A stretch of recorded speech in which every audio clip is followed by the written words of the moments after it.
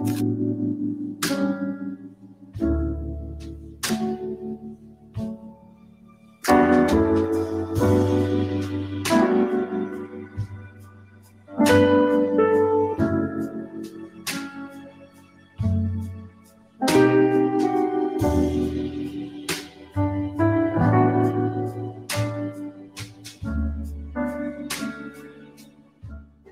everybody, it's good to see you guys.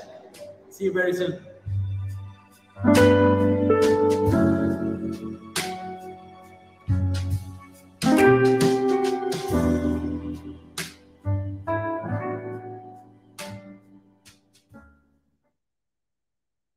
Nivea Nourishing Cocoa Body Lotion's triple layered care enriches your skin for 48 hours.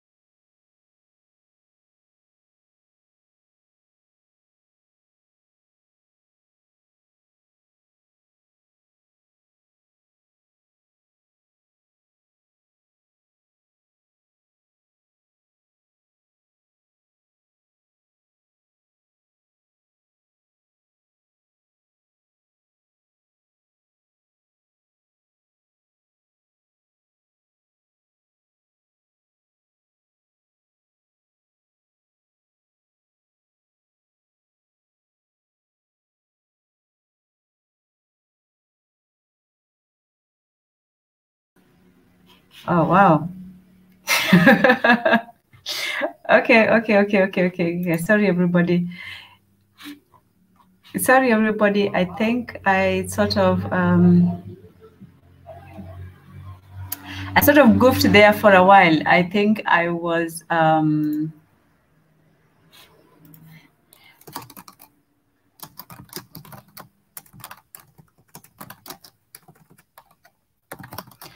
I'm still getting used to things, but I'm here right now. So I'm back on. Sorry about that. It will take me a while to get there, but I hope I do. So I hope we're still back on. I hope you can hear me. And if you can type 1, If you can hear me, please type 1. And if you do, we will continue. Okay, so just for introductions, Kagoma is here. Good Tuesday to you, Kagoma. Of course, Sam will be here. Sam, how are you? Habari, hello, hello, hello. Lulis Kikes is here. Oh my goodness, I think you're just throwing these names at me to challenge me. Hi Manote Tewahdo YouTube. How are you? I hope you are well. Okay, yes, we can hear you. Oh, wonderful, wonderful. Okay, perfect, perfect. Okay. Oh, Sam, you can't hear me? Oh man. Okay, try again, Sam. Just try to refresh it and then let's see if this works. So let's say Sam, if you can hear me, please type in a 1 and then we will proceed.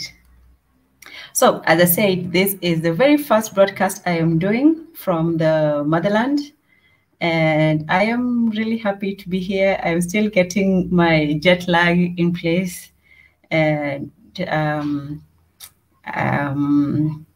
traveling is not easy, by the way. You know, you people who travel, you know that it's not easy to go from one. Ah, okay. Hi, Betty. Hi, Lou.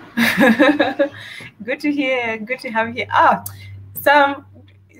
Okay. See, I'm being nice, and I won't just be mad at you. But okay, you can hear me too. Okay, so let's continue. All right. So I hope you guys got the beginning of the Change to Change campaign. Swahili Nation, we are trying to, we started with the Proud African, we had the No More movement, we had the One Africa in our generation, and now we're doing the Change to Change campaign. And that means that change starts with you. You have to change yourself to make the change that you want possible. So if you want Africa to change, if you want Africa to be better, if you want Africa to improve, if you want Africa to be a great place, then you yourself personally, you have to be great yourself. You have to change. You have to be great. You have to be disciplined. You have to care for other people. You have to do everything that you want other people to do for you. You have to be the Africa that Africa needs. So if you see a deficit in education, you should find a way to bridge that deficit. If you find a problem in science, in technology, in human relations, if you find that there's a problem with, getting along with others, you first of all should start to create that peace so that we can create that peace, because we have to remember that we are Africa. It's not, Africa is not some concept, some abstraction that we think about. It is us. It starts with us. It starts with our families. It starts with our family units. It starts with our countries and so on. So we have to start with ourselves before we ask the same of others. So we are the change that Africa needs, and especially in Swahili Nation, having the information that you have, having the kind of people that we are, exposed to, that we know. We have followed Mika throughout his travels in Ethiopia. We have followed his travels in other countries, and we know that we need to bridge those gaps. We need to reach out to people and to talk to them and to be the people that we want to become. So change to change is first start with yourself, and then the rest will follow. You can only control what you are. You can only start from where you are, and then the change will radiate towards everybody else. So as Africans, we can't always wait for somebody else to come and tell us what to do. We always have to start with ourselves. So if there's something in your personal life that you need to change, and Professor Ezra always talks about this. He did a whole program last week about change. And Professor Ebenezer, he talked about change and what we have to do to change. Some people are afraid of change, but guess what? Either we have to change things for ourselves, or change will affect us in a way that we might not be able to adapt to. So would you rather be changed, or would you rather be the change that is required? Okay, so let's start with us. And the first change that we always talk about is this. You first start with yourself, and then you start with your family unit. And the first program that I remember talking about was, we talk about African traditions. And the first thing that the family. The family is the basic unit of the African family. It starts with the father, the mother, the child. It has, uncles, grandparents, aunts. Everybody, in the extended family is part of that, change. But it starts with you. And the first thing that we always have to do, I always say that, Africans, we are about life. We are people who love life. We love singing. We like dancing. We like music. We like celebrating the good things of life, food, all of that. And the first thing that we always talk about is the children. The responsibility of us as human beings is not only to live the best life, as it says, but to continue and perpetuate that life to the next generation. And when we say Africa and the next generation is the young people. And Africa has one of the youngest populations in the world. Most countries have populations that I think like 50 or 60% of Africans right now are under the age of 25. And that's really a very important point, because these are the people who are going to come up in the next, 20, 30 years. These are the next key leaders. These are the next trendsetters. These are the next entrepreneurs. And we have to support them. We have to be cognizant of the fact that they are the ones who are going to shape the direction that Africa is going to be. They are the change that Africa is going to experience. And we have to acknowledge that, these people, the young people today, you might not think that, oh, well, they're just young, they don't know. But young people nowadays are far more advanced, than in the old days. They have the technological aspect. They are far more aware of what's going on in the world. They are globally tuned in. So let's talk about that. The most important decision that you'll have is the decision of who you're going to be with, for the rest of your life, who you're going to start that unit, that family unit with. So today, okay, now we're getting to the meat of the topic. Hold on one second.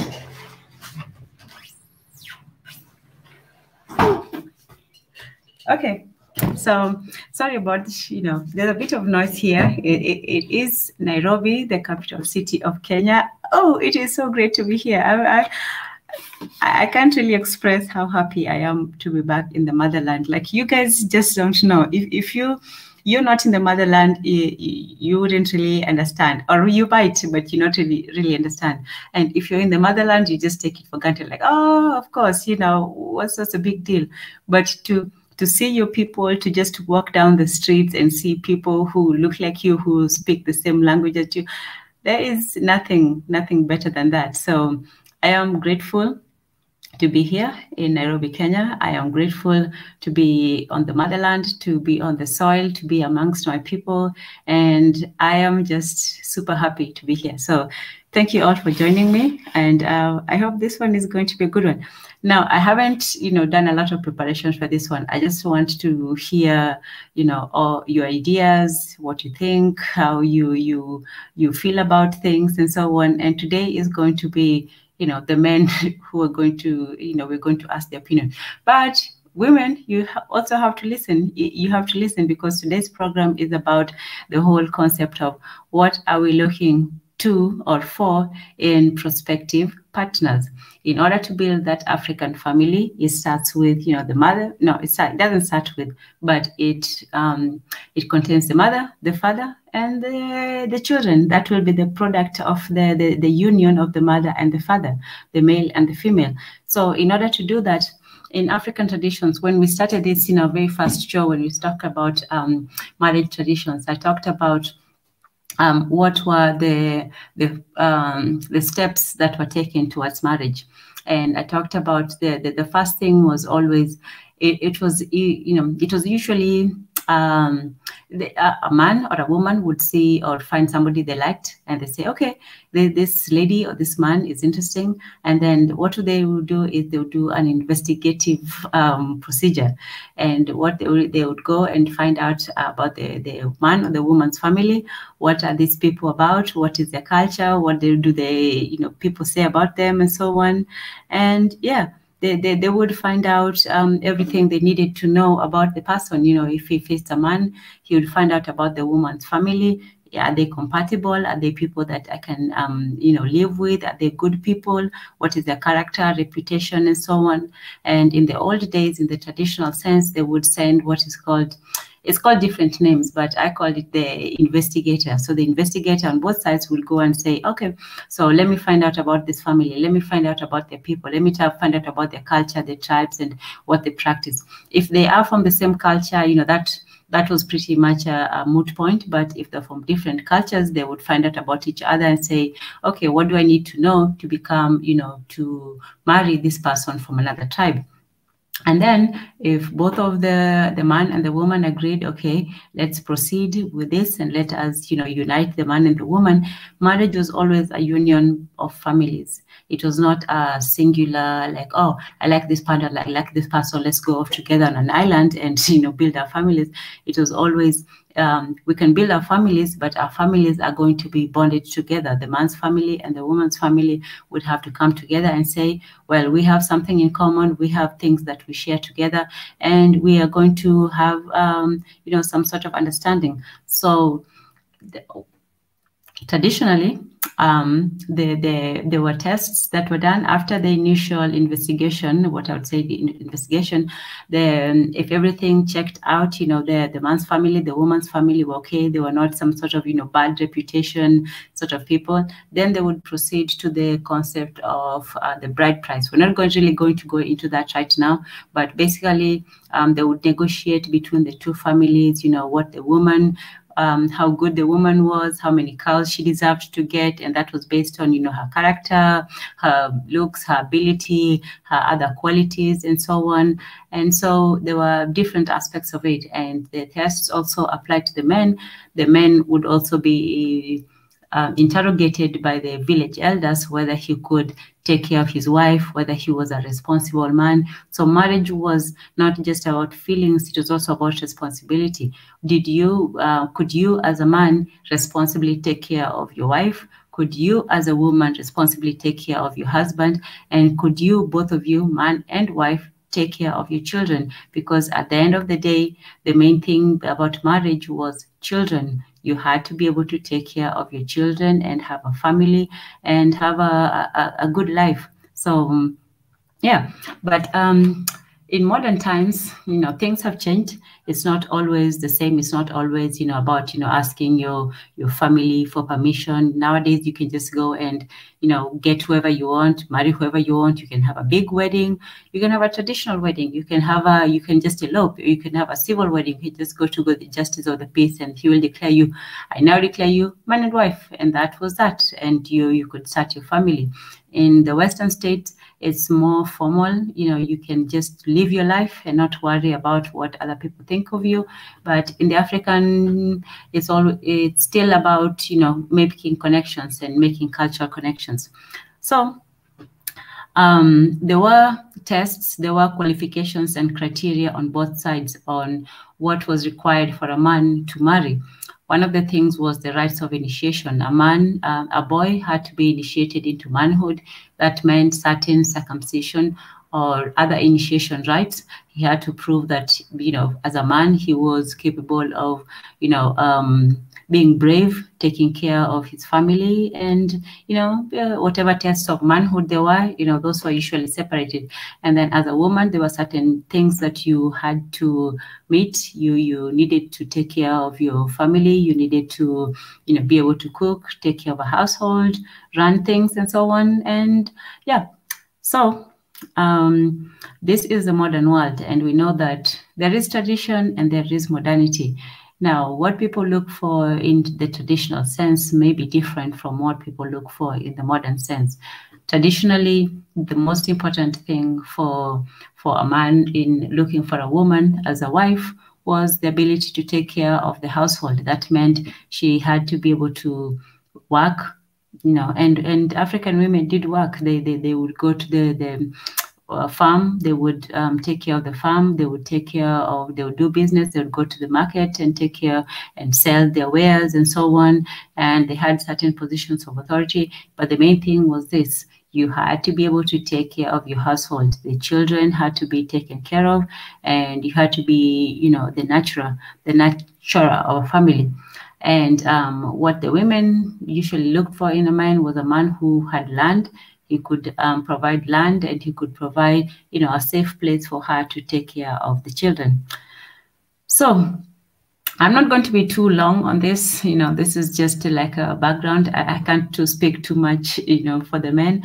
So we're going to, you know, invite everyone, both the men and the women, because even the women do have something to say. It's not just to say, oh, men want this and that and women have to conform to it.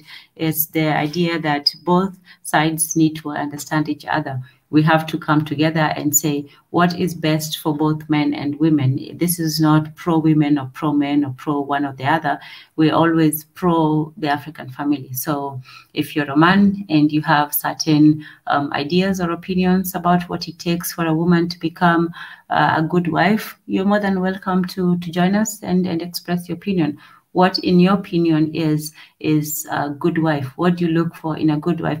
And this is not just, you know, this is not to pit, you know, men against women. It's actually men with women talking together and saying, this is what we want in each other. We're having a conversation. The men should be heard, the women should be heard, and we should all come together and say, well, this is what we want to build a better community. There, at the end of the day, what we want is for everybody to get what they want. It's not about, you know, the women. It's not about women. It's not about competition. This is not a competition of men versus women. This is a cooperation between men and women. And when men tell us what they want, this is what we're looking for in women. And, you know, the women can say, okay, we hear you, we understand. And yeah, and same thing with the women. We're going to do a show next week where the women will come and say, this is what we want in men. This is what we're looking for in men that we want as husbands.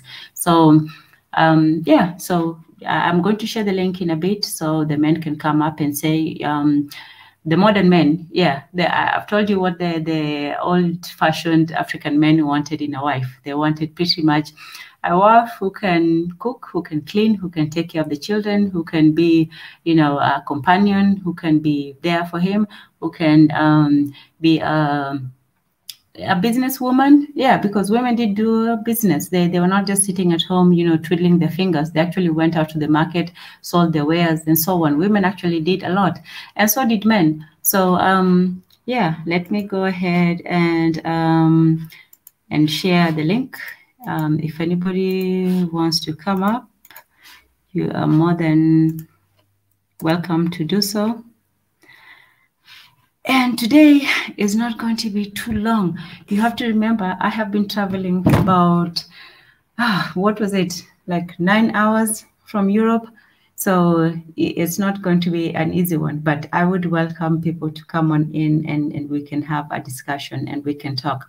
And then the aim is to create an understanding between all of us as men and women to talk, to air some feelings. And it's a free space today. It's a space where you can talk, you can air your feelings and your complaints, because, you know, this is the modern world and we all have complaints about each other.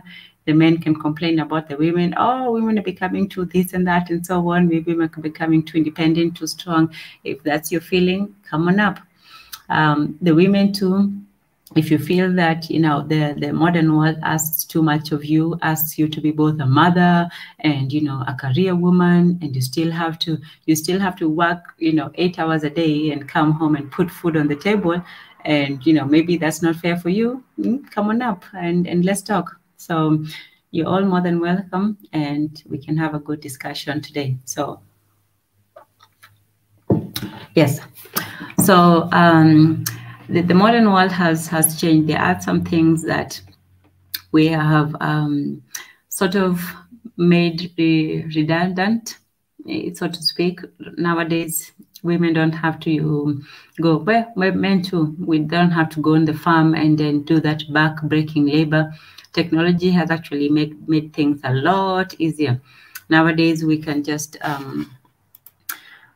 relax and and just enjoy life. Well, maybe not enjoy life, but life is much easier than it was. In the past, labor was more intensive, whereas both men and women used to have to go to the farm and put in the hours and come back home. And I think maybe working as hard didn't leave us a lot of time to argue. But nowadays, with the rise of modernity, I would say industrialization, we don't have to work as hard as we used to, and women do share the same spaces as men, and we have we encounter each other both in the workplace, and we still do so domestically. So we are not forced, but we do encounter that interaction that was not as much in the old. In the old days, in African tradition, there were shared spaces, but you had men had their own, communities, that they had their own rules, where the men would go off by themselves and plan for wars or for work and all that thing, and women also had their own spaces where they could talk, and gossip and talk about womanly things. But now the roles are sort of complicated nowadays. Women do work in roles that were traditionally viewed as men's, especially in the West. In the West, things may be a little more different, because women are put in positions of power, for both political, economic, corporate, board houses, and men are not increasingly, but there are men who do take some of the positions that were traditionally viewed as women's roles. Nowadays, we have men who are house husbands. We have women who are earning more of the bread in the house. So things have changed. So my question to the men is this: what are you looking for in a marriage partner? What are you looking for when it comes to seeking a wife, in terms of seeking somebody who will be the mother of your children, who will be your partner in the household, who will be the person that you entrust your secrets, your finances, who will be your companion. So feel free to come on up and share your views. We want to seek understanding between the sexes. There's this thing right now that's rearing on called, the gender wars. Oh, the men versus women, this versus that. Everybody's trying to be, carve out their space in the social and economic hierarchy. But I think that the African way was more of a partnership, where people worked together. People understood that you're not fighting with the person that is supposed to be your partner. You're supposed to be working together. You're supposed to be a team, not in a warring zone. We're supposed to be working towards a common goal, and that common goal is the benefit of everybody, not just the man, not just the woman, but also the child. At the end of the day, the reason why people come together, why men and women come together despite our differences, is because we want to reproduce the next generation. We want to continue the life that was given to us. We were given life by our parents. We did not choose it, but it was given to us as a present. It was given to us as a gift. And we owe the next generation, the descendants, that gift as well, for them to be also able to get the same benefits that we got. I'm sure all of you are grateful to, both sides, your mother and your father, for bringing you into the world. You're grateful for the gifts that you got, for the lessons that you learned and the experiences. So, we want to give that same advantage and more to the next generation, so that they also get what we had, and they build on it, and they build more and become better than us even.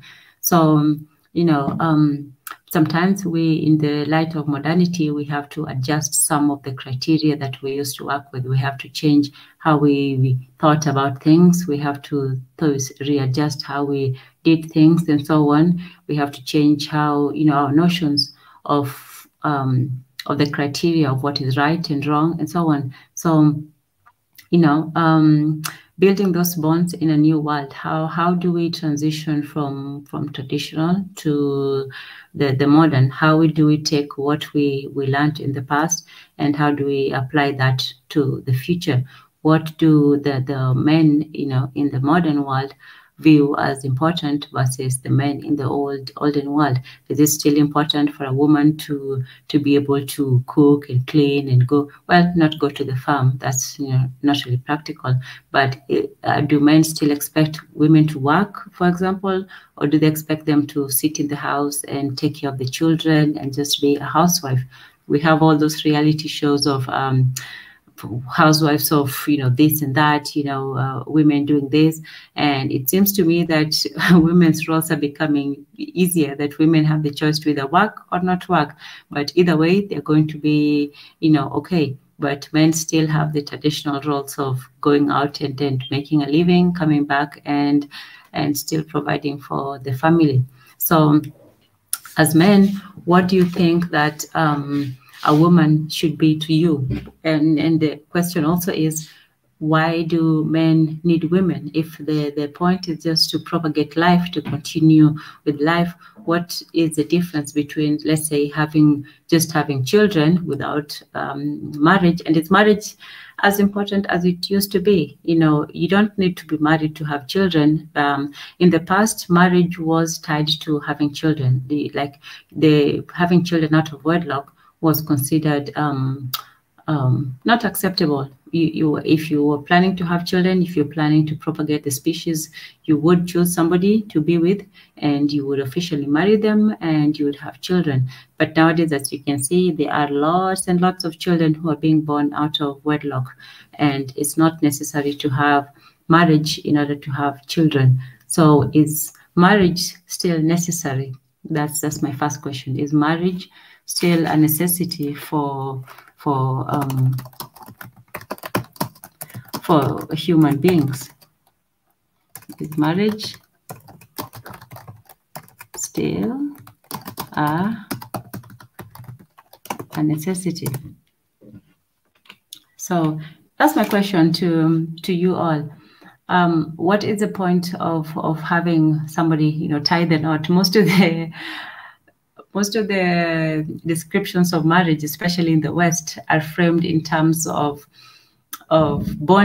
being bonded or like imprisonment. Like marriage is some sort of sentence that you have to serve. You're like, oh, this is my what is it called? My chain. I can't remember the exact thing. It's like my block and chain or something like that. Is you're tied down, you're settling down. Even for women, you're supposed to play the field and be free and happy and be the happy single person, and then when you get married, now you have to settle down and lose your freedom in a way. So is marriage still necessary? Do we still need to tie the knot? Even in that description, tying the knot, do you see how very I don't know how to say it. It's a very negative concept when you say you're tying a knot. You're being bound down to something. You're being forced to be in a certain situation versus the idea of freedom. Freedom is being able to do whatever you want and not having to have all these things, tie you down, or being able to be free and move around and so on. So is marriage still something that is necessary to have children? Is having a two-parent home a necessity for children? So yeah, if you're not afraid of coming on, and I'm especially interested in hearing what the men have to say in this instance, because but they say that women hold the keys to sexuality, but men hold the keys to marriage. It's the women who let the men say come to the house. Let's say that, but it is the men who have to ask the question, who have the question. Even in the West, it's still the men who get down on the knee and say, hey, come on, let's build a house together, and so on and so forth.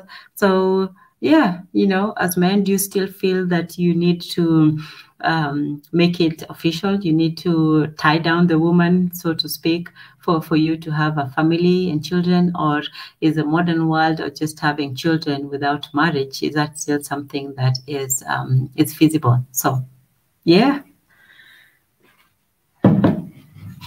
Okay, so let's hear your points of view, and I'd be interested to know what you have to say. Oh, okay, we have a woman here, BJ. How's it going today? I'm good. I'm good. Thank you for joining us on the stream.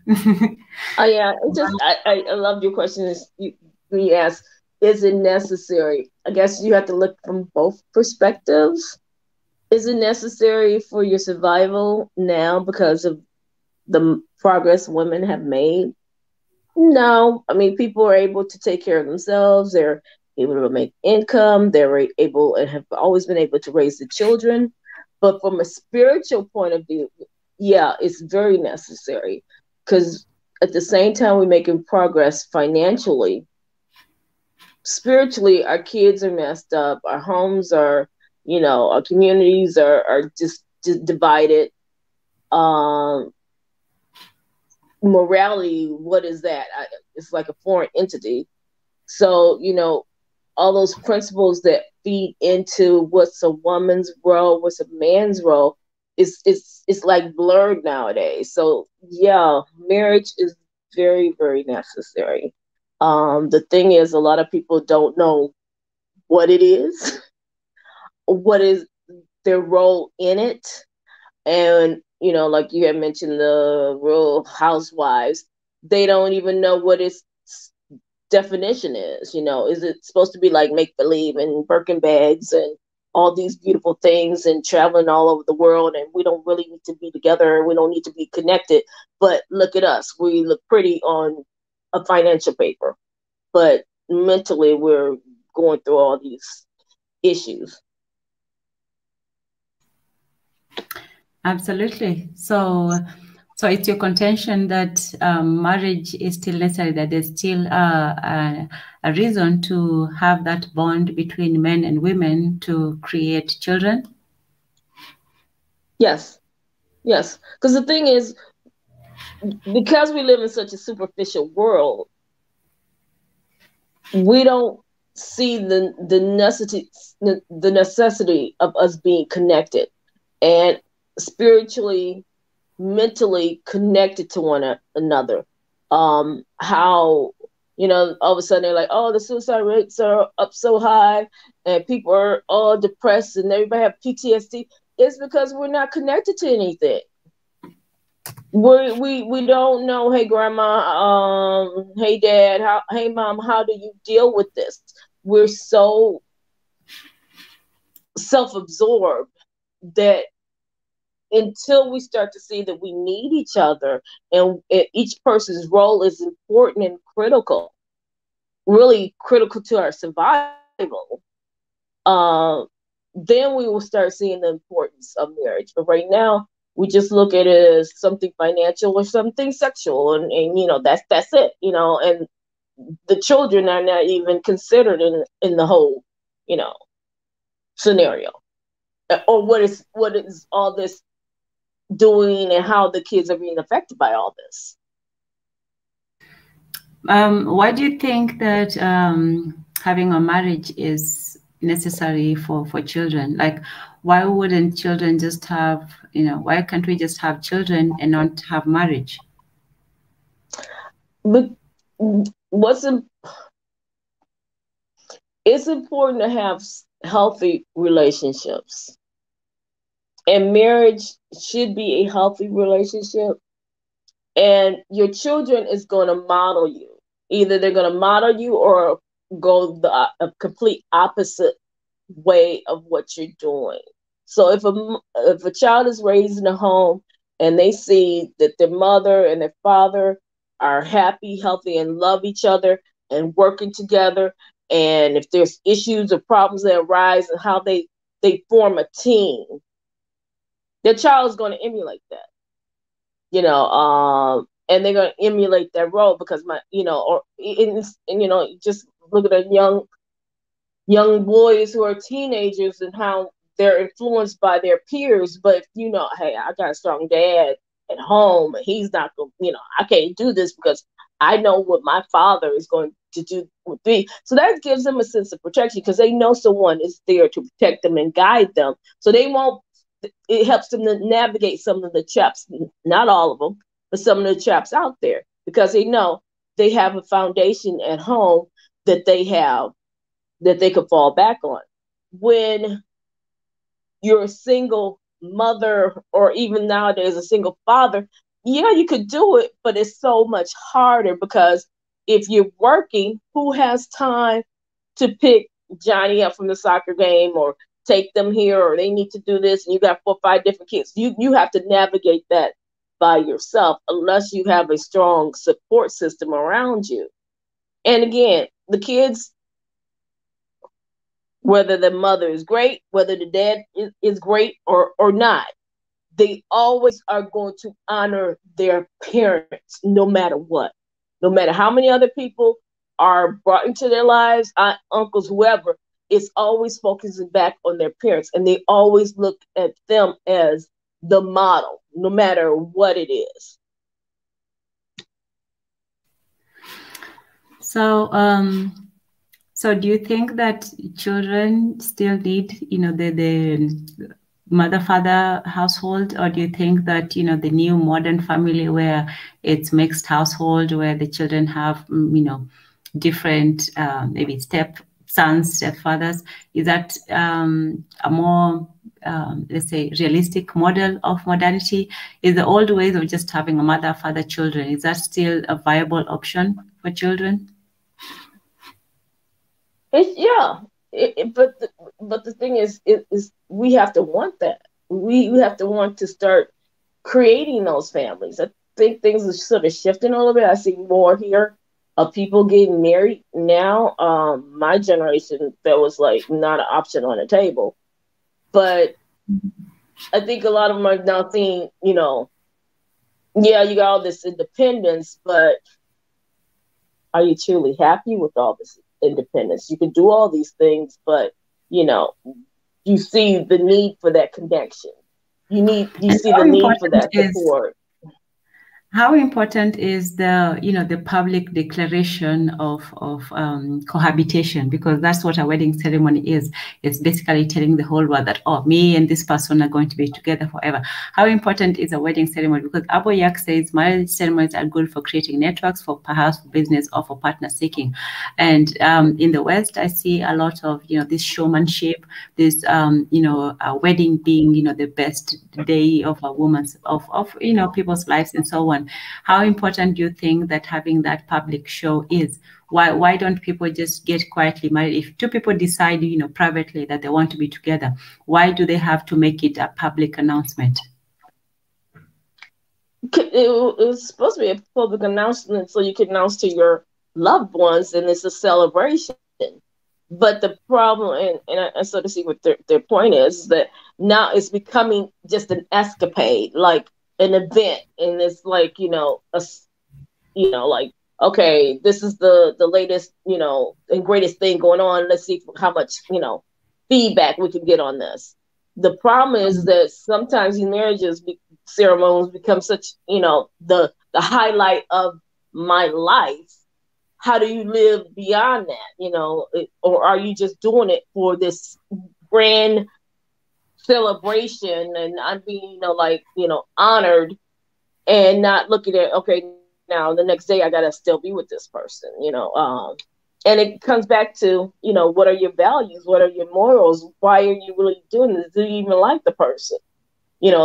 That's where because you talk about a lot of people who may have been married for 40-50 years, there's gonna be ups and downs.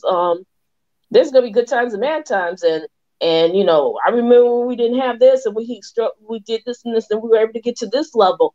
But they always talk about each other and you could just see it on their face how much they love each other. Now it's like, well, how much money is in the bank? Or let me do it for the gram. Let me, my friend is doing this and we have to do this because I'm sick. So Are we doing it for show, or are we doing it for love? And that's the other thing, you know, what's more important? Why do people get married? You know, the necessity of marriage, is it just for love, to people, you know, getting together? And if it's for children, you can have children outside of marriage. So why is marriage still important for people?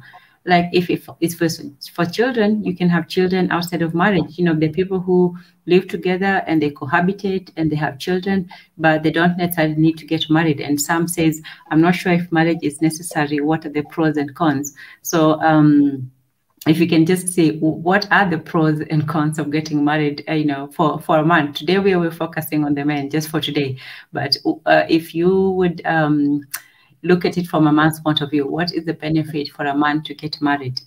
I would like to say the benefit for the man to get married is that he needs to find a person that is truly compatible with him. I think that's what some of the problems, some people don't choose the right person. And when things get tough, then it's like, oh, you don't have the job, you don't have the this, you don't have the that. I'm out of here. You know, I didn't sign up for all this. I know a lot of people who, you know, just live together and they made it work. In many instances, when things got tough, he packed up the bags, walked out the door, and gone, and gone completely out of those kids' lives. It is a contract, and again, it sort of boils down to the person. If I'm having these kids, and you know, they're my responsibility, I'm going to be there regardless of what happens tomorrow, the next day, a month from now, a year from now. Then maybe marriage is not necessary in that instance, because they have fully committed to the children that they have brought into this world.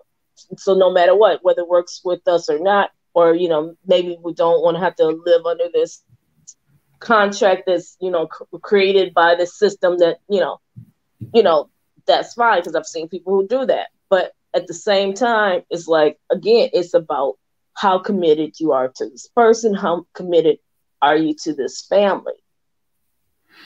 If you had to guess, where because the problem is, if you're not married, is here, then you have no rights. So I've been with you for 30, 40 years, whatever, and we've been together and we love each other and we're committed and we have these children. Something happens to your partner, you have no physical rights in the system to make any decisions, to, you know, like if there's assets, and they're not going to be given to you because you're not that person's wife or husband. So from that perspective, marriage is necessary, because again, if you're married and you have kids, but he was in a relationship prior to y'all getting married and he had a kid, that they may say, well, the oldest person has a responsibility to make the decision. So this other kid is not in your life, but because that's his son, then your voice is not going to be, you know, heard, because that's his child. So the children have to make the decisions versus you. So I mean, so it just depends on you know, what works for an individual. I never try to judge anybody's choices, but to me, I'm often looking at it from a family perspective, and I'm just looking at a lot. If it was working so wonderful, I would think that our families should be stronger, and I'm seeing them weaker. And you know why I asked this? Today, we're going to, next week, we're going to focus on the women, but today we're trying to look at it from the men's perspective. Yeah. And I would hope that the men would have, you know, the bravery. Next Sam, week is going to be... You got comments? You can chime in. Yeah, I want the men to chime in, because this is their day to day. We'll listen to you today for the first time. We as women will actually listen to you men, and will take your thoughts into consideration, because what is going on right now in the modern world is we had this men's movement. The men, almost going against the whole idea of marriage. For a man, if you look at it, it doesn't really give him a lot. Firstly, when it comes to the wedding day is really for the bride. It's the woman who goes and shows off. The wedding night is not for the wedding day. Is not for the groom. It's for the woman to show off, to dress up, to it's her day. The day of the wedding is for the woman. So there's not really a lot that the man gains from it. And then the second thing is that men, when you say, oh, you're going to be with one woman for the rest of your life, men have a roving eye. They're not really satisfied with one. Yeah. I'm glad you agree on this. Now, I mean, from a man's perspective, marriage is like, what's the point? And especially in today's society, like you say, why buy the cow when the milk, you can get the milk for free? I mean, exactly. So they have a limitless buffet just thrown at them with that they barely have to do anything to get it. No one's putting any restrictions on them. So of course they're gonna love this and all this other stuff. And this manosphere crap is, I think women are starting to say, this is not working for us. We need to stop this. And they're like, no, don't stop the train. Don't stop the train. We want the train to keep rolling.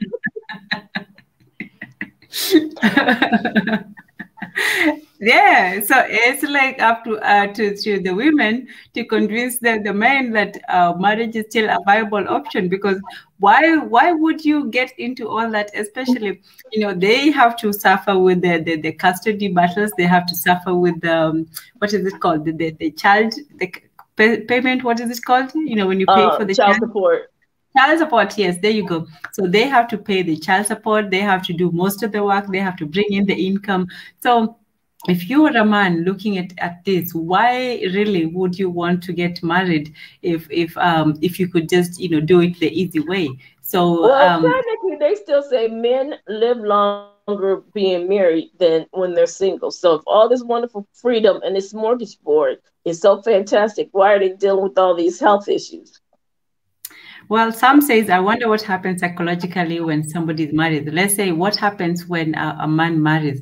Does he become a better man? Does he become more peaceful, more psychologically, stable, or does it bring him more stress? Does marriage bring more stress, or does being single, bring more freedom? What do you think? It depends on who you marry.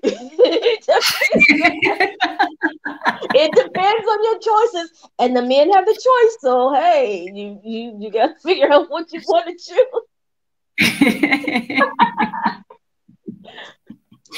That is absolutely correct. It depends on who you choose. And you know what? This is the only choice that men really do have in life, who they choose to marry. Because at the end of the day, guess who makes the proposition? Guess who chooses, okay, I'm going to marry. You as a woman, you can put yourself out there, you can get all the attention that you want. But for somebody to come up and say, okay, I want you to be the one and only, that is their choice. Women don't go down on a knee. It's the men who do that. So the choice for marriage is really a man's choice. And that's why I started with the men, because the choice for marriage is the man's. A woman's only choice in marriage is to accept, to say yes or nay. That's all. That's all you can do. You're not going to go up to a man and say, hey, let's get married. Exactly. And they have to live with that choice, because again, all the glitters is not gold. You have to deal with the person for who they are, not for what they look like or how much money they have in their pocket. You got to look at the flaws, because nobody's perfect, and decide, can I live with these flaws? And it's like, nope, then keep it moving. But yes, but hey, you signed up for it. Yep, you did. And that's why I say, and this is important for the ladies as well, because if men are the ones who are choosing, let's say this, women have the choice of who they want to accept into their lives, their bodies, and so on. But men have the choice of who they want to marry. So we have to know, if you as a woman want to be married, you have to know what the men want. If men want a certain kind of woman, then, and you want to be a married kind of woman, then you have to know what the men want and how to conform to what they want. So let's say the men say, oh, I want a woman who is just, this dimensions. She's I don't know what the dimensions are, 40 by 60 by so whatever. I don't know. The men will have to come and tell us. But whatever the measurements are, and that's what women are trying to get. That's what I think, all the plastic surgery and all that, the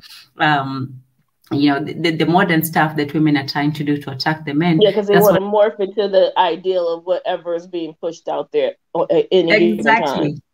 Exactly. So women are trying to conform to the ideal that they think that men want, both physically, and I think we have gone overboard with the physical aspect of it, that, oh, men want this physical aspect. That's one thing. That's true. Men are a very visual, men are visual creatures. They look and they see and they want. So, but women also they don't want to stress. They want this beautiful, calm, peaceful house. Let me bring the slippers to the door when and the dinner's on the table. Oh, you don't like that when I cook? That's okay. Give me another 20 minutes. I'll make you something else. My sister used to have to cook one thing for her because they weren't married, her significant other, and then cook something else for the rest of the family. Because he didn't eat certain things. I'm like, that's crazy. Hey, you're gonna starve tonight in my house. I'm sorry. You have to do what you have to do, Hey. Look, after looking at that relationship, I think she wasted her energy.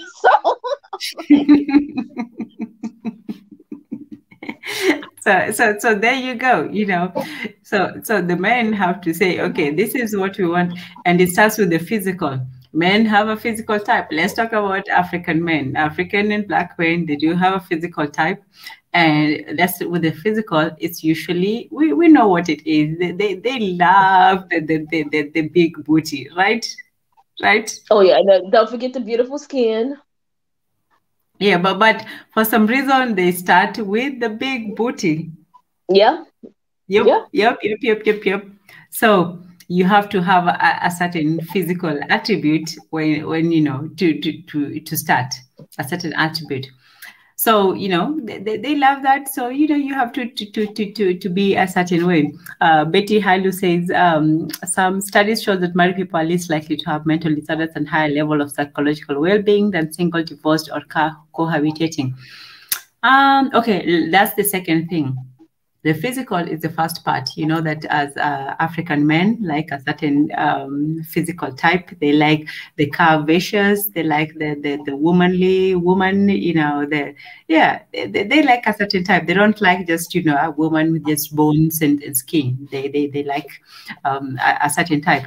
So that's the first thing. So if the men can come and confirm like, we like a woman with some meat on her bones. Meat on the bone. And you know what? I do have to appreciate African men on this, because for the longest time, the European ideal of beauty was the waif, the skinny, the fainting little lady that was just, weak and damsel in distress. Oh, exactly.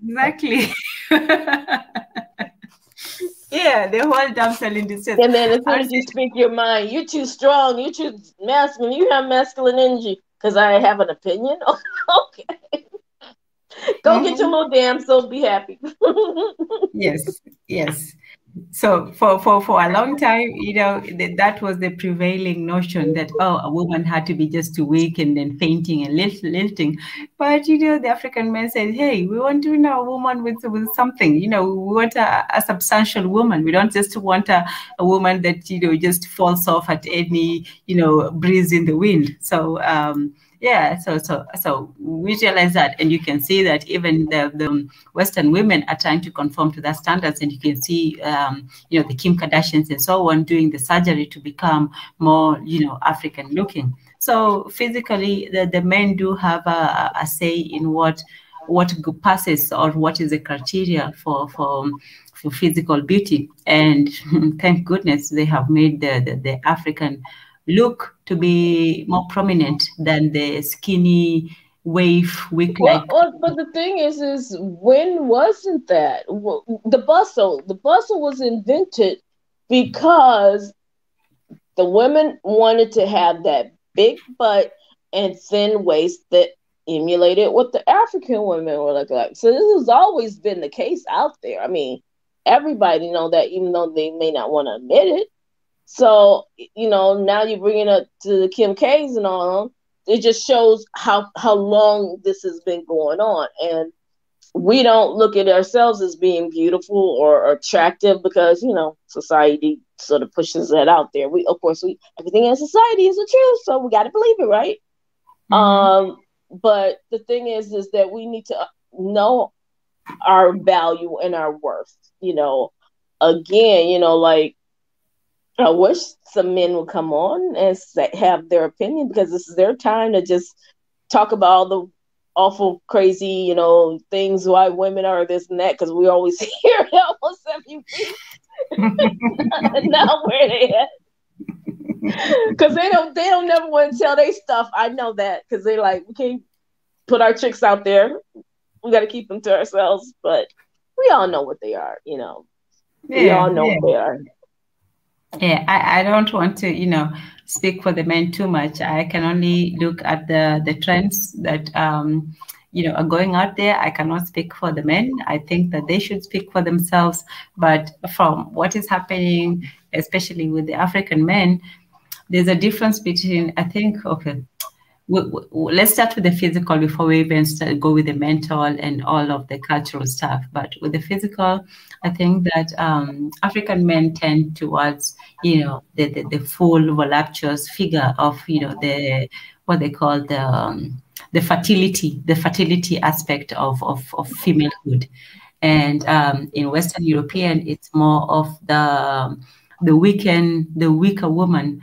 For African men, it's more of the powerful form of womanhood. That means her ability to create children, her ability to nurture, her ability to take care of, you know, the family and so on. Whereas for the Western men, it's more of her weakness, her frailty, her, you know, her weakness. Even when it comes to the Victorian era of womanhood, they looked at a woman as somebody who was simply a frail flower. The whole damsel in distress aspect of it. She was somebody to be rescued from, you know, from certain circumstances. She was weak, and she was waiting for her man to come and take her and prop her up and all this. And that's different from the African woman, who was already strong on herself, but she wanted a partner to sort of build up with, or to build up with, versus the Western woman who wanted somebody to rescue her from being a woman, basically. You know, when you look at and all these princess brides, they look at a man as somebody to rescue her from womanhood. Whereas for African women, they looked at a man as somebody to complete her womanhood. She was already strong in her womanhood, but she wanted somebody to become, the man was supposed to become her partner, not so much her savior. So I think that was the difference between, you know, African and Western womanhood. We already had that aspect of you're already complete in your womanhood, you just need a partner. But in the Western society, you're weak in your womanhood and you want somebody you need a savior. Yes, absolutely. So some says it's biological. We like the figure 8 because they're more fertile. Yeah. I mean, hey, Sam, come on up. Why are the men being all, you know, are they being cowardly tonight? Is it like they're afraid of coming up and then speaking their minds and so on? We're not afraid of being, you know, corrected. and that's the thing that men should understand. We're not afraid of correction, of being proven wrong. The point of this show is just to have a dialogue, for us to, next week it will be harsh on the men, because when the women come up and tell the men really what they want, the men will be shrinking out of fear. Like, really? You want a man who's sensitive, who's caring, but who's also strong, a man who fights, but also, you know, stays the whole night talking to you about your girl problems. Oh yeah, they have countless comments, but it's one of those. Isn't the men code of ethics? You never tell any of the men what, you know, like what's in the boys clubhouse. You never give any of that. Is that what it is? See, that's why I started with the men. I was trying to be nice. I was trying to say, look, guys, you know, you don't know how vicious women are and how contradictory we are. We can ask you to be one thing today, and then the next day we just want something completely different. Well, no, I don't think it's the thing with women. We are so diverse in our personalities, and even within each of us, we have different ways of viewing different things at the same time. So we're very complicated. We are. If you look at the core of us, the core is always there. That doesn't like move very much. And they don't have time to try to get to the core. we ain't got time for it. Look, if I was a guy, I would not understand women at all, because one side of women tells you to be one thing, you know, to be strong and just, you know, confident and arrogant and all this. And then the other side of women tells you, oh, you should be sensitive and listen to me and delete all of that stuff and all of that. No, but that should be an advantage for them, because there's something that all men can find whatever they want, because we are so diverse that you can find anything that fits into your category. We're not like static that you're only going to find 1 or 2 or 3 models and that's it. So they really, that's when they start saying, wow, you know, all these women are so superficial. I'm like, well, where you been looking at? Because the ones I see are nothing like that. Well, these women want you to buy a Birkin bag. Look, I know plenty of them. All they want you to do is buy them a Happy Meal every other day, and they cool. So where are you looking at? So it's like, for everything that they say, there's a million that fits the opposite, you know. Okay. Betty Halu says that I think somewhere in Guinea-Bissau, women are the ones that propose. What do you think about that? What do you think about that, BJ? I'm not about to get on no knees. Not now. But no, that's too much. No. I then they come back, well, you showed me, so you knew what I was, so you gotta live with it now. Oh, man. I agree wholeheartedly with you there. I am not going to get on a knee and beg. You see, for a woman to propose, that's begging. That's and you know how arrogant men are. You know, women are bad enough. She did all this to get me. Oh my God, you'd be dead and you still be hearing them bragging about how you begged to marry them. You know, 5 generations down. My great grandpa said, my grandma to get him. Yeah, I'm not proposing. Those Guinea-Bissau women can stay in Guinea-Bissau and just never leave Guinea-Bissau. That's what I have to say, Betty. Yeah, stay there and stick with that, because the rest of us are not doing it. We're not signing up for that, you know, proposal and that nonsense. No, we will sit and wait for the men to come and propose. Sorry. Yeah. And unfortunately, we're starting to see that more and more here. So it's like, that's a damn shame. See, that's why we need this conversation, because women don't settle on your standards. And this is for next week, but unfortunately we don't have the men coming up. I don't know if they're scared or what is it. Sam, I'm still calling you out. I will call you out forever, but you should come on. Now I'll call them out of their names, but Alim Tanta says, Betty Hailu, I wouldn't mind if a woman proposes. No, Alim, you cannot You cannot. You should be offended. Oh, see, yeah, he wouldn't mind, because that's just the biggest ego thing. He could tell all his boys, "Hey, yeah, she came chasing me, man. You know, she was like, she brought me flowers, bought me this nice watch. She just couldn't get enough of me." But you know, I had to break her heart and tell her no, because I really wanted the other one over here. Look, Alim Tanta, if your woman proposed to you, she would not have the respect of fellow women, and you would not have the respect of other men. I don't care who is this? Kevin Samuels. If Kevin Samuels says your woman should propose to you, then he's wrong, and unfortunately, he's also, past. He's also dead. But no. Nobody will respect a woman who proposes to a man. I'm sorry, but the men will not respect you. They will look at your woman as being desperate, and the women as well will not respect her. They will look at her as like, "What are you doing? Betraying the whole sisterhood? What are you doing, my fellow woman?" No. But the other problem with that is that, at the same time, they were like, "Oh, women should just go ahead and propose to the men, da da da da." But then women have too much masculine energy, and why are they so aggressive? To me, that's masculine energy. If you're going to propose to a man, that's masculine. That's masculine. Like, yeah. And then what do you do as a man? Okay. So you as a woman, you get on your knees and say, hey, man, let's get married. I love you so much. Would you please accept me as your wife? Well, let's get married. And then you say, yes, I accept. And then the woman gives you her ring, and then you say yes. No. Alim Tata, no, you should be doing the proposing. If you feel that your woman is ready for marriage, you should be doing the proposing. You go get the ring, you get on your knee and propose to her. You don't get proposed, Alim Tata. Do not get proposed to, and this is two women saying that, do not get proposed to. Betty Halu says the Western media is brainwashing us to view women with straight hair, light colored.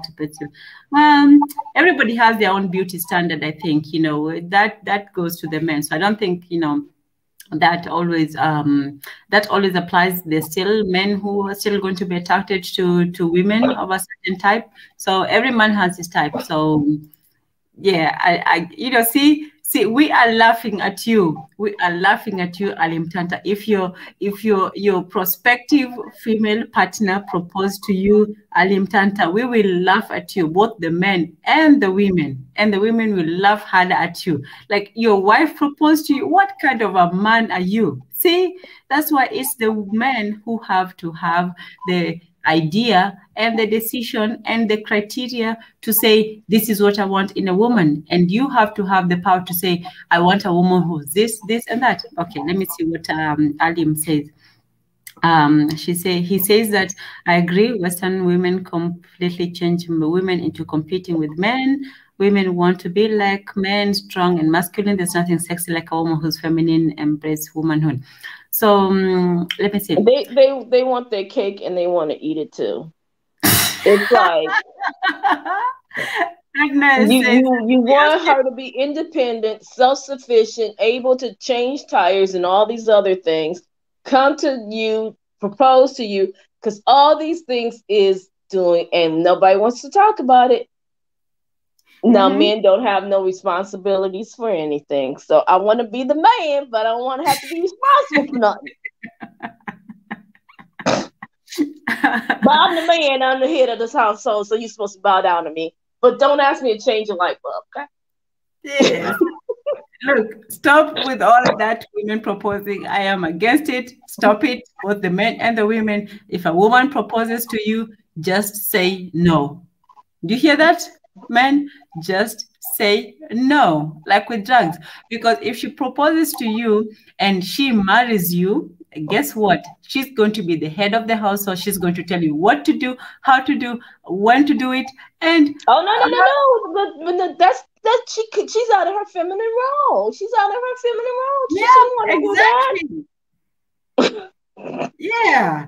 What kind of a man would go to his fellow men and says, oh, guess what? My girlfriend proposed to me and I agreed and I got a ring.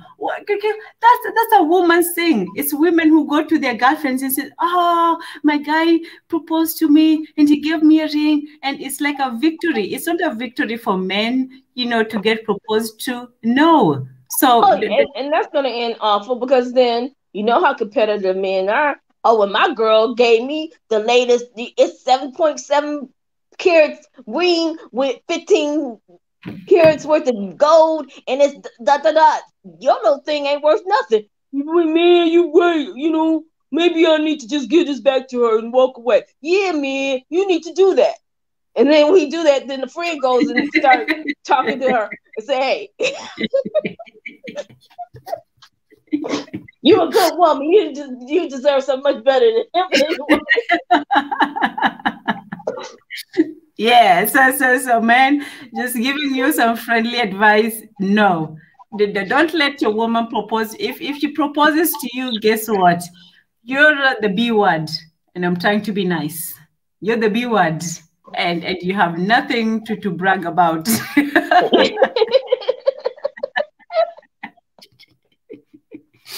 Okay, well, we have real Stella. Oh, she's a firebrand.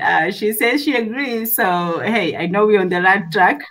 And Betty Halu agrees too. Okay, and this thing about Kevin Samuels. Okay, I have to call you guys out on this. Why do you need an internet daddy to tell you how to deal with your women? God damn it. Do you not have dads and uncles and grandparents? What is this thing with worshiping this manosphere gods and blah, blah, blah? You don't find women going to some internet mommy and telling them how to deal with their men. I don't understand why men need to have some whole manosphere and this male gods telling them, oh, this is how you should deal with women. What's up with that? And he's telling us to listen to Kevin Samuels. I'm like, yeah, what is Kevin Samuels saying that's worth listening to? Again, he's saying that women shouldn't be independent, but if a lot of these women weren't independent, they'd be living under viaducts because there's no man coming into their lives to help take care of them. So you're telling them not to be educated, not to be successful, and not to have standards, but you're telling the guy who barely got a GED, you need to have standards. She should meet these characteristics. She needs to meet those goals. So my whole thing is, if he deserves to have standards, why doesn't she deserve to have those same kind of standards? Everybody ain't for everybody. And that's right. Okay. But to sit up there and say that you're wrong for having, standards. Not that I said that we are scared. No, please stop being scared, man. Stop being scared. You cannot in here, we're not Delilah. Yeah. Oh my goodness, the men are scared now. If you men are scared, what are we supposed to be? What are we supposed to be? And I'm about to drop off in a minute. So man, they'll be okay without me. me. This is looking real bad. I'm going to have to end this stream early if the men are scared. Now we women are acting all masculine and stuff. Now we're the ones who. You men better get honest. Stop being scared. We're the ones. Nobody's gonna bite the men. Oh, come on. Oh, man. I'm so disappointed with the African men on this one. I am so disappointed. Like, I thought the men would come out here and say, look, we want our women to cook, clean, do the household. Yeah. No, not come over here all scared and stuff. Wait, is it that they don't come in because their wives and girlfriend might hear them and then it's going to get them trouble at home? Are you scared of your women? African men, are you scared of your women? Alan Tata said, can I come in? Please come in. Please do come in. We okay, let me just post this again just so they can come in, so they don't have an excuse to say, oh, well, you women don't want us to talk. We want to listen to you. We want to hear from you. Because you know what you want. You know what your friends want. You know what standards that you value more than others, and whatever they are, whether it's the the ideal Western ideal beauty, that's okay, because again, that's your standard. And some Yeah. want the more traditional, and that's okay too. Yeah. We want to hear from you. Don't be scared. If you're scared, go to church.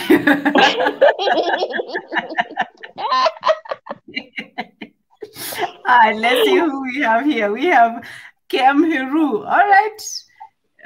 Kem Hiru, please let us hear your voice. Kem? Okay. Okay. Can't hear or see anything. No, we can't.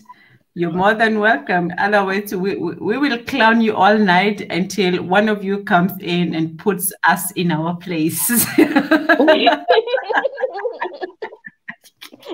And they're good at that. Hello. Hello, Kim. You know what? You're either muted or something is going on with you, but Hello? Okay, yes, can barely hear you. we can hear you now. Can you hear me? Barely. Barely, but yeah. Like this? We're trying. I don't know if my ears are down, but it's Can you hear me? barely, but it sounds like you're calling from Mars, but we will try to listen to you out here in heaven. Hello. Okay. Hello, can you hear me? Yes, That's yes. a little better. Go ahead. Yes.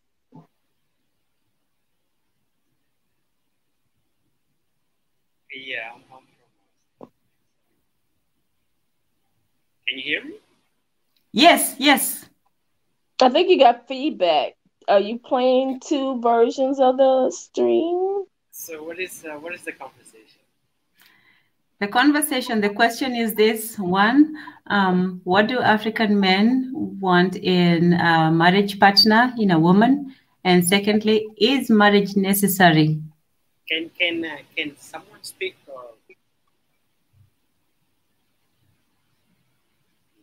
What do you look for in a wife, in a woman? One by one. Hello? Yeah. Speak just one by one, so I can hear all of it. Okay, so the first question is, what do you African men look for in a marriage partner, in a woman? Well, before I give you an answer, I would like to know where you guys are. No, today it's you guys. Go ahead, we're listening.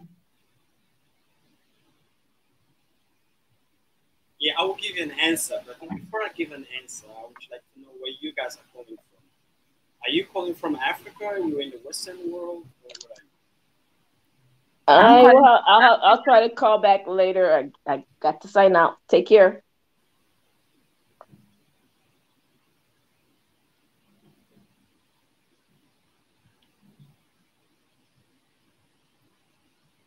Yeah. Yeah, go ahead, Kim. Am I speaking to Lali Sky X? Is that the one? Well, right now you're speaking to the whole group, but go ahead. Okay. I want to know where you guys are calling from. Well, I'm from Africa. I'm calling from Africa. Yeah. Africa is a continent. What country? Kenya, yes. Okay, then Kenya.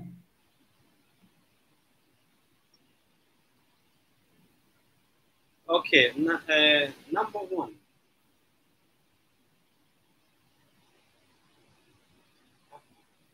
Kenya, right? You say Kenya? All right, I'm calling from the Netherlands, but I'm original from Ethiopia. What am I looking at?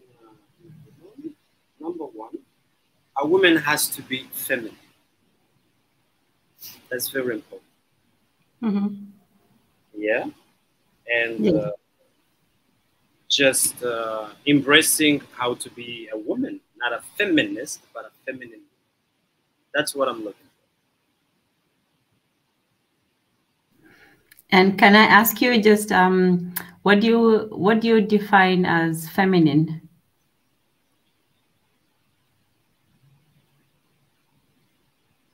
for. So, what do I call to be feminine? Yeah, well, in you know,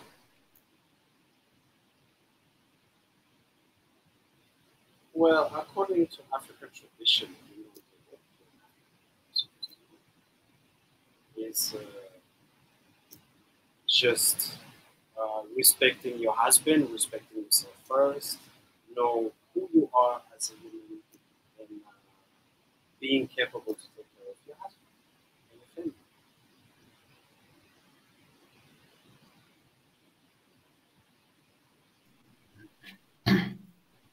Of knowing who you are and being capable of, sorry, Yeah, respecting your family and taking care of, respecting your family. taking care of, and respecting your husband.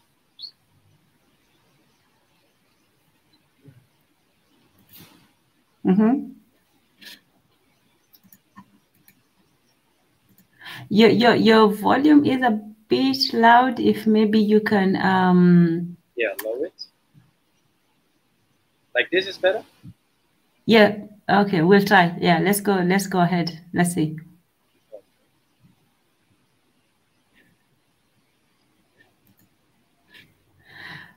So what do you think about Alim Tanta's proposition that the problem with most of the women here in the Western world is that they're too much feminists? What's your opinion about that? Yeah, of course. Here is the problem.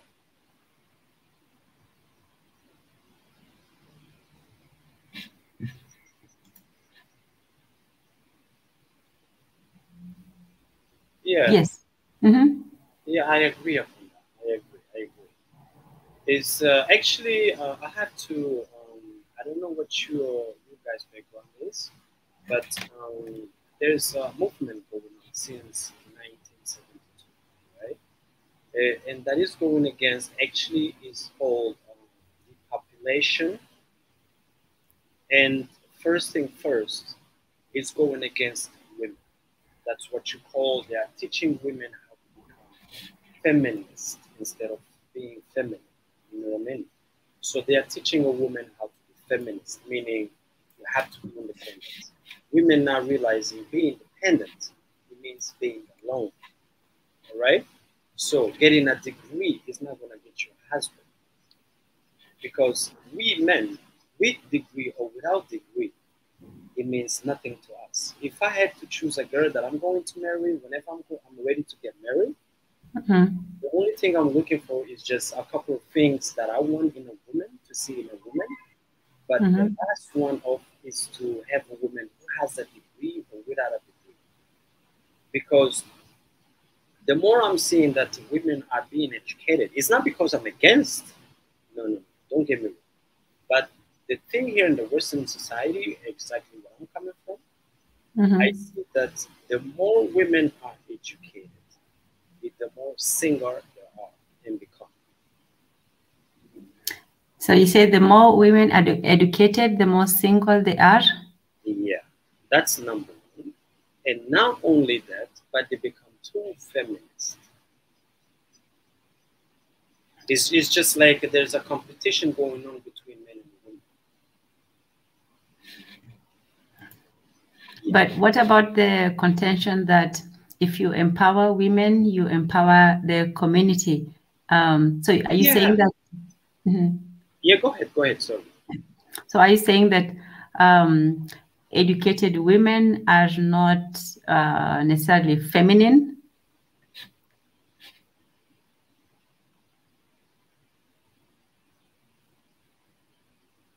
Do you think that education makes women less feminine?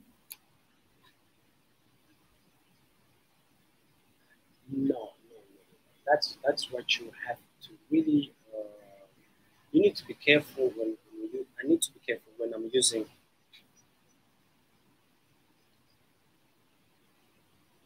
No, that's not what I said. I said the more women are getting education here in the Western society, is the more feminist they become. Feminist. Oh, okay, Feminist. okay. Yeah. Do you know what feminist means?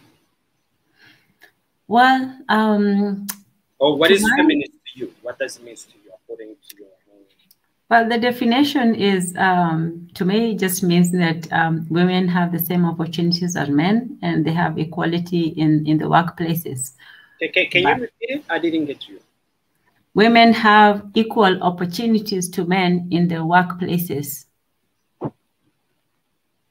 For example, if a woman wants to be an engineer or a surgeon or, you know, any of the male spaces, that she has an equal opportunity to be that, you know, to pursue the same opportunities as men intellectually.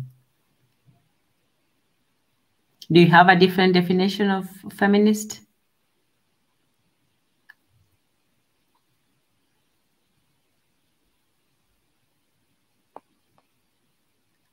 Kem Heru?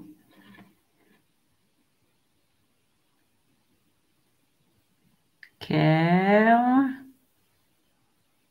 Earth to Kem. please come on in. So your contention is that education, men don't really look at education as because the question today was, what do men look for in a woman, you know, both as a partner, a wife material? What do men look at as something that is the criteria for being a wife or a marriage partner, somebody that they can have a family with and have children with? So you say that having a degree is not one of them. Is that correct? Or having education is not one of the criteria? Hello? Yeah, I can barely hear you. Can you hear me? You know, I'm hearing two voices at the same time. So for me, it's very difficult to follow the conversation. Okay. I'm actually. Can you hear me properly? If okay, in the comment section, because we're having a little bit of a trouble hearing. Can you hear me? Can you hear me? And can you hear Kem Heru? Can you hear both of us? I can hear both of you very clearly, but the problem I'm having, you two. Well, for mine, I can barely hear you. I have my volume on full blast, but you're sort of going in and out. I don't know if maybe you're in a... Yes, I'm hearing you at the same time. Maybe try to turn off. Let me see. Try to turn off your YouTube. Do you have your YouTube stream going in? You might need to turn that off or unmute it, because sometimes when you have both going on, then it becomes a little bit of a problem. But yeah. Okay, so while we're doing that, let me see what the general consensus is on the. So try to turn off you know, all the other streams, so we can only have one going on at the same time. Oh, okay. Sorry, we seem to have lost you there. Okay, so Natnal is still talking about you're scared. Alim Tanta is saying girls that should be good. Oh, the Kevin Samuels. If somebody has some interesting information about what this Kevin Samuels said, or you know, what his summary is, please come on and let me know, because I don't know about this whole, you know, internet daddy thing that you all seem to have going on, that some other guy can come and tell you, give you advice about how to deal with your women. But to me, it sounds sort of like, I don't know. Oh, Pi. Hey, Pi. Peace, Pi. And says that Kamba women, that is what women want, in the end, I guess. Okay.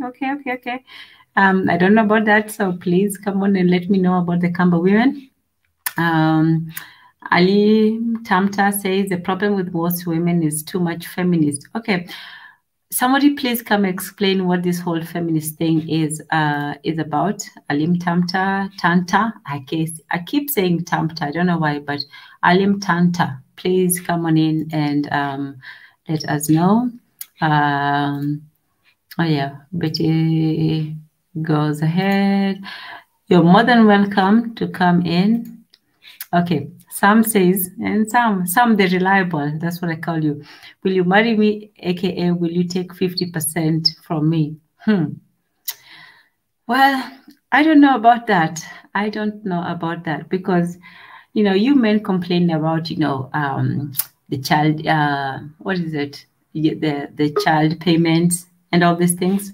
Oh, okay. We have Kem Heru back on the stream. You complain about that, but guess who made those same rules? It's the men who made the legal rules, and they made it so that they can take care of the children. So this whole crying about, you know, the child custody law and having to pay child support and whatnot, the women just take advantage of the system, the child custody system. But the people who made the child custody rules are, guess what? Your own fellow men. So I don't want to hear about child custody rights and all this stuff because women didn't make the legal rules. It's the men who did that. So yeah, Kemheru, hopefully your internet or whatever is using is better, or let's add you to the stream and hear what you have to say. Go ahead. Can you hear me? Yes, I can hear you now. But how come I'm hearing two different voices at the same time? Do you have your YouTube stream going on? Do you have your YouTube tab on? Yeah, of course, yeah. Oh, then you need to mute that or close it so you can be just on StreamYard, because sometimes when you have two different ones going on, then they interfere with each other.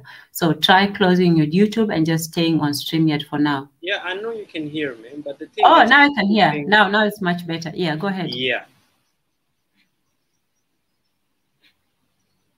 Yes. Yeah, it's on.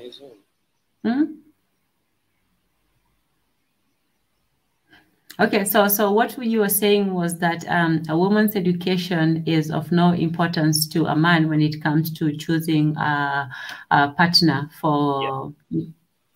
Okay. Yeah, that's my point of view. Actually, let me tell you this. There's a movement going on since a long time. I think before I was born. Okay. And the thing is what they are doing here in the Western world, they are doing everything actually to teach a woman to distance herself from creating a family. You know, families start by women, not by men. You know what I mean? So the thing is, it's just like, for instance, when I see like my neighbors who are married, separated, the government, especially here where I'm from in the Netherlands, is so much for the women. If two families who are married together, men and women, if anything happens for the family, they will come and throw a man out inside at the same day, the same time, without even asking questions. So when I'm saying that women are being feminist, and it doesn't mean that a woman how can I say it for you to understand? It's just like when women who are looking for women to marry, especially me, even though I was born in the West of African origin. So you were born where? No, in the Netherlands. In the Netherlands, okay. Yeah, in the Netherlands. But of course, African. So what I'm looking for, if I have to really speak about myself, I want a woman who's a very feminist. Who's feminine, not feminist. So a woman who knows her value in tradition. That's for me. Let me ask you this. Why do you think that being a feminist and being feminine are opposed to each other? Because in what I understand about feminists is they just want equality of opportunity between men and women. They just want women to be able to have the same economic and political opportunities as men. Why do you think? Go ahead. No, sorry to break you. Go ahead. finish your... No. I really do want to understand. And the last stream, the last program that we had last week was, why do people, dislike feminists so intently? And the thing you have to understand is that a feminist woman is a woman who wants to behave and be like me as a man. I'm a masculine man. I don't need a woman who behave as a masculinity or who has too much masculinity in her. I want someone who's a feminine. Feminine means someone who is being a woman, meaning taking care of your family, or willing to take care of your family, who is submissive, very important. Submissive doesn't mean that you are a slave. No, my mother's not a slave to my father. No, I want to see that. But women nowadays, when you say, I want a woman who's feminine, feminine means embracing you yourself as a woman, not in competition with a man. A feminist is a woman who thinks she want to be like a man, do the same thing as a man. Then if you have all of that type of issue, then something is really going on with you. You know what I mean? I don't want to see, for instance, as an example, I don't want to see my own mother trying to be like my father. I don't want to see that. No, I want to see, it's like, man, we're not here trying to say, oh, I want to be like a woman. We are fighting for the same equality.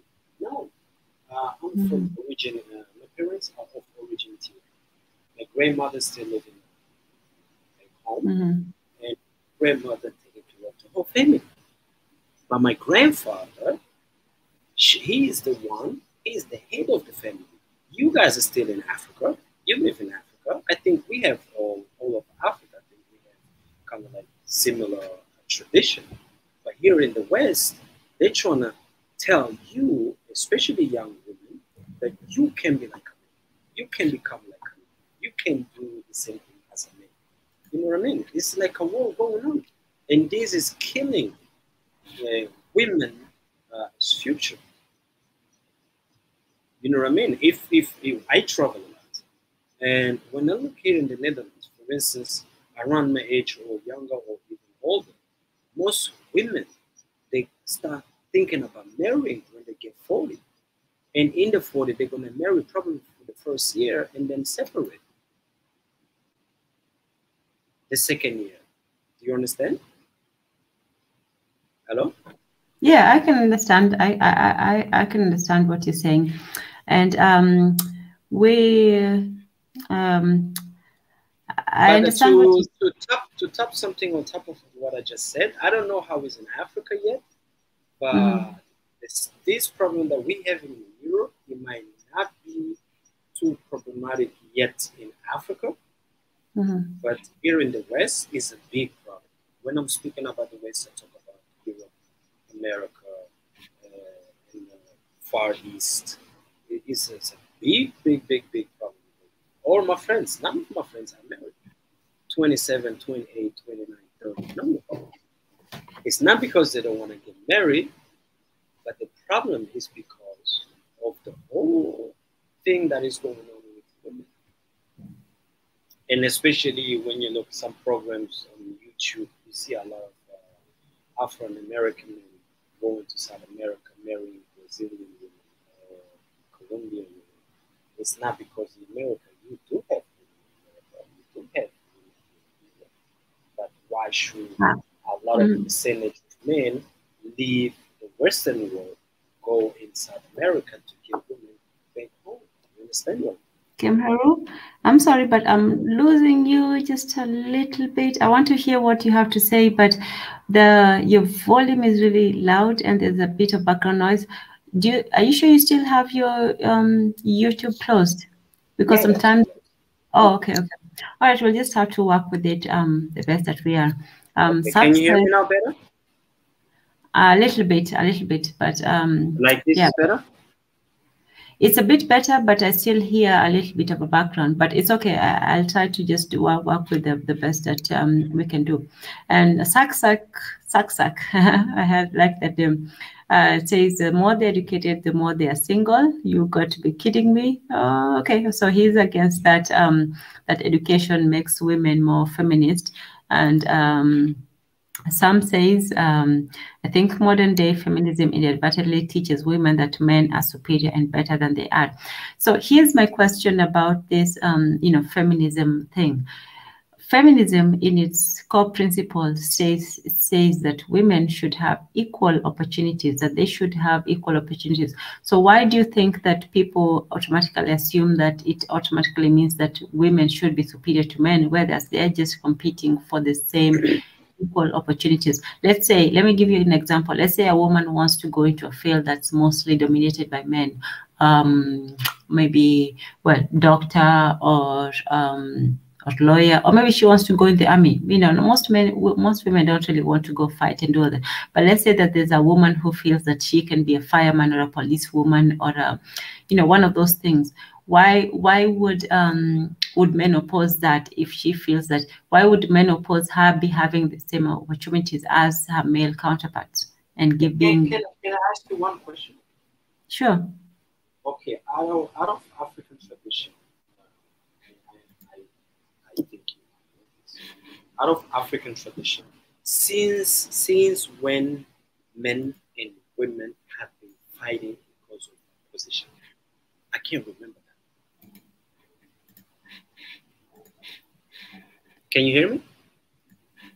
You said since men and women did what? Since out of African tradition, if we speak about African continent, since when a man and a woman have been fighting for a position in certain fields. I don't remember, for instance, right now, if I would have in the future a woman, I don't care whether you want to be a fireman or you want to be a doctor. That's not my business as a man. I just want you for who you are. I don't care what you are. You guys are missing here something. There's no man who's opposing for you to go and work. You know what I mean? What we are opposing is the behavior. But we need to forget all of this nonsense that the Western society is telling you about. Western society have their own standards. I don't care about that. You know what I mean? For instance, I live here in the West. If I want to marry tomorrow, I can marry a Western woman. When I say a Western woman, I mean like a Dutch woman. But I'm not into that. I'm Pan-Africanism. Do you understand? Yeah. So since when in Africa, on the African continent, men and women have been fighting because of a position, of a job, or in certain field? I can't remember that. So we need to start arguing about those type of things. If we want to have a conversation that is going to move us forward, we need to start asking ourselves, how come young people are getting married in later ages, in the 30s, in the 40s? Why not when you are 25? Why women have to wait all the way you get 25 before you can marry? Why you cannot get married when you are 20, 21, 22? What is the reason behind it? Do you get my point? Yeah. Because, for instance, my mom, she had me when she was 17, as an example. Okay? But nowadays, if we're talking about that, young women like you guys, as an example I'm giving you, you're going to go ahead and say, oh, no, that is an old generation, so and so and so. Now we are new generation. If we think we are the new generation who knows everything, but when I look at us, we are missing a lot of things. So I don't know. You a woman, you have to tell me from your own point of view what you think as a woman. Well, for me, I think that today's program is about the men, and we want to hear what the men. Yes, and we want to hear what the men have to say. So sometimes it takes, us women sitting back and saying, what do the men want in a woman? And the first thing that I heard you say is that education is not necessarily the criteria that men look for in women. I don't know, is Is that a disqualification? Does that add any points, or just it's No, not irrelevant? to me, honestly, I'm doing my PhD right now in computer science and math. If I'm going to, I can meet a woman. Let's say right now I take an airplane, I come to Kenya, for instance, and I meet a woman who's somewhere in what you call ghetto in your country. All right, I can care less. If I like her, I take her. So I don't even care about what she does for a living. It's not of interest. That's what women think. As a man, if I'm going to find a girl that I want to get married to, I don't care what you are doing as a job, Dave. I don't care. There's two things I really care about. Is she really feminine? Feminine meaning when I look back at my tradition, the way women behave, the way women respect me as a man. Yeah, you understand what I mean, right? So just she should respect you as a man, yes? Respect means coming from both sides, of course, but meaning a woman who recognizes her value, that you know who you are, where you're from. Where you're from, it doesn't mean a country. Soon Africa is going to be one Africa. It's not going to be any more Kenya, Ethiopia, none of that. But knowing what your tradition is, respecting your traditions, that's what I'm looking for. And the rest I can care less. Because the moment you as a woman, you know who you are, number one, you have to be, to me personally, you have to be all natural. All natural meaning from your head to toe. Okay? There's no way you can be wearing fake hair, fake this, fake that, and you want to have a real man. That doesn't go with it. You know what I mean? That's a contradiction. Because the moment you're wearing fake things on you, it shows me that you don't appreciate yourself. And you don't know who you are and your value as well. That's the way I see it. Okay. So if I hear you right, you're saying that you want somebody who is authentic, somebody who knows who she is, somebody who knows who she is, somebody who doesn't have to pretend to be somebody else, that doesn't have to take on the values and characteristics of a different group of people. Yes? Yeah. Okay. Like Betty says, in the Western world, I don't know where Betty is, whether she's in Africa or in the West, I don't know. But she says that the beauty, the standardization of beauty of women has to be long hair, blonde hair, blue eyes. No. Okay. So you know what I mean? You can be as dark as you are, but as long as you know who you are, the beauty is within yourself.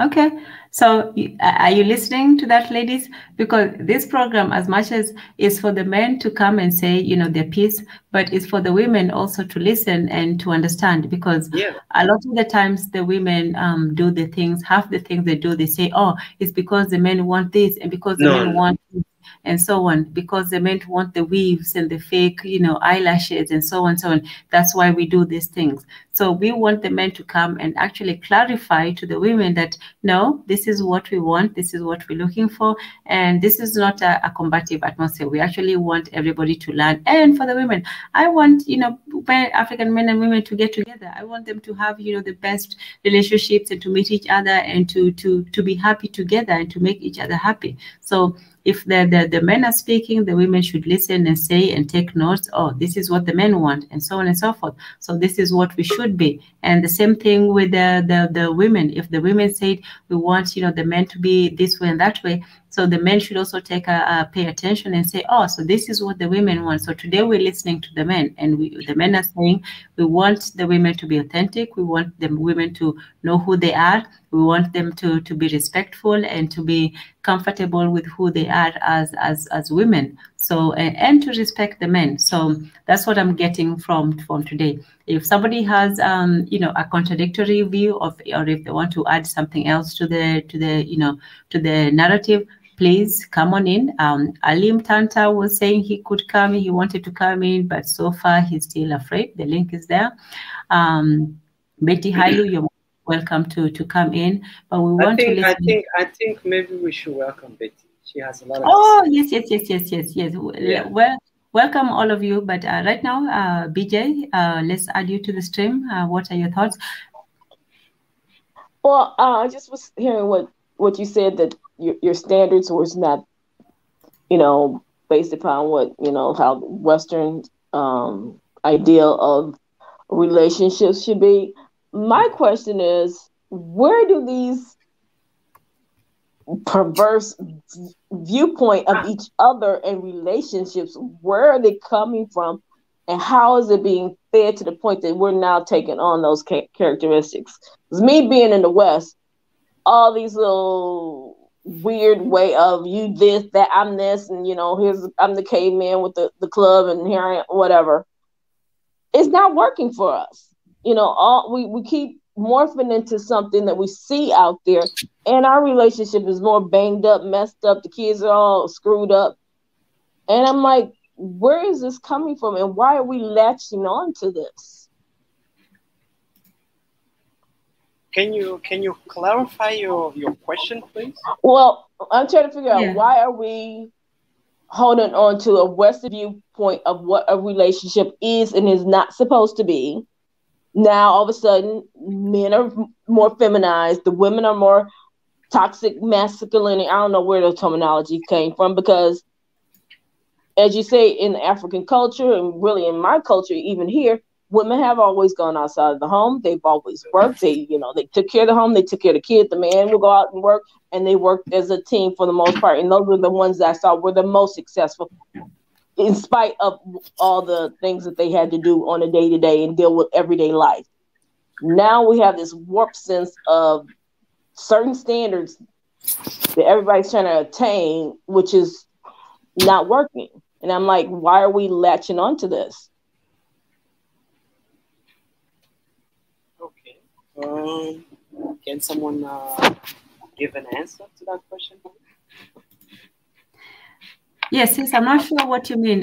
Do you mean that we're changing the criteria of what the men are changing the criteria of what they want in women, or? Yeah, and then that becomes the standard. Again, she has to do this, she has to have this, she has to be able to fit in this size 5 dress, she should have her nails, she should do this, and if that makes her at least at the first end of being able to find a husband or a relationship or give her value. I do understand you. I do understand you perfectly. I will give you an answer to this. I myself, right? I think you're probably calling from the States, right? Yeah. Yeah. Anyway, this is because of what we call television. All right. A lot of us, the only knowledge they have is through television, and television is the teacher in their household. So this standardization of how we see women or men in relationship, especially, I emphasize this, is mostly on women. Because if you want to start breaking a family, you start by women. So mostly they are learning from where? They are learning from movies, how to love, how to get a husband, everything. If you look at our African women, whether it's in America or here in Europe, the standardization of beauty is having long hair, wearing weave, all of these things, just like you say yourself. Then I ask myself, where do you get that from? Why did we forget who we are? Why can't we, if you want to learn something, especially you as a woman, I don't have sisters, I'm the only son from a family. Especially like you girls right in here, you should go to your mom. You want to know what a woman is? Go to your mom. Go to your grandmother. She will tell you how to be a woman. But you don't learn how to be a woman from a television or from a movie from Hollywood. You know what I mean? If I look at a lot of young girls here in Europe, they are having babies, 2, 3 different babies by different fathers. But how come if women are complaining that men are not good, Why, if you marry or if you have 3 different children by 3 different fathers, how come if you mess up by the first father, so the second one wasn't good enough? No. The third one wasn't good enough? So that means there's something going on with itself. So if we want to learn something, we should look in the mirror ourselves and start asking the question, what's wrong with me, instead of pointing the finger to the other one. And it's almost like you guys are now picking up our standards, because all those things started here, and it just grew to, you know, now it's almost like here we got 70% single parent households. Yeah. Where you know, it's like, if you're going to take on these characteristics, it doesn't lead to silver lining at the end of the road. Exactly. And so I always wonder, why are we, when you know the same tricks have been played on us forever, why are we keep falling for it every time? Thank you, my sister. That's just the problem. That is the question. That is the same question I was trying to clarify to this sister from Kenya. So maybe let's hear what you have to say. Hello? Yes. Yeah, can you? I would like to hear more of you, because you are in the continent where we don't know much about it, but of course we know our parents are all from there. So I think you guys still a little bit different than us, than in the States or here in Europe. It's kind of different. And that's why, you know, we're having this conversation, because a lot of African women are looking towards the West for instruction, for guidance. And for them, you know, the modern version of feminism is becoming more and more attractive. It's becoming a more modern aspect of looking at things, that the old system of roles and women being, you know, taking care, nurturing children and so on, is becoming almost old-fashioned, and they're looking to the West to have more ideas. And the West's idea and solution is that of feminism, where the women are independent, they don't need a man, they can do things on their own, and a woman can just do as well as a man, and they don't need a man. So that's why we have to get back to the question of, why is even marriage necessary? Why is having a partner an important thing? Why should you get married as a woman when it seems to be something that will tie you down to man, and it will restrict your freedom? And the same thing for them. Yes. So, oh, Natnal, I think you're trying to get on, but your device is disconnected. If you can try again, that would be great. So in the traditional African culture, the woman's view, the man, when he was looking for a wife, some of the criteria and qualifications that he was looking for in a wife was she needed to take care of, be strong, not strong in independent in a way, but being able to take care of herself, being able to take care of the children, being able to have, you know, the household skills to take care of, you know, cook, clean, take care of the children, take care of her husband, be able to work the farm and so on. So those were the things that men were looking for, the traditional African man was looking for. Yes. And but in the modern world, things may be changing, you know. So we're looking to the modern African man to say, what is it that now you're looking for in a wife that is different from in the old days? Let me ask you something. For example, Kemheru, do you think that it is important for a woman to be able to know how to cook, for example? Of course. How are you going to raise your children? I don't want my kids to be eating at the McDonald's or a Burger King. The thing is, my sister, there's something you have to understand. There's a we men. Let me talk about myself, but I have a lot of my friends. They are of African origin. All of them, none of them is married, and they are wanting to marry, really. And we are all looking for the same thing. We men, we never change. No, I don't want to speak about the majority, of course, but I'm speaking of the if we talking about 100%, I'm speaking about 80% of men haven't changed. Sorry, I'm seeing men also who are misbehaving in a way that I as a man, I would like, who are you? What are you? You're completely lost. We have that as well. But we men, you have to understand what women you are looking for. You want a man to be tradition, but you yourself, you don't want to be tradition. Well, and if I could just speak on that one, is that yes, I want to be traditional, but in our reality, it's sort of hard because now we have both parents outside of the home working. Yeah. Not like back in the day, a 9 to 5, but the hours that you spend on a job are far more than what you spend in the house. So then both roles have to adjust to a certain extent, because if I'm working and I can't get home to get the meal prepared, is that going to be held against me because that is my role and responsibility? No. Look, when we're talking about this type of things, you have to understand we are all human beings. We have to understand each other. We need an equal balance. An equal balance means, let me tell you, women actually, we are completely not difficult. We are like children, actually, grown children. The moment that I know that my woman is capable of doing that which she's supposed to do, there's a moment whenever you cannot. Of course, a true man will come and help you.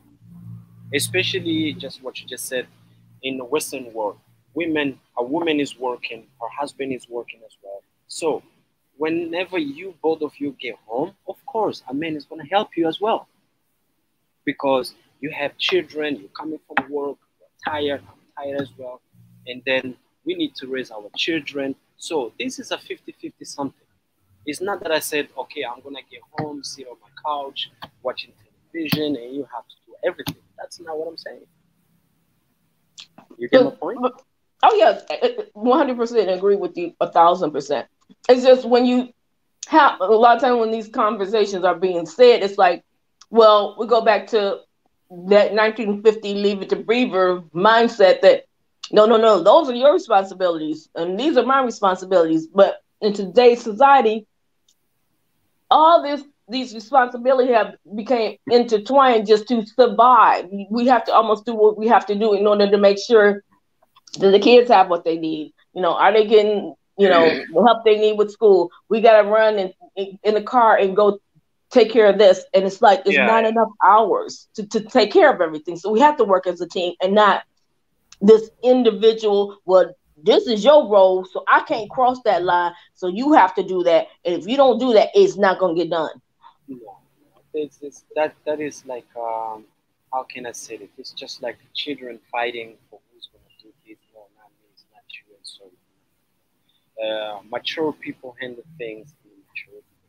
It's like, you have to understand when you're living in the West. Okay, thank God I'm not like that. I'm very Africanism, very much against all of this.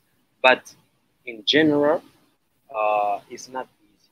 But if I have to speak from a man view, I think men and women should go for 50-50. They need to help each other. You know what I mean? But at the moment when you get home, if you are taking care of the children, a man should be able to go in the kitchen and help you cook. You know what I mean? I don't see nothing wrong with that. I myself.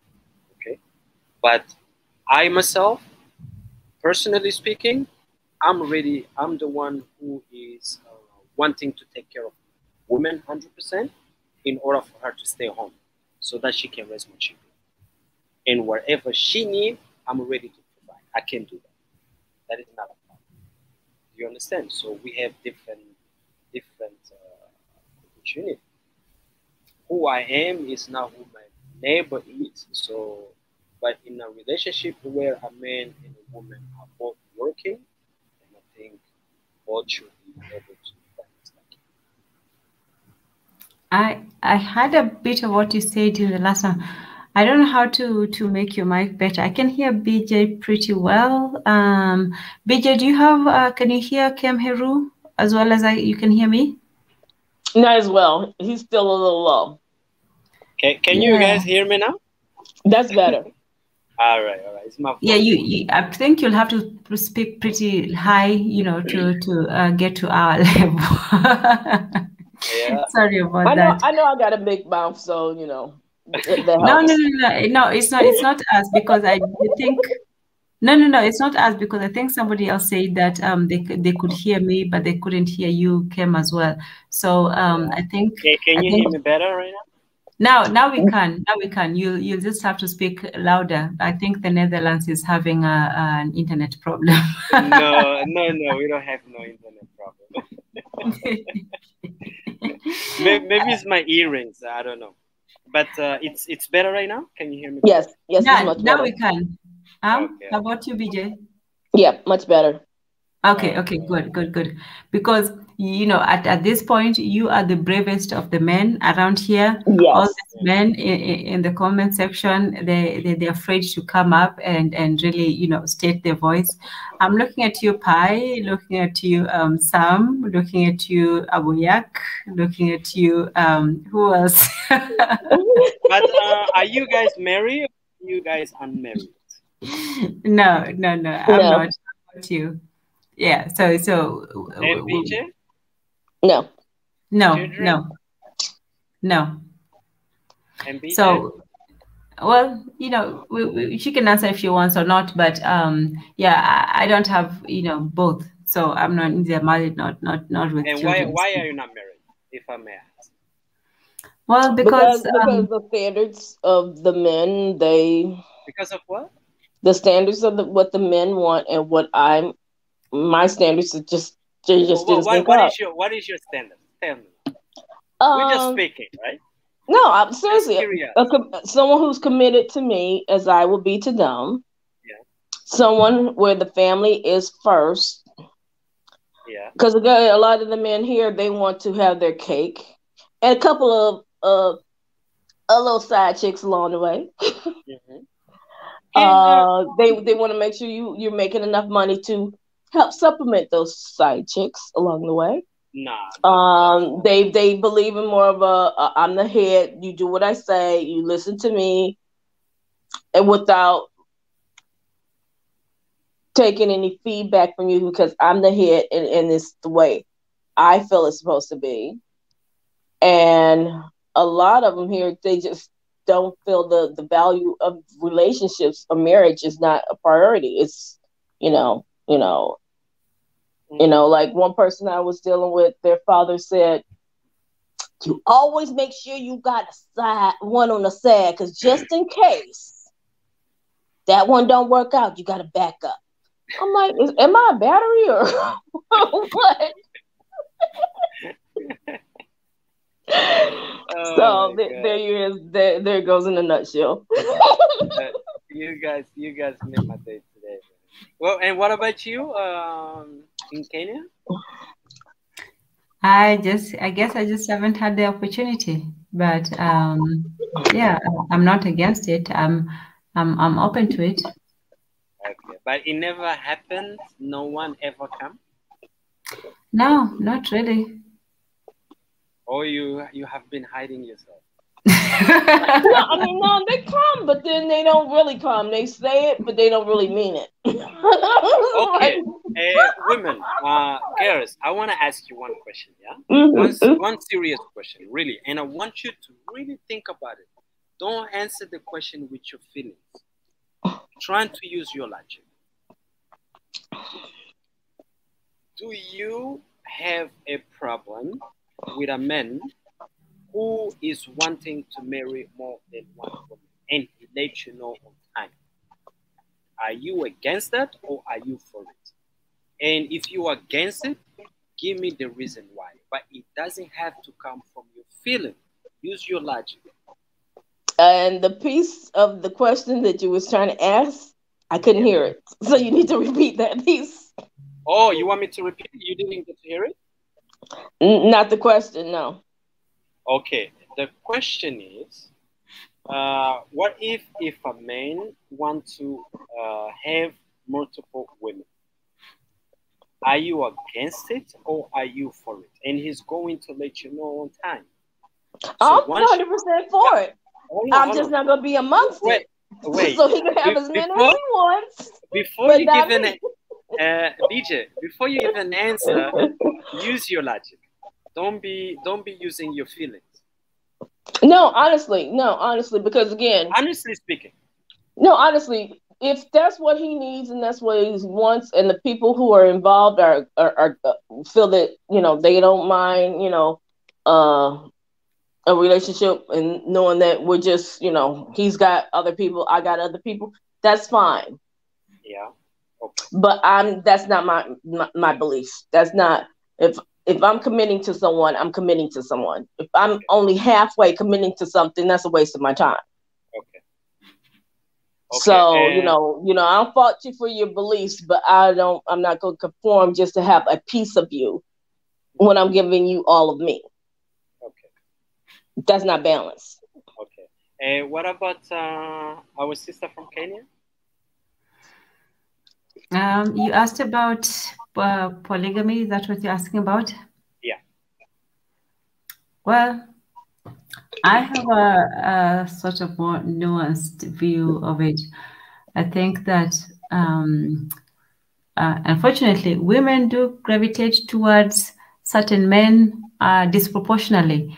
BJ, you said about balance, that it's supposed to be equal, but unfortunately, some men get more attention from women than other men do. Let's say a man is a celebrity, or he's a particularly wealthy man, or a charming man, or he has some values that attract more women to him. Then as women do gravitate, more women gravitate towards him than, say, just a regular average dude. So an average dude, an average guy will have maybe, one or two, and he will have to seek for those one or two, women to even pay him attention. Whereas a man who has something that other men don't, and this is also, it's not a competition between men. So this is what people get wrong about polygamy. Polygamy is not so much, a competition of women against women. It's actually a competition of men against other men. So a man who has more than other men will actually get more attention from more women than other men will. So let's take, I don't know, what's a hot man for you, BJ? What is what? What is your question? I'm asking BJ, what's like a hot man for you? Like a cool... and hot man. Okay. Yeah. Okay, I'll just say Idris Elba, even though I know he's dead. Okay, Idris Elba. Let's just go with that. So Idris Elba will get a lot more feminine attention than, let's say, your average guy from the street who's just, a regular 9-to-5 guy. So he will have maybe 10 women, seeking his attention, whereas the average guy will actually seek the attention of 10 women. So he will have a disproportionate amount of women going after him than the average guy. So it's not so much the competition of women fighting against other women, but it's the competition of men fighting against other men. So an Idris Elba will have more women, going after him than an average dude going for him. So I think the confusion with polygamy comes when people only look at it as, it's all these women fighting for one man, whereas it's actually this one man, fighting against this other. Can I ask you a question? Sure. You didn't give the answer. No, I haven't given the answer yet. I'm just explaining the concept, the context. So when it comes to men, when it comes to polygamy, it's not so much that the women are fighting for one man, it's that the man is fighting against other men and he's winning against other men. So if a man has something more than the regular men, then he definitely will get more female attention than other men. So I don't think that there's inherently a problem with a man having, more than that and accepting more female attention than is given to other men. So are you against or are you for? No, I'm not against it at all. I think it's just how things work. It's both in the nature of men, to compete against each other and to win against other men, or to have more against other men. And it's also in the nature of women to seek a man who is a winner amongst other men. Yeah, the thing is, just like BJ says, she says something in the beginning. why are we following this nonsense bullshit from television world in the Western society? We as African people, you know what I mean? And I agree on that. BJ, are you here? Can you hear us? Yeah. Okay. I'm gonna tell you very honest, girls. I myself, I'm not married yet. I want to marry, not in marry according to religion or tradition of the Western society. But what I can say is very simple. I myself, I think I want to have multiple women. And if I'm going to marry, the one that I'm going to marry, I'm going to let her know straightforward. The reason is why I see a lot of women are claiming to have boyfriends, you separate, you have another boyfriend, you separate, you have another one, so on, so on, so on. It's the same as having multiple men. But for a man, when we look in the nature, in the kingdom of the animals, can you guys hear me? Yes. Yes. Yeah. When we look in the nature, we should be studying nature in order to understand who we are. Because the nature, the way it functions, is the same way as we all of us function. Because we are the nature and the nature is us. The reason why sometimes I see women breaking up a relationship whereby a man went and slept with another woman, of course, at that moment I blame the man. But a man can never be 100% committed to one woman in his whole life. That's a lie. Let me tell you that. Can you hear me? Yes. And this belief you women have, you got it from the West.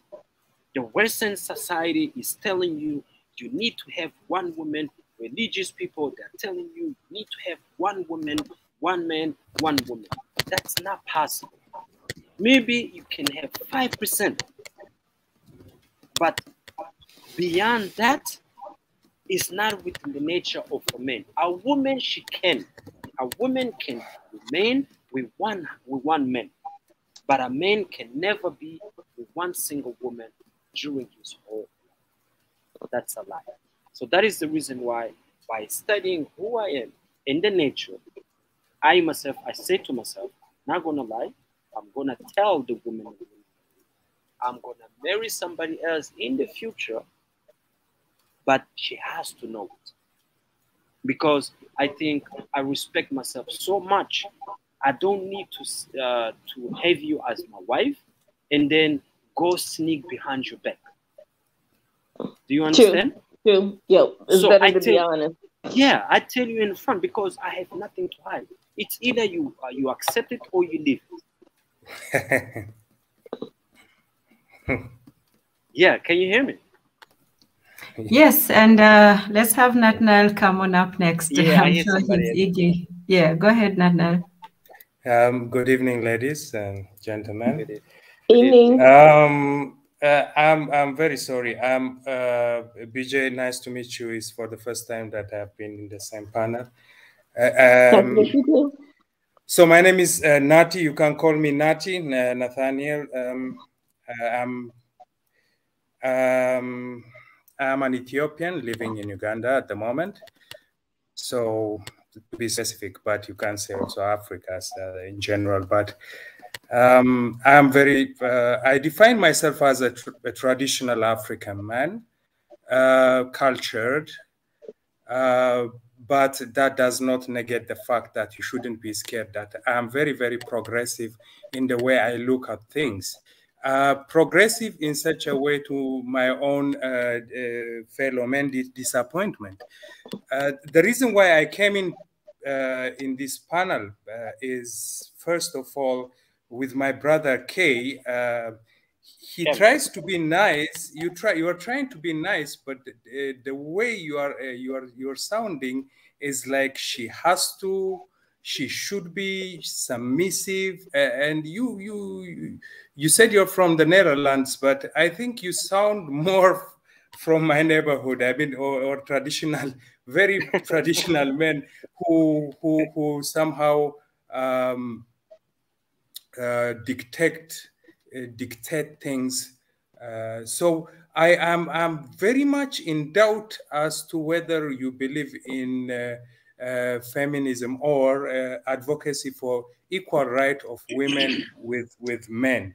That's maybe I'm wrong, but from the tones of your argument and even from the way you're addressing the panel, I have I don't know. I'm not really comfortable. Let me get to my point. I've said that I'm a traditional man and I'm an African. That does not negate the fact that cultured men or traditional men are not progressive. I don't believe at all that men are superior than women. Feminism is not something that we consider as a negative movement. It's a very positive, equal advocacy for women, equal rights, equal platforms for women to really display their talents and knowledge and contribute to the rest of humanity with their capacity fully. But when we're talking about feminism, let's not really come to the wrong place, because let's be pretty much honest that we are hitting our heads against a wall that has been built for centuries. Patriarchal society has dictated that men, then women and children, then slaves. This, even the ancient Greeks, with all their wisdoms, when they came up with their philosophical mentality, philosophical ideologies, failed to explain that women are indeed equal. And that is where the mistake is.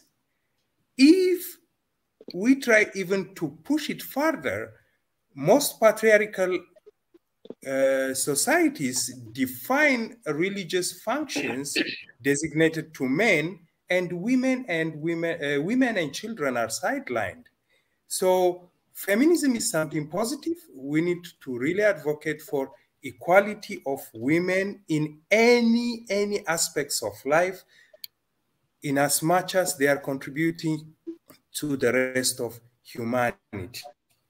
Now, the only problem that we are having, we men, when we hear feminism, we just reduce the whole role of a man and a woman to a mere sex or muscle. It's not about that. It's not about that. Gentlemen, we are human beings. We are biologically different.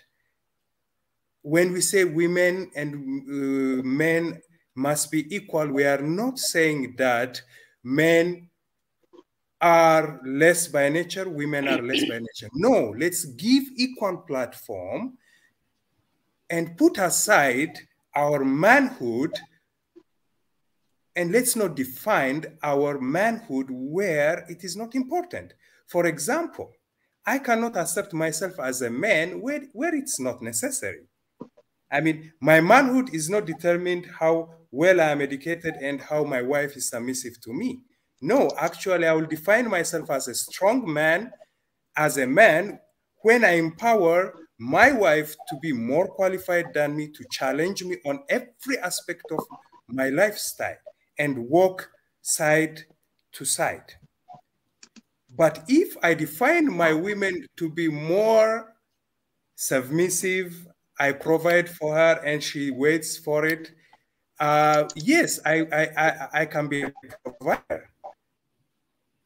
By all means, but I cannot provide to the very fact that it kills her morale that she cannot go out and follow her dream. Actually, if I provide all the platforms that she goes out and follows her dream too. So we need to empower one another. We need one another. Let's not demand respect where it is not important.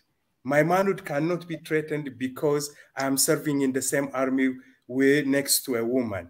Actually, I am more advantageous. For example, if we talk about role plays, ask me. I cannot do two things at the same time. God knows how many. It's been half an hour I've been struggling with this computer to get online. But take, for example, a woman. She can be on a panel, but at the same time, she will be feeding a baby, replying a text message, and following a news on the TV. And they are really gifted in multitasking. Who can do that as men? This naturally flows in. And there is no reason as to why a woman cannot be an astronaut. A woman cannot be anything that she wants to be in this world. But the only thing is that we keep holding on to this traditional patriarchal mentality that we try to bring in all the excuses by any chance to downplay the role of women. As African men, I'm telling you for the first time on this panel, get off the Western world shoulder, because I am here to disprove it. You see, you think that Western world is really spoiling this mentality. No, I can give an example if you allow me. For example, look at most of the entertainment world. The entertainment world is literally men measuring their success with the number of women, naked women, who are sitting right and left to them, and the amount of drug and drink they are pouring. And they consider that as a success, but it is an insult. True. You do that in African mentality. Let me go back home and say I'm going to be an artist and a rapper, and I have 3 women dancing half naked, and I say I got women, I got alcohol, I got marijuana. My mother will disown me. This is what culture means. Respect. Of course, culture has so many loopholes. We need to inform it with education, and again, education. And some of us who have gone to school have a duty to challenge the most cultural practices that will hinder our girls from coming out their household, going to school. Yes, they are trying their best by saying that a woman should know how to cook for her husband. She knows how to take care of her household. But remember, time has changed. She needs to go out and also contribute to the rest of humanity with her knowledge. So let's get off the Western world. The Western world probably is advantageous in human expression. Anyone can express how they feel. But when it comes to equality, trust me and believe me, Tanzan is in the US. She said she's a Kenyan, but don't make a mistake. She's in the US. BJ, I suppose you are from the States as well. You tell us. I'm an African man, and I am very much familiar with most of African countries here. That's where I travel the most. But really, are our women equal? No. By the very fact that BJ is saying that they only want the cake, they don't want the commitment, that is, they are enjoying only the sweet things. They don't want the responsibility that comes with it. So, and on the flip side, a lot of them don't see the downfall, because all these wonderful guys who have all this freedom to have everything they want, you can see it on the internet, you can see in the celebrity life, my baby mama, blah, blah, blah, blah. So it's not even giving them that paradise that they want to push off that this is going to be. You got all this freedom. Everything's wonderful. And they're more miserable than the people who ain't got none of it. Exactly. And this is where what we need really to talk about when we talk about equality. How many abuses are we talking about? House to house. Women, even the so-called celebrities, they are abused. And there are some examples that I can give. The famous Rihanna came out of relationship with Chris Brown because she was beaten like a donkey. Is that really fair? With all the bruises for the social media to see. And these are people who are respected for what they are contributing. And look at them. Look at R. Kelly, a pedophile, sleeping with underage girls. Now, you ask me as an African man who is not exposed or who is cultured, I cannot sleep with an underage woman. And if at all I decide to sleep with the woman, that means this woman is going to be the mother of my children. So this is the culture that we need to talk about. This is the virtue that we need to push for.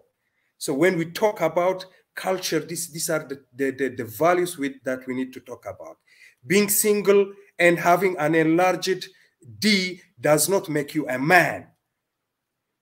I would rather consider you as a man with no women, but raising orphan children, for example, helping out, sending other kids who are in your village to school. This is the definition of a man. So let's not really take credit where we don't deserve it. And men are falling into it, and women are falling into it. Even our African women nowadays, when they see a potential man who treats them like a queen, I don't mean like a queen means looking down on them. As a queen, a queen in its strictest sense, they look at his pocket and say, no, you are not man enough, you don't have the money. And even our women are losing it. Our men are trying also to run after the money, but when they get the money, they no longer have the heart. They want to taste every cake they see on display. And this is not the definition of a man. So ladies, let me not when they get all dominate those this things, platform. they're still not happy. I mean, you have all the money, you have all the dime pieces or whatever. You live in the biggest house, and these people are still not happy. And I can't understand. You got everything that society is saying, is an epitome of the perfect marriage, and you still see this empty because it's all superficial. Exactly. And that's where we have depressions and broken families, children, brothers and sisters that we were bringing up as brothers and sisters, children from different fathers, different mothers, and we are a broken world. And this is not what we want. Brother Neti, can I ask you a question, please? Sure. Don't ask me if I have a wife and how many children I have, though. No. You've been putting the ladies on the spot, and you're driving them in exposing their personal life. No, we don't hear about personal life here. Go ahead. If we come here, we ask questions. It's not about sure. Please go ahead. Yeah. So there's many things you said that I agree upon. But according to what I just said, then, what is the point that you disagree direct towards me, if I may ask? Sorry? I say, according to what I said in my conversation with the ladies, yes. What is the point that you think you disagree upon with me? For example, you said the first point, I want my girl to be feminine. Yeah. Well, she's a female human person. I don't know what feminine more than her being a woman do you expect when you say feminine. I was not comfortable. My mind went a whole different way, and you did not explain it. The second one, you said, I want my woman to be submissive. In what way do you expect her to be submissive? Because submissive has been misunderstood in many ways. When you say submissive, what do you mean by submissive? What I understood, and I'm justified to misunderstand you because you did not really explain to me what submissive is. I thought of this new trend. Let me give you as an example, where African men living in Europe and America nowadays would come and get married and get a girl from the village and take them to the States and to Europe, because they said that the women in the US and Europe are not submissive. Do you see what I'm saying? Okay, let me give you. Do you understand? It's just an ego at work here. So that's what I thought of when you say submissive, that you tell her what to do and she follows it. I wouldn't mind her listening to you, but nothing more. You get me? Yeah, okay. Let me give you an answer. Define that. Yes. Yeah. So first thing first, you said something like we have some African men living in the Western society who go in Africa, get some women, bring here. There's also a lot of things that I'm very much against. Okay, when I say submissive, coming from the West, is completely. When I give an example, like when I look at my grandmother, the way she treat my grandfather. That's a respect relationship. When I look at my own mom, the way she treated my father, that's a relationship coming from both sides. Submissive means, yeah, go ahead. Go ahead. Finish it. Submissive means? Yeah, that's what submissive to me is. So submissive doesn't mean what you just clarified just yet, like those men coming to young girls and said, no. Go to Africa, find the young girls, and then say, "Oh, whatever I said, he goes." That's not what I say, my brother. I say submissive and feminine. Feminine means a woman who recognizes her value as a woman. A woman. I don't want a woman who's competing with me. Competing with me by being masculine. A woman can compete in life by becoming somebody. But not a woman who's competing to become like me as a masculine, a woman with too much masculine energy that fucked up the whole thing, if you understand what I mean. Okay. Do you get my point, or? Yes, I get you. But, I want to differ at this point, because when you talk about your grandfathers and your grandmothers, I understand pretty much, because I was brought up also by my extended family. So I understand what you're driving at. But BJ, yes. Are you there? Yes. Now, I'm very sorry if I put you on the spot, but I would like to ask you a question. Sure. Have you by any chance been in Africa, or do you have an African tradition or cultural values that you live in the States at the moment? I'm trying to get to Africa. I haven't made it there yet. Okay. But African cultural values, I would say I don't know what they all are, but I do believe I do, because I have not bought into the system that sits over here. Ever. Excellent. Now that's where I'm driving at. Now, when a man asks you, BJ, with all excuse, that you go out on a date with him and he tells you, I want a woman to be submissive. That means like my grandfather and my grandmother, just like my brother here explained. How would you feel on the spot? It depends on the man who asks it. No, I'm just asking. This person, my friend Kay, you have heard his definition, right? And if he gives you, that's the kind of woman that he wants, and you are on a date with him, sitting, listening to what he's saying, how would you feel? It depends, and I say it depends on the man who's asking, because you sort of could get a feel for a person. So someone say, I want someone like my grandmother. She was submissive to my grandfather. This is how we were raised, and they explain it. You're like, okay, that makes sense. But then you also have the man, and I've dated, and he's like, okay, you're going to school. Yeah. Well, you can't be going to school because that's taking time away from me. Yeah. So that means he wants someone submissive, but he wants someone he can control and keep, as subservient under him, and ask for his permission for existing. Yes. And now, Mr. K, you see, I don't have to say the tone. I just deflected the same question, and you can see the tone, how it is coming across. That's the first one. The second one is, I've lived in an extended family, and my neighborhood.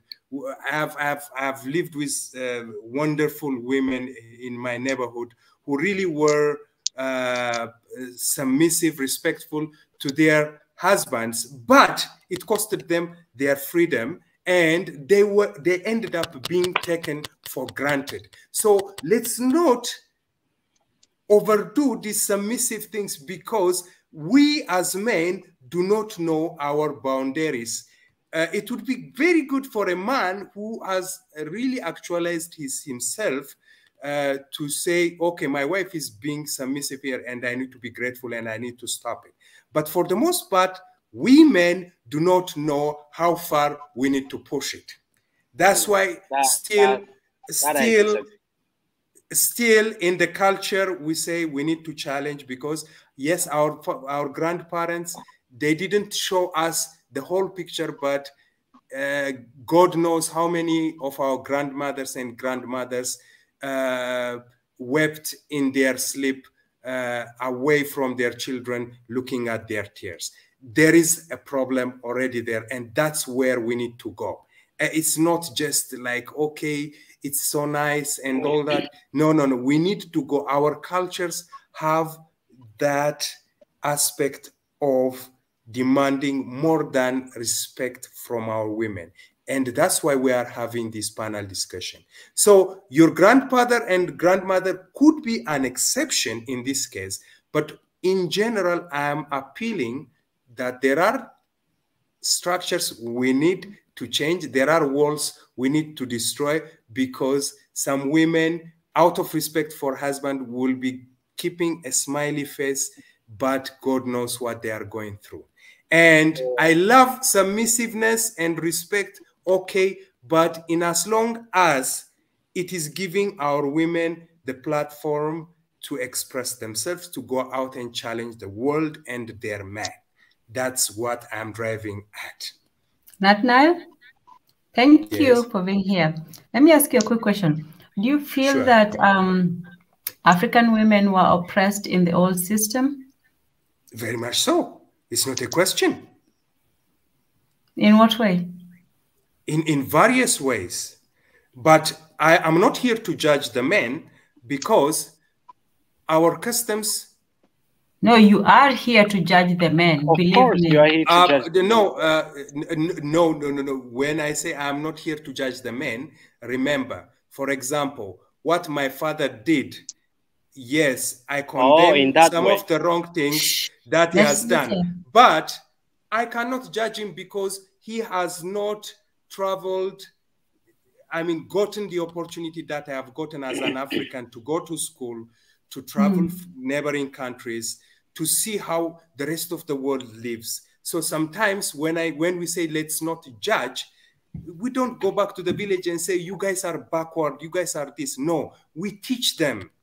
We teach them. That's what I meant, that let's not judge, because we cannot be judgmental over the things people do not know.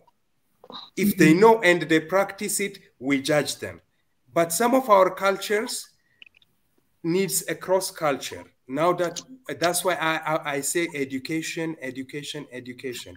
Our kids need to come out, learn and see how the world is faring, and let them go back and teach the community. If they go back and judge, it will not change. But of course, the past, our women have been really, really abused, to the point that they took it for a knowledge that if your husband is not beating you, he doesn't love you.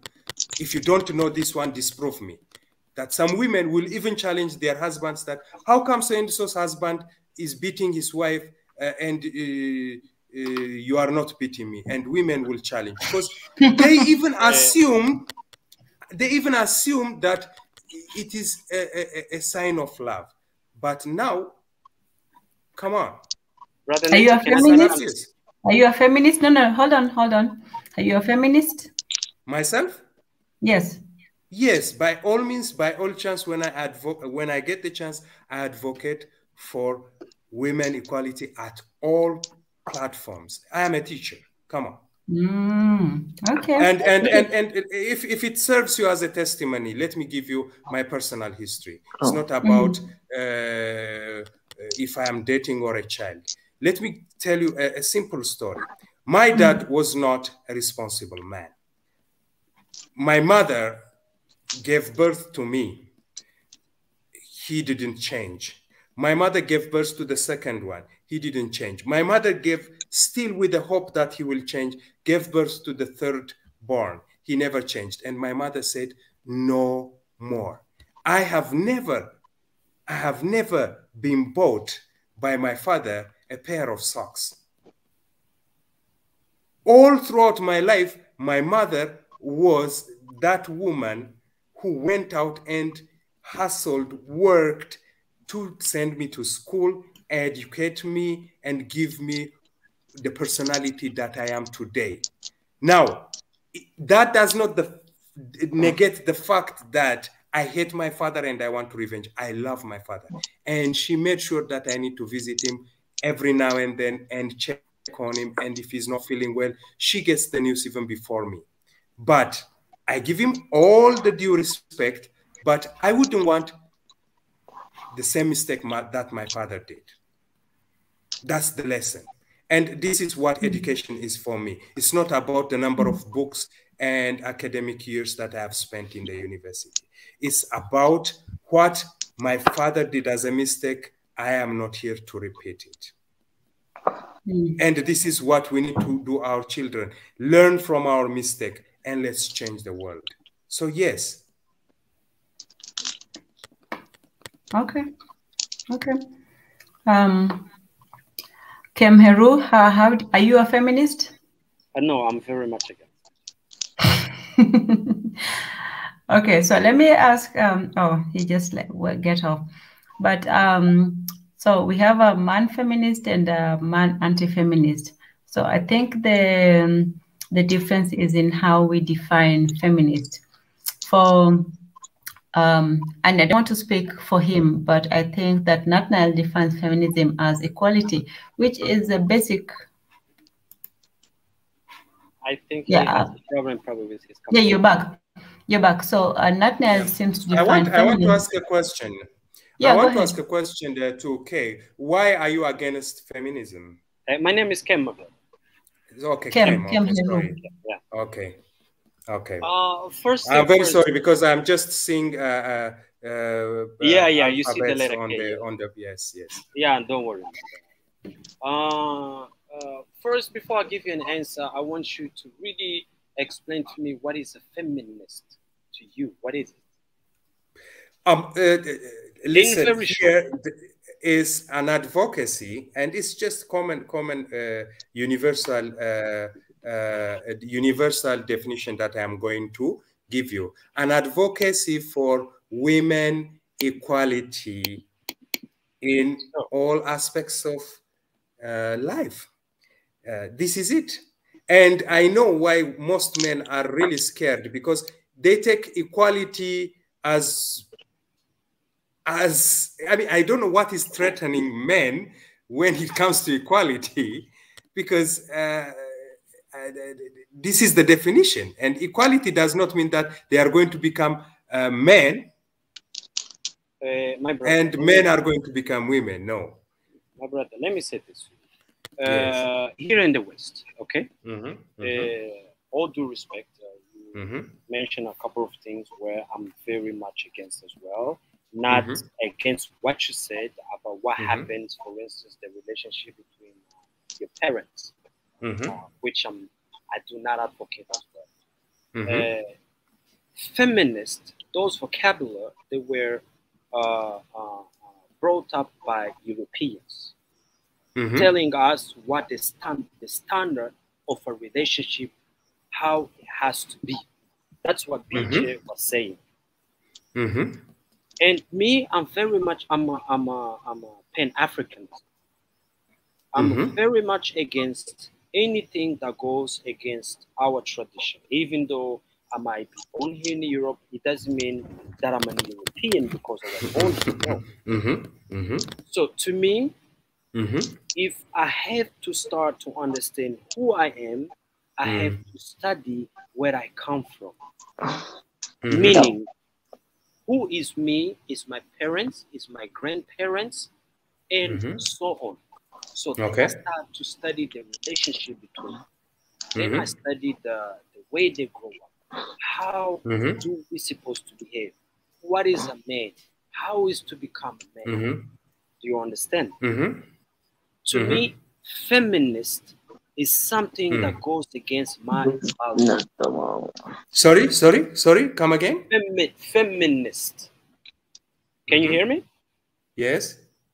Is something that goes against my value and a Now. value of hold on, bro, and Okay. value of women.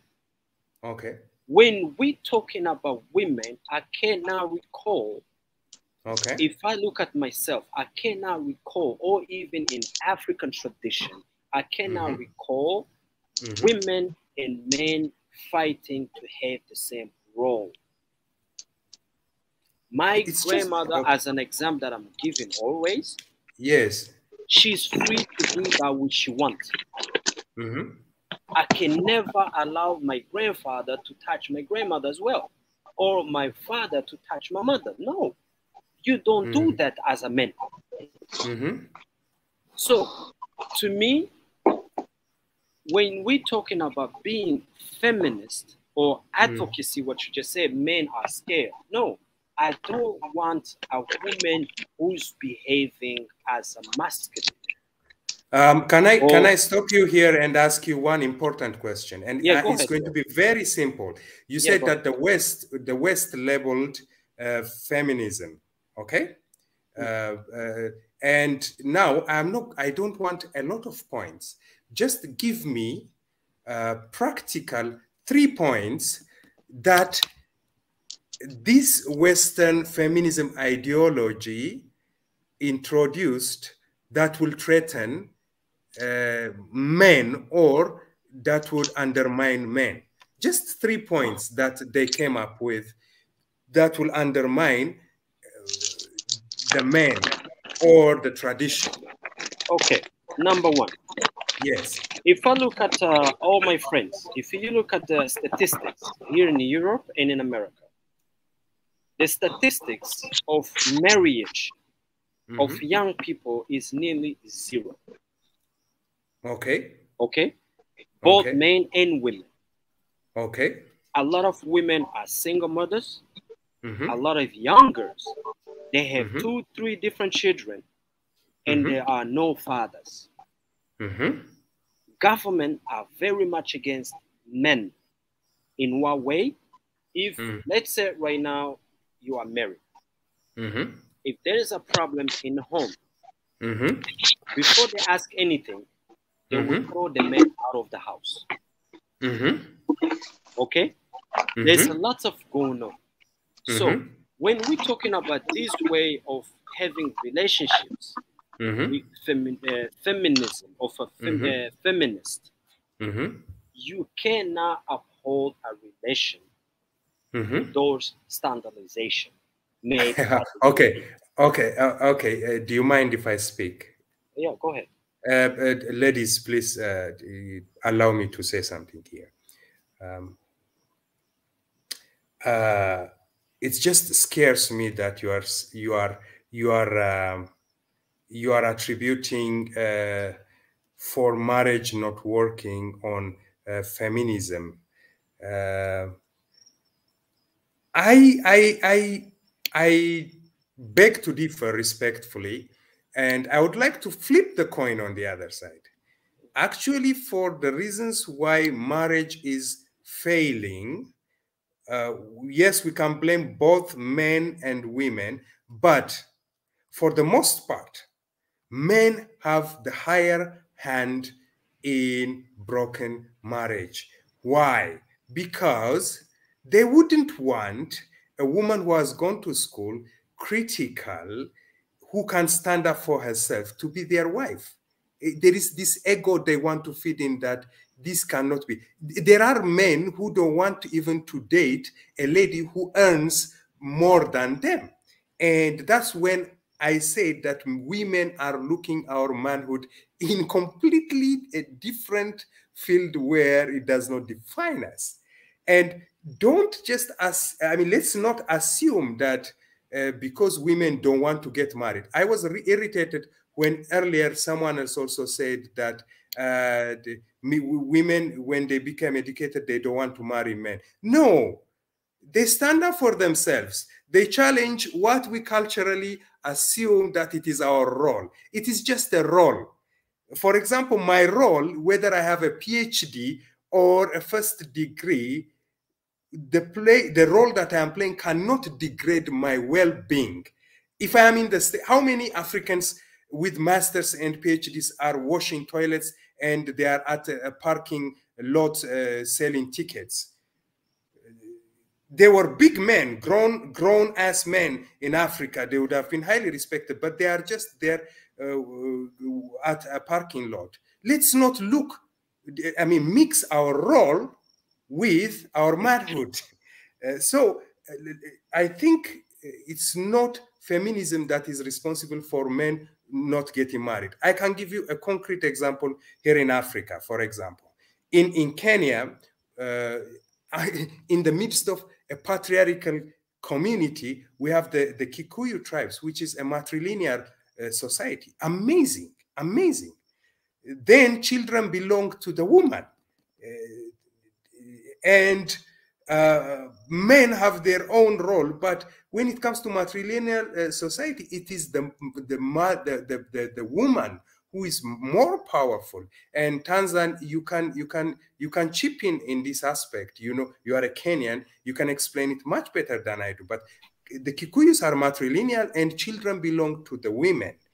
And in most African countries nowadays, you will find single women with children, nice house, good cars, and they are living their life. Why? Because men don't want to live with them. They want to hit and run. They are beautiful. They want to, exactly. They don't want to live in the same house because she earns better. They don't want to live in the house because she will be coming late from a staff meeting, or she will be heading a meeting elsewhere. She'll be flying in and out. And I have personal friends who are powerful, and they are very, very, very really stressed about the men that they are not committing, or they are highly, highly afraid of powerful women. So role play does not define manhood. Let's roll out that. Let me say this, and you're very right about the matriarchal and powerful society of the Kikuyus. Firstly, if you know about Mumbi wa Gikuyu, she was a very powerful chief, and in the past, the Kikuyus, we actually believed that the women were the first rulers, and the women were so powerful that they actually used the men as the footstools. So the men would exactly. Bring it home. Bring it home. This is where we need to go. I mean, this is, remember, this is an African tradition, eh? Yes. So let me finish. So the women in the Gikuyu tribe, in fact, the Gikuyu tribes are named after the women, the Amboi, the Anjeri, the Agikuyu. They're all named after the women, and in fact, the women tribes were created first, and then the what was his name? The God who is created the first tribe said, okay, we have all these ladies, the 9 tribes. What will we do with them? They need the men. So the women were created first, in contrast with the Bible, where the man was created first. The women were created first, and then they had to seek the husband. So God created the husbands for the men to come and marry the women. So the Kikuyu tribes are actually named after the women, the Amboi, the Anjeri, and so on. And the women had so much power. Mumbi wa Gikuyu, and the women have so much power. But you know what happened? This is what happened. The men decided that the women had too much power, and what they decided to do is to impregnate all the women at the same time. so that they would have the power. And when they did that, the men, that's what happened with the matriarchy. They changed from matriarchy to patriarchy, that the men got all the women pregnant at the same time, and then they took over the power. But the women had the power initially, and they had the first tribe. In another tribe, it was said that the men always had the power. There's differences in between the same in between tribes, but in one tribe, the men always had the power, and then one woman came into power, and after that, it was actually the women who said that after the woman had power, there would be no more women rulers after that. It was the women who decided that. So it was not like African women were just passive and just sitting along and waiting for the men to tell them. Yes, they did have the power. So so both in Kikuyu and other tribes, women had quite a great amount of power, and it was actually the men who eventually took over power from the women in many of the tribes. Even in West Africa, you see that there's matriarchy. In fact, there's matriarchy of women, where the women have their own lineage, and they have the secrets, and they have their own power that is separate from the men. So it's not to say that in African society women were oppressed. You see, the difference between oppression and subjugation is an important one, because if you look at Western tradition and Arabic tradition and other non-African traditions, when you say that women are oppressed, they really are under the leadership, and not even the leadership, they're under the rulership of men, and they have no power whatsoever. They are simply just tools to be used however men feel like it. But in most African tribes, firstly, the whole idea of being a housewife. African women were not just sitting at home, just twiddling their thumbs, waiting for their husbands to come home. African women actually have a lot of power. In the West African tribes, there was in the your Igbo tribes, they actually had women who were making their own money. They were going out into their businesses and selling their wares and having their autonomy apart from the men. So women did have a lot of power apart from the men. But what I'll say about this is that even though women had power, the ultimate source of authority was the man, because the men did have the power of war. And that to me is always the ultimate power. They had the power of wielding war against other people, and also they had the power of defense. If another tribe came into the community, they had the responsibility of fighting the war. So you know what, in my opinion, it would have been better for me to be a woman than a man, because a man had more responsibilities and fewer benefits than a woman. A woman had more benefits in terms of economics, in terms of power, in terms of freedom, and less responsibilities in terms of war, because a woman was not expected to fight to go out into the battlefield and fight for herself and be the strong one. But she had the economic power, she had the power in her household, and even in polygamous societies, the woman did have power over her own household.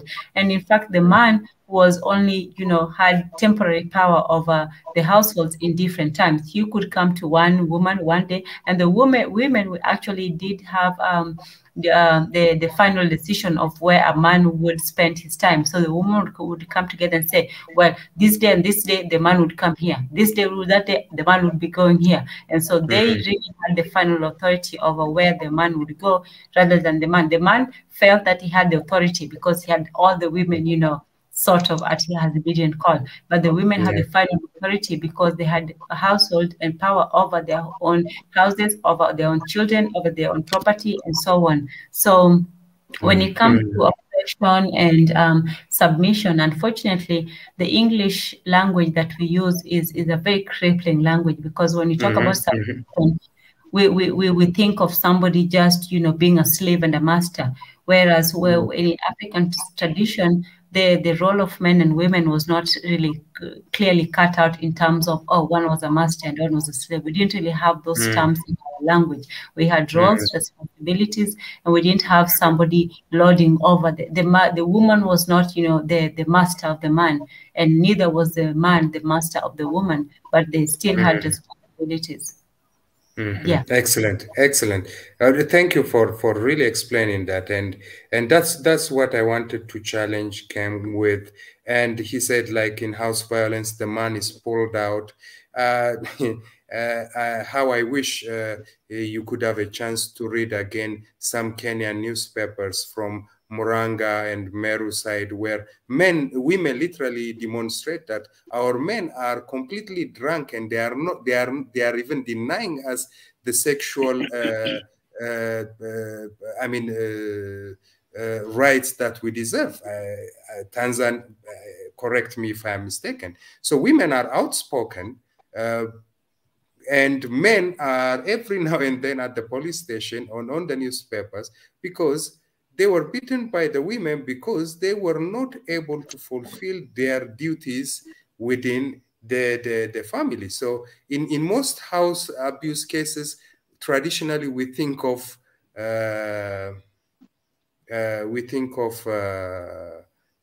men are the victims because the women are listened more. No, sometimes also women can take that opportunity. Anyways, BJ, you've been quiet for some time. Please say something. Oh, I'm still here. You know, it's just I always believe treat people the way you want to be treated. Respect should be first and foremost, no matter what.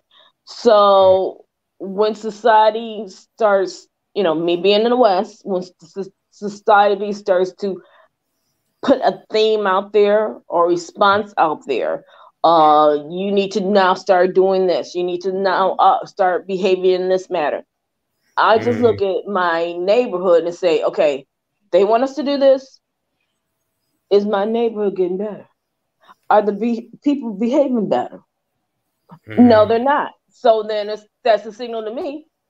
I don't need to follow down that path because it's going to lead me to destruction.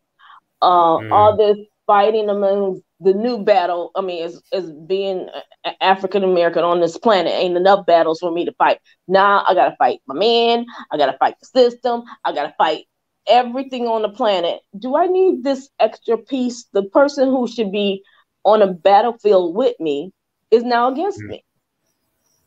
And what is that teaching our children? Because now they're going to say a real relationship should always have conflict. There should not be any peace in the home. No, I'm better than my sister because I'm a male. You're just different than her. She's different than you. You guys do things differently. But again, in any job, in any field, in anything that's out there, there's more than one way to get to the end. Doesn't make one better. It doesn't make one less. As long as you're going towards that same goal. Ken, you that was your first point. Thank you, BJ. Ken, that was your first point that we're trying to really take turns on you. Forgive us if we put you on the spot. What are the other points that really feminism is advocating that men find threatening, or manhood is being shaken or threatened, or tradition? Oh, and before I get to Kim, I just like to acknowledge that in the comments when I asked whether people were feminists, you know, this goes back to last week's subject about whether you're a feminist or not. And it seems to me that there's a great amount of anti-feminist feeling, sentiment. Well, I mean, my thing is, what is a feminist? I still haven't gotten a clear definition of that, because everybody want to more a feminist whole idea. A feminist is someone that advocates for women equality in different platforms of life. That's how I defined it. Well, see, my thing is being American and coming from the descendant of enslaved Africans. We were always equal. I was equally picking the cotton in the field just like you was. So, so where was I not equal at? I love now I love the it's very like, fact. oh, now we don't want you equal. Now it seems like I'm always equal when it's time to fight, when something goes on in the community and we need you guys to go out there and rally and protest. I'm equal for that, but I'm not equal for these other things. So my thing is, BJ, this whole sense of it's a very equality is, beautiful. It's a very beautiful way of looking at it. Yes, I mean, it's not that we've not been equal, but the system somehow had put on barricades. You may not feel the pinch and the pain that our ancestors did when they were chased from a white-only bar, or when they were sitting in a compartment in the university, secluded from the rest of the white folks studying in the university, or working in a cotton plantation while they were meant to be engineers and innovators and all that. That somehow killed an amount of generation that would have advanced America. Yep. I'm not saying Africa, America, right. to the next level. But these human resources have been systematically oppressed, and that's why we say equality. It's not like we've never been equal. We are human beings and we know it. Then that's why we are saying equality, to be given the platform to contribute to the rest of humanity what we are born to do. Why should my dream be why should my dream be chained simply because the white folks next to my house feel that that's not right for a black man to do? You know what I'm saying? And I'm only saying that because it's we've always been working, we've always been fighting, we've always been supporting each other, and we always said we want equality. But me and my community knew equality did not mean I want to be a man. That's where my problem is, that when the definition and black comes folks in never to wanted to be white men too. Exactly. But you know, and let me get back to what Pai says about he responds to Betty Hailu about until women are in 50-50 in most of the male fields, crime fighting, military, etc. No woman.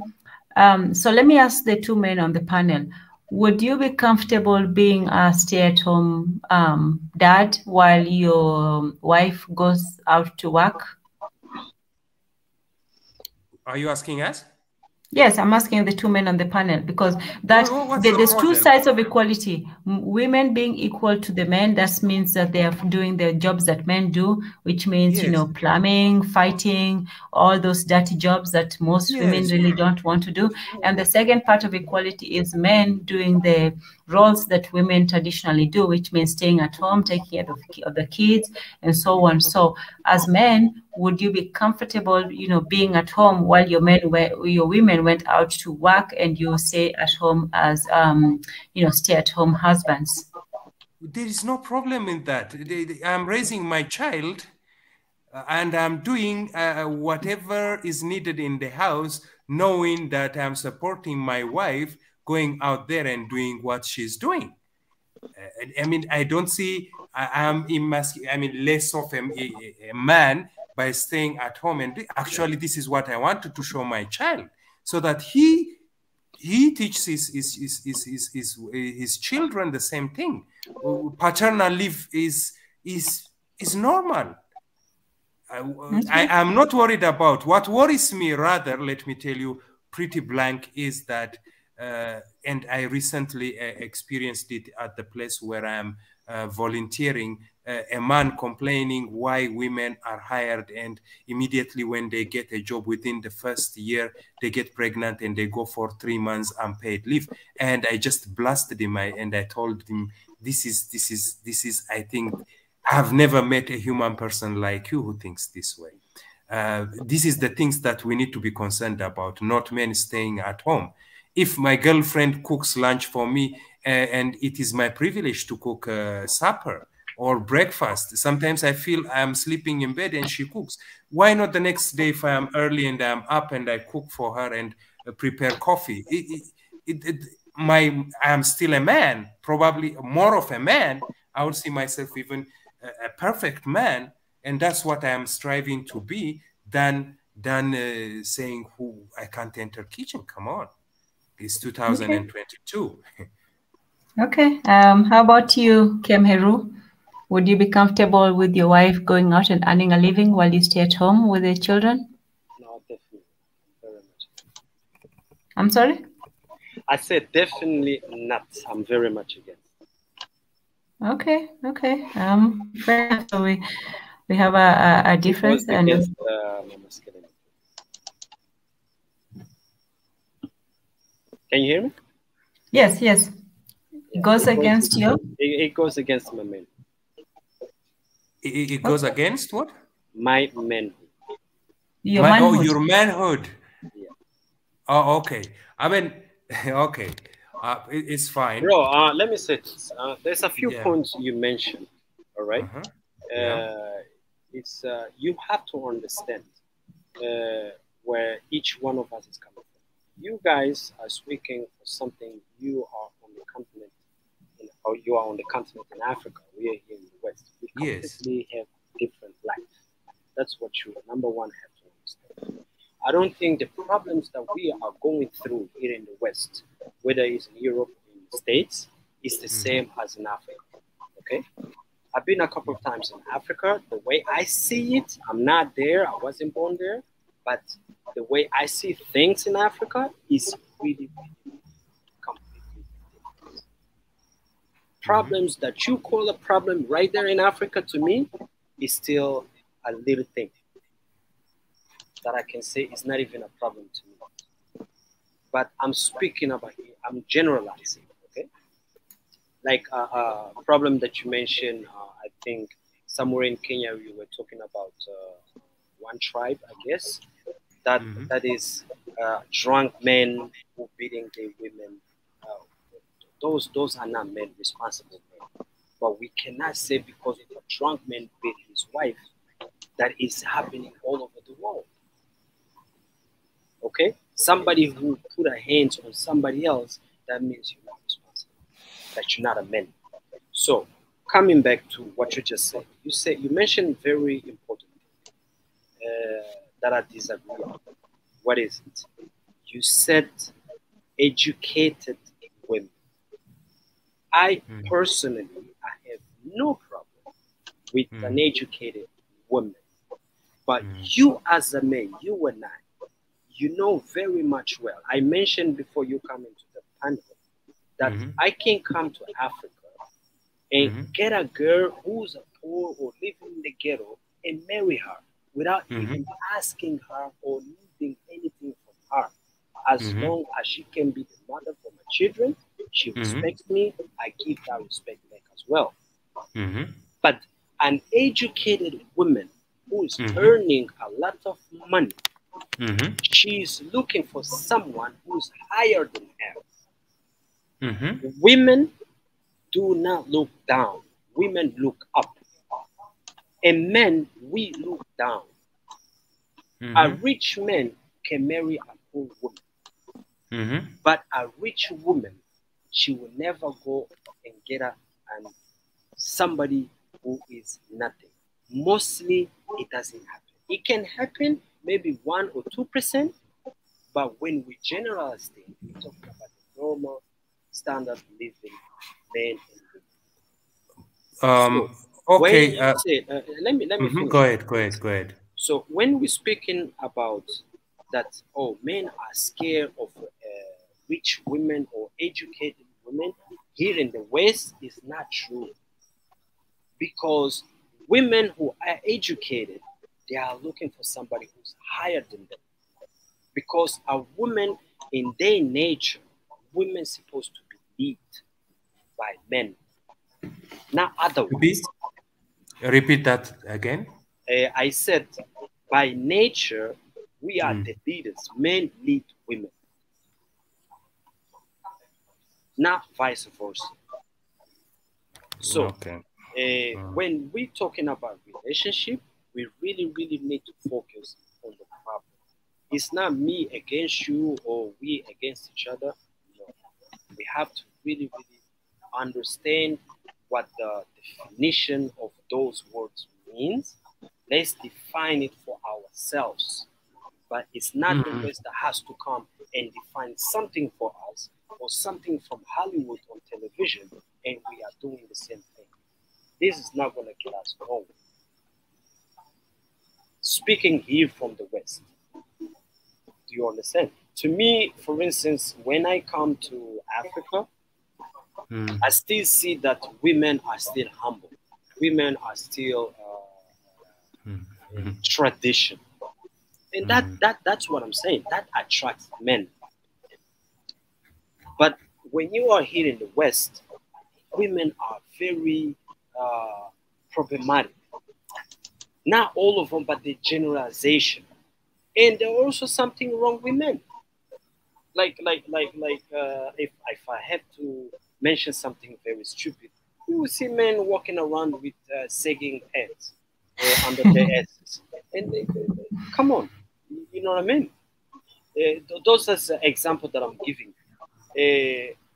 There's something you mentioned, like you rather, if you prefer to have a woman that can go to work and you can be at home, stay in bed. Okay, that's your choice. If you like, no, it's not staying in bed. I didn't say you're gonna stay in bed. I stay home. It's you know, the argument is that that's red herring.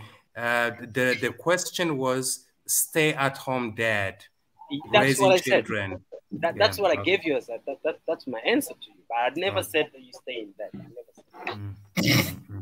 I didn't say that.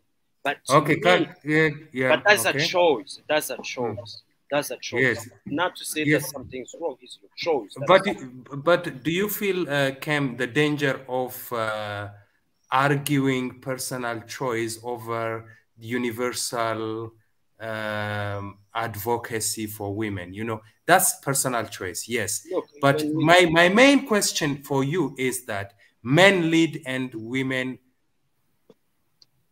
follow. You said that men are leaders, right? But for me is that, does it matter? Yeah, does it matter in as long as the two consents the destination? Does it matter who leads who? They are together, they are on a journey. Does it really matter one leading, the other following? You know, it just worries me, because in as long as they consent where they want to go in life and the destination is consensual and they love one another. This is, you know what you just said right now? What you just said right now is what is happening here in the West. They take a basket and they put everything together. They say everybody is equal, everyone is the same, we are all human beings. No, we are different, my brother. A man is different to a woman. Let me finish my point, please. Men, we tend to be more of logic. Women, the way they respond to things is according to the way they feel in general. That's why you made that big mistake when you were asking the ladies in the house, if you let me finish, don't use your feelings and be logical. Actually, that came out as an offensive, because women are also much logical. So when you asked that, actually, I was disheartened, and I wouldn't respectfully want to allow you to repeat that same mistake, that when women are women do things based on their feelings, because here we are in the panel and all of us are contributing and we are trying to be as logical as possible and we are correcting each other. So if you are assuming already, you are starting within this panel of 4 people that 2 men are logical and the other are feelers. Do you see the danger of the logical assumption? What is the danger then?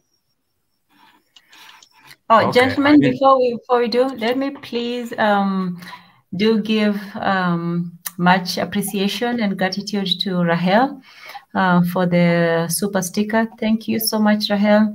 And just let the rest of you know, thank you. We do appreciate the support, and we're here to support Mika. He is the founder of Social Relations Channel, and it's because of him that we are here being able to have these discussions and to share our views and so on. So please do, share. And if you can share financially, that is great.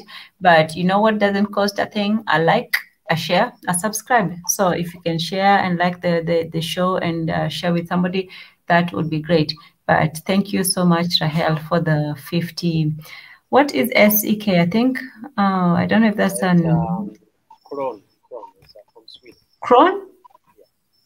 Oh, okay. What country is that from? Sweden. Sweden.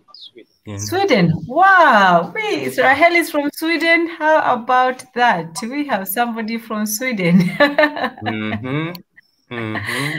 Well, thank you so much. I guess Swahili nation reaches far, so we do appreciate you. I'm wondering what's happening between Sam and Betty Hailo. They are talking about teaching each other whistling and all that. Guys, what's happening? Let me tell you something about Sam. Sam is really, I don't know what's happening. Sam is at it again. The two guys are just taking it off, teaching each other how to whistle in the chat room, and we are just here arguing about advocacy and equality. And this is the example. Tell Sam, since he's whistling, Sam is a gentleman. He's trying to teach you're also bringing flowers and money. So tell him he could cash out me. And by the way, Rahel is whoever speaking with the end letter. That's you, Nat Nile. Nat Nile, you have a new fan in the comment section, and Rahel says, thank you for standing up for your sisters. Sometimes it's disheartening listening to these kinds of discussion. Well, Rahel, I hope you're not disheartened. We're here to learn from each other, and we as women, we need to know what the men are talking about, just the same way as the men need to hear what the women are feeling and thinking. So we're here to share our thoughts, opinions, and to know what we're both talking about, because sometimes we end up, that's why I'm not so much a fan of the manosphere or womansphere places, because people just end up telling each other what they want to hear. The men tell each other what they want to hear. The women tell each other what they want to hear. But that's not really going to help anybody unless you're just, on the whole lifestyle, lifestyle. And you guys know what I'm talking about. But we're trying to build a family. We're trying to get men and women to talk together. We know that we're different. We know that we think and feel differently. And we want to come. Yeah, I mean,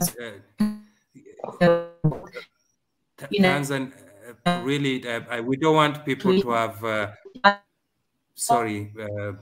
we don't want people to have hard feelings right here. We roast each other. We can both learn from each other, and we can both. Yes.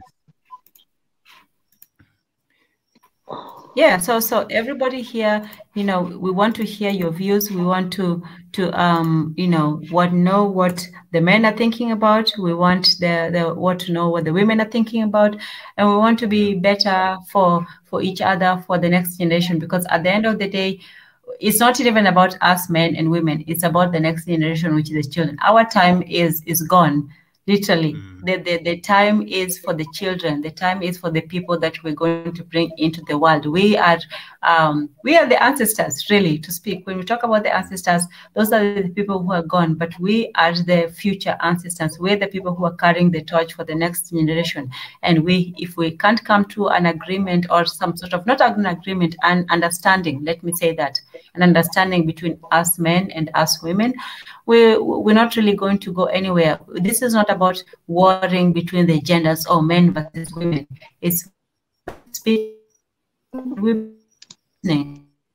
Same thing as women talking and men listening. We want to listen and share and each other. We're not enemies. We're all human beings. We're not fighting against each other. We're really working together. And we want to know, as women, we want to know what the men think, what the men want. And you men, you should also want to know what the women want to, want and think. So this is not a competition. It's not a competition. It's not a fight. It's not an enmity. We're listening to each other, and we all have different viewpoints. So that's what we were trying to do. So yeah. So go ahead. Either not. Yeah, absolutely. Because the thing is, the one thing we have to remember, that colonization really has never ended. So I always think, if your thoughts is, like Kay, you were saying that you believe in a polygamous relationship, if those are your thoughts, then that's fine. But with us knowing how the media and the system puts thoughts in our heads and we just grab onto it, then if we take on those thoughts, is it going to benefit us in the end? So with the destruction and this back and forth bickering and you're my enemy mentality that they're trying to surface up and see if it spreads, that's not going to do us as a whole or our children any good. You don't see any other group out here. They have conflicts, but not to the point that they're, well, you know, I'm a feminist and therefore, you know, I don't need a man. And a lot of the... Very true, very true. Mm-hmm. Actually, continue. Actually, and that's let's where... take a moment to welcome our other guests. You're breaking up a little bit. You're breaking, sorry. Tanzan. I am? Oh, okay, okay. Gust him up. Hopefully okay. you can pick up his team. Yeah. No, BJ was very, very right when she said, I'm not really, you know, there are some people who have misunderstood feminism and it means that just going against by any chance and by any means to the men. No, I'm not advocating for that. But in any movement, you'll find people who will be always having extreme stance. We don't hate them. That's how they want to react to the situation. But here, the reason why me and Kem as men, it's not that we don't like or we are hating on each other. We are pushing the extremes of reason so that whoever is participating can come up with more ideas that will reconcile or neutralize this idea.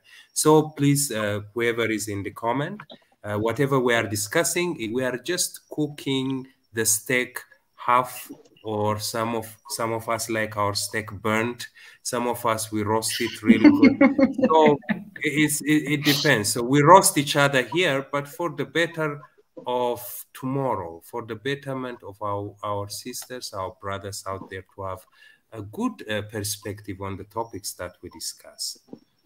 Yes. So let's welcome Gustim up. Hello, everybody. Hello. Hello. Hello.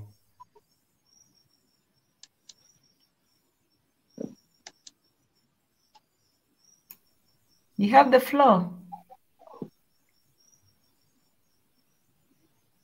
No, I'm just listening. I'm listening to all of you guys talk about what African men want. I'm listening. Okay. So, okay. But what do you think about what we've been saying?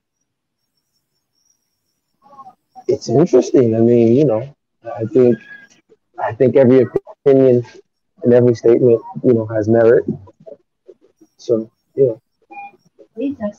I just think that, unfortunately, you know, our societies are being we're being rapidly changed right before our eyes, unfortunately. And we have to slow that down and try to get it to change in the direction that's going to benefit us. Exactly. Because all this agenda is benefiting someone, and that's why it keeps being populated. That's why it's on the airwaves. That's why, you know. So then, let me ask you this question. In terms of what men want, if men say what they want, right, are women, do you think they're willing to deliver? Oh, you were breaking up a little bit. I said, if men say what they want, do you think women are willing to deliver?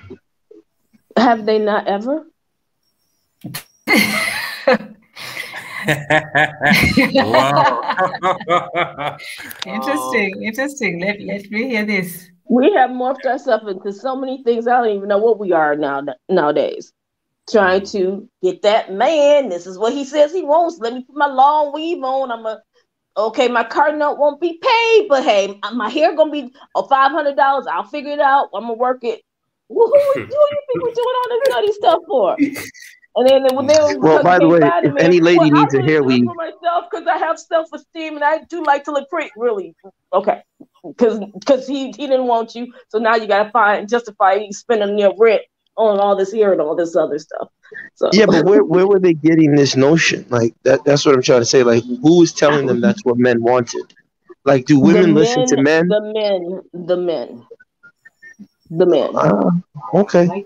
I mean, because Tan earlier said something about Kevin Samuels being like an internet daddy, and you know, I don't know if I agree with that. I think that Kevin Samuels was voicing an opinion that a lot of men agreed with, and in typical fashion, women didn't listen. Well, no, but see, I had to pull it back because I'm a little older, and I just remember. How do you know you're older? The date on my birth certificate has indicated that. Yeah, but you know, my birth certificate. Well, I didn't ask. You were talking about Kevin. If I reel it back a little bit, all the things that Kevin Samuels was saying is all the things we were doing. Then all of a sudden, why is it an issue now? That's why I always had that little side eye on what he was saying, because we were submissive. We would do all these different things. We constantly, what does he need? When weren't we doing this? That's what I'm trying to figure out. That when. But here's the question: if now, that I'm was not the saying case, all of us, but that has always been done. No, but wait, hold on. If that was the case, most men would not have supported him. His platform was mostly supported by men. Yes. No. And I don't understand what got all that support. Because I couldn't figure out, when did we become all the things that he said we were? Not because saying that you weren't listening to us, and you still not listening to me now. You see what I'm saying? We're telling you. Listening to you. You saying trying to tell you that men felt. Now I'm trying to ask you, when did that happen? That my whole thing and is that's a conversation. But I think that's a conversation.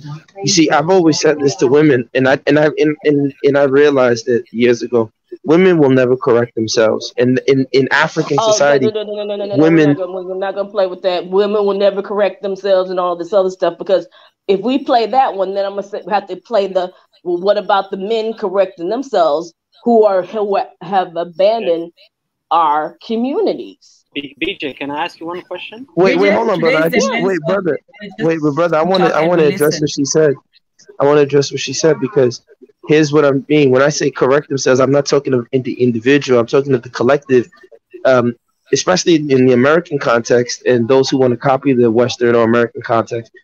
What happens is that over time, the women don't have, you had a council of elders. The women, the older women would advise the younger women on things, but these older women are.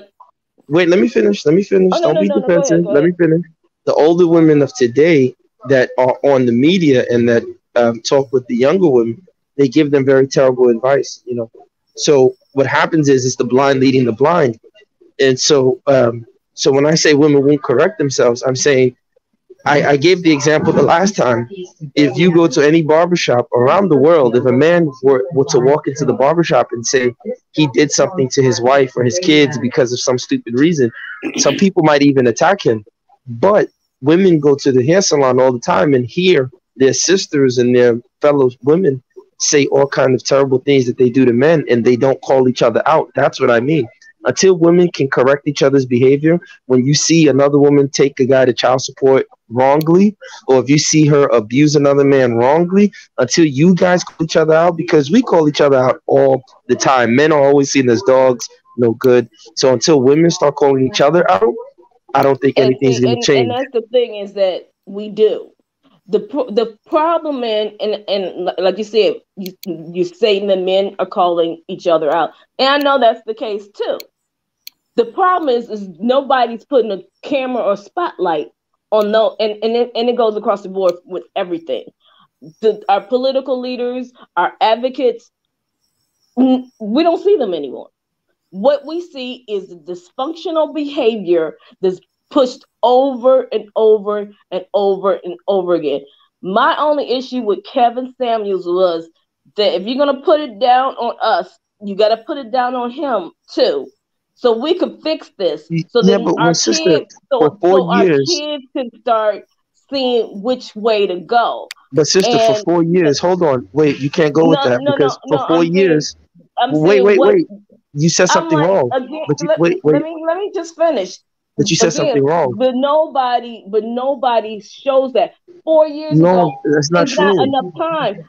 Wait, You should have been doing sister, that slow from day one, down. because what we Sister, need to do is analyze what we I'm sorry both are to doing slow wrong. you down, you gotta sister, slow but down. today is the men's turn, and we're going to listen No, to she them. can say her point. No, she can say her point. That's okay. No, But I'm sister, sorry. but BJ, I'm going to listen, add BJ. to Naja and Mo to the stream. So Okay, that's perfect. yeah, go ahead. But BJ, listen, look, for the first 4 years of his podcast, all he did was talk to black men. He didn't say nothing to black women.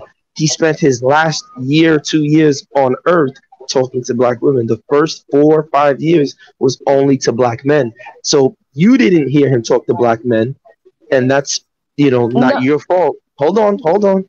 Just because you didn't hear him talk to black men doesn't mean he did not. For 4 years of his program, his first 5 years when he was on YouTube, all he did was talk to black men. If you don't believe it, type in Google Kevin Samuels, go to his YouTube channel, scroll all the way down to the beginning. He never talked to black women until about 2 years ago. So again, the narrative that, oh, we don't talk to black men is an old narrative. We do. Everyone talks to black men. And with that talking, did it have an impact on black men? Because again, I know where the issues are coming from black women. We are still, we're not focused and emulating the right thing. Our problem is a lot of times we just jump on the latest flavor of the week without really analyzing, why am I really following down this road? Because we see someone else is doing it, so we do it too. Oh, you did this and you got him? Well, I'm going to start doing that too. Instead of saying what is going to be best for me and what's going to be best for these kids, because I have to raise them. We've lost some of that. So again, yes, we definitely need to have that conversation on what we all need to do better. Women need to start looking inside and seeing what we need to do better. But again, my thing is, at the peak of it, how do we fix this and not just conversate about it so that the kids will do better? BJ, you see, you're already very aggressive. You got to slow down. And I'm going to end with this. The energy you take, keep saying your point about the community, and we know this already. I need you to take that and create a channel about what the men are complaining about. If you do that, then you've done half the battle. Men will talk to men. 2 Niger does a great job fighting me every day when I talk about women. Men come at men all the time. I need you, sister, to understand. You don't have to feel attacked. You don't have to feel beaten down or anything. But take your energy and talk to your black sisters. And I do it every day. I do it every day. And I've made an impact, but maybe not at the Kevin Samuels level, but I'm making an impact. Can I say something, brother? I came in the last 5 minutes.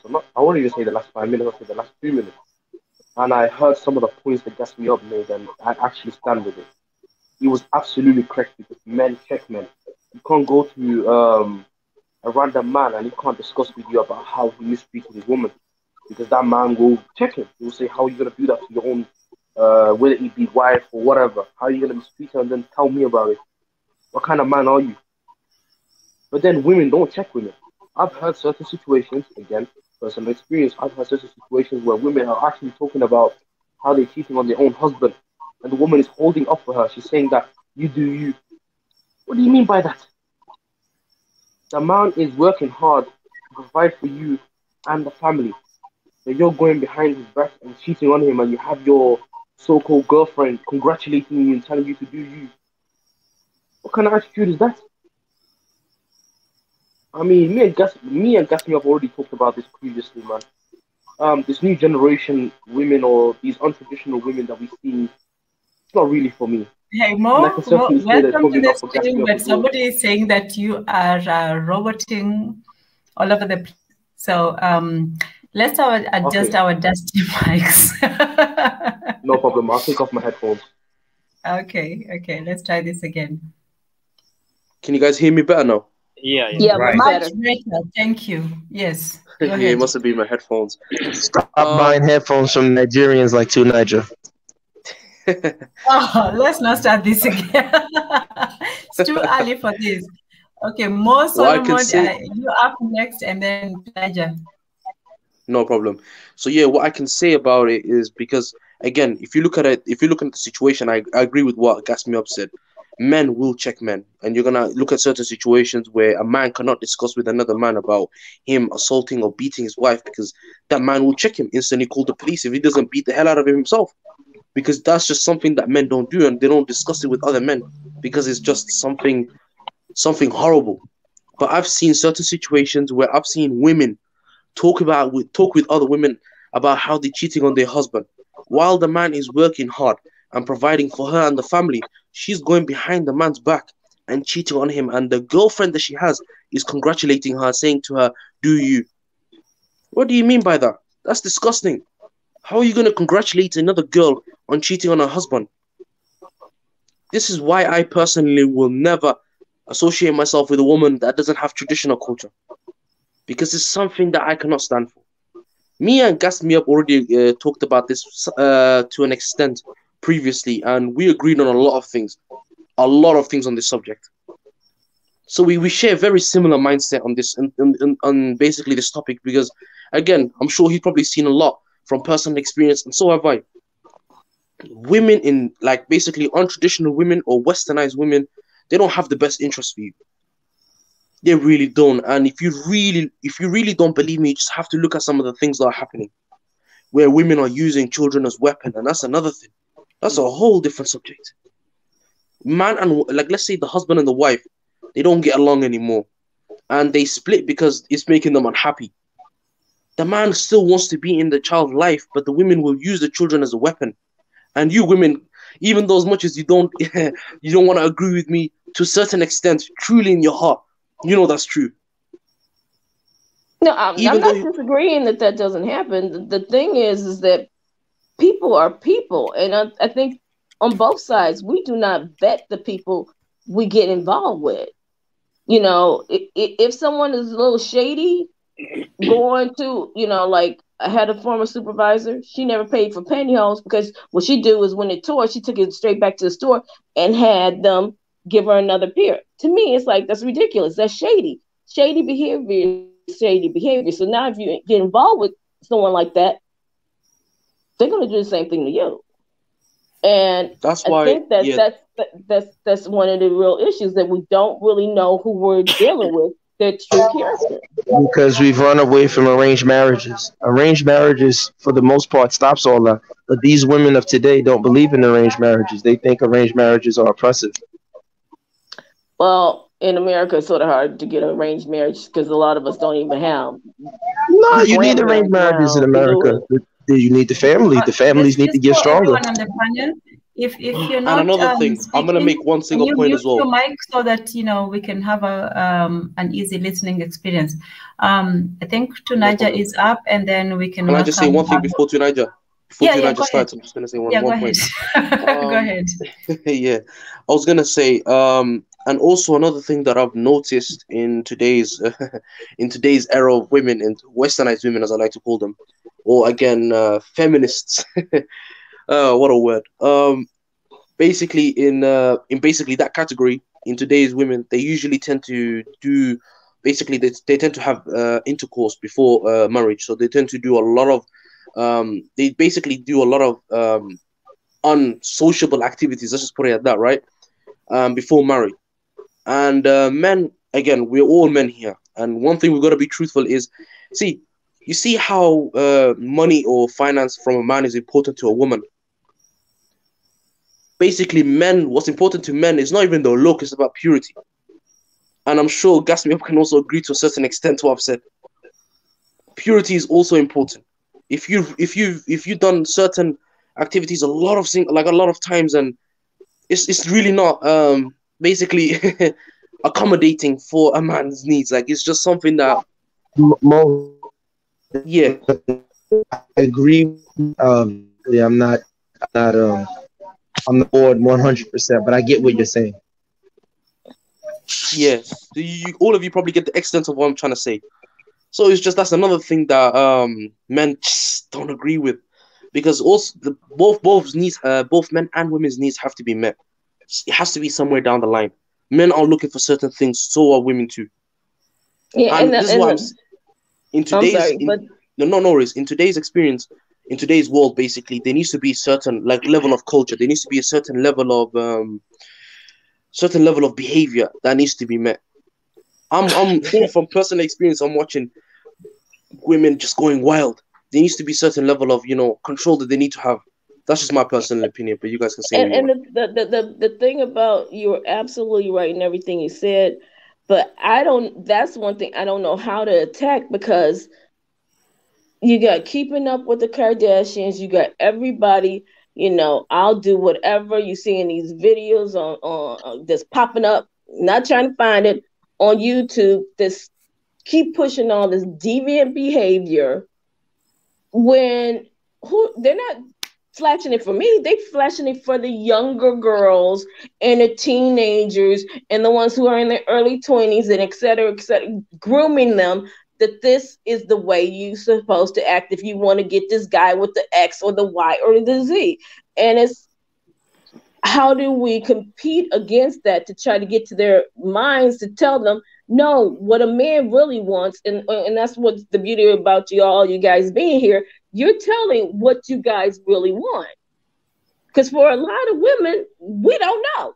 So we keep flipping, well, does this work? Oh, well this they got to ask their fathers. Those women need to ask their fathers. A lot of BJ, those women need to ask their fathers. And a lot of you're not going to ask your father of what a man wants sexually. That is a very awkward conversation. You should. So, you should. Yeah. He should tell you the truth. You shouldn't hide it from you. Okay. Well, a lot of women, they go off what they think that men want. So so that's why we're listening to you tonight, and we're letting you speak, and we're listening. So go ahead, Tunaja, and then we'll listen to everybody else. And then Aboyak, welcome. We're going to have you next. So yeah, Tunaja and then Aboyak. Hi, can you hear me? Yes. Yeah, thanks for having me. Yes. About the whether women are logical or illogical, I think women generally are not as logical as men for specific reasons. Because if I didn't know better, I would have, I would be just saying it, flippantly like most people say it. But I think when you are around children, you can see why you can't be logical around children. And if you have to raise a child, God forbid you are raising a child that is a little bit not very well, you can't act logical, and you go crazy around children. So you have to feel your way through it and know where they are coming from. I think that's partly why women are more, if men hang around the home, that's why they don't hang around the home too much, because they know they can't put up with that kind of environment that seems chaotic and not logical. Because a man's life is, if you have to do something, you have to be precise. And if you make a mistake, it could be the last mistake you make. And so that means you have to be logical about everything. If you want to measure something, to cross a bridge, you better make sure you measure that it's strong enough. Otherwise, if you halfway through the bridge, you're going to fall and die, and your family is doomed. So you can see why because of the lifestyle they lead, the women you can't exist in logic. When you are a woman, you are with children, and you are going to lose your mind. And the men are going to die if they operate illogically, whatever they are doing. About modern women and whether we should learn from our dads and all that. I think maybe there's something to be said for that, but it's creepy though to be going to ask your dad about for advice about men and stuff like that. Especially when it's about intimate stuff. I would say ask another guy, male friends. Don't go near your dad on that one, because I know I will run the other direction. So speak for yourself. As a father, I would tell my daughter the truth. I'm a father, so I tell my daughter I hide nothing from my daughter. I don't know, man. I don't know how to talk that kind of talk, I mean. So, so how am I supposed to start? Where do you draw the line? Where does it? So, Ben, that's it. Just don't ask me nothing about your mother. I'll tell you everything you need to know. Don't ask me anything about your mother. Okay. It depends on what you say, because you draw certain images you draw for your children is, I guess, I don't know. So why hide it? Because it's better you tell your daughter the truth than one sharp Yahoo boy go and lie to your daughter now and tell her bullshit. I get your point, but there are certain things, if you tell your child, I guess if it is, you see, there are cases where they said if you are too close to your children, it actually damages them. And so you have to know sometimes where to draw the line. Nobody say you should tell your daughter this thing at 8 years old. We're saying when she's 19, coming of age, daughter, listen, I'm a man. I sleep with women. I slept with women. I did this. I did that. This is how I took the women serious. Tell her the truth. So now when she goes out there, she'll say, my father prepared me for these kind of men. So she knows, instead of her learning the hard way and she has heartbreak. You know how many women I say, what does your father think? They don't know because they don't even ask their father. Their father is just ATM machine. About the part about this, relationships and stuff. I think that's normal. You can be able to do that, but I'm talking about like when it comes to like sex and all that stuff, details. That's, to me, I think that's a little bit too graphic. You don't have to go into details, but you can tell her sex is important, that men like this, and ask your mother. That's it. Aha! You see, now that you got that one. Okay, so that is that anyway. So, and about Kevin Samuels, during the period when he was, according to what he said, talking to men, he was basically doing perfumes and all the rest, and now and again talking about men. And when he talks about men, it's generally benign. There's only one video I saw of him that it seems like he's actually criticizing men strongly. So you have to understand that if you look at the history of the guy, maybe, to be fair, I think 80% to 90% of what he's saying is actually accurate. There's nothing wrong with it. Is that extra 10%? That's where the rub is. And because there's nothing wrong to say that women that are highly educated, sometimes they set the standard too high. They forget that, the field that they are playing in is a lot smaller. That's the whole story of Kevin Summer. That's his whole this point. He's trying to say, women, know yourself and cut your code according to your size. Stop acting up and expecting things to change. It's not going to change. It's not going to be better. I actually believe that the rate of divorce is very alarming amongst the way women are triggering divorces. For me, I don't know why that is. Maybe the women on the panel can shed light on why in the Western world women are triggering such a high rate of divorce. I have an answer for that. Yeah, go ahead. I think a lot of people are trying to keep up with the Kardashians. So actually, so they have this fairy tale view of what a marriage is, and a lot of people don't know what a real marriage is because in America you don't have that. No, we used to live in one community. Everybody was there. You see your neighbors. You see, my auntie lived a block away. Whatever. So you saw things directly. Now we're so scattered, we don't really see our families like that. We're not engaged in our families like that. So we don't see the intricacies of the marriages and the family structure like we did. And then plus we work so much. So once a problem comes through, instead of them working it out, they're like, it's not worth it. I'm just going to walk away. Okay. Let's welcome Dang Y. I remember you, but I don't remember if it's Y or we. But go ahead and say your piece, and then we'll go around. Dan? Okay. Thank you. I was just gonna say that, and it's been a while since I looked and broke down that number, and as far as divorces go, but the number one reason cited for their divorce, it surprised me because I was thinking it was going to be cheating or infidelity, but it was actually simple displeasure with their spouse. When they asked the women or whatever, or they cited the reason for the actual divorce, it was just simple displeasure with their spouse. So I can only like go off of what they say with that. And then two, So did it like change from finances? There used to be one of the high ones. and so that is on up there. It's been a minute since I looked at it, but the number one reason was displeasure with their spouse. So at least the last time I looked at it, that may have changed, but you know, that's where it was the last time I looked at it. And also, I would say that like when you really kind of look at displeasure with your spouse is catch them all. It could be because the spouse has cheated on her. It could be because the spouse doesn't have money. Infidelity was a reason, but that wasn't a reason. That wasn't like the highest on the. Wow. Do you know why? Do you know why? And my theory is simple, and I'm gonna get off soon. Women don't really love men. The only woman, I told this to Mo, and a lot of people didn't agree. Only woman that loves you, pound for pound, is your mother. Anything else is just, you know. So for me, if you're a man, pay your bills, take care of your children. Don't stress yourself, because she can always wake up tomorrow and get the bigger dick, the more money, or leave you and tell you she's tired of you.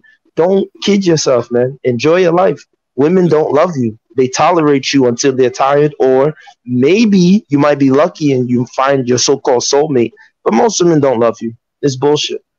So I would say, like one of the there is like a big, you know, kind of like, I guess, elephant in the room when it comes to like divorce. Like, you're forgetting that like we basically kind of incentivize it because we basically pay half of like the spouse's money, as well as like, you know, 18 years in child support, depending on how old your child is or whatever. And I've known many of those mothers. A lot of them don't spend it on the kids. Like I would of course not. Yeah, of course not. They wouldn't spend it on the kids. That's not the game. You know, look, the state, I think men have to come to a conclusion in modern society today. Women don't need you. The state has provided everything they need. They have affirmative action, they have welfare, they have alimony, child support. They don't need you. So men need to realize, stop stressing yourself, stop creating your identity based on what a woman does for you. Enjoy your life. Travel. If you're lucky, have some children. If you meet a woman that wants to work with you, great, treat her good. If she doesn't, too bad. So I would agree, but there's one other thing that there's like, when you look at it, this is basically, because it wasn't always this way. This is basically essentially a result of like, you know, women voting. When you break it down and you kind of look at what pretty much what they've done, women essentially voted themselves a husband via the state. Like, the state is basically a lot of women's de facto husband. If the guy displeases her, she can always basically just take half his money. And nobody strokes you longer than Uncle Sam. Pretty much. Like, we kind of have a system that... Hey, man, 1 second here. But I've heard this, you know, women are taking advantage of the legal system and so on and so forth. But you do have to remember that it was the men who do create the legal system and who provide... Because men saw women as weaker, Tan. The elite men have always seen women as weaker. So, of course, they would make policies that don't affect them. If you notice... And you know, and you know what? I'm just going to put it in real quick. The thing is that you're saying the child support is what, you know, women are pimping men. No, it's the system that's pimping the men. Because again, who gets the bigger chunk of that money that's coming out your pocket for child support than the state? So the state's going to put whatever in policy. If you want help with this, if you need this, then you're going to have to give me that Social Security number. Because for years and years and years, women were not giving out that number. Women like, oh, I don't know who the daddy is and was going about their way. So it was the state that put the pressure on them to give. And speaking of women, I do have to give. We have a very special lady in the house, Marie Antoinette. She's always the calm voice of empathy, whereas a Big E is the voice of reason. She is the voice of empathy. So, Marie Antoinette, please have your say. Welcome, Marie. Hello. Welcome, Marie. Hello. I just have a quick question. To what extent do you think the extended family helped to protect marriages. I grew up in an extended family, and I think that is what protected my mother's marriage. I know it doesn't always work in that way. There are extended families in which there was tyranny. You know, we all know of the stereotypical example of a tyrannical mother-in-law, but in some cases it really works out well, that arrangement. What do you think? So, okay, let's start with let's go down. So because we seem to have a full panel tonight again, so we'll go with Kehiru, and then we'll go with Natnal, Gastimap, and Deng, and Aboyak. Well, you see the view, and then Mo Solomon and Tunaja. So let's start with Kehiru. And please keep your responses to just maybe 2 or 3 minutes so we can go to the next person. So, Kay, you're up. Yeah, well, I'll forward it to the next one who want to answer that question, and I will come back with the answers to the reaction to some questions that have been raised before.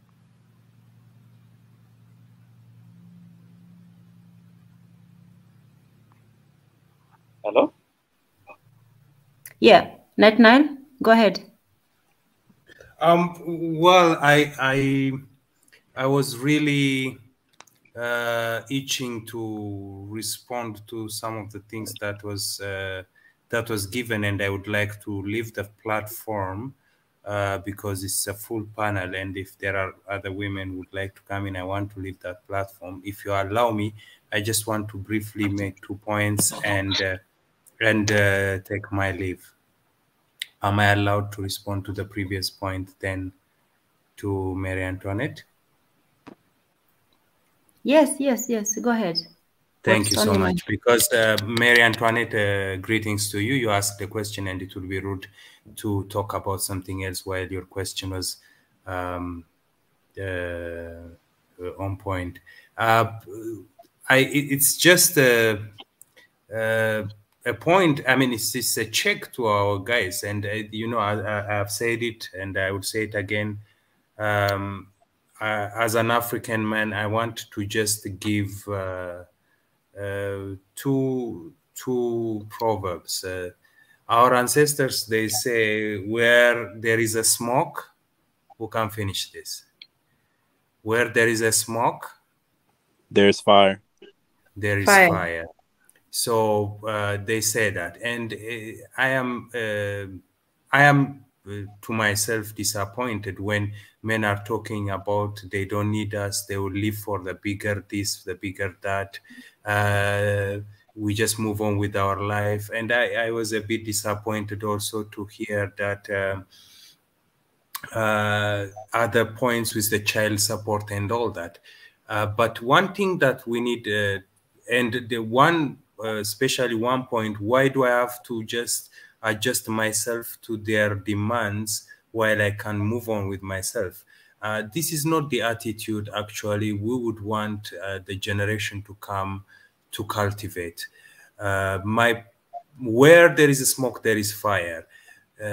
Don't just look at the event that is happening now as a complete revolt because of feminism. And that's why I've talked about it. For centuries, women have designed a patriarchal society where men has been heading everything, and everything has its boiling point. And it will knock each and everyone's house at some point if we don't reverse it with wisdom and knowledge. If you start to grind and whine about child support and them looking for better money and a better whatever, the better size, the question is not answered. The question is that women, the reason why they are doing all this could have a reason behind. So let's talk about the fire, and let's not just be preoccupied about the smoke and talk about the wound direction. Let's address the issue that we have pushed some things to the limit that they revolt to. And the way they revolt, what you see is what you get. Your child would have more influence from the outside world than yourself. As a parent, what do? Do you beat them up and say they are bad children and you ground them, or you converse with the new trend that is coming up and curve the situation? Men, let's not make this mistake. As a man myself, I would want to work on myself in as much as possible, because my manhood is not threatened if I become a better man, because the women demand 1, 2, 3. And if it doesn't really, it has nothing to do with my manhood. If I am more gentler, more careful, more sensitive to the things that are around me, and talk openly about some of the injustices that's talking about. The world, America is not the belly of the world. Look at Africa. I'm talking on behalf of Africa, that children are raped underage and they are suffering from fistula. Women are in hospitals because they are raped by overaged men. Arranged marriage. Someone said arranged marriage is good, but let's discover it. Usually, who arranges the marriage? It's the men's side that book the women's side. How many of us men here would want someone to knock on our door tomorrow and say, you know, my daughter is interested, and you look at her? I'm very sure that many men will be pushed back if it comes from the women family. But we are just pushing some of the things, not knowing that behind the smoke there is fire. So let's not search our manhood and our ego where is not important. It's better we march towards the better community and towards a better family. Family is important. You don't get away with your life and make your money. Money is not family. That's why money is money, family is family. What makes a human person is the community. Marie Antoinette, that's why extended family, in as much as they don't deny the privacy of the couples in marriage, they all help. That's why extended family are part of the family. But we don't really allow them to override some of the things that the man and the women within their household can curve and address to. Finally, I want to just give a story as an African man, again, sorry, and leave this platform. Does anyone know the reason why the male dog raises its leg when it is helping itself? I mean, short call. Do you know the reason? It's just something funny, but I want to give you this story. Guys, can you tell me why a male dog raises one of its leg when it's peeing? No, brother. Can you explain it to us? Okay. I have want no to idea. give you. Go on. So I just want to give you a small story. It might sound silly, but I just want you to reflect on this as I take my leave. They said that at some point, one of the well-renowned chief of the dogs were peeing under a fence, and the fence was a huge wall, and it collapsed on it and killed their chief. So the dogs came together and agreed that as a precautionary measure, next time wherever we pee, we need to keep our legs up so that whatever collapse must be blocked. And that, they said, became a tradition that all dogs end up peeing with their feet up. Now, will a dog ever fail even if it's amputated and it cannot raise its leg? That's the kind of question I want to leave men. There are some things that we safeguard and we hold on to as defining men, but deep within, when you realize it, it is just that we've been taught that way. And if it is not life-giving, why not adjusting to the new demand our sisters are bringing? In as long as it curves and builds a better community. Otherwise, we will be even a dog, an amputated dog will assume that it is raising its leg, but it's just peeing without its leg being raised. So let's not fall into a trap of addressing where there is no problem. Let's be part of the problem that we have contributed over the centuries, starting from the ancient Greeks, the founders of wisdom, the Plato, the Aristotle, where they said men first, then women and children, then slaves. So please, let's not fall into this trap and build a better community. Thank you so brother, much. I was going to ask you a few questions. Thank you, Yes, sir. Nathan. I really Very appreciate well that. said. Okay, it's just that there was a few things that the brother said that I wanted to ask him. The first point was where he stated, and if I remember on top of my head, I wasn't paying attention fully, but if I remember on top of my head, what was it again? Yeah, he stated something along the lines of, we men can also do better, which I do agree with, but there was something before that I wanted to really ask him, which I did forget.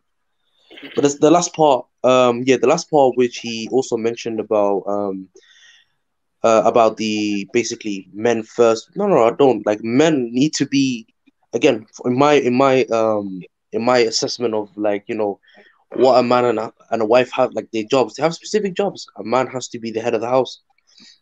He needs to provide and protect. That's the basic necessities of a man. He also needs to also be there for his children. That's also a basic necessity. He needs to be there for his children.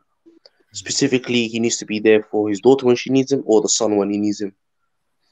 So, and I also believe that women have to be more traditional, because what we're seeing in today's world is just crazy, where women think that being unmodest and wearing revealing clothes and doing all of the new gen or the new generation trends, as they call it, and it's not suitable for a man.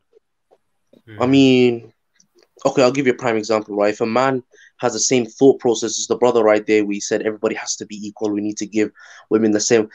He speaks from it as a. I think I get the vibe that the brother might be a feminist. That's why I wanted to ask him that question. But for someone who's more of a Sorry to interrupt you, but I don't think very many people here are feminists. Like, I put a survey in the comment section if anybody is one, and 1 was for yes and 2 is for no. I got a lot of 2s, so yeah. But go ahead. Yeah. So it's just, I always for a man who has a more of a dominant persona, or someone that has, someone who's more in a way the word more manly, right? He wants a more of a modest woman. He wants a woman to be more traditional. He wants a woman to basically look after the children, because that's a basic necessity. He needs to have, like, again, when people say traditional woman, they always think of a woman being a slave, and no, absolutely not. Just a woman to be able to do the things that women, basically nurturing. Women have the ability to nurture the children, while men don't. Men are more of the discipliners. They discipline the children if they get out of hand. I understand, my brother. Thank you very much. It's a valid question, and I'm very sorry if I ask you one question so that I can better understand and I can better answer the question. Do you mind if I ask a question? Go ahead, brother. Are you a Muslim? Yeah. Thank you very much. Okay, I understand from the way you're speaking. I picked that you are a Muslim brother. By the way, I am a Christian. Okay, but have really a very deep respect for Islam, and in as much as possible, I read about Islam. Now, here is one thing that I would like to tell you. What you've said is exactly the religious definition of a man, right? The women nurturing, yes, in most ways, because it's closer to the Christian definition. Also, a man is the head of the house, it says in the Bible. And it's more or less is a religious explanation that you've given us, right? In certain cases, yes, but in certain Yes, cases, it's also, but I'm also giving you what I really think. If I there take the there religion context out of it, it's what I there believe. is there is no problem, and actually religion also helps us in as much as it brings us back to our humanity. And the reason why I'm trying to say this is there is no problem about your definition. I totally understand it, and both Christianity and Islam teach about how a family, a household must be. Now, the problem is that the world has deviated a lot from religious institutions, and so many things have been secularized. It's about time that you and me, myself, the Christian teaching, without necessarily implicating that women are less and men are higher, need to teach this teaching. And I'm really 100% sure that when the Prophet Muhammad, may peace be upon him, taught to his followers, especially in the complementary norms, he writes even how an animal must be slaughtered, right or wrong? Absolutely, he take Yes, and every there yeah. is a law and a regulation, and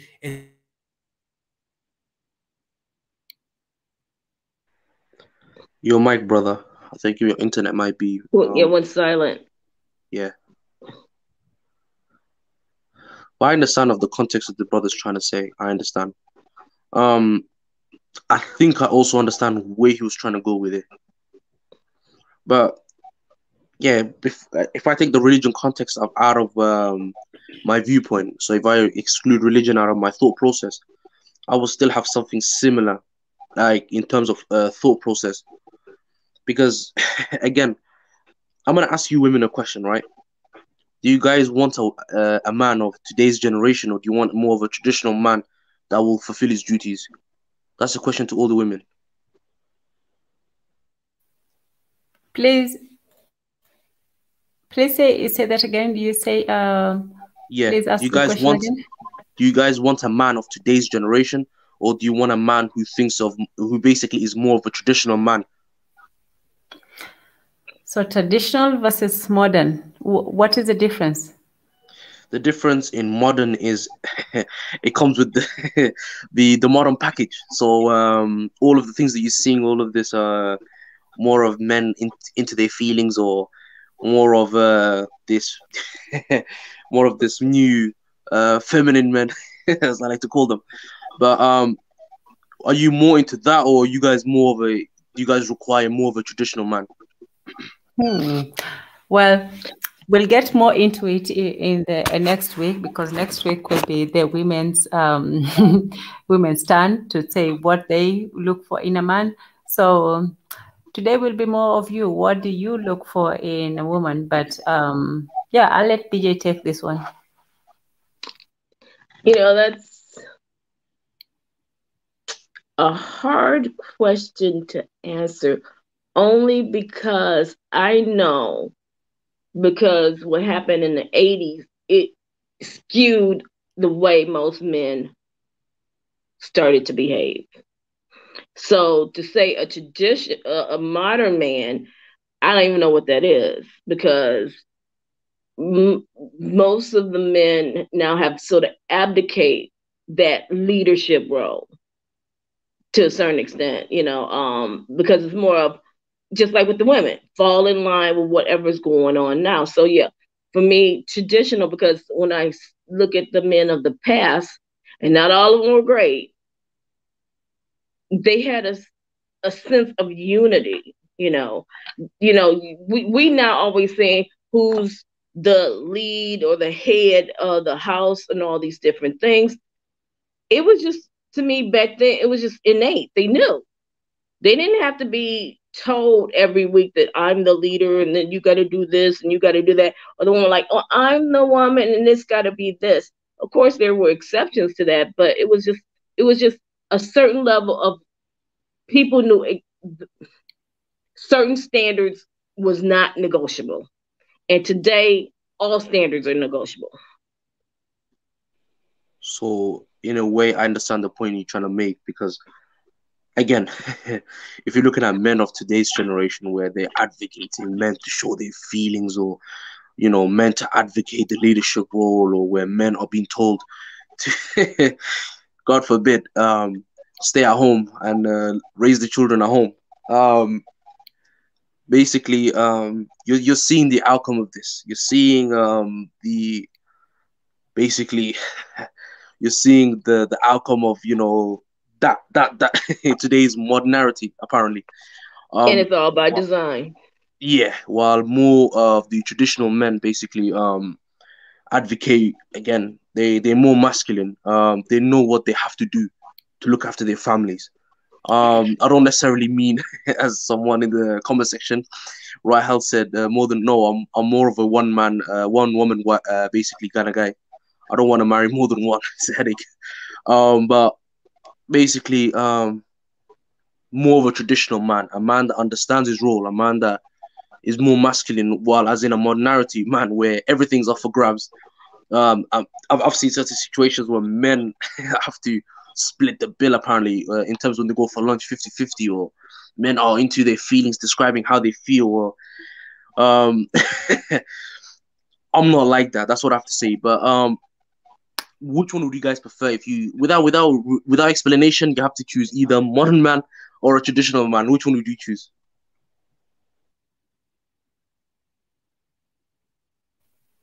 Well, you'll have to come back next week to hear that answer. I'll be interested to hear that. To me, I will ask you this: what would you rather choose? Do you want the, you know, the modern woman or the traditional woman, the modern, educated, you know, enlightened woman, or the traditional, let's say, more submissive, more ignorant woman? It depends on what you're looking for. So no, I'm asking you, what are you looking for? This is the question for the day. What are you looking? What are men looking for? Right. So like what I'm saying is like, if a guy is, say, looking for a woman that's like more for a good type of time as opposed to, like, you know, just fooling around, then yeah, you're gonna want a modern woman. If you want okay. Like, I'm being perfectly honest with you. Like, and no. We want honesty today. We're going for brutal honesty, not, you know, the false flattery that we used to. We are having an adult conversation where men can be men and women can be men. So women can be women. Sorry, go ahead. Yeah, like if you're just looking to just fool around for a time, you're kind of tired, then yeah, you want a modern woman. If you want to marry, you want a traditional woman. Okay, good to know. And this is also lessons to the women too. If you as a woman, you just want a good time, there's your answer. If you want marriage and commitment, there's your answer. So there you go. I'm not advocating one way or another. I'm just saying that if you want this thing, this is the way to go. If you want this other thing, this is the way to go. And we want the men to be honest and, you know, tell us women, so we're not confused. So we don't blame our decisions on the men. We say, well, this is what the men want, and this is what the women are going for. So yeah. Well, let me give Tunaja a chance to speak. Tunaja, what do the modern African man wants from his woman, as a wife or as a sexual partner? I think they want a partner, and they want a sexual partner, and they want a side chick, if they are to be honest. They want a side chick on top of that. So, however, this is the problem now with for me anyway, my concern is with the Western women and the way the Western ways are moving into the continent. Quite significant, you know, it's quite significant because everybody's online now on the continent. So apart from the ones in the countryside, but quite a lot of them in the cities are copying the ways from the West. So if you ask me what the men want, I'll say, okay, all three things, they will want those. But if they have to pick one, obviously they will pick wanting a partner, somebody that they can actually, you know, raise children with, stay with, and also go through tough times with. And I think that's the part of relationships that the Western women have forgotten that sometimes things get messy and they give up on relationship very quickly. And the number that, because the number is around, 80% triggering divorces, for me, that is way too high. It's just way too high on one side. I'm not even sure there is anything that is that way in relationships. And it means that, and the men generally in the West are even more docile than African men. That in terms of relationship, men, they are more understanding. They are willing to even change nappies, and they are metrosexual men, as they call them. All these metrosexual men that are used to all the modern ways, but still the women keep dumping them all over the place. And for me, that part is a little. That's why I asked the question. The other guy answered it by saying that women had a bit of displeasure with men, just some kind of displeasure, which is a little bit vague. It's almost like they just hate you for the sake of it, or dislike you for the sake of it, or they don't value marriage anymore. And I think that is a bit of a problem, because it's almost like women have decided that having children is not very valuable. Being in a family setting is not very valuable. And it's something that women have to ask themselves why they have reached that, they've gone into that kind of mindset. Because if you look at, if the men were the ones triggering these divorces, or even if it's 60-40, I would have said, okay, but 80, 80-20, that's crazy. So something has happened. And what is that thing? And I'll prefer women to answer that question. What is that thing that has happened that has triggered that kind of shift, where they are okay, single family home, I'm good, no man in the house, I'm good. Where did that? Why did they shift like that in such large numbers? And it always has a negative effect to Niger. That's another thing that people are forgetting. Okay, I'm not gonna try to criticize the people that actually live in that situation. They're trying the best. No, but it usually tends to have there's always the cases where it doesn't, of course, but if we're talking in general population, it tends to have a negative effect. If you look at the stats of again, female what was the word for it again, where misbehaving, let's just put it at that, or men or boys, looking for again, because if you're a boy, you tend to look towards your father as a figure of manhood, and you try to become like him. Because when you're a teenager as a boy, you're gonna tend to basically look up to someone, right? You're gonna look for some guy to look up to, and if the man is not there or the father's not there, you're gonna look to degenerates. You're gonna look to people that are not good for you in the long run, and you're gonna basically want to become and emulate them. Same with the female. If the female doesn't have the same guidance from a father, where the father's telling her what a bad guy is or what a good man is, or basically in her life, because again, when a daughter wants to basically turn serious with a guy, she brings him home. Men tend to assess other men because we understand what type of man he is. Basically, we talk to them, we assess them, we look at them, we understand what they're really looking for. And if that person's bad for the daughter, you tell the daughter he's not good for you, and you try to basically exclude him from her life because he's not good for you and it's going to hurt her in the long run.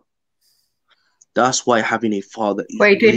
More. Are you saying that are you with Gusty Map that women should speak about their future potentials with their fathers? Yes, 100%, because a man can only assess a man. Women don't understand how a man thinks, but a man will get a certain degree of thought, or basically would understand that man to a degree. That's why a father, or maybe an older brother, someone like that, would be very beneficial. If you bring that man to them, they will assess him and they will understand what type of man he is. Okay, so yes, it's very beneficial, because in the long run it can hurt you bad. So it's very beneficial you do that. I would like to hear from women why the shift, because it's so far as men that are answering it, and the question is for women because they are the ones that made the shift. We can sit on the sideline, at least for me anyway. I feel like I'm on the sideline just watching the change, and I can speculate all I want, but it's also good to hear from women why that shift happened in such a significant way from themselves. It's good that women like Tanzan and the other women on the panel, I don't know whether there's any woman, I would like to hear it seriously. So I will say, before they kind of, if they choose to or if they have anything to say about that. Mm. Say like there are individual like instances where we might have like misnomers and everything, but you do have to realize that sometimes things are about as simple as they seem. And with this, at least in general, with large swaths of people, they're pretty easy to predict. And typically, people will do what they're incentivized to do. So if there are cash and prizes, or there's like a reward to be found in basically divorcing and finding a new husband, or like, dating, like if you basically we have a situation where you can basically like, marry a woman, wife her up. And then like, the second, you piss her off, or you bring her to that point, maybe, she woke up on the wrong side of the bed that day, and then you said the wrong thing.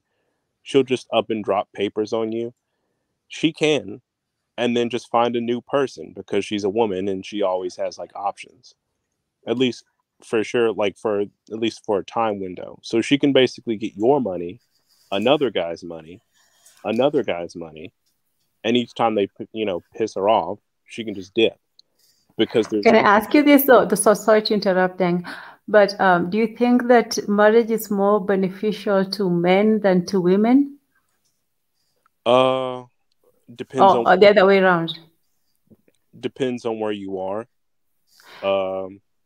If because the statistics say that women initiate up to maybe 80% of the divorce cases, but as we know, it's men who initiate the marriage, because it's the men who get down on the knees and ask for the woman for marriage and so on, or get pressured into it. However it is. So do you think that marriage is more of a man-centric institution than women's Can I answer institution? this? Yeah, sure. Well, go ahead, brother. I'll answer after you. So, at least as far as like who it benefits, if we're gonna look at it from like at least at the base of it, men are basically trying to fulfill their biological imperative, just like women are trying to fulfill their biological imperative. Men basically want to reproduce, have their own families, and women basically want like pretty much steady investment into them and their families. I think ultimately it's mutual. If we kind of just throw it in a neutral environment, it's ultimately mutual. But again, when I'm talking about like in the West, and we're talking where these divorces are happening, like there's not really much of an actual benefit, because technically speaking, according to the law, once she drops those papers on you, more than like I think 87% of the time, they're basically her kids. The only misnomers are basically the women don't want the kid, or the woman was such danger that even like the court couldn't trust her with those children. Yeah, to what I was gonna say, something very similar to what the brother before me said. It's mutual. I want to say it's, to a certain extent, it's mutual, because again, men have a biological need to reproduce and have their own families to an extent. So there's that. But then also, women also have their biological need too, where they're also looking for a male protection and also a semi-investment, as the brother said, into a family. If you're going to look at it from a Western point of view, then it's definitely beneficial for the women. If you're looking at it from a Westernized point of view, because again, as the sister said, 87 or 90% of the divorce rates are basically presented by women. And usually, if you're looking at statistics in the Western world, or men usually tend to have the more money, and also women tend to go for men of a higher status. They don't go for men on the same status as them. They tend to go for the next level, while men usually go for either the same status or a status below. If you're looking at it from a statistic point of view, women try to reach very high-profile men, very rich men. That's what they tend to go for. So in the Western point of view, 100% is beneficial for women. 100%. Because again, the law favors them. The court favor them. And as the brother said, once you and the wife go to court for the custody of the child, it's basically hers. Yeah, but Mo, Yeah. the courts are also run by men, and the laws are made by men. If women are getting some sort of advantage, it's only because the men gave that advantage to them. Like, women are not in the courts making the laws; they only, take advantage of it. So, why is it that? Yeah, go ahead. No, because again, there's an extent where, okay, even if the men made those laws, again, those laws were created a long time ago, and nobody really investigates those laws because those laws, it basically happened in waves, like first, second, and third wave feminism. The last little set of laws that made it, frankly, unbearable were done in the 90s. And to be frank with you, like, the issue is, it's not necessarily that men made those laws. I guess you could say that or whatever, but it depends on who was in power at the time or whatever. But the issue the issue I'm trying to get to is basically, why did those men make those laws? Why did they promise to basically get those positions, to make those laws? They have to be voted in. And by that time, by the 90s, women were already the majority of the electorate. You have to understand, men do things, or at least politicians and judges, they do things to basically get elected and sat on that seat. So when they're doing that, they're pandering to women, because basically to get elected, you have to have pretty much a sizable amount of women voting for you, because they are the majority of the voting body in the country. Like, what man would want to basically have half of his money taken from him, have no rights to see his children, and pretty much pay child support, even though, like, the woman may or may not choose to use that money to basically spend on the actual child, and make it proportional to the amount of money that he's making, not exactly how much the child would need? What man in his right mind would vote for that? And I was also going to add to that as well, where the brother made a good point as well. No man would sign up for that. No man in his right state of mind would sign up for half his wealth gone, his children gone, his house gone, his car gone. What are you going to say? Yeah, the issue is, it's like, who does that benefit? And if you look at it, it's women. You have to do something to pander to women, because they're the majority of the electorate.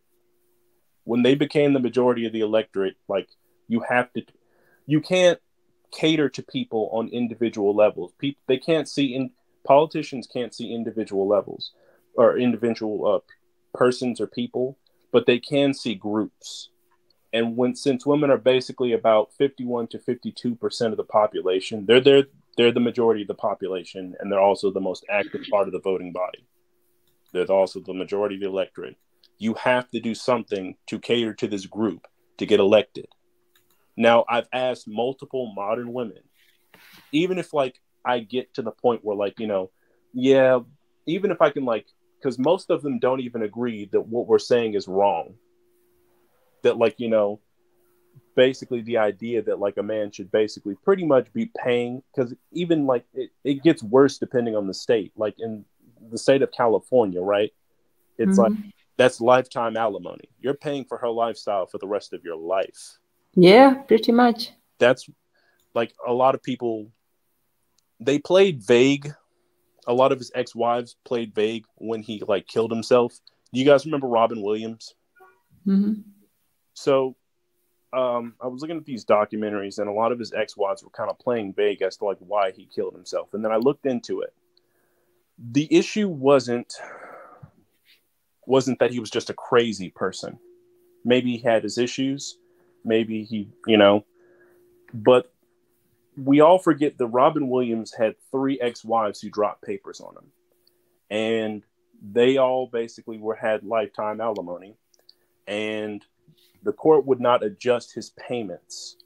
So if you don't know, if you can't pay your child support, you will go to prison. Like, if you lose your job, you'll go to prison. So if you didn't know, towards the end of his life, Robin Williams was basically suffering from a brain illness, and he was losing his ability to like pretty much remember his lines in movies. So his primary source of income was basically going away, and the court would not adjust his payments. Robin Williams was going to spend the rest of his life in prison for basically not being able to pay his 3 ex-wives. And they could have dropped that at any time, but they didn't. Okay, well, Can I also say something as well?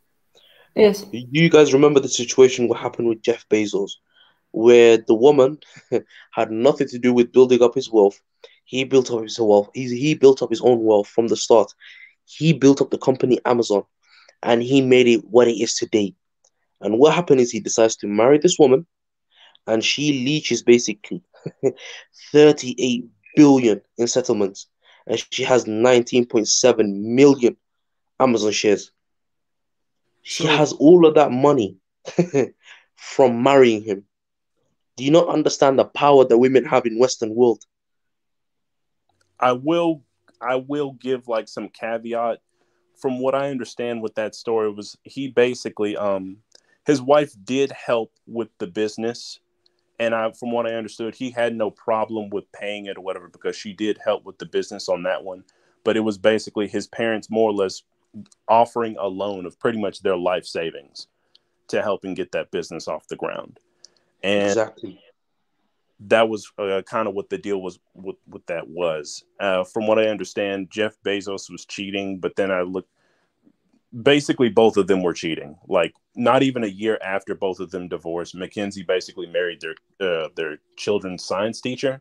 It wasn't even a full year away. Like they were both cheating. They both weren't worth anything.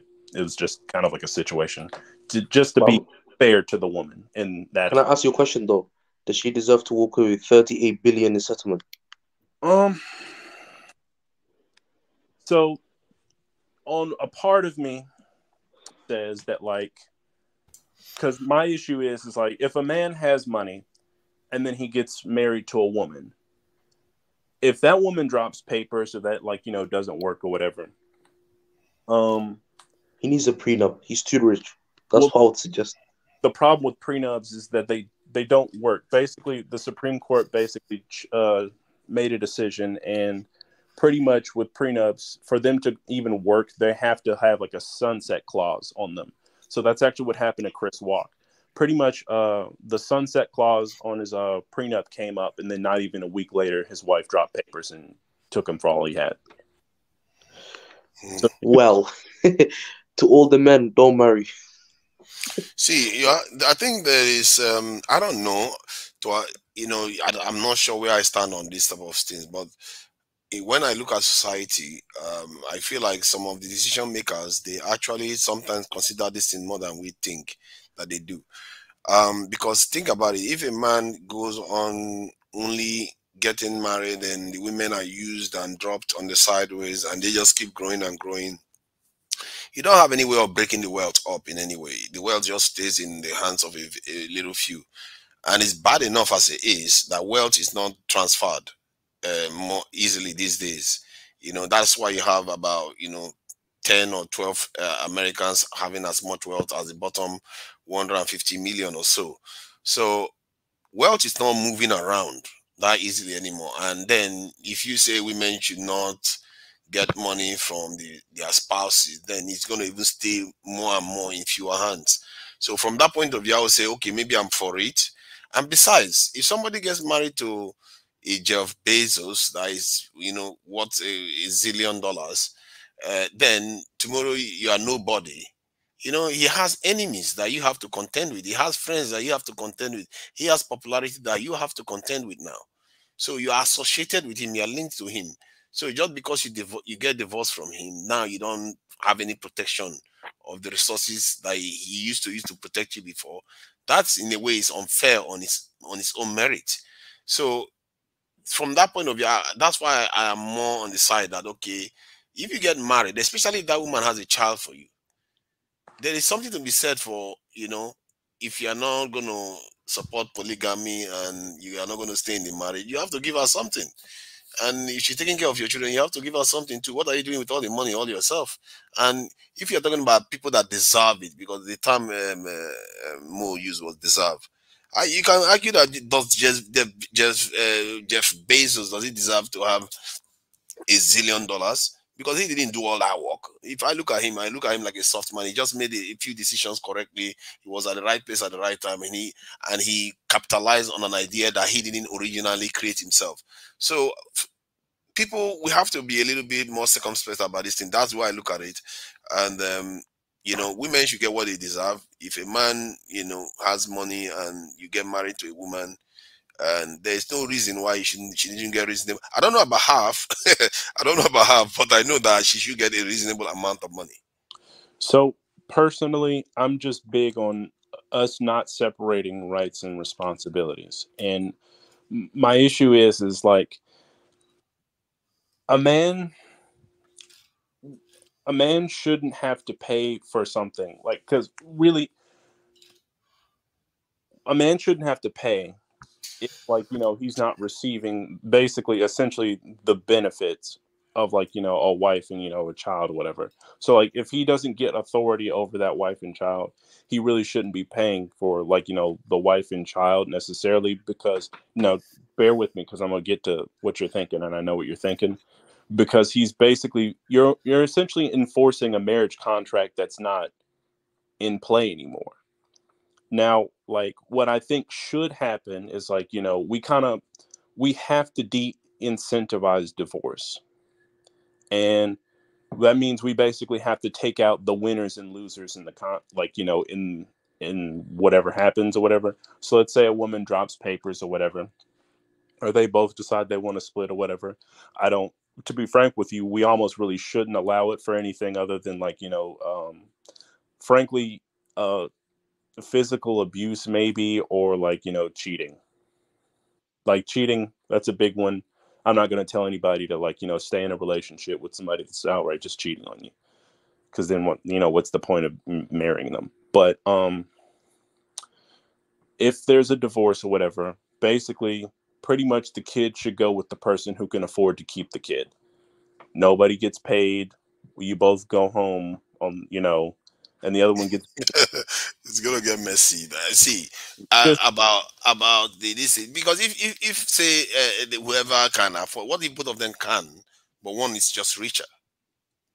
say it again. What if both of them can afford the child, but one is richer than the other one? Then I guess you could both deliberate. Pretty much, like, I guess whoever can afford to keep the child and, house it in the best way possible. If the woman's richer, then I guess you give it to the kid or give her to the mother, and then the father gets visitation. See, the reason why I don't see too much wrong, I'm just, speaking from my point of view. I'm not trying to pander to women in any way on this one. The reason why I don't see so much wrong with taking care of your children, even if you separate from the woman, and maybe even care for the woman, like you said, it seems distasteful somewhat. It doesn't, and I think it is because you're looking at it from a modern context. But if you look at it in our African traditional way, your wife is your wife, no matter, even if you have side chicks, several wives in different towns, your wife is your wife. You have to take care of her and the children. So, but in the modern context, if you are divorced, the people, most guys will be like, "Oh, why do you have to take care of her? Why do you have to, she's got a boyfriend now. Leave her alone. You don't have to." But in reality, culturally, with the African context, the men generally still do their best to take care of their children, even when they've got other women. And you also said something about when a man cheats on a woman, then that's the reason for the woman to leave the man. If the woman doesn't like it, that's fine. But I also think that there's also room for some form of polygamy or stuff, because whatever involves multiple partners. I don't want to say for the women too, but you have to make it equal. And if the women feel like Where were you on the polygamy discussion? I was getting attacked right and left. Sorry about that. I wasn't around. So I would say for the women too, but there has to be room for that, so that men can be able to care for all the group. And in traditional towns, we already do that. But when we go to the West, we say those standards don't apply anymore. And then it leaves families, often the divorce is often bitter, acrimonious, and then they will argue about money, and the father doesn't see the child as much anymore. So personally, I feel like maybe there are some things we do properly in Africa where the men take the hit. What are they going to take from you if your woman is taking? Women don't spend that much money. Let's face it. If you are very rich, hold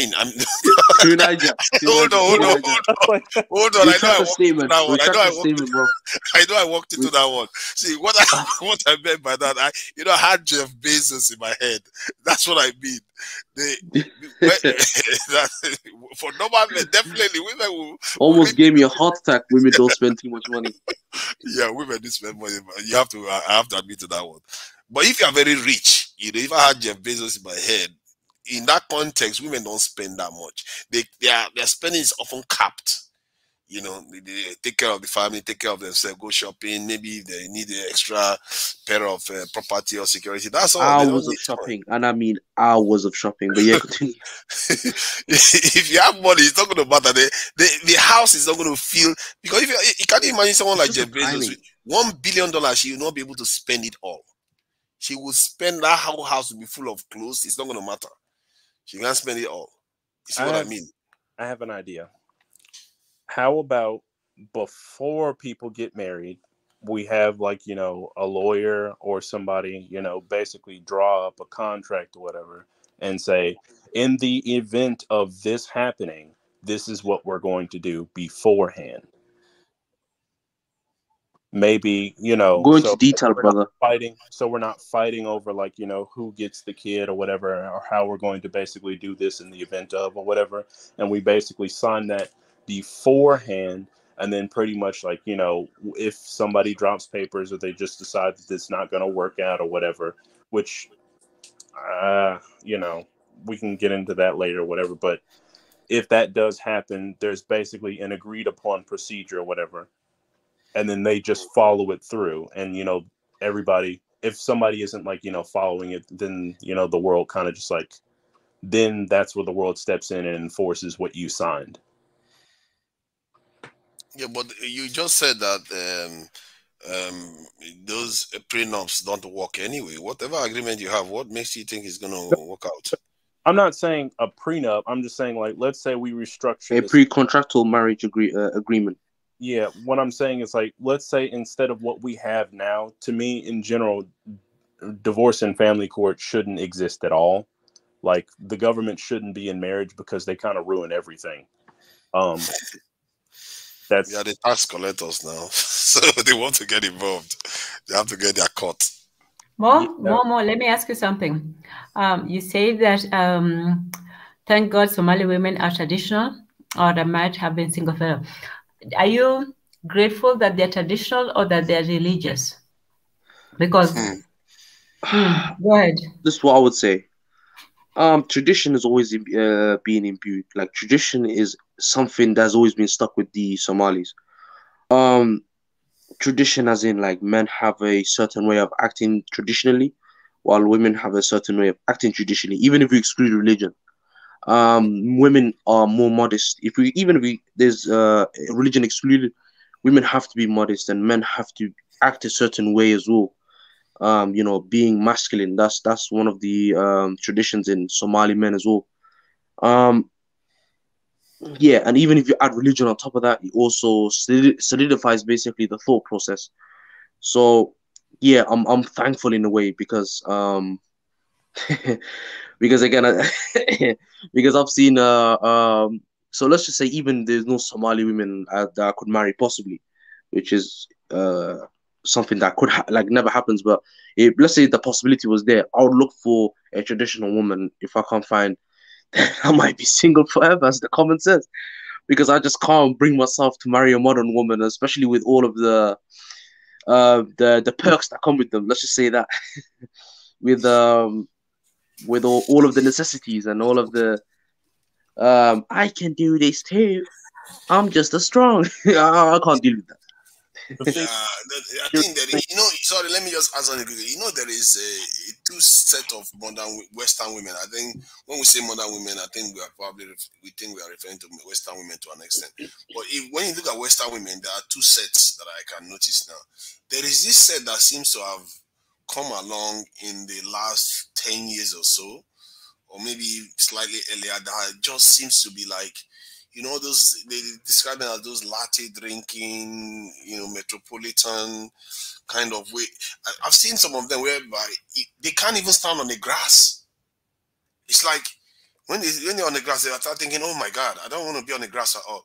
And the way they treat their dogs, it's like a dog is more valuable than a human being. Those type of women, when they get to that level, that's the one is hard to relate to, no matter, because they're just city people. They can't relate, they can't interact with the real world properly. There are breeds like that out there right now. And those ones are the ones I think most people are talking about. Those are the ones that talk about multiple genders and all the rest. They are the ones creating all these things. You see what I mean? So, but there are also Western women that are actually, they still have traditional values. They would rather stay at home than go to work than their husband. Most of all these soldiers you see going to war, you think they don't have wives. They have wives in the barracks taking care of the children. The men go away to fight wars and travel overseas and do business. So they have traditional ones here too. And so maybe, you know, for more, I'm just saying there are traditional women all over the place. It's just that the ones dominating the headlines right now are these ones that just emerged in the last, 15 or so years. You see, too, Niger, you live in the UK like me, so we've seen our fair share of basically unmodest women. Let's just put it like that. I can also put it into context of what I meant by what I said earlier, because the reason why I said what I said earlier is, again, not only due to experience but also witnessing certain events. So I'll give you a prime example, right? This might be one of the most primary examples that women can encounter, right? So let's just say a guy who wants to talk to a woman of today's world. He encounters that woman, and then he calls her she because he's assuming that woman wants to be called she. And then she goes, "No, I'm not she. I'm they, and that I'm they, and whatever." Right? You're just there dumbfounded by what? Yeah, Because no. there's just Pronouns. this. That was a Yeah, hard exactly. There's just too much baggage that comes with modern women that I just don't want to associate myself. Yeah. No. But yeah, again, I understand Tunaja's point where there's a lot of modern women here too, which is correct. So you just need to be able to find a modern. If you're looking for a traditional woman that suits your needs, you just need to be able to find a traditional woman that has the same ambitions as you. If you have let's say if a man has a massive ambition, or he wants to do something massive, a traditional, or let's say a woman with a traditional values, or a woman, even if she doesn't have like traditional values to a certain extent, and she.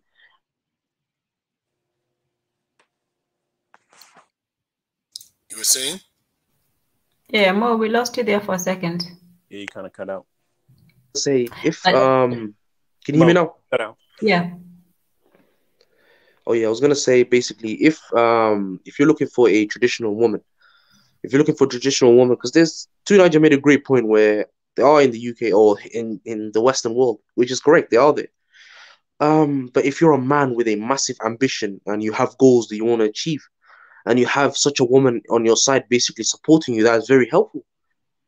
Then what could be better than that? But again, it's all about finding the correct one, right? Well, let me see what you all think about what Betty Halu said. If you look at a society where arranged marriage is customary, like in India, divorce is highly difficult, and women are told to endure whatever. Well, that's why marriages tend to stay longer. So, do you think that the traditional system? Yeah, the men were happy because the women were, would stay with them forever. But do you think that the women stayed because they wanted to, or because they were forced to? I think there is both to an extent, as in terms of not forced, stigmatized. The question I see, I've had a lot of women in Nigeria. They have been arguing this thing that, oh, it's better to just go divorce and do your thing. And I ask myself, just because you divorce doesn't mean it's going to solve any problem. Whatever trouble you are escaping from in the marriage, you still have problems anyway when you are living on your own, especially with children. The problems exist. So sometimes what I see in traditional societies is that what they do is they understand this fact and they would rather bet on the family, suffer with the family than suffer without the family. So because when you suffer, sometimes when you go and suffer without the family, the consequence of society is graver than suffering with the family. So I think that is because some of all the single parent homes, then the boys grow up, they don't have any control because they don't want to listen to their mom and they go and do whatever they like. The women, where do you think most of all these porn stars show up from? Many of them are showing up from single parents home and all these people that end up. So that is where that's where traditional societies feel like, you know what, maybe, and I try to think about that too. I think maybe there is some logic here because just breaking it up doesn't save you from suffering or the issue. The issues will still be there. It's just slightly different issues that you're going to be facing. And then the family is not together anyway. So maybe that's the calculation. Well, do you think that the women are there by choice or by force? In India? Or was No. the question? In Africa. In Africa. Oh, what? Married by choice or married by force? Staying by marriage or by force? Oh, you talk about the marriage. So when they do marry, they have to stay by force. Is that the question you're getting at? Because when you look at modern Western society, like we said, most of the divorces are initiated by women. But in African society, women tended to stay, married for the rest of their lives until widowhood. So do you think that African women simply stayed because they had no choice or because they really wanted to? I would say to an extent both. There's no covering up, some of the evil acts that men do when they do get married, and they're not really men if they put their hands on women. That's just my opinion. But basically, I would say both because there are scumbag men that force their women to do what they want, and there's also the women that actually enjoying being with their husbands. So they don't really they don't really want to divorce. So to an extent, I agree with both. So it's a bit of both. That's what I would say. But the question is it for the better? Is it for the greater good that they are forced to stay? And that's the question that many want. No marriage. No marriage is worth the. Again, if a woman is forced to stay and she's not enjoying the marriage, and it's not making her happy, then she shouldn't be forced to stay. Okay, so you see, now that's where your modern thinking has burst out now. No. It's not modern thinking. It's just being a human. It's not modern thinking. Let me let you know something. See, there's going to be a moment in a marriage where a woman isn't happy, and there's going to be a moment in a marriage when a man isn't happy. No, I'm talking about like to an extent of, again, brother, I didn't mean like not happy because that can be solved, right? I'm talking about, let's say, a step further where things are happening that are not good for the woman, like him putting his hands on her, or maybe it reached to a point where it reached the level of where he can't come back to what it was before. I'm talking about that. But if you're talking about unhappy, then that can be solved. They just need to talk. That's what I would say. Yeah, if it's an issue of a man putting his hands on a woman, there's a very, very simple remedy for that. And I'm pretty sure we all know what it is, but I'll just spell it out for you. We tell the woman, but once she, has made it clear that she's being beat, and we know for sure that she's being beat, we tell the woman to basically separate from the house, and then we basically hold down the man and we beat his legs until, we Charlie Murphy. I would really wish men do more of that chastisement of fellow men when they do that. I think that's part of it. You see, we stigmatize marriage. That's women that want to leave marriage, but we don't stigmatize men that misbehave within marriages as much. That balance probably needs to be restored because That is why the modern women, as we like to call them, or these feminists, feel like, no, it's better to break up the home. You see, for me, I always keep an eye on the societal effects of these things. But most people just react based on their own, sex, gender, or individual feelings. They are not looking at the effects it's going to leave for the society. So I feel like for that to happen properly, men need to do their own due diligence by calling men out, and they don't, especially on the continent, they don't. Well, and then women should not seek divorce. That they should not seek. I wouldn't say the continent. I wouldn't say the continent, because I've been to 4 countries within the continent, and a lot of them do call out. They have a culture of calling out such hypocrisies, but I wouldn't say the continent, to Niger. I would. But I understand in general. If you're talking about in general, I agree. Continent, they're calling men out. They don't call men out on the continent at all. If you're talking about it in general, I agree. I saw Kenyan men on mass TV, population, like bragging about how they beat their women up, and they are using like they are congratulating each other. No, I wouldn't say men. They are young men, really talking about how they chastise their women, and like it's a good thing. That's the kind of stuff you want to stop, because that stuff is an enemy to the African continent when Instagram and all the rest are coming in, because the women will be looking at this and like, look at how they are living. Why these ones are busy bragging about beating the life out of us? You see what I mean? It leaves our system vulnerable. My thing is like, I would agree with you. Like, we don't want a situation where a woman is being abused and like, being denied her basic human rights, and a person just like beating the tar out of them. Right now, the problem is like, I would say, at least in Africa, you have more of a structure to enforce what I'm talking about. In the Western world, that does not exist. Like, the family structure is completely broken down over here. All you have to do is basically kind of just put it into place and actually start like, enforcing it.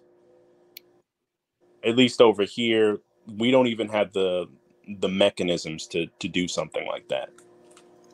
Like, the only people in the West are like maybe pretty much the Orthodox Jews and like Amish people. They're the only people that have like the means to basically enforce a marriage on like, 2 people. Because pretty much what the deal is, and this actually kind of goes back to what Marie Antoinette was saying earlier, is like, at least the extended family and like the community, they basically kind of, and I have an Orthodox Jewish friend, he basically was kind of breaking down kind of like how the operation goes in his community, is pretty much that like the community pretty much enforces marriage contracts or whatever on both the male and the female or whatever. So like, if a woman is basically alone at the house and she's inviting men over, and then everybody sees it and they tell her like, that's not okay over here, like, they'll give her a warning, but if she goes on ahead about it, like, they'll pretty much out her from the community, label her children bastards. They're not allowed to go to the synagogue. They're not allowed to go to the private schools. And like, pretty much, even if she tries to move to a different Jewish area, they're so connected community wise that they already know beforehand, and they'll pretty much reject her. She's pretty much out from the community. And it's pretty much roughly the same with the Amish, except for they don't use phones or whatever. They just basically give like men and women a warning or whatever and say, this is how we're going to live over here. And pretty much, if you don't like it, you can leave. And when they don't like it, they send them on off. They don't abuse them. They don't have to do any of that. They just say, you can't be a part of this. Say goodbye to your family. Like, if you want to be a whore, or you want to be a wife beater, bye. That's not cool. You know what? Deng and Marie Antoinette, you have actually, made a very, very good point. You have actually gone to the core of the issue, because when we started talking about this a few weeks ago about marriage was a union between families. And the basic structure of the unit was the family. So if anybody was going to either censor or advise or, influence the family, it was going to be the family and, either the extended family or the community family as a whole. So, what we have done in the Western society is taking that responsibility to the legal system, that we have allowed, people who have no interest or no stake in the matter to make decisions about it, because when you leave your custodial decisions to the judge or to some lawyer, they really don't care about your children. They don't care about what happens to the man and the woman. They simply just want the money, pretty much. So when we say, oh, you have to pay for your children, you have to do this to somebody who is simply a clerk, because that's what the law system is. It's just a clerk system. It's just somebody punching and pencil pushing. So Marie Antoinette brought about a great point in terms of the extended family, because they are the ones who are going to be affected. If the children have to go with either the mother or the father, it's the grandparents who are going to have to decide, when am I going to see my grandchildren? When am I going to see my cousins and my nephews, and so on and so forth? So I think that one of the ways that if marriage is indeed a union between families, then so is divorce.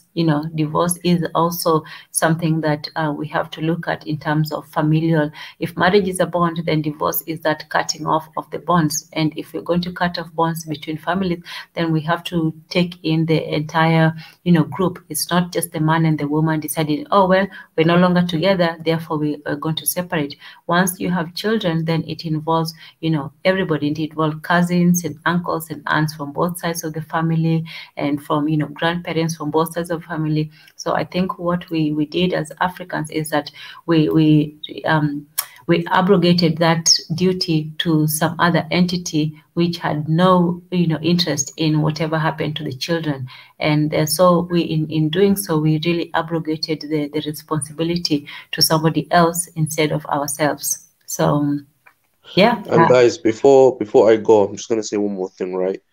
Go ahead. So to an extent, I agreed with a bit of what everyone was saying. But again, it comes down to basically what type of woman a man would want. And me, Tunisia, and the other brother, we're all men, but we have different viewpoints. No man thinks the same. And basically no human thinks the same. Everybody has their own different thoughts on many other subjects and thoughts. Everybody has their own, everybody has their own train of thought. So not everybody's going to have the same viewpoints. But to men on this topic that think the same way as me, because me and Gas Me Up think basically very alike. I want to say the same, but very alike with many subject or many areas in this topic, because we've talked about this before, me and Gas Me Up. So to an extent, we agree You're on many beginning things. to sound like a Gas Me Up fan, more Solomon. No. I'm just saying on this subject, I agree with him to a certain degree, because again, we've talked about scenarios where it's not being very beneficial for the men, and especially in the Western world, it's not beneficial for men whatsoever. It's very dangerous for men. And if you're a man with a decent amount of salary, or if you're a man with a decent amount of income, and you actually you did all the hard work yourself, and you marry a wife, and again, it's a contract. Think about it this way: it's a contract, and she has the highest stakes. And let's say one day that because I've seen situations where she cheated on the man filed for divorce because he cannot accept that. And what happened is the court favored her. They gave her the house, his car, half of his salary, and he has to pay child tax as well, which he doesn't even know. He probably goes to not even his children.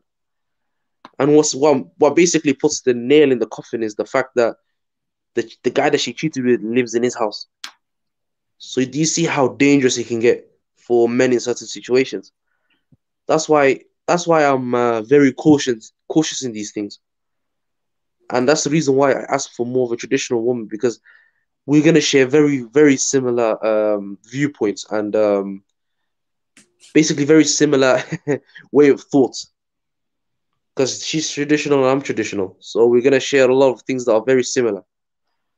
Yeah, but that's just my way of thinking. But yeah, I'll still be here, but I'll be listening to what you guys think. And thank you for having me onto the chat. It's an interesting talk. Yep. Thank you, Mo. Very interesting.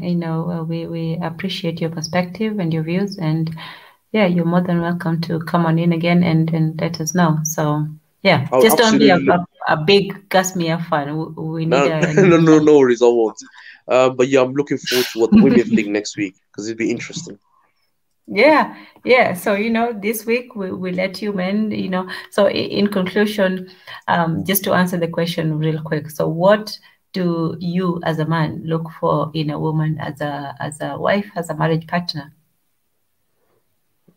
A woman that basically, firstly, being traditional. I don't want a modern woman. And secondly, I want a woman that is a very logical thinker. I want a woman that has a unique thought process. So if a woman, I don't so much care about the outside, more in the inside. If the woman can think and she has a unique way of thinking and she can, she gets on my wavelength, then it's a match. But yeah, thank you for you guys having me. Thank you, and have a good one. So, ladies, you have that. If you're gunning for more Solomon, now you know what to do.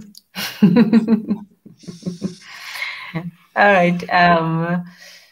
We have Kem Heru. You have been quiet. Answer the question though. The women didn't answer the question that I asked. How is it that no women answer that question? Because what was the question again, Tunaja? The question was about why generally in the West 80% of women trigger divorces. What got them to the point where they felt like the family unit is not worth the sacrifice of staying within the marriage? And is it that the men, are not worth staying with? Just what got them there to the point whereby they feel so comfortable going for divorce first. Okay, well, and next week will be the women's. They will be able to lay that out in more detail. But from what I've read is the main reason for divorce, and divorce is usually initiated by the women. One of the main things is financial, the financial aspect of it. There comes a time when women maybe want more, but they may be more ambitious, and the man is simply comfortable. Because when men get married, they get comfortable. They say, oh, well, now I have everything I need. I don't need to work very hard. I can just settle in my life and in my work and just, relax for the rest of life. And when women get comfortable, they want more. Women are never comfortable. You look at a woman's, dresser or closet, she never says, oh, well, now I have enough clothes, now I can sit back and enjoy my clothes. So when a woman sees a man who has become comfortable, she becomes discontent and she wants more, whereas the man is simply wants to be where he is. So that's one of the reasons. And the other reason is that's the woman's nature reason I would give. That is interesting that you said that, but carry on. Is there more? Yeah. No. Women are never content. There's no woman who says I have had enough, and she wants more. And when the man simply is happy, the woman becomes unhappy. So that's one thing. Yeah. And then, so financially, women are not content. And then the other thing now is the man's nature. Men, when they get comfortable, when maybe sexually, but they still look for more. Men are not comfortable with just one woman, even if she's the most beautiful, wonderful, intelligent. She's just a perfect woman. A man will not just sit at home and say, oh, well, you're just perfect, I'm not going to look any further. If a beautiful woman passes by, he will look, and it will take a lot of discipline for him not to follow. So so that's the second aspect. So it's either finances, the woman is not, content, or, cheating, the man is straying a bit, or, has a wandering eye. And it's usually the woman who initiates divorce because of one of those two reasons. Okay, so some of the things you said there about men wanting to stay in the marriage and they get comfortable, while the women always want more. Generally, on the continent, it is often presumed that is the opposite. That is the men that have wandering eyes. They are the ones causing all the problems in the family. And in Western societies, you can also, I guess there's an element of that too. They still feel like men are the ones doing those things. But when you see the numbers, like you said, it has to do with finance. That's the reason why you would think it's mostly cheating, but it's not. It has more to do with finance, and the other guy said something about whether it's just they just don't like the guy anymore. And so people don't generally ascribe that to women. Like women are can get very discontented with being in a marriage. Mm-hmm. You know, because often it's men that they ascribe that trait to, that the man will always go and look for a younger person and run away, do something else, which they do, but the women are not often tagged by that. I'm not sure why that is. It's very interesting because I've not had any woman put it like this before, like, oh, we are not always satisfied, we want to change stuff. You know, you don't hear that. So I thank you for that. Oh, you will hear a lot more next week. Next week is for the women, and I don't know what they're going to say, but yeah, today was the ladies to listen up, because it's also in the interest of the ladies to listen to what the men have to say. And because, you know, women cannot just go off and say, oh, well, we know this and this about the men. We need the men to also voice their opinions, and we have to listen to the men. So today we listened to the men. We heard what you guys had to say. But yeah, next week the women are going to state their positions and their opinions as well. But it's not just one versus the other. We're listening to each other. We're listening to the men. And from what I've heard from the men today is the men want a traditional wife. They want some of the men want an ambitious wife who wants to go out and work but still comes back at home, and she's still submissive. Not submissive. That word makes women just become rebellious, I think. Yeah, submissive. I wish that there was a way that one could describe it, because English is that word is such an antagonistic word to women. Yes, but the men want a woman that they can be comfortable with, that is not angry all the time, and is not, you know, on edge, on just, you know, just not ready to fight at all instances, and is feminine. She cooks, she cleans, she takes care of the children. She's nurturing. She is what a woman is supposed to be: a good wife and a good mother. So yeah, so ladies, if you're listening, this is what you need to do in order to become a good wife. You know, just become the best woman that you can be. And your degree and your professional achievements, they are great, but they're not a requirement. I have not had a man on this panel say, oh, well, what I'm looking for is a woman who has, you know, 20,000 PhDs and is this and that. That is a good thing and it's wonderful, but it's not necessary to become a wife. If you have a PhD and a degree, be proud of that, and, you know, hold that as a great achievement. I admire women who are intelligent and who, you know, go out and, you know, get it. I think that's a wonderful thing. But it's not something that men require. If you're a simpleton from, you know, the village, but you have the right attitude and you're willing to learn and be, you know, a companion for your husband, then yeah, you still can put yourself in that situation. But don't write yourself off because you don't be too smart to be a wife. See, can a woman have a PhD and be able to be like a traditional wife? That is something that could get tricky very quickly. Because when you're used to, because once you are doing PhD, you are becoming very tunnel visioned, even as a professional. Then how do you manage that with them? To be fair, I don't know of a woman that I can say has PhD and managing a home. It's funny. Do you know anyone that has, you know, juggled both very well? Well, I'll give this one to Marie Antoinette because she is a smart, educated medical woman. I don't think I'm a good person to answer this question. I think you're the best one, actually. So,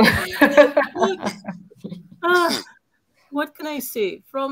I can't really answer that in the sense that the people I know of who are highly educated and are divorced have stated, the word that they tend to use is irresponsible. That was the reason. Infidelity was an issue, as well as they compared their husband to their father, and the father was a selfless person who put his family first. and the husband was, by comparison, very selfish and always put his needs first. Hence the infidelity was one manifestation of that, and they decided it wasn't worth it. It is a little disturbing to see people ascribe problems in marriage simply to this nebulous term feminism. That is not what I'm really seeing. I am seeing there's a general breakdown of human relations, regardless of being feminist or not.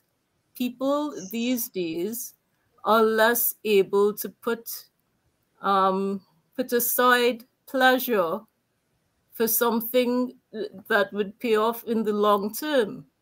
Like, I would look at someone close to me who has a son, and in spite of having a son, I mean, you'll see them playing video games for hours, and I'm thinking, wait a minute, but you have a son. Why is it so difficult I know, okay, work is stressful. You need a method by which you can release some of that stress, but you don't get these formative childhood years back. Sacrifice the video games, spend time with him.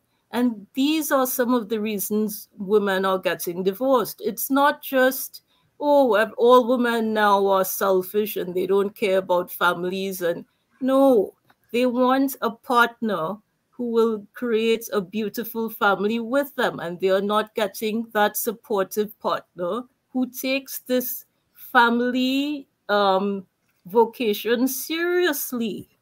That is the problem. And a lot of the I wouldn't say older, but a lot of the more mature men on this channel are expressing that, and it's the younger men who seem not to get it. You know? I get what you are saying about how like the example with the guy playing PlayStation or playing games while he was supposed to be. But you see, what I hear when I hear that, my mind went to how men relax when they are in their traditional setting, like in the case of Africa. They go and drink palm wine. They are not even at home. They will be drinking palm wine, and they'll come back in the evening. And if it's a useless man, he might even start bullying his wife when he gets back. While others will just come, where's my food? Get my food after they eat. They go to bed and have their fun and all the rest. So men, even in traditional settings, we're not that different. Men don't like to interact with children that much. I said this earlier on. Men are logical, and women don't always operate based on logic, because if they did, they will not be able to stand children at all. You will find women that will be like, God forbid, strangling their children because all these children do is crazy. They will ask you crazy questions that don't make sense. So that is why men can't, they don't often, traditionally, do you see, traditional African men going back playing around with the children? No, that's not their thing. They do it, but it's not something they do often. They would rather be out there doing something else. So when you see a man playing games now, the fact that you are judging him based on that, it means that you miss that other aspect. If you had pictured African men, you would have known that they don't do that. They wouldn't even be around the children playing games. They would be somewhere else. The children would not know where they are. So, like here in the UK, they used to say that during the Second World War, all these aristocrats here, they will have children and just send them to boarding house until the child is a teenager before they will have an encounter with their dad. They will not even see their dad for that long. So it tells you something about men. And I believe it's that aspect of men that is different for women, where they like an environment that is logic based. And if when they are in an environment that is not logic based, it's because of the woman. That's why they are there, and they feel comfortable there at that time. But when they need to go, they need to go. They don't want to hang around a lot of children. So if you judge a man based on the fact that he's not spending enough time with his children in the modern context, is that not a high bar to rise up to? Because generally they are not doing it even on the continent now. No, but I'm seeing a lot of grandparents doing it very well. It's the younger men who don't do it. So I don't know. It may have something to do with hormonal levels. It may be a scientific reason why they tend to do that, perform that role very well as grandfathers, but not as fathers. Aha, true.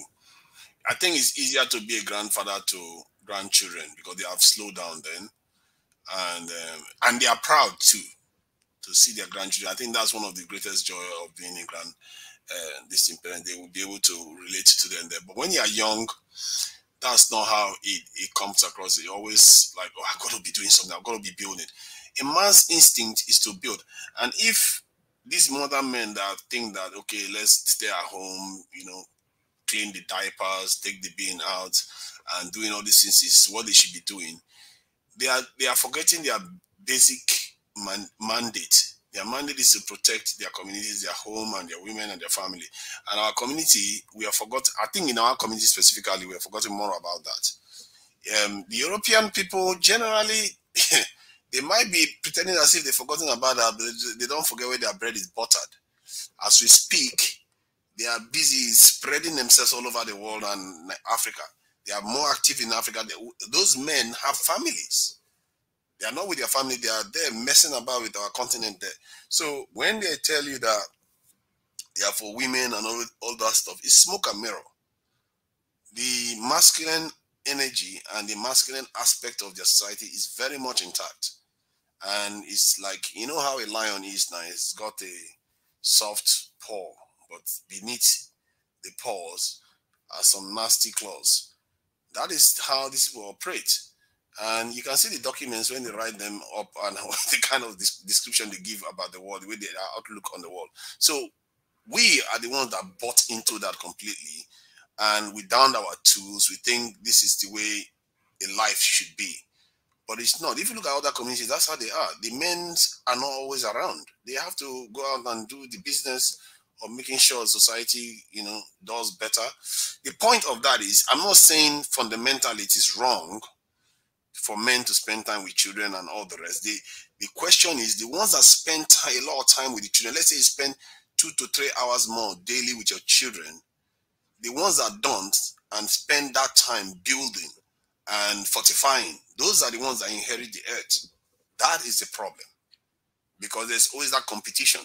And the one that spend more time building ammunitions, building weapons, building bridges, building roads, while the other guy is busy spending time with his family, what's going to happen is that the ones that build those roads, build those weapons, will come and take over the other side. Hence, you have what you have now. So I can only and I can't answer to all that, but I guess I can only speak to my personal experience growing up. My father, he wasn't the primary caregiver when we were coming up, but he was involved. Essentially how it worked was my mom was basically, she pretty much gave birth to us and basically turned us into well-rounded children with a set of morals and values. Sorry, you said what kind of children? So my mother basically, she gave birth to us, and then she more or less turned us into well-rounded children with a set well-rounded. Okay. Yes, yeah. Continue. Well-rounded children with a set of morals and values that, both my mother and my father basically, that they believed in. That was part of the reason that they got married, that they had the same value set and they believed in the same God and everything. So though my dad made time to play with us so that she can have just a minute to be away from us, because I was one of 7 children, and that's a lot of kids in a home. He would play with us, but she was always basically the primary. But as we got older, he would basically take us aside, and he would basically start essentially turning us into adults. Like what I think should be done, and maybe it kind of ties into what he was talking about, you know, building guns, weapons, and bridges and everything. Like my father, he wasn't necessarily like a gunsmith or a tradesman or anything like that, but that's like a skill that a person or an individual can learn and that he can teach to his son. Like I have a friend who's basically essentially grooming his son to basically be a gunsmith when he gets older. Um, that's yeah, that's essentially turning, you know, one, he's not only like working on, you know, his trade, but he's also essentially helping turn that son into an adult and instilling a skill into that son that he can basically use later on in life. It's basically apprenticeship and basically essentially also being a father at the same time. My father, he would basically take my older brothers out to his job, and you know, just so he could essentially instill in them what it takes to basically, like, you know, run a home and, like, you know, the sort of work that he does. And basically by the time, basically when my brother was like 14 or 15, he was essentially doing a similar job on his own because he had his father pretty much teaching him that.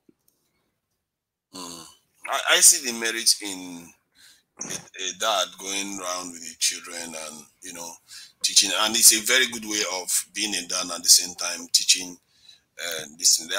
I think many men would do that in the traditional way. I think they actually do that as we speak.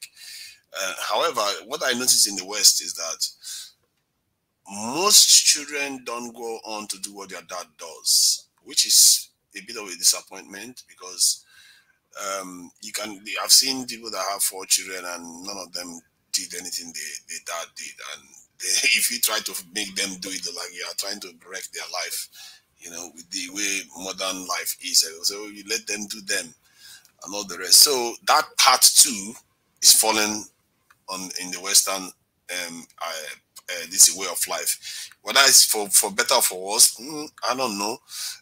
Because if somebody was, let's say, an engineer, and they try to coach their child to be an engineer, and the child is more gravitating towards, you know, drama or something else, what do? You can't make them do engineering in the West. You can't, at least even in Africa, you can't force it completely, but you have a bit more power to push in that direction. You know, you can be a pushy parent trying to push them into that area, but in the West, you can't even do that. Before you know it, the person will go and do whatever they want to do. So that part falls by, and I don't know whether it's a good thing. I don't know. What does anyone think? Is it a good idea for parents to want their child to, how far should a parent go to want their child to do what they are doing, and or just let the child do their thing? So for me, at least it's not necessarily about making your child do what you do. For me, it was about essentially like giving your child a tool that they can use in the event of something happening. Like, let's say my child wants to grow up and he wants to do this. Well, things happen to it, like in an economy, people get laid off, and sometimes they're not able to do the work that they, you know, had. But if I instilled that into my son and I gave him the tools, it doesn't necessarily have to be an engineer, but just like a trade. Trades are, you know, they're not simple people work or whatever, but they're not necessarily engineers. So that child now has like a trade, a marketable skill that he can fall back on, that he can use to provide for himself and his family in the event that, you know, his primary plan doesn't work out. What the point is like my father was basically, and what I feel like, you need a woman to basically give birth to babies and turn them into well-rounded children, but you need a father to basically turn them into adults. So the men or the women, because I think, don't you think that the men have a different effect on the men than the women? I would say when it comes to like turning a child into, like, you know, adult and instilling like more adult lessons, there was a key role that my father played bringing me up, that, like, you know, my mother, she played her part. She was she's the reason I didn't turn out, you know, kind of like, you know, like some sociopath or some kid with some issues. She played her part, but this is also where a father needs to play his part. He needs to come in and basically turn that child into an adult and instill him with like lessons and make sure he's going to be okay when he sets them loose. And if it's like, you know, a trade or like, you know, taking them out to work, it's just giving them something that they can use in the event of. Yeah, that makes sense. So like, it doesn't work. Like, he doesn't have to. I want my child to, you know, be able to do the work that he wants to do, but I also don't want him to, like, you know, fall right on his back if that doesn't work out. He'll still have a tool that he can use to provide for himself and his family. I think that's well said. Actually, I agree with that 100%. I think it shouldn't necessarily be about, you know, wanting them to do. It's just a tool for them to. Yeah, I agree with that 100%. But let me ask you, man, because this is something I have encountered a lot, you know, in my discussions. You know, modern education and so on is making women too independent, you know, too self-sufficient, that they don't need the men. But what does modern education do to the men? If the traditional society was one of, you know, a man, you know, with his wife or wives, you know, having a household, everybody had a role. How do you think that the modern education is affecting the man, you know, in terms of his role and his perspective on family and his position? It has a very funny effect, actually. I think, okay, I'm going to speak at it from the point of view of your everyday Western man that is really Western, don't have any idea of African ways. They tend to be more... They tend to treat women almost as if women are like men. Yeah, they treat women as if they are like men, and they are more likely to do things, you know, like watch porn, you know, in front of a woman, and they don't see any issues with it, and they are willing to be more exploit. They can say things that they will say in front of the guys, in front of the woman, and they don't see a difference. The difference between men and women is not that much. They are more likely, they have all these crude terms that they use. I don't want to use it here. Something body. And you know, other kind of stuff that they do. These are things that normally if you are doing it traditionally, it will be like, oh, we are doing it on the side, on the down low. But this one, both sides come to an agreement. This is what we are going to be doing. You see what I mean?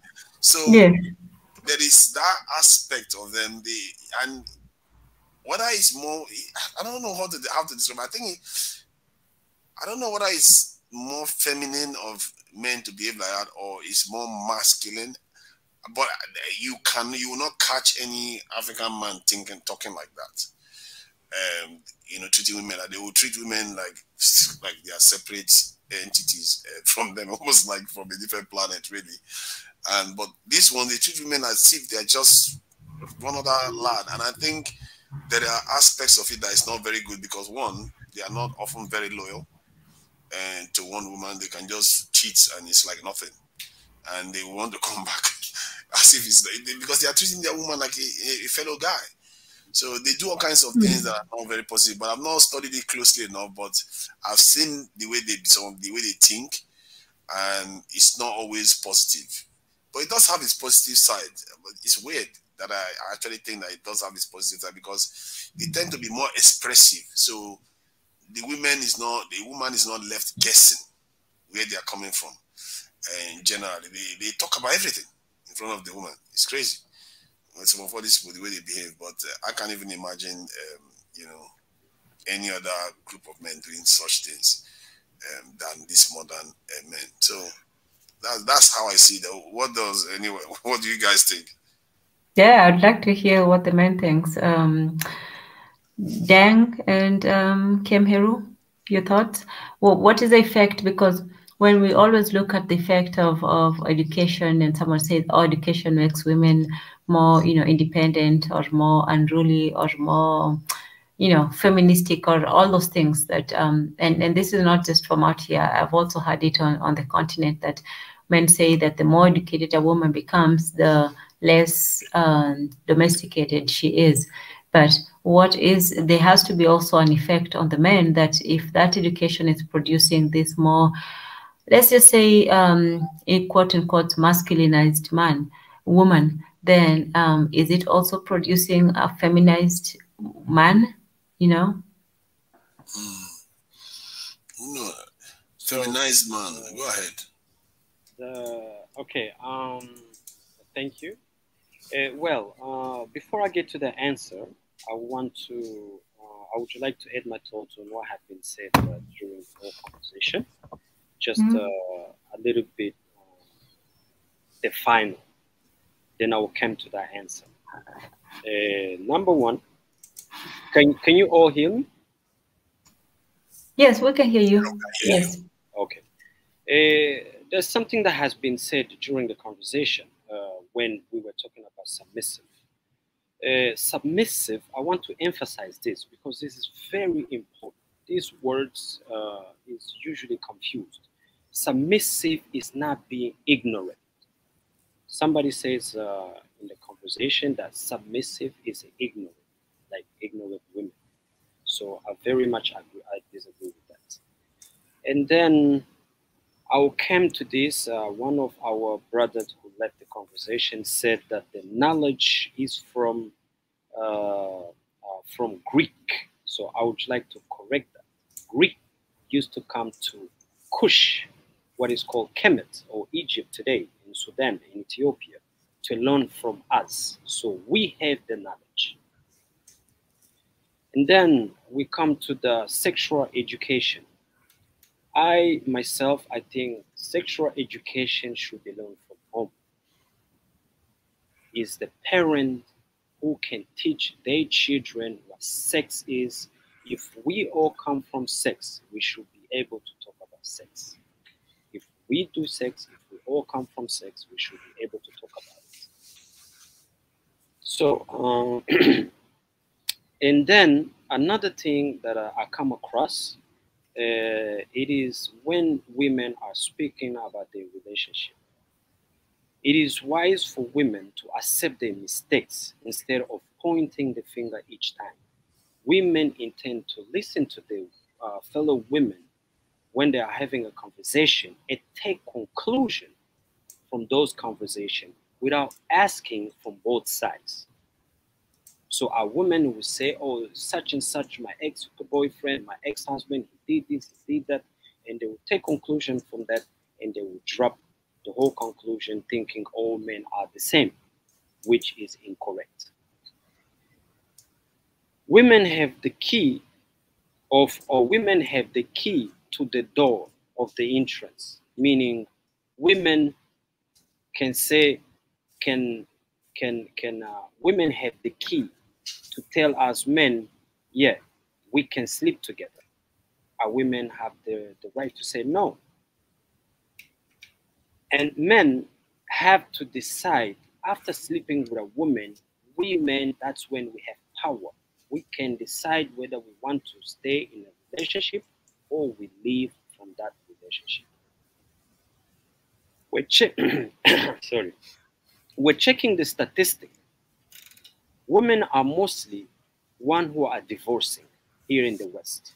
In the Western society where I'm coming from, women are the one divorcing at very high rate. So when we're talking about marriage, I think not an European man or woman has to tell us what marriage is. In our tradition, when looking back in ancient history, ancient kingdom like in Kush, Kemet, we all had this tradition.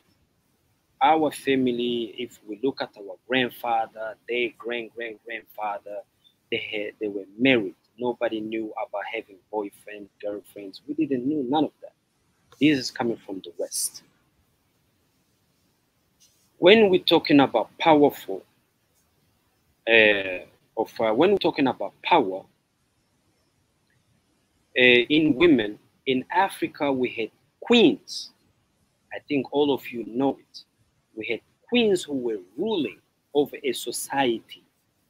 So I don't understand what these modern women are acting like back in the days we were savages.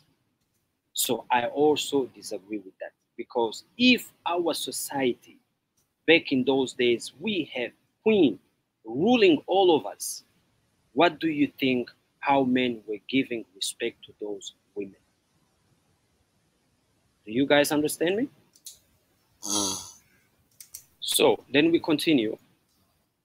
Difference between black woman and a white woman, if I have to say, is this: black women, or let me say black girls, they intend to want a man who already have everything. I myself, I'm 29. If I want to get married right now, then I'm looking to a girl who's 22, 23, 24, and comes a man who already have all. They intend to go for that man, which is a very normal usually, but that's what black women do. While white girls, what they do, white girls, they will check that man or that young man, see if he has the potential to become it, and they will stick to him until he becomes that big person. But why black women, they already want somebody who has a beautiful car, beautiful house, beautiful this, everything ready, then they're ready to go. But if you come and knock at the door, by the time she's 20, 21, 22, she will act like, and you will have nothing as yet, they will act like you are nothing. And you guys were talking about marriage. Let me talk about the law. This is everywhere around the world. There's something we call maritime law. When you get into marriage, it's a corporation. You are creating a company. That's when you said, don't get into this business or don't get into that business or into my woman's business. When you put a signature on that paper, that means you created a company. That is the reason why when you separate, you have to pay the dues, whether it's a woman or whether it's a man. So, and then I'll come as last. Hello? Hello? I hear you. Yes. Oh, you Yes, can hear can me? you go ahead? Yeah. Okay. And I will say this also, before we're talking about marriage, people who are already in the marriage, we should talk about before getting into it. Because problems start before, not after. I think for a man to marry a woman, we men, we should say to ourselves, we need to stop lying as well. We need to be ready to tell women what we really, really, really want from inside out. And put it on a paper. What do you want? You as a man. You want this, you want this, you want this, you want this, you want this, so that a woman, she will know who you are, what you are, and what you intend, what you are expecting from her. This is going to eliminate a lot of problems. But mostly men, they are not able to tell women what they really want. This is the truth. I'm not married yet. I have never been married, but I can tell. Another thing is that power in women. You guys were talking about that. Women are always attracted with men by men with power. What is power? When you accumulate a lot of money as a man, you gain power. Women, they're not here to say, oh, he's beautiful, oh, he's this, oh, he's that. No, they don't care. They just love that. That's when a man has a lot of money, that's when a man also has a lot of access to different women, which is true. I don't think men would disagree with this. Women stay in relationship because of power, not because of love, my brothers. Trust me. I'm not sure there's that much. I agree that men, because of power, men can abuse it to those women. And then another thing that was a very good question that one of our sisters asked. she says about modern education. If that the modern education do such a so and so to women, what does modern education do to men? This is this. I'm educated. I'm finishing my PhD right now, but I can tell you, as a man, it didn't change me. The only thing it does, it puts you in the field to compete as a man, nothing else. But when women get those high standard value, women intend to misuse the power. Because men, we know how to deal with each other. When there's a man who's more stronger than you, another man who's less stronger than the other will be submissive to the other one. This is automatic. But women seems not to understand that. But why I know they don't, but it's because it's not within their nature. This is within men's nature. So I think we can discuss, having different various discussion through the whole night. I think we should pick one point and stick to it and come with a conclusion. For me, my conclusion out of this, it will be that women should start to understand and ask themselves what's wrong instead of pointing the finger. Because there is a said, my grandmother used to tell me, like, if you want to change something about someone, start changing from yourself. You need to look at yourself. When you look in the mirror, you can only see yourself. So this is what I have to say. And another thing, let me put this on top. And the women intend also to have this fairy tale from television, from Hollywood, looking at the relationship, thinking a man should do this, a man should be this, a man should be that. But for maybe someone from this audience is married, because when you get married, a marriage life is completely different. It's not a movie. It becomes reality. So that's all I have to say, guys. Yeah, thank you. Yeah, you're welcome. And I think there's some element of, women sometimes they like to copy from other women. They was like, oh, that woman's husband did this, that woman's husband did that, or that woman got this and got that. So they tend to do that. And if you, in the context of Nigeria, if you do that with a man, that is a big no-no, because they hate that. Like, why would you want to compare me with another man? You want to go and marry that man or stuff like that. So, so that's a big no-no. If you ask me what the women, men want, or for women, I'll say generally men want women that are easygoing, able to take care of the children. They want women that will take care of children. I see people say they don't like women that are educated. Personally, I don't have problem with women that are educated, as long as they can still do the other bits, because now you get the best of both worlds. So you can be educated. As a matter of fact, the more educated you are, to me, I think the more you can impact on the children. So because you are educated, you know a lot about those things. You don't have to be asking teachers, oh, what is 1 + 1? Or what does government mean? Stuff like, you know, all those things. And if you look at women that are highly educated and they do parenting the way that's normal women do it, or traditional women do it, the children often come out like super intelligent, because they impact quite a lot of that knowledge into the children too. So it will be foolhardy for a man to think that when a woman is educated, then just dismiss her because she's not going to be traditional. I think if you can find the one that is also traditional and educated, you've got the best of both worlds. And obviously, before all this, you have to have an element of partnership. You said something about it doesn't have anything to do with love. Fine, maybe it doesn't have anything to do with love per se. At a point, it has to. Because you have to get on with somebody. You know, you can't just say, oh, because this guy has money, that's the end of it. Otherwise, you'll be finding some women marrying very ugly men. There's a reason why generally the prettiest women tend to marry with men that, yeah, maybe the men are not as good as they are, good looking as they are, but the men are not entirely totally, you know, hogwork or whatever this is a very, very ugly character. So you have to tolerate, you have to be able to withstand the person's appearance and, you know, the way they carry themselves before you can go with that. So there has to be an element of chemistry, people getting along. Otherwise, you're going to kill yourself within 2 weeks in your home or something like that. So that is there.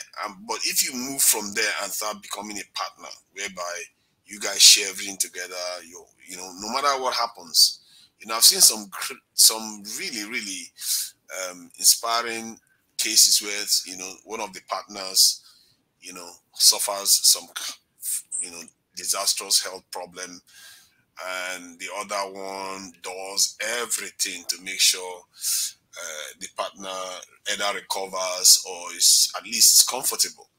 That is some of the most beautiful thing that separates us from distant animals.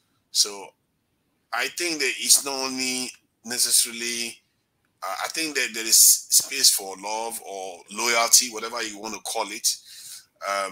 And it's often the best traits. Those couples that have that element of loyalty, whereby no matter what, they are sticking by each other, is what created the so-called societies that we have today. So when we say love doesn't have anything to do with it, I don't know. I think it does have some part to play in it. But I think the word most men are looking for is loyalty. Of course. Yeah, loyalty. If the women are loyal to the men, I think that's one of the biggest traits men like. And you know, you can always relate to them, share anything, talk, you know, you have your secrets, you share all your hopes and dreams, and you know, and vice versa with the woman too. So if you have that, you are fulfilled as a man, to be fair. As a family man, you guys will be unstoppable. You know, everything that you is not going to seem like a problem. Can I ask you one question, brother? Go ahead. What is cheating? That's a loose question in my mind. But that is a loaded one. Are you trying to get somebody in trouble? Excuse me, miss. What did you say? I say that is a loaded question. Are you trying to get somebody in trouble? No. You know. The thing is, my sisters and my brothers. Maybe the way I think is completely different than sisters back on the continent. You know, the television has done its work, and the people who are behind it.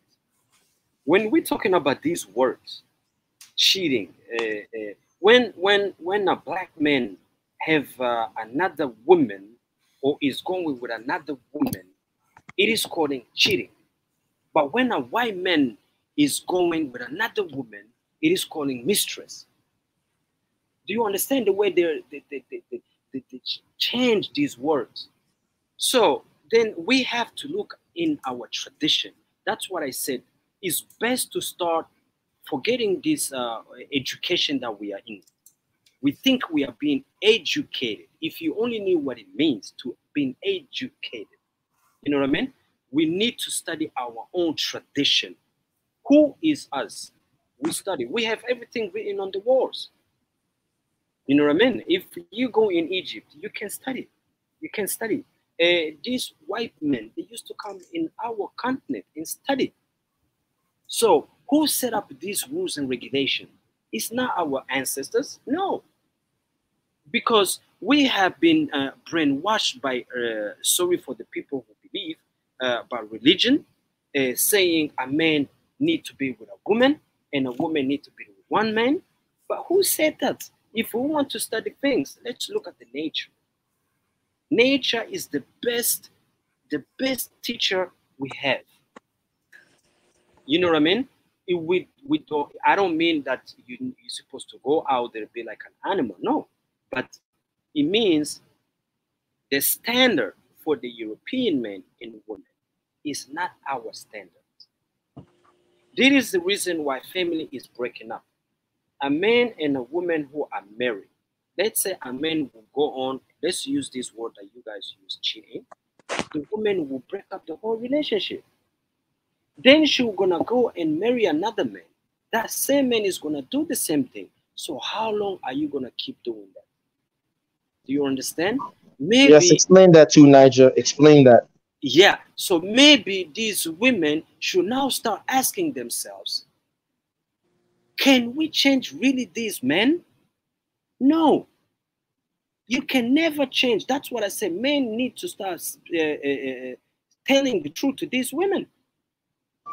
Women like lies. Yeah, but women love lies because at the end of the day, it's not going to keep the family. If you care about your children, you as a man, and you need to tell a woman. I'm going to tell you very straightforward, guys. I'm very, how can I say it? I can. You're an open book. You don't hide. I like guys like you. I'm very open book, and plus I can get very easy. Estimab, stop recruiting all these people. You have Sam in your corner. You have No, I have 2 wives. That's okay. It's okay. I have 2 wives. What's wrong with that? So the thing is now the thing is here. We need to come back into our own tradition. Look at our own grandfathers and their forefathers and so on.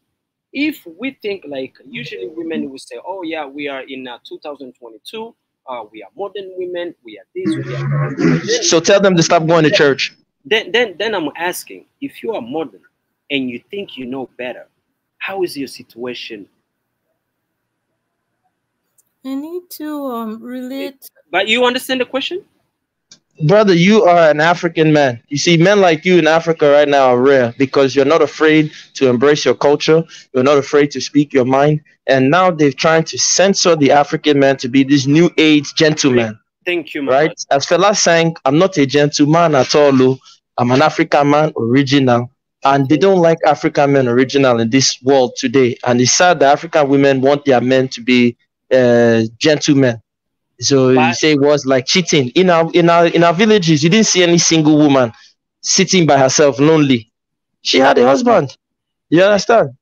You know, so what I'm saying is I've been a couple of times in Africa. I think you guys who are in Africa are still okay to me.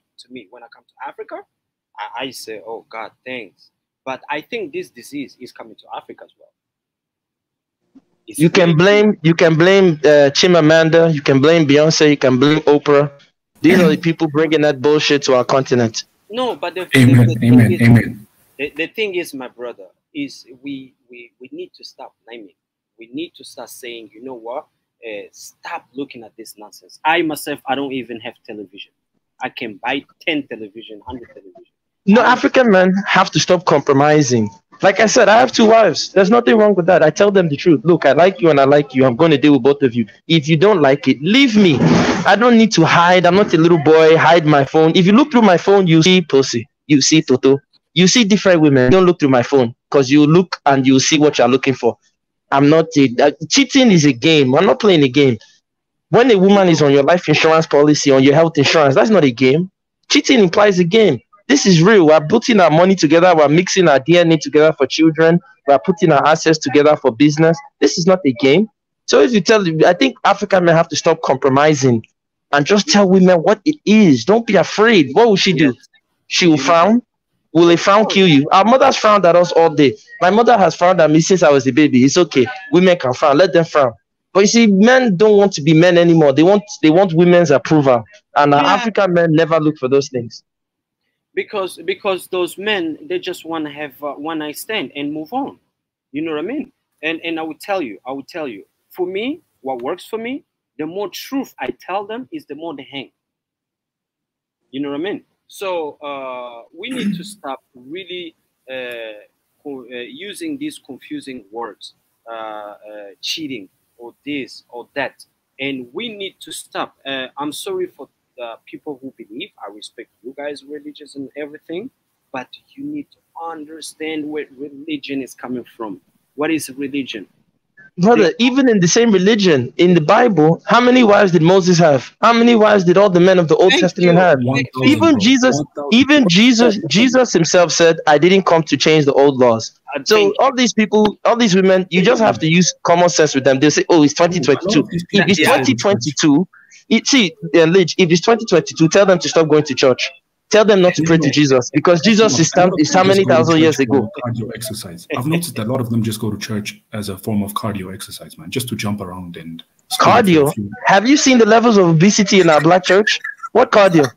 Don't deceive yourself, my brother. They go to church for cardio. They go to church to eat fried chicken and donuts. There's no cardio. You know, every time you tell them, oh, why is polygamy not allowed in the Bible, when all these men, these great men in the Bible are all polygamous? They come to you with some bullshit. You know the verse that they like to come with? I think it's in Leviticus where Moses tells the priest to only have one wife because they have to focus their work on the Lord, and having more than one wife will distract them. They take that and they apply it to every single man on the earth. But these people are idiots, man. I swear, like these, I don't. The level of IQ in the church these days, man, it's embarrassing. Guys, I will say this. Can you guys hear me? So there is. Can you guys hear me? Yeah, we can hear you. Yes, finally. I would like to emphasize this. I think the more honest we speak and we bring to our women, I think that will be the very first beginning. Then women also need to start pointing the finger, even to our sister. You gave the word, but I think she left the panel. Can you remind me her name, please? Let me guess. It was Sister BJ? No. Another elderly woman. There was another woman. I think in the comment section. Okay. No. In our conversation, she left. I think. Oh, Marie Antoinette. Marie Antoinette, yes. Yeah. She mentioned something, and then in her conversation, what she said, she also said her friend husband did so and so and so. So men therefore should be doing this and this and this. Even she didn't come up with a solution by pointing probably her girlfriend. Maybe we're wrong. No, it is always the husband. But I always said women have the key to sex. If you don't allow me, I won't get there. That is the beginning. When we want to solve a problem, we need to look at the beginning. Brother, what you're doing is you're thinking logically. Women purposely, you see, because Tunaja, not to cut your wisdom, brother, Tunaja said earlier, women are not as logical. I think that's a lie. I think women are 10 times more logical than men. The thing is that women are very smart and they're manipulative. What they do is they pretend to be emotional. They pretend to be illogical so they can get away from facing responsibility. Thank you. If you press a woman, she knows the right thing to do, but she wants to do the wrong thing, and then she can always cry, shed tears, faint, scream, yell, do something silly, because she doesn't want to own up to responsibility. She's refusing responsibility. So that's the game they play. So that's why I've always told men, stop answering women. Take care of yourself, take care of your health, take care of your children. If a woman likes you, she will follow you. If she's tired of following you, tell her that she can follow the dog. You have to take that approach. Just to support what you're saying, look at what Rachel Raz said in the comments, just below. Yeah, it's the fourth last comment. Bro, when we talk about the Bible and how it supports polygamy, then she turns around and she says, well, that was written by man, so it doesn't apply. So why are you going to church then? Why do people always bring up religion when it comes to how we should act in a marriage? Because it's a game of escaping responsibility. So this is how you have to get them. You see, what I've learned is a conversation that never ends. Exactly, because men, and the problem actually is men. Men allow it. Me, any woman that deals with me, I say, look, if you cannot. I remember one time a girl said she wants to hang out with me. She said, oh, I'm going to get drunk. I said, if you get drunk, you'll be there. I'll leave you. I don't deal with drunkards. And she looked at me. I said, yeah. She said, oh, but my friends normally will put me in a cab. I said, you don't know who you're dealing with. If you can't be responsible for your life, you're dead. Whatever they do to you, that's on you. And I didn't do it because I'm wicked. I did it because I don't want her to feel comfortable escaping responsibility. And ever since I treated her that way, anytime we hang out, she's always responsible. But when she's around other men, she acts irresponsible because she knows women test you to see what level of irresponsibility they can get away with. And then you see in the comment section, they'll write, oh, he's not a good man. I like my men who, those are all yes boys. They all say things that women like to hear. They are basically doing what they learn from their mothers. You see, when we are young, we learn to please our mothers. So we grow up doing the same thing to women. But the real sign of being a man, you have to reject your mother. That doesn't mean you hate your mother. You have to escape your mother because at the end of the day... Gas them up. Look at the comment by Bis. Is it Bismos? Can someone just bring a comment here? If you are not okay with it, then go find a man that will be okay with just having one wife. Like, no one is talking about you. Like, I don't know why these women want to generalize for every woman. Like, you are not okay with it, that's fine. God bless you. Go on your marriage. Yeah, being silly. We'll go deal with them. So my please, brother, why are you trying to bring? Can I just ask her, why are you trying to bring your morality on every other woman? Did they ask you for that? Who hired you as the chief ogre of every? See, listen, let me tell you something. If she meets the guy that she loves, that she really likes, that guy will have 2 wives and a baby mother, and she will do nothing and stay there and go nowhere. I'm telling you, is it not women? Look, all these women talk all that hot shit. Let them meet the guy that they say they fall in love with. That guy will cheat on them, abuse them, do this, and they'll stay. Don't listen to what women say. Watch what they do. They're all bullshit artists. The guys who walk around with impunity, and I'm not encouraging you to abuse women, no, but have a little bit of impunity. Tell her how you take it, and if she can't deal with it, tell her leave. The minute you tell women to leave you, you'll be shocked. They go nowhere. The ones that like you, they go nowhere. Brothers, there's one thing that I see in women. Can you guys hear me? Yeah, we can hear you. Look at what Sam just wrote. Sam is, of course, the resident European Universalist. So I would say I'll play devil's advocate for a second. There is kind of like a functional purpose that like monogamy serves, and I'm not saying every person has to do that. I'm just saying that there is like there is a purpose that we kind of do have to account for. Which purpose? So okay. In a society, roughly, when children are born, you get roughly 50-50, right? Roughly as many men as women. We all know that. Coin toss, you're going to get 50-50. The thing is like when you have polygamy, right? What's going to happen is like women are typically going to flock to a certain set of people, and there's going to be leftover men. Now, you kind of have to account for those men, because if you don't, that number kind of grows, and then they start there's 2 main functional purposes of women. One is like, children, and then 2 is to basically secure male investment into the society that you're building. You cannot have a growing number of men with no investment into your society or your tribe or whatever, because then they start to want to burn it down. Or they, at the very least, they don't want to defend it because they have nothing. They don't have their own families. It's like, matter of fact, there's like these people in Utah. There's these Orthodox Mormons or whatever. Yeah, I know. Yeah, they basically, pretty much the second, like, the girls get a certain age or whatever, they're the age of marrying, they basically like, send them off to go be with like, pretty much the, what you would call the heads of like, their little setting or whatever. And then they basically send the boys that were like, of that generation off. Sorry, brother. Sorry. Just to gas them up. Are you looking at this comment? This is a woman that's not even interested in being in any relationship. But here she is giving relationship advice and telling people what should go down. Well, yeah, there's something mentally wrong with you. No, don't do that. Don't do that. No, I don't listen. Don't waste it. And I don't pay attention to that. I think, you see, Lidge, when you get to a certain stage, I'm at the stage I'm at, women don't exist in my world if she's not serving my purpose. You have to get to that point. It's a selfish way. They won't like it. They will write, oh my God, that's terrible. Too bad. Yes, I'm patriarchal. Yes, I'm sexist. Get over it. As long as I'm not abusing women, deal with it. And if you can't deal with it, go away. Talk to the guy that you like. Hey, brother, how can I call you? What is your name, by the way? Gas them up. Huh? Excuse me? Gas them up. Just them up. Listen, I totally agree with you, man.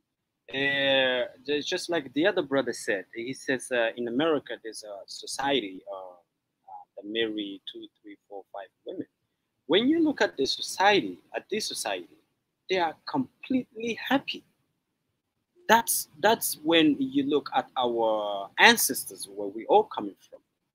You know what I mean? They didn't have these problems that we have nowadays. Nowadays, that's my point that I really want to point out. Don't even look at the comment section from these girls who are claiming these. You need to look. Excuse me? I was gonna say, like, well, you kind of, while I was playing devil's advocate, I was saying that, like, while, like, you know, there's a need for monogamy. Yeah, there is, like, so if there's like a war or something, right? And there's like a shortage of men, like that's kind of what happened with the baby boom. Like there was like a shortage of men because everybody was getting blown up and shot at and everything or whatever. And then they came back, and because there were, like, you know, a shortage of men, a lot of men basically had like second families on the other side of town. It happened. It was what it was, but like they didn't care because they could always find another woman because we just had so many get shot. But like when you have a situation where that isn't the case, when the next generation is brought in, you're going to have roughly as many men as women, give or take or whatever. But you're making certain assumptions. One, you're making assumptions that men. Yeah, go ahead. The thing can I ask you, what is your point, brother? I don't get your point. No. I get his point, but I want him to finish because I think he's making certain assumptions. But go ahead, brother. So my only thing is, and this is just to play devil's advocate, it's just like if they do flock to a certain number of people, and there's like, because pretty much what's going to happen is there's going to be a growing number of men without wives. Now, that's fine in the sense that, like, you know, you're living the life that you do want to live, but like you now have like a number and a growing number of men by each generation of men with basically no investment into your society. Now, what I'm saying is, like, at worst, they're going to want to destroy the society, or at best, they're just not going to want to protect it. So can I quickly address your assumptions, and I want you to push back? Yeah, let's hear it. Let's hear it. Okay, so here's the few assumptions. One, statistically speaking, and I hate using statistics, but typically the woman child survives birth much better than the male child. In most societies that you observe, you have more female births than male births. Male children die in childbirth, unfortunately.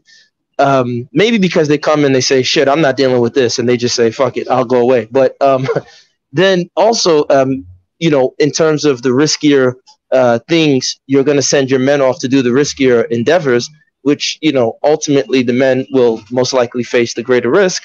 And the other part is we're assuming that the men are going to be 100% fertile, right? And in most societies, you can't make that assumption. So how do you account for the fact that you'll have more women who will survive birth? Women tend to live longer. The men tend to die earlier and quicker, and men are not always 100% fertile. So you're, you know, essentially still going to always have a surplus of women, all things being equal. Can I add something to this conversation, brothers? Go ahead. There's something we have to understand and understand. When we're talking about the childbirth, let's look at the nature. Let's analyze the nature. When we look like where our sisters coming from in Kenya or Tanzania, we look at these national parks. Do we see those animals like a lion, more male lion than females or any other animals? No. You know why? The nature doesn't make any mistake. The nature is 100% balanced. Unless these women use these pills or these Western medication, then they can change the nature. Like in China. Like what happened in China? You have more men than women. But that is because of what? Not the nature. But if you go by the nature, you abide by the nature never makes mistakes. That I can guarantee you. But we out of the nature. You know what I mean? Because yeah, he's right. We are following people who come from us, they're supposed to be the one who's following us, not us following them. You know what I mean? If you, I don't know if you guys know about Dr. Ben Yahma. Those are people who study Kemet and Shekush. Oh, Ben Joseph Yakanan? Yes. Yes, yes, I know him. So once you understand these men, you study them, you read their books, then you get to understand who you are. Then you appreciate who you are. Then we won't be having this conversation. You know, you can even read Jomo Kenyatta's book on Kikuyu culture, how they had like group economics and they had age groups, right? We can say yeah. probably Jomo Kenyatta is way too young. Let's study way older than that. You know what I mean? But I understand. No, of course, yeah, I agree. Yeah, yeah. Add all of them. Yeah, I understand your point of view, of course.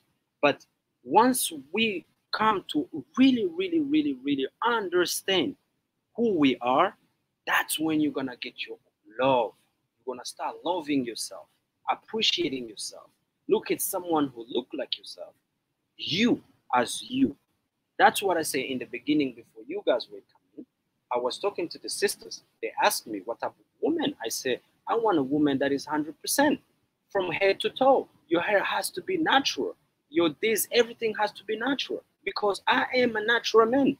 I don't want a woman with fake things walking next to me and acting like she's my woman. No, that doesn't represent who I am.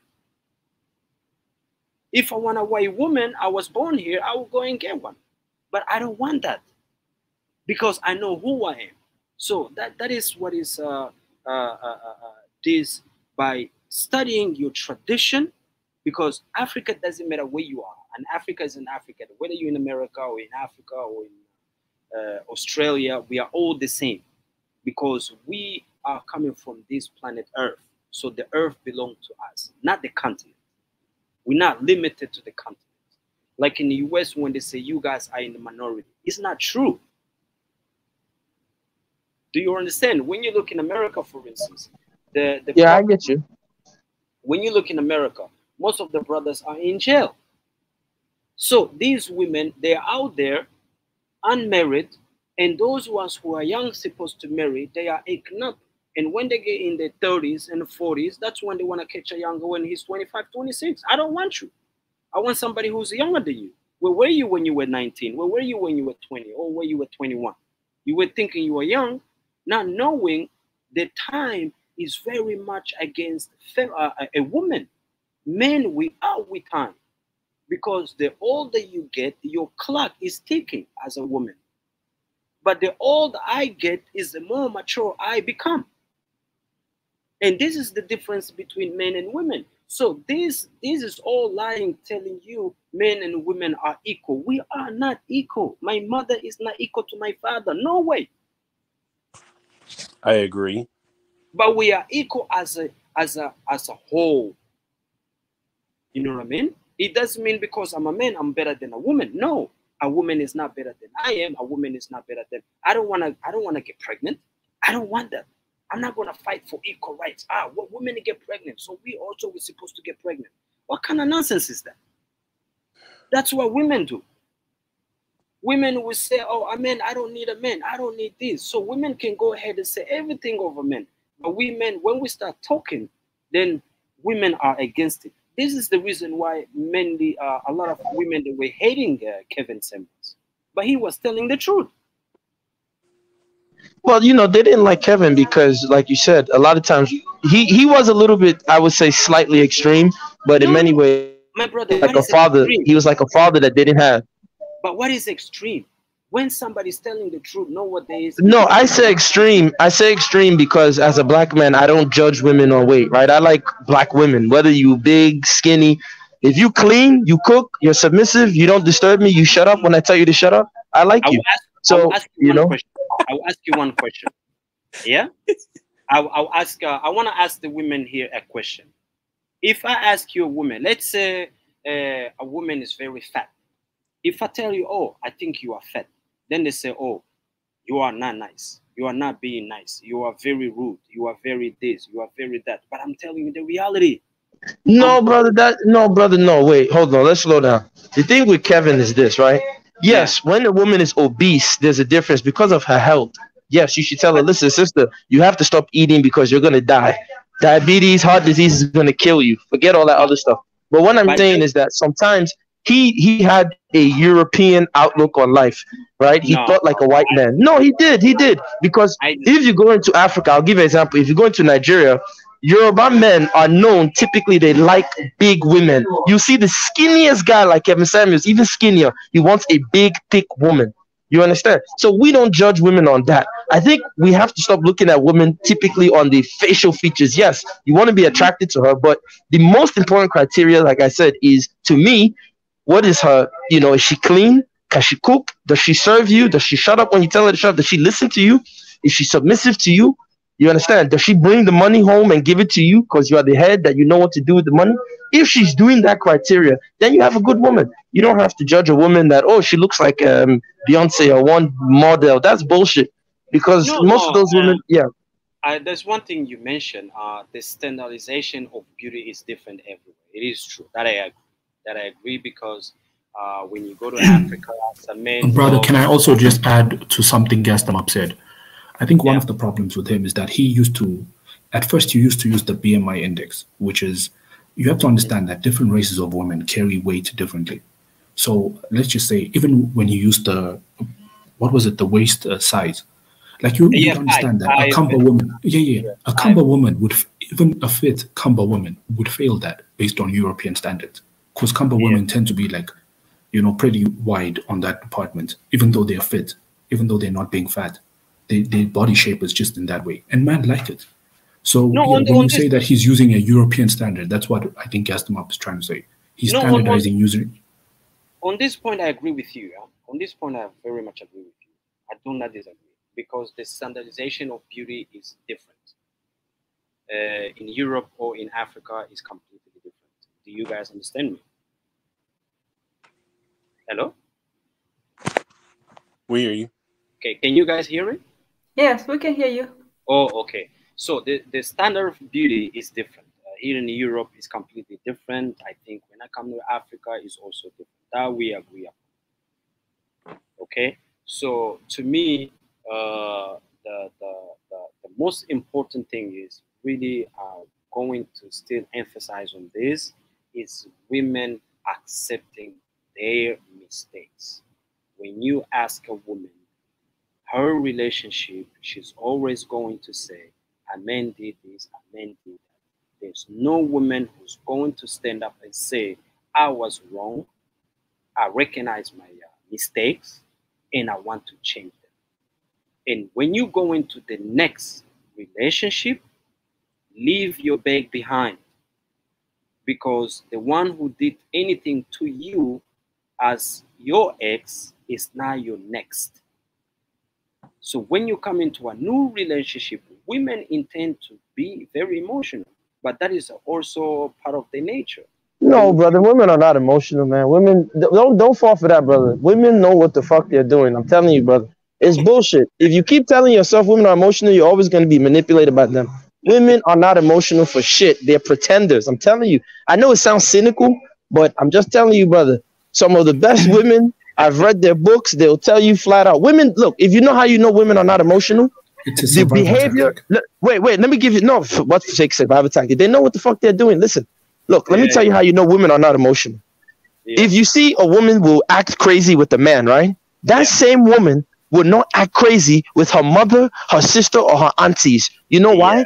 Because her mother will say, bitch, I don't give a damn what you're going through. You better fucking act correct. Notice that about women. Women never act crazy with their mothers. They never act crazy with their sisters, but they'll act crazy with the boyfriend or the husband. What does that tell you? Selective. They know what the fuck they're doing. So the only thing you have to do is tell any woman, look. I'm telling you, Tan, you know your grandmother would slap you if you came and you agree that it's a survival tactic? I don't think it's survival. I don't believe that. Listen, look, women. No, hold on. In the snap of a finger tomorrow. People you are referring to are women. Their grandmother, their mothers. Oh God. Their mother will know how to talk to a woman in a way that they can be able to understand. See, let's not pretend as if God. husband. I think you can say whatever you want to say. Oh God, to Niger. Can I talk? Just let him finish, Gas. Let him talk. See, you have to understand that if a woman thinks like a man, because I know how I think, I can tell you that right now. If a woman thinks like a man, they will not be able to stand half of the things the children do. There has to be a form of selection process that's an assumption to Niger. Listen, let me tell you, to Niger. See, come on, no, there's an assumption. To Niger. Let me tell you why it's an assumption. I'm a man. Okay, go ahead. I'm sorry. It's a fact of life that if you have to raise children, there is an element of chaos that comes with it that a man will not be able to put up with. Why? Okay, go ahead. I want to respond when you finish. Go ahead. There's an element of chaos that a man will not be able to put up with. That is why women generally are more amenable to reacting the way they react to, even if they are logical, there has to be logic there, but they are more emotional because you have to be emotional to be able to, because emotion moves you. It's not always like in a straight line, like logic. It moves you. You have to get to a point where the child is. You can't use logic to bring the child to where you are. So that is what occupies most of their time. No, see, the only reason why you're saying that is because women have a biological proximity to children. Let's keep in mind, these are the same women. Hold on, wait, slow down, Tunaja. Look, just like your friend Sam. Sam is an Anglophile, right? These guys read European, Darwinian, Spencerian theories of genders and sex. They don't take into account anthropological concepts. They don't take into account genetical concepts that actually prove a lot of their alpha male theories totally wrong. So let me give you an example. Me, in my experience, right? I work in the education sector. 90% of the women that I've worked with are fucking morons. They shouldn't even be near kids. I'm sorry to say. They don't know what the fuck they're doing. I'm telling you. I'm looking and I'm like, wow. Is this the so-called mothers knows best? These women shouldn't even be near children. But it's the game. They know how to play. Look, I'm telling you, if I had a daycare run by former firefighters and police officers, those kids would function and behave much better. Now, I'm not going to say that women don't play a certain role, that they're needed in a child's development. Of course, right? Because of breast milk. And like I said, there's a biological proximity. But to make the assumption that men cannot deal with the so-called chaos, you can't deal with the chaos because you choose not to. Because I'm telling you, if you were forced to, you would deal with the children. I raised, my children. I've been around young kids. I've taught children from kindergarten all the way to high school. It's an assumption that men can't deal with it. I think men tell themselves these things so they can actually get away from being around children. It's an assumption. That's one. Two, when like, for example, Sam in the chat, he says, oh, the figure eight, all this stuff. Now, when you look at primates, because the Europeans love to use primates to assume, oh, we're primates, blah, blah, blah. Okay, now the alpha male in the primate society, you would think, oh, alpha male, King Kong, big dick, he gets all the women. Now, when they do paternity tests on the children, come to find out that the alpha male is oftentimes not the father of the children that are running around. What does that tell you? It tells you that the woman was doing some shit on the side. Well, that's... You understand? Yeah, go ahead. The way that happens is basically once the new alpha male is pretty much established, he gets first crack at the women. And then after that, what happens is the women will basically go ahead and pretty much trade sex for resources with the rest of the men after the alpha. Yes, but this is why I'm trying to say we can't take that approach because in West Africa. Sorry, gentlemen. We should welcome Big E. He is yes. Welcome, Big E.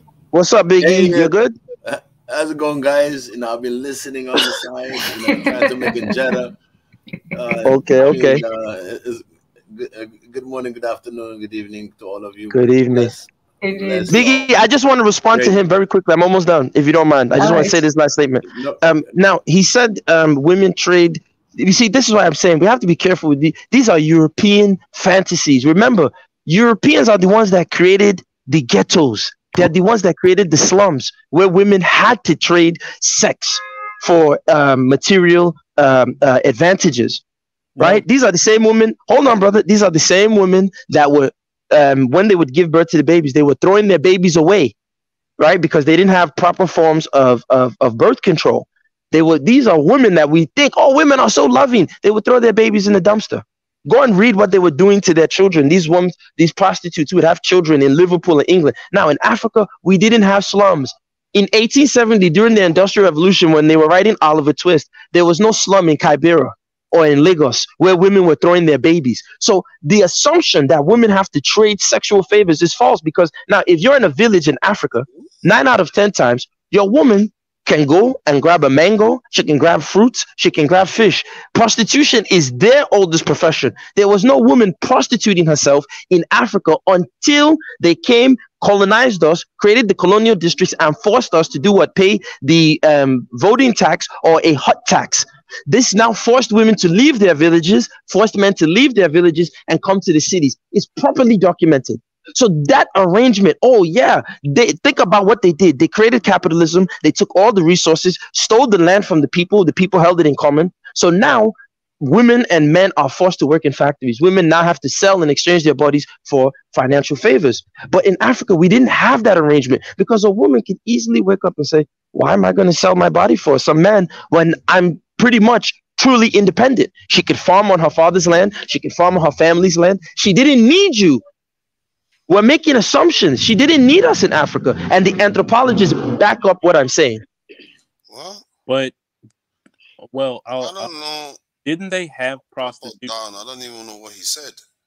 Well, so my question is, didn't they have like prostitution in places other than Europe? Like Japan, they had like a... Well, in Africa, a lot of the prostitutes were women that were captured from another tribe. Let's say in war. We're talking Africa, because prostitution involves an exchange of currency. Now, one, you would have to show me the pre-colonial. It doesn't. Totally different point. Hold no, because the gentleman said to Naja, follow along. The gentleman said that women exchange themselves as a survival tactic for material resources, and so I'm saying that is a European assumption that they make, because in Africa we didn't have that dynamic. That is why we didn't have large-scale temples, whereas in the Middle East, you had large-scale prostitution temples where they would go and give money to the glorious whore, and they would have these wild orgies that you see in like Mesopotamia and these other places in Babylon. He was referring to it no, Tunaja, slow down. So Tunaja, he understands what I'm saying. I'll get you along. Don't worry, I'll bring you to speed. So now, what I'm think that was the context. no, don't do it. You do this all the time. Tunaja, please. No, don't do this. Tunaja, the gentleman understands the point. I will bring you to speed. Slow down. You don't have to jump. Cool down. Okay. No, so you got to listen. You got 2 ears for a reason. Listen. Please listen. So now, so listen, Tunaja. What I'm saying is, I'll explain it. The gentleman said that women exchange sexual favors for material gain as a survival tactic, which is based on the theory of the alpha male ideology, which comes from that Darwinian Spencerian theory that Europeans have. Now, I'm giving you the history behind it. How did they get to that point where women had to sell their bodies as prostitutes in Liverpool, in Manchester? How did they get there? Well, like I said, look at what the Parliament did. They created something called the Enclosure Acts. So from the 1400s, these people started stealing land that was held in common. Where you hear the word common law, right? Then you get maritime law. So you had the common land in Germany, the Volksland, right? What the folks had, that was the land that was held in common. They start stealing this land, basically like eminent domain, telling them that, well, you people are not doing anything productive with the land, so the mercantilists and the capitalists are going to build factories. They're going to be more productive, effectively, because they wanted to raise tax revenue for the new nation states, because the nation state is built on tax revenue. So now when you disrupt people from their land, when you now take them from their land, they don't have an alternative to your capitalist system. The only alternative they have is to work in a factory. So the women who can't get the factory job are left to do what? Prostitute themselves. So Europeans have this bad habit of taking the personal and making it political or universal. So they'll now take what goes on in their lives personally. Hobbes, for example, will say, life is short, nasty, and brutish. No, Hobbes, your life is short, nasty, and brutish, because nobody in Kenya would say that. Life was not short, nasty, and brutish for us. We enjoyed life. Even with Shaka Zulu and all his warmongering, The Zulus were dancing, they were having a great time. No Zulu would say life is short, nasty, and brutish. So back to the point of women trading their bodies for sexual favors to Niger. I'm trying to explain that in Africa, the dynamics for that did not exist. Because now to say that there was prostitution in Africa, you have to show me a currency that was being exchanged. People don't even realize the cowrie shell that they will say, oh, they had cowrie shells. The cowrie shell, there's only one native species of cowrie shell to West Africa. They imported trillions, if not billions, of cowrie shells into West Africa to effectively monetize the African economy. So we didn't have an exchange, a medium of exchange. Remember, trade only existed for us after subsistence farming. So we took care of our needs, and what was left over, that's what we traded. So our women didn't have to prostitute themselves. Women were fully independent. That arrangement that a woman in Africa has to now look for a man, a provider male, didn't exist. Because women have always worked in Africa. There was no leisure class of women. And I'll end there. I hope that makes sense. To Niger, just to He has to. Normally, you do call people out when they repeat. Okay, I'm sorry. You can go. You like to be psychophantic when it comes to gas them up, but that's fine. Point Bro, is that what? See, let me. I can call you that. Just because I agree, we get them up. Have we always agreed on Now, what's everything? funny, Sidge, this is the only time me and you have ever agreed, and now he wants to jump on that, Call me right? a sycophant of yours. Niger, can you You're not my second fan. You know that. Come on, let's not do that. So the point I heard from what the guy said was that women trade sexual favors as a form of survival stuff, which is not controversial. Even the bonobo monkeys do it today. Chimpanzees do it today, and we are a form of apes. So how is that a white man creating that? Did the white man create this? Gas them up. Did you hear what he said? We are form of apes, brother, you said? What I was saying was a woman. No. Gas them up. You see, all the time. Gas them up. You cannot make. I mean, to Niger. Can I just say one thing? You cannot say something is a natural cause when the society structure forces people to do something. Like it's like when people say that people in America, the blacks in America, are inherently violent. No, if you deprive someone of something, then they will be forced to act in a certain way or do some things that they don't need to do in order to get their money. I think you're mistaken. You're saying like wait, to Niger. I don't think he was talking from the point of view of prostitution. I don't know. Maybe I'm mistaken. Were you talking from the point of view of prostitution? Yes, that's what he was talking about. So I didn't understand it to be mean prostitution. I just understood it to mean women can go with a man that is wealthier too, as a form of she offers sexual favors to get resources from the man, and or sometimes even get favors from the man too. So. Yeah, go ahead. Guys, if you want to I wanna say something. I wanna add up to something that our brother said according to prostitution. He mentioned a lot of very good points. Looking from European view, all of this behavior, whether it's prostitution or what is going on with women, young women today, all of this behavior, I want to include them. We didn't have those behavior into our society where we all come from. That is called Africa. Is things we are being forced to. Just like the other brother, I don't know your name, brother, from UK. Hello? I think he means Lidge. Yeah, the brother who speaks kind of slow. He was saying that this is like in America, people in the ghetto, the way they behave and so on and so on.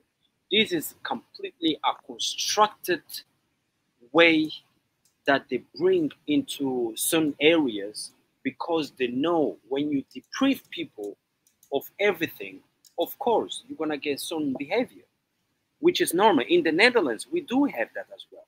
But because in the Netherlands, you don't have a lot of Africans, so it's not like in UK, for instance. You know what I mean? Because they are protecting their own people.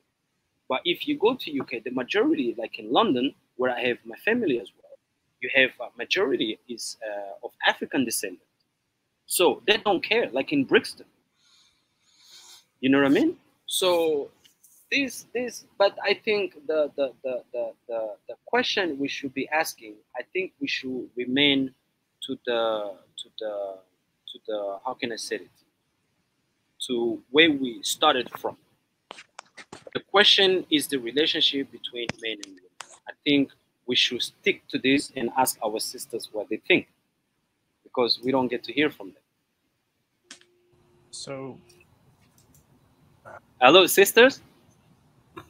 Marianne. I think that. Yeah, we're here. We're listening. You're still here. You're not sleeping, huh? No. So, what is your thoughts on our conversation? Maria Antoinette, go ahead. Me, my class just started, but I wasn't aware that there was a what you call it, a problem I was supposed to address. Somebody's mic is still on. If you can please mute. I need to turn this off. I don't know how to turn it off. Hold on, Antonia. There's Just a someone with a second. mic that is on.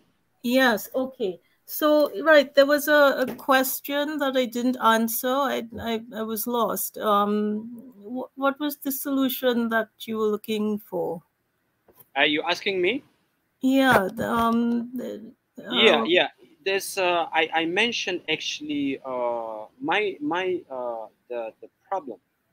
problem that I'm constantly seeing with women, whether young women, elderly women, is that women need to start understanding and pointing the finger at themselves instead of pointing the finger at men.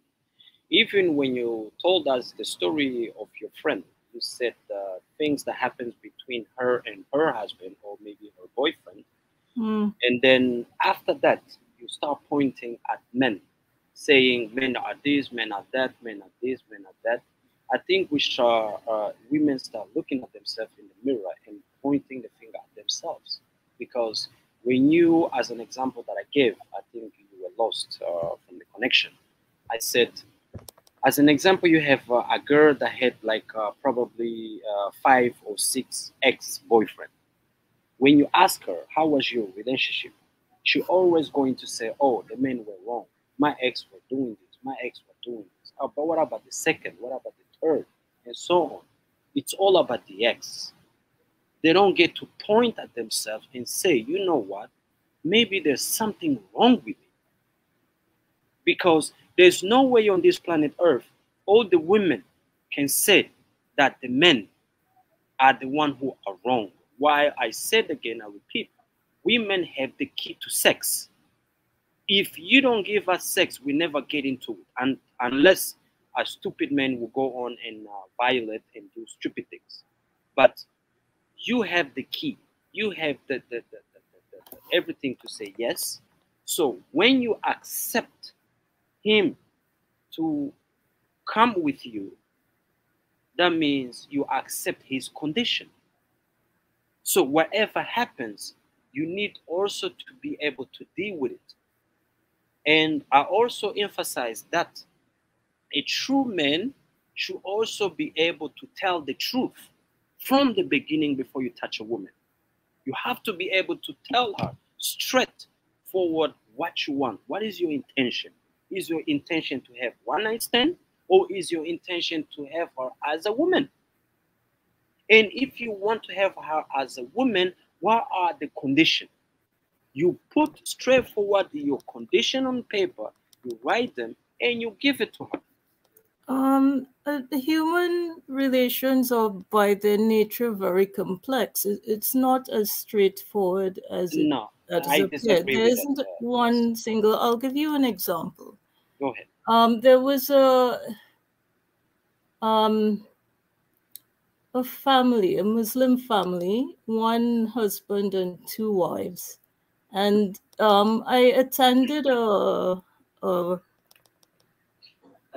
gathering because one of the employees, who was also a young Muslim lady, was leaving. She was moving away to another country. And the older wife of the head of it's a business place. So the older wife was giving one of the farewell speeches. And she advised her that about the Muslim tradition, how to cope with well, married life, because the reason she was leaving was because she was getting married in this other country. And she said that, you know, make sure that should your husband decide to have a second wife, that you get to know the person, make sure you can get along with the person. And I noticed she, you know, she became extremely pensive and sad. I could see the pain in her features when she spoke about the possibility of a second wife coming on the scene. And this is not a very young lady. She was at least almost 60, I would say. And she was Wait, always hold up. She's 60 and just getting married. No, she is the older wife. She's not 60 and just getting married. Come on. Guys, let her finish. She's the older of the two wives, advising this young lady who was about to get married. She was engaged, so she was leaving the business and going to live in another country. And this is the older of the two the man who is the owner of the business had two wives. This was the older of the two wives speaking, because everyone had to give a speech to this employee who was leaving. Right? And she was right. So when she spoke about the possibility of this young lady having to face different challenges in the life that she was about to embark on, the possibility of a new wife coming on the screen, since she was a Muslim, and you know, there would be a possibility of another wife. And she, I mean, her voice almost cracked. You could see the sadness in spite of her being seasoned in this culture. You can tell, even though she probably would not admit it, it was traumatic for her to have a second wife. From her experience, a second wife coming on the scene. So it wasn't what should I say?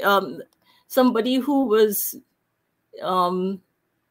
let's say, seasoned in another country, a Western country, and can't accept the Muslim tradition. She was always a Muslim, and she grew up in a developing country. This is a developing country we're talking about. And she found this so painful. I mean, the pain that I saw in her features left an indelible impression on my mind. And I am thinking, we have to be empathetic towards people's needs. And sometimes these cultural practices cause some trauma that we're not aware of.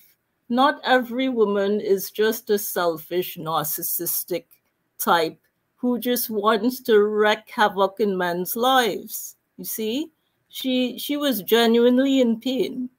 Mrs. Antoinette, I will say this to you, directly to you and to all the women in this on this platform. Me, very straightforward and honestly, I'm not religious at all. Okay, my origin, they are Jewish, they are Ethiopians, but I'm not. So I differentiate myself completely. But I will say this: just because you are Muslim doesn't make you to know and understand and understand the Quran. Can you guys hear me? Wait, brother, did you say you're Ethiopian? Yeah, let me finish, my brother. Shout out, brother. Let me finish. We can hear you though. That's good. Go ahead. Yeah, okay. So if just because someone is a Muslim doesn't make the person to also understand and understand the Quran. And vice versa. It goes also with the Bible. I think one of these within our group, somebody mentioned it as well. So that's what I said. You have to accept and respect the responsibility that goes with it. Whether you understand or not, But by the moment you call yourself something, like you are Muslim or you are Jew or you are Christian, then that means you accept the responsibility that goes with that. So you becoming emotion or getting emotion because your husband is going to get a second wife, that means that you still not understand the responsibility or you do not want to accept it. Can you guys hear me? We hear you. Yes, Okay, yes. okay. So, and when we're talking in general, we don't just take one case and try to generalize the whole society. Of course not. But in the beginning, when your connection was lost, it was that I said something in the beginning before you step into the marriage. You should write down on the paper probably and very clear and give it to your wife to be so she can read wherever you intend, wherever you want in your life, and what you dislike. So before she step into your relationship, both of you guys, so that you all understand. So that woman will get a chance to make a decision and said, I want to go with this man. So that is not going to be like out of nowhere you want to marry a second wife or a third wife, of course. But if she knew it way before, then she won't be getting emotion because she chose for it. That's what I have to say. Hold on, All right. brother. I disagree, Hold on, but hold on. okay, go ahead, go ahead. Now, everybody been talking, right? But I'll take the stand. Listen, when a man and woman are born on this earth, there's so many natural things that goes on. There's a lot of synthetic things that goes on. You're gonna get corrupted. You're gonna be changing your mind. You can do anything. We are in the 21st century.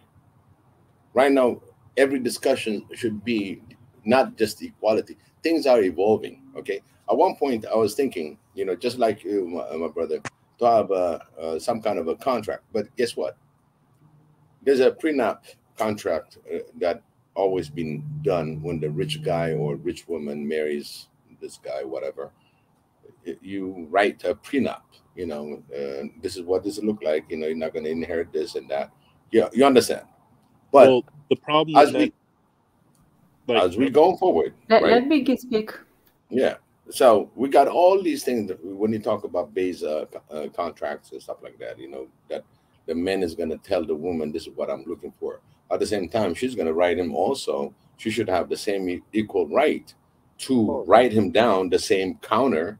Okay. Say, hey, I don't accept that. I don't accept that. You think it's going to be very normal after that? You're going to be contract based marriage. My experience, okay, I've seen so many divorces, so many things, and I said, I got to see if there's a common ground where you can make this work, okay. And in that same aspect, you got one of my thinking was when you said contract, okay, the men and women meet, they agree to get married, then they have to have a serious topic on anything that goes on when it comes to family, whether when we bring in the children to this world, all that has to be discussed, and it depends on the dynamic they play in their home. Okay, if the woman is careered, okay, and the man is careered, you have children to think about. What's happening right now is both men and women are careered, and the children are forgotten. Okay, for me, that's the most important thing. If you really want to teach the future, if both are careered and they are both pursuing the career, in between, if you good well enough, you got nanny. If not, you're gonna shift things in order to make, okay, I got kids now, I'm gonna do this, and then that doesn't work. If you have children that are coming in and you start working on the children and being at the common, that's another one. When it comes to the contract and you don't have any children, five years goes by, are we on? Okay. One thing I notice is people are wasting their lifetime trying to say, okay, I can compromise this. The other one compromise. Life goes on. As life goes on, you got so many difficulties. But one thing, are we together? They have to have a time to review their life, the first 5 years. So this 21st century between men and women, man, we got so much in YouTube, so much in media, so much corruption. Even the president, Trump, says something about women holding him by the crutch, and they're all submissive. I mean, this is the world that we're living right now. So we have to look at the solution. How can we have a better Africa for African sisters, and as well how the African brothers can protect the sisters? Because it's us. It's up to us to run it the way we want to run it, regardless about the corruption. The victims at the end of the war is going to be the women. They're going to use our women against us. They will weaponize them in the wrong philosophy. So we can talk about all this sex or all these things, all the geishas. We can talk about everything. When it comes to African women, we got to protect them. That's what I said. We got to protect them because they're going to be our enemies, because they're going to create an environment of the West. By the way, Gazman really explained the history, and I agree on all the thing that he put in together for it. And we have to protect our African ladies, our African sisters, our moms, because they're using them against us. So you got to pay attention, because I'm not going to let down any African sisters down at all. I'd rather protect them. It's up to us.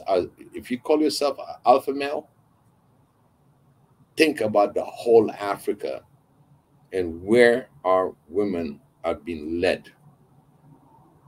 Because we're the one who's going to say, no, no, no, no. Because again, I'm going to go back also on the emotional part. Yes, woman is emotional. They are emotional. That's their nature. They have the emotional. We are more logical. And our differences is not just because the West said it or anything else, but our differences, you see it in Africa, you can see it globally when it comes to a man and woman relationship. And those who landed, whether it's male or female, you landed a bad relationship, you have the experience, so you're going to put 11 people in your corner, immediate corner, to tell them, oh my God, woman is like that. And she said the same thing, men's are bad. So we're going to put the same equal nonsense out there for the other woman that's really grown up and trying to get married, to get their life, or even to be a woman. They'll look at him, oh, she's very thrifty. Oh, she is this. Labeling. We start labeling because we follow on the failure that happened in the West. Do you think the divorce will be easy in Africa? No. In Africa, it used to be hard to get a divorce. In the West, well, I don't like him. Get a divorce lawyer. Hey, Eddie, I want half. You know what I mean? It was easy. It's given through the West. But in Africa, have you seen in the West, if the elders will come and then they'll say, come on, you guys got to understand each other. And, Oh, what's it his doesn't problem? exist, brother. It does not exist. It only exists in Africa. So we have to embrace our society and really empower our women. We empower them by saying, yes, we care. But at the same time, when you have the older coming in and trying to fix this marriage, fix a breaking apart marriage, and on top of that, creating another marriage. There's so many deeper culture that we have. We forgot again about prostitution. It's an old business. It's an old business. And one thing that he missed, it doesn't have to be cash. It doesn't have to be cash. It is something that trade, which is an old thing.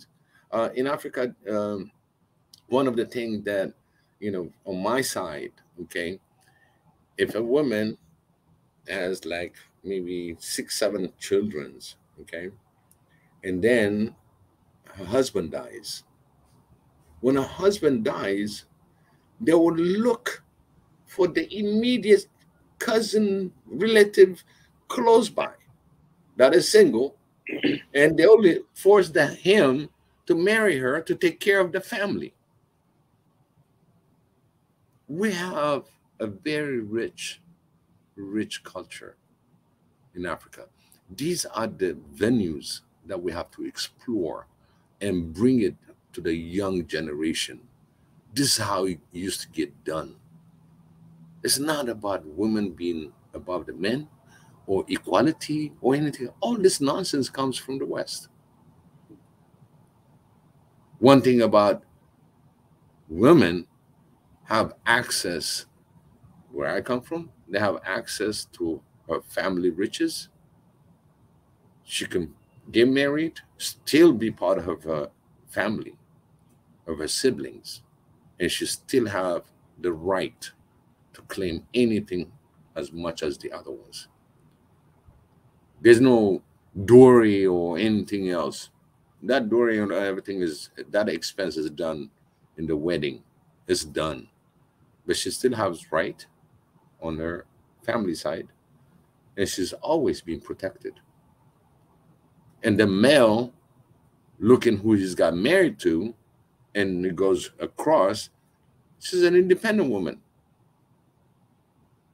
Whether he likes it or not, you got to respect her, or she's got to respect him, vice versa. So that's the environment that we have to create to make our youth Africans, the history where things are coming and where they're going forward to break Africa apart, using our own women for us to fail on the male side. So this is my message. African brothers, whatever that our ladies are doing, if you are the big brother, act like a big brother. And if you pull one girl that's going stray, that's going anywhere that is not within our culture, if you can really talk to her and be big brother, make her understand the history. Each of us have like I said, we are accountable for everything that we see in the continent. Be the big brother, be the father, be the part of the village that we're trying to make.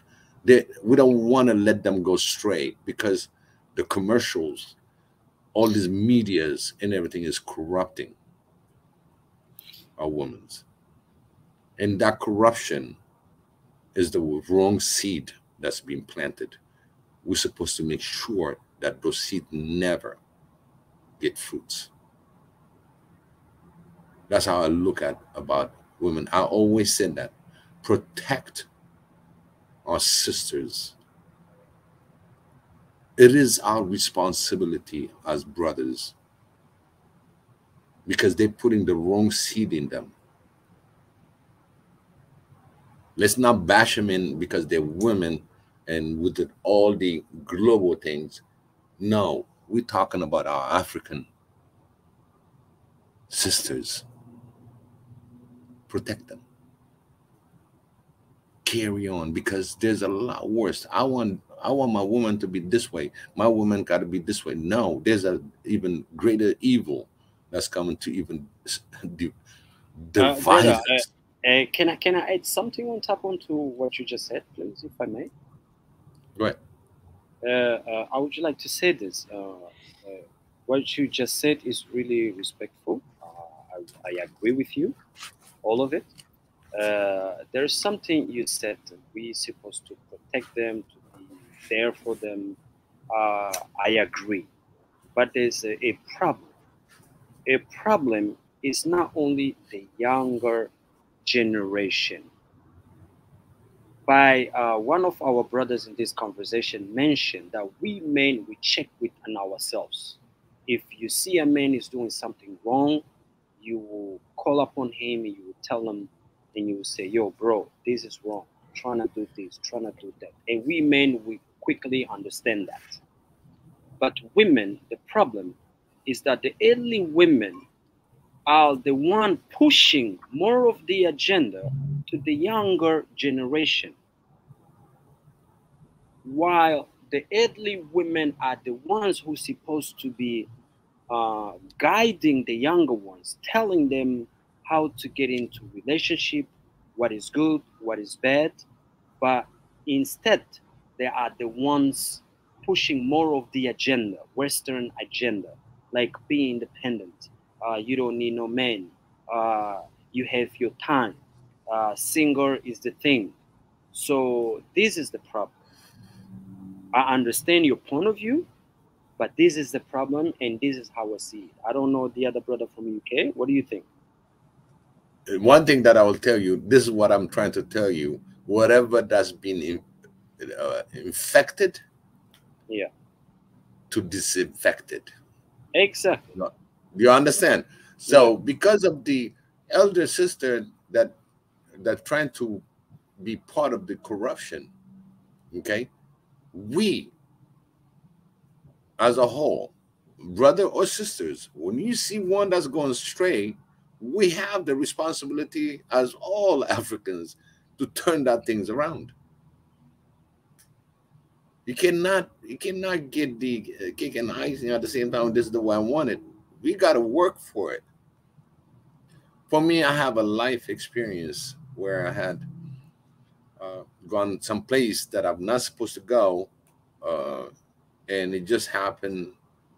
You know, it was an influence through my director, trying to get food, and his habit is going to a strip club. Okay, for me, I didn't know it's a new city, and I'm just going along with him. And then I just happened to be there. Now it's like you have your own table and everything else.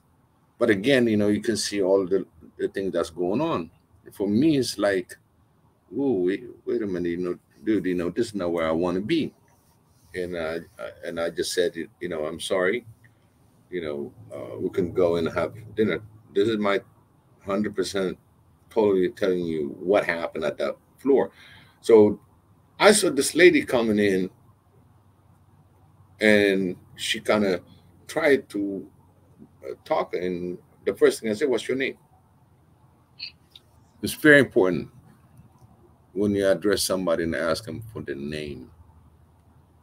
I don't care whether she's going to give me her stage name, whatever her name that was, but I look at her straight in the eye and I say, "What's your name?" And she said, "What do you need that?" I said, "You should not be here." And that gave her an interesting topic. She said, "What do you mean? I'm working." I said, "You're working for what? Is this the only thing that you can do?" Right? She said, "Yeah, I'm going to college and everything else, and I have a kid to take care of." I said, "Well, is this what you're gonna be telling at the end?" And she finds out, or he finds out, that you're working here in this kind of environment to also get your education and at the same time bring food to the kid. She said, "I'm a single mom." And I said, "Well, there's different things that you can do." And I can see my director getting pissed off because I'm not, you know, he's not getting entertained, but I'm giving her advice. So even with that point of advice, if he doesn't listen, you know, I just knew who I'm working with. You know what I mean? So the first thing she said, you know, "What do you suggest?" And I gave her certain informations, and she needed to get that information. I said, "If you want, here's my email address. You can email me." So I gave her that. That girl never showed up to my table, and I said, "Excuse myself." You know, I said, "Sir, I gotta go. I don't even have an appetite," because that was a black woman too. I said, "I don't have an appetite for this." So I left. I got an email from her. Everything that I told her and I gave her the advice, it worked for her. She said she quit. So I turned one around, one at a time. It just happened I was in the wrong place, but I was in the right place for that particular woman. So you do the action. Once you do the action, look at the result. I didn't even expect that there would be a follow-up for that. And she was studying for nursing. Imagine. So everybody say, oh yeah, the oldest gonna do this and that. No, it's up to us. You see a sister that's going a different way, we both, brothers and sisters, have the responsibility and accountability at least to try to change. We can beat down on this conversation, women are not equal to men, men are not equal. No, that's not about equality. It's us how to make Africa one, a healthy Africa, and create strong brothers, strong sisters that can defend our authenticity, who we are. Brother, I just want to add to what you just said. I will say this. I think, was this Sister Marie that was on the panel? Is she the one that's on the panel? Antoinette, yeah, sorry. Marie Antoinette. Yeah. So, she gave the example of the woman who with the second wife. And I agree, and I understand where she's coming from. And I will say this. For all my so-called love of patriarchy and machismo and blah, blah, blah, I think that you should not be using culture as an excuse to force any person to be in an uncomfortable situation that they don't want to be in, right? And that's not cultural, because in our cultures we had freedom. And so you should not say, oh, traditional women, if the woman doesn't want to be in any type of polygamy, leave her. Don't try to convince her. Don't try to teach her. Don't try to just leave her be. She's not the person. And I think men have to get to that stage. I think we as men have to do a better job of qualifying, a lot of things when we're dealing with women, in the sense that, for example, you got to really analyze, what's her psychological standing?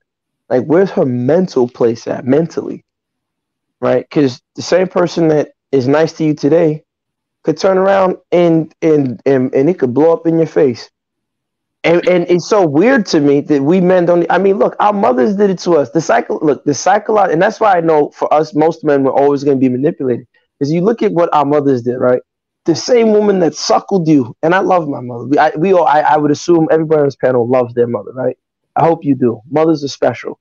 But the same woman that suckles you, carries you, and is the sweetest, man, when she get that switch, and she turn that face on you and give you that African woman beating like none other, it's like, holy shit. But guess what? It was preparing you for your girlfriend and your wife, because that's what they'll do. So, you gotta be, you gotta just, I said that I was joking, but I'm serious. But I'm saying that if you encounter women and they don't want to go along, just leave them.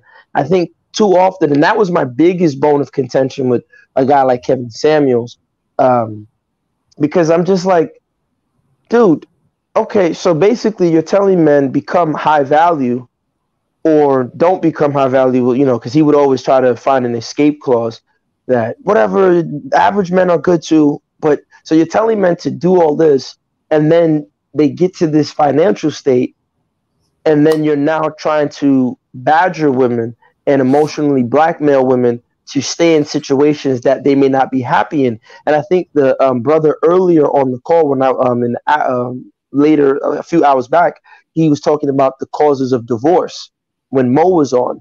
And the number one cause was just the partner was unhappy, right? Because if you're telling women, get with me because I'm high value, then you're telling her to disregard if she naturally likes you. I really believe that men should just stop forcing themselves on women. Like, oh, I have money, I have trinkets, or I'm this, I'm that. Now, if she doesn't like you, leave her. Like, the women that like you, treat her great. If she likes you, love her. Treat her like a queen. If she doesn't like you, don't convince her. Don't, take her out on trips and try to, no, I don't see the point in that. And I think, so I'll end with that. I just think that to buttress what you were saying, that like, it is our job as men to not force ourselves on women. The woman should genuinely and generally like you for you, and then you strive for those other things.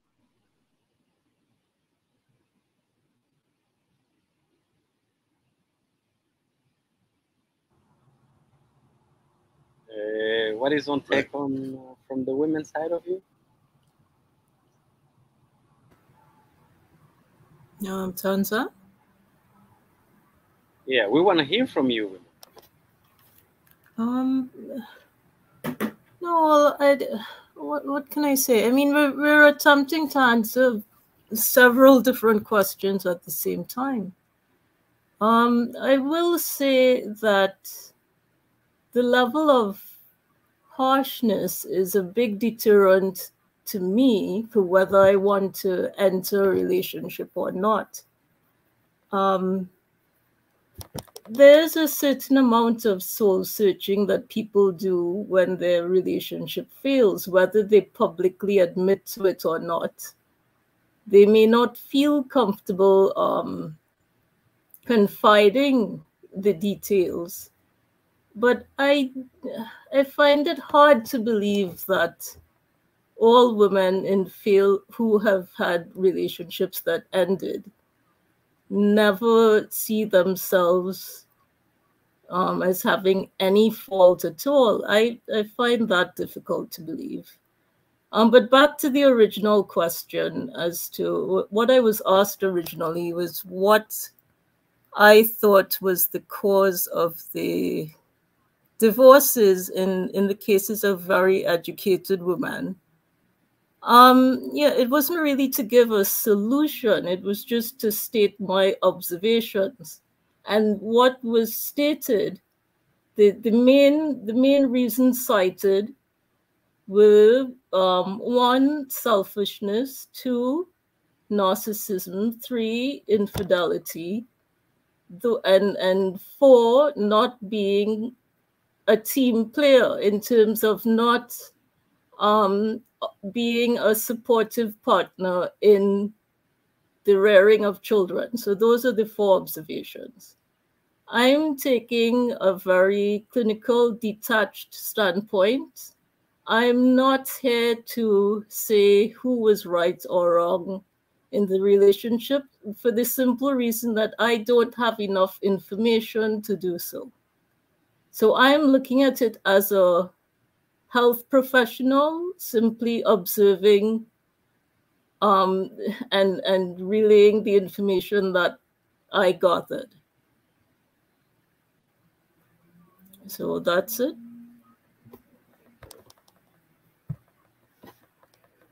So Marie, you're saying that because the women are initiating these divorces, right? Except for one case.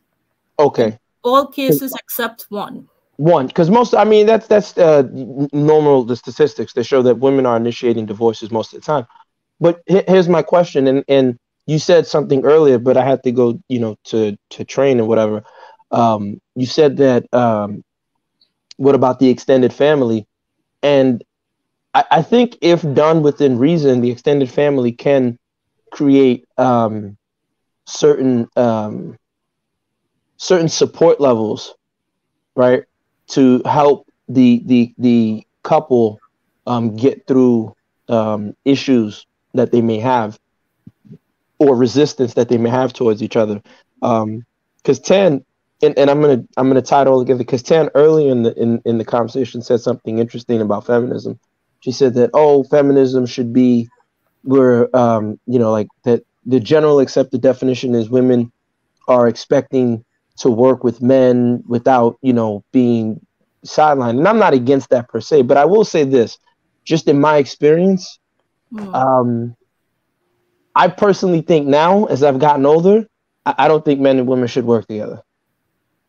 There's historically, especially from an African perspective, in other cultures, I kind of understand now, like, why men and women had clear, separations Well, and it's not. Yeah, go ahead. Class separations, you mean only in the workplace, or they shouldn't work together? I'm just looking for clarification.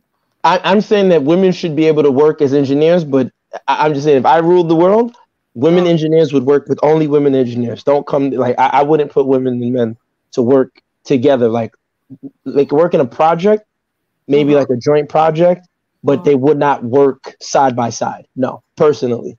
Agreed. It's just too much room for error that because women don't understand that men, the primary drive is sexual, and that's why we have so much problems in the workplace all over the world, right? And you know, I can understand, like I said, why there was that division of labor historically within African settings where, you know, men and women kind of like, generally speaking, women kind of like were together doing their group thing. Men were doing their group thing, but no one was devalued. I think what happened in the Western system, women's work is devalued and diminished, and that's wrong. But I think that, again, I wouldn't say women can't be engineers or medical doctors. They can be. I just wouldn't have them work with men unless it's like, you know, group projects. Guys, can I say something, bro? Well, I don't blame you for saying that because I was part of an experiment. So I actually went to a boys' school for 2 years. Before that, I was in an all-girls school. Because of my personality, I was able to cope in both settings. But maybe it was a little difficult for some girls to cope. I don't know. The thing is, we make a lot of generalizations, and I don't want to do that. I would just say in my case, I didn't have a problem, but I could understand why you would prefer that they be separate. I think you put your and this thing you touched on something when you talked about generalizations. I think there has been a lot of generalization. Like I did that too when I say women are not they are not always very logical because they are more driven by emotion because of they are surrounded by children. All these things are on a sliding scale. It's not fixed. Some women can actually be just as logical, while some men are actually driven by emotion. I can tell you, I do get driven by emotion sometimes. So I think that is the key. And for me, the one thing I really wanted to learn today, which I got some answer for, was about, you know, why women in the West now feel like they have to be triggering divorces at the rate that they are doing, because you would think now that they have even more resources, you know, because Western societies are supposed to be better than African societies where, you know, children die and all the rest. They'll be more comfortable with your home, but instead they just keep triggering divorces. So that for me is still it's a mystery, and but I got some answer from Tanzan today about that. So I guess we live to learn. Nadia, what was the answer? The answer was about Tanzan. Can you give him the answer? I guess I don't go and misrepresent your take on this, please. I'm mostly, you know, just listening today and taking notes, and you know, and learning quite a lot, because this is a more of a sharing situation, and I think that more women. We have learned to speak a lot and not listen, and it's good to listen, which we're doing now, because if we are to work together, either we say we separate and everybody goes their own way, which obviously doesn't work, or we come together and we iron out the differences. So, you know, I'm listening, and it's been a very interesting conversation. It was about the question that I asked you earlier never on. being satisfied. That was the answer. The answer was he also explained. wanted to hear you say what you told me earlier on about why women are more likely to trigger divorces these days. More likely to trigger what? Yeah, you know, I asked you the question why women are that they are filing for divorces in such a high rate recently, and that what is the reason behind it? Why is it that they don't put the family first, put their marriage first, and they just, you know, go ahead and file for divorce quite frequently compared to the men? And I know you said something about men feeling comfortable and all this thing, but it would be nice for Iyasu to hear it, because I'm not going to be able to put it in your own words. Yes, Ken, I would love to hear this. I wasn't around. I want to hear this. Remember you mentioned that the woman tended not to be satisfied while the man was satisfied. I think that's what they're referring to. Oh, yes. I Is it the sexual part? I said something to do with finances. I said it comes to a point maybe women want more finances than men. Maybe men get comfortable and maybe they earn a living and day to day. And so they get a certain level of financial stability or comfort for them. And maybe the woman wants more. And the second thing I said is usually to do with that whole dissatisfaction. And while women are likelier to file for divorce, men are likelier, maybe not, but likelier to step out of the relationship. And so, yeah, those two things in short. Tanzan, can I just say one but thing? Maria Antoinette can have her say just real quick before we get back to this. I'll be really brief. I don't think we would ever really explain properly the reasons for breakdowns in these relationships unless we, at some point in our private time, explore the manner in which people try to cope with stress. I'll give you an example. A lot of women start buying things they don't need when they are very stressed out, and this could put a lot of strain on a marriage. Ways of dealing with stress that are not the best tend to build up over time and cause the breakdown of marriages.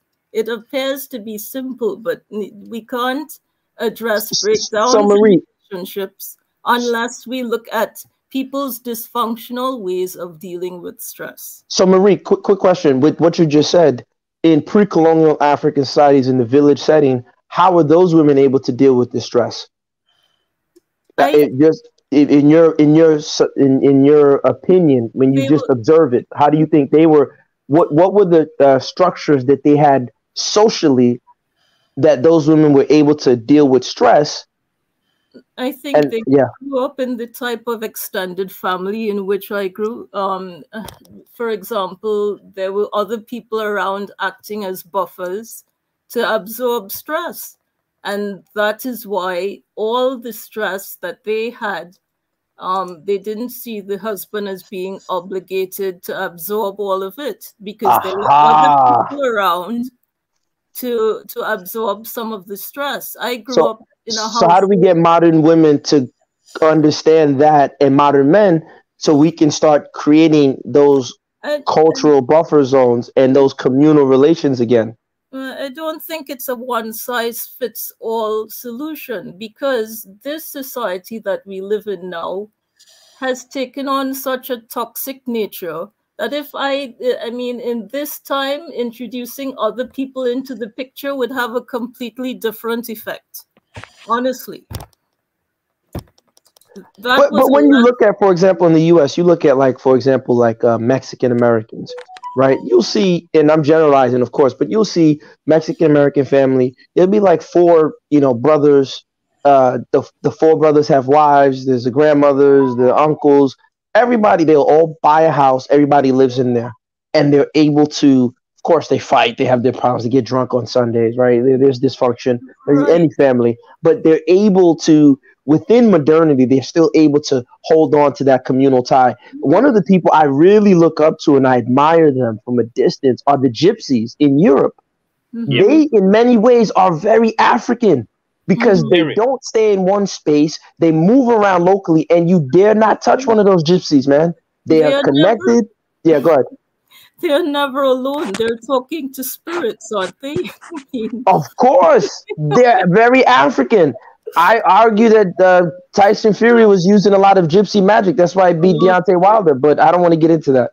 Look, there is a what you call it. I've been reading about different cultural practices, and specifically for domestic violence. I think some of these women speak to a particular goddess who sorts everything out. They are not defenseless. They're not really. No, but you know, because of that family, because when people say domestic violence, like even like in a pre-colonial African setting, a lot of times, and at least I can only talk about my family in Nigeria. If you hit one of the women in my family, we're coming to see you, and it's not just me. We're coming all the men.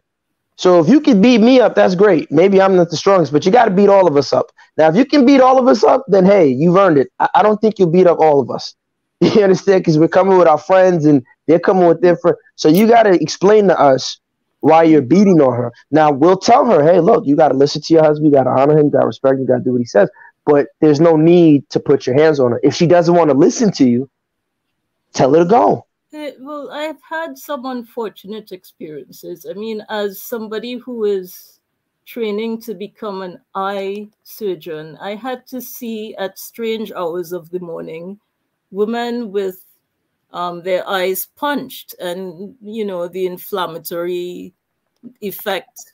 It's not. But Marie, were you here the last time we talked about domestic violence? Yes, I was there, and I didn't say anything. I just remained very silent. But I was listening to this gentleman saying that there were no police reports of No, that's not what I said. punched. Not you. No. No, Okay, okay. it wasn't you. It was last Zulu. But the thing is, these same women, I respected their privacy. They didn't want me to make a police report as the physician, and I respected their wishes. The reports are not there in the police books, but these things are taking place. And so we have to be careful that we don't say because something isn't recorded in a book, on a document, it is not taking place in the society. We have. But as a medical expert, you would never practice medicine that way.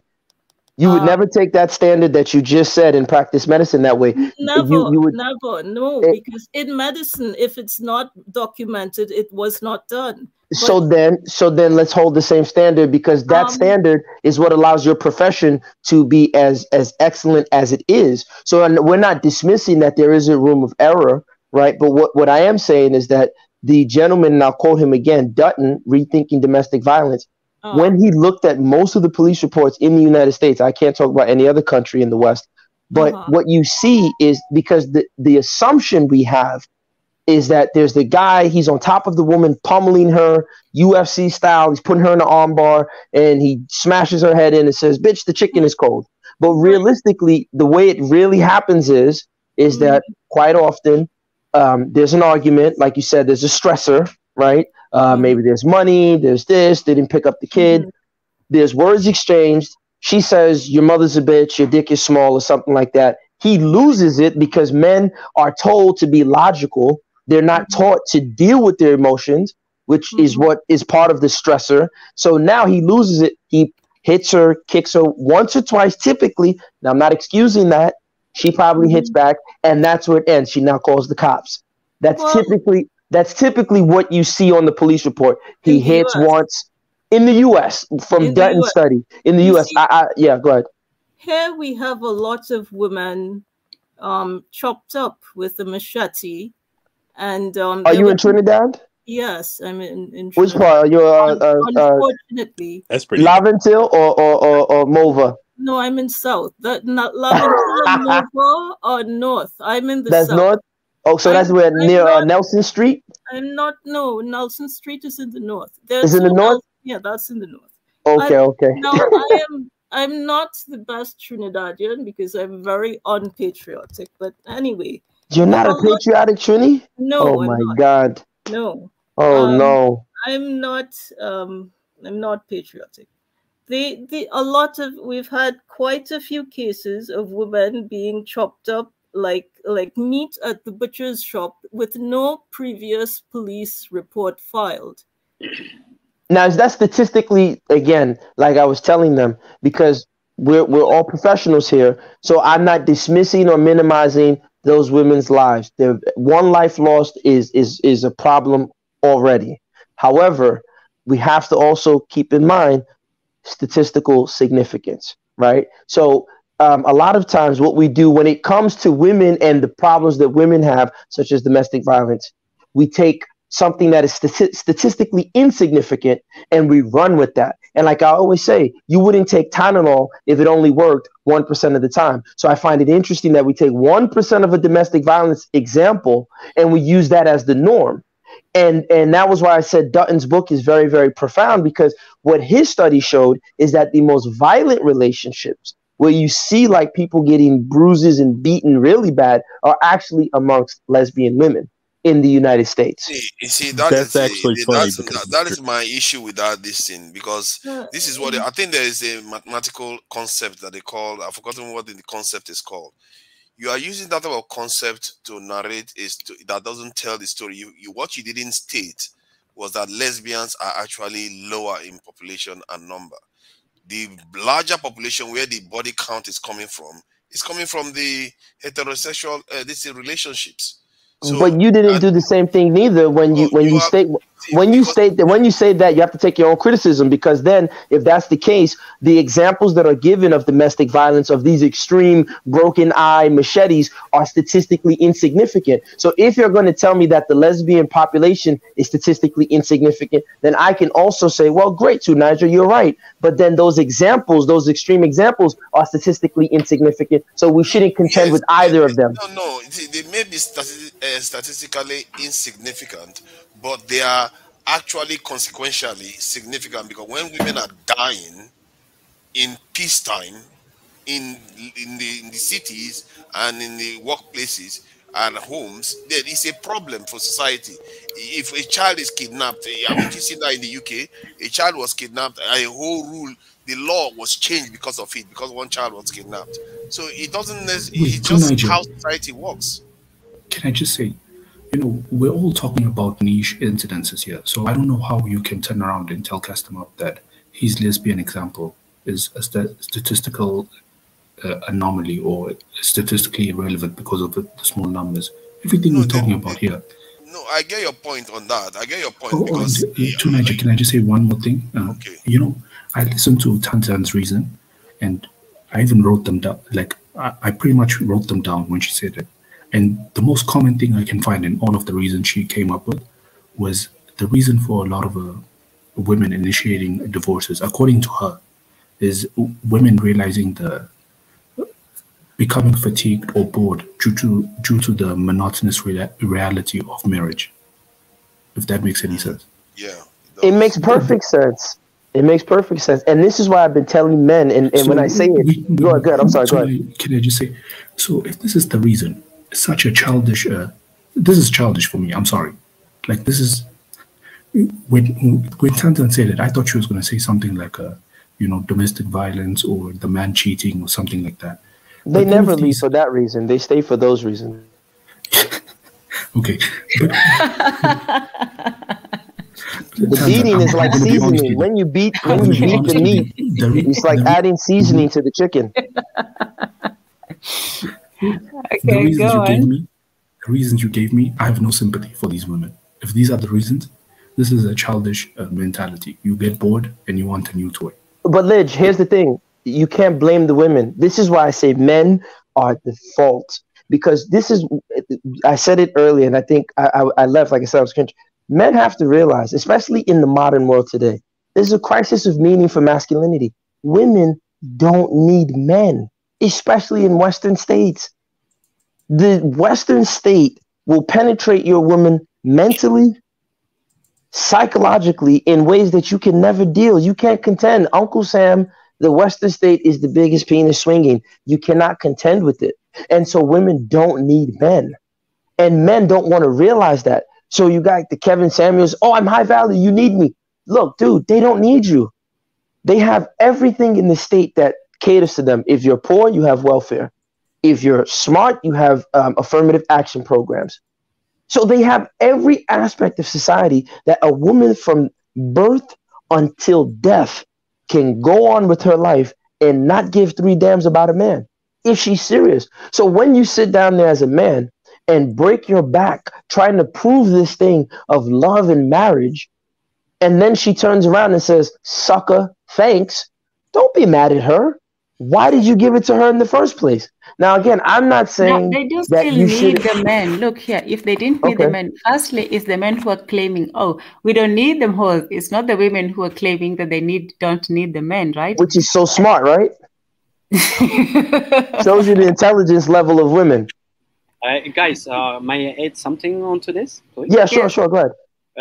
There's one thing we are having different discussion. There's a couple of point of view you mentioned, which I agree, but there's also some other stuff that I disagree with, especially when you. Are you talking to me or Lidge? Yeah, to you especially. There's a lot of things you mentioned that I really agree with, but the last one you said that women don't need men, I completely disagree.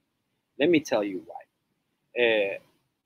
This is the songs that we hear over and over and over and over and over, that women don't need men. They can use those plastic dicks, however, but the nature is going to win over. At the end of the day, a woman need a man, and a man need a woman as well. We cannot live without each other. But the problem here is all of these relationships, you have to understand the base, the starting point. What is those relationships are based on what? It's like when you're building a house, you need to start building a house from a foundation. You calculate in order for the foundation to be strong enough to carry the weight, because the standardization of relationship is based on Western society. So that's what I said, the beginning of everything, we have to come back to our own tradition, African tradition. Doesn't matter where you're from, because those countries never existed before we had kingdoms. So we have to start understanding who we are and let our tradition be our guidance, because the standardization of relationship rules is being set up by the Western society. And that goes against our African tradition. This is the problem. Can I add something to that? I think it's also... Let me just finish the point, then then I will let you. Sorry, bro. Let him finish and then, So, and this goes against our African tradition. I'll give you an example. Before I said, if a man cheat, if an African man cheat or cheat, a woman will go on and divorce immediately. Yeah, if a man does not have enough of money, the woman will leave him. And I mentioned way before, I'm not married yet, but I see, as an example that I gave, the difference between black women and white women. A white woman will really figure out that the potential within men, young men, and she will stick to him. She will stay next to him until he make it. But black girls, they want a man who's completely have everything. But where were you before that man was nothing? Why you were not able to stick around him and build something together in order to build that family? And that's what we need. You know what I mean? And another thing is that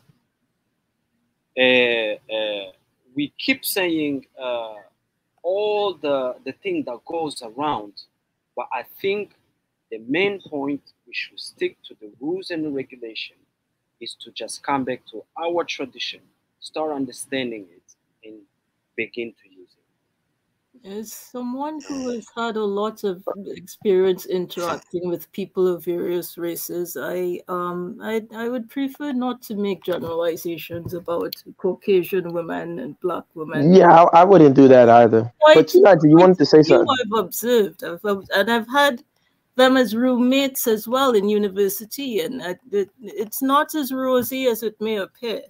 I'll tell you. I'd like to hear Mwendetazi's opinion, though. No, wait, 290 wanted to say something. He wanted to add something to that. No, let Mwendetazi speak. Is Mwendetazi in? I don't see him. He's in the comment section. Yeah, he's in the comment section. He hasn't signed up yet. So go ahead. Okay. Yeah, go ahead. Yeah. Yeah, you know what? Let the next person go. There's no point. Well, the brother is saying Can I just say? Yeah, go ahead, go ahead. You know, like I said, the more I'm thinking about everything Tantan said, this is immaturity of the highest order, if I'm being honest. And this is something that man cannot address women on because of the society we live in. And I feel like other women have to address the women amongst themselves. Because, I mean, I'm looking at this and it's stunning to me, some of the reasons that are given. Like, bro, this is crazy. Like, how do you give up on a 10+ year relationship because, things are getting stale? Of course, things are going to get stale. Which relationship do you know is as good in the first year as it is in the 25th year? Like, this is the craziest shit. Like, how do you not predict that your relationship will get stale in the future when you've been together for... Name me any interpersonal relationship that is as dynamic as in the first year as it was in the 25th year. Warren Buffett and Charlie Munger. Yeah, but that's a business relationship. I mean, that's my point. Say that again. Say that again. That's a what? That's a business relationship. If you don't deal with your woman as a business, you're the fool. I'm not talking about you personally. I agree with you. I think there's a little bit of a fully going on here. Business. Can I just say something before I go? There's a little bit of a fully going on here where we pretend as if the world doesn't exist. We are talking about women not needing men, and they don't need those women that don't need men. They will be inconsequential because they will not exist sooner or later. The women that need men are their children will inherit the earth. So when we keep talking about it, women don't need men. Men should not negotiate with, not consider women, and all this type of careless statement and generalizations. I think it makes for good streaming, but we are not getting anywhere with it. Maybe it's just for streaming, I guess. Maybe that's what it is. Nobody's here to learn anything really. Because what has anybody really learned from what we just said?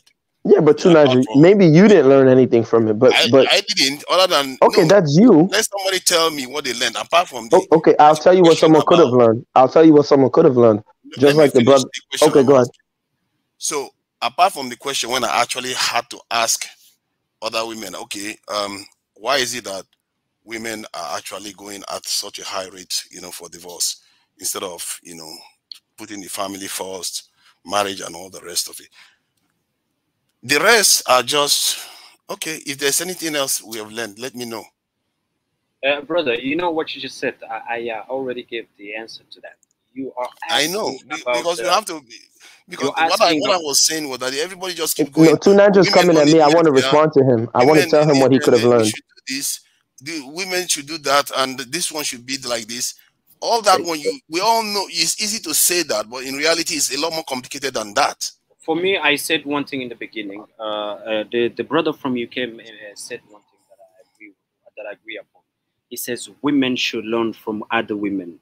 Young women supposed to be taught by the elderly ones. That's how it is. No, it's supposed to be. Have you seen these older women of today?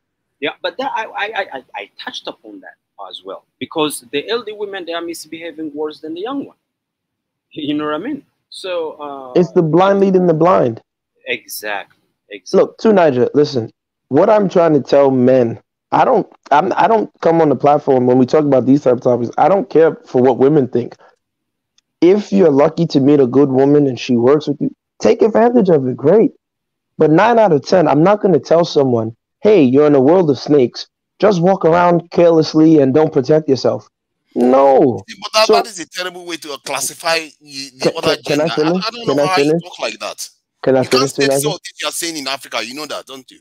What do you mean I can't say these things in Africa? You can't say this type of language in Nigeria about women. Why? Because you'll be chastised for it. Do you think I care what women in Nigeria say? Women serpents, for crying out loud.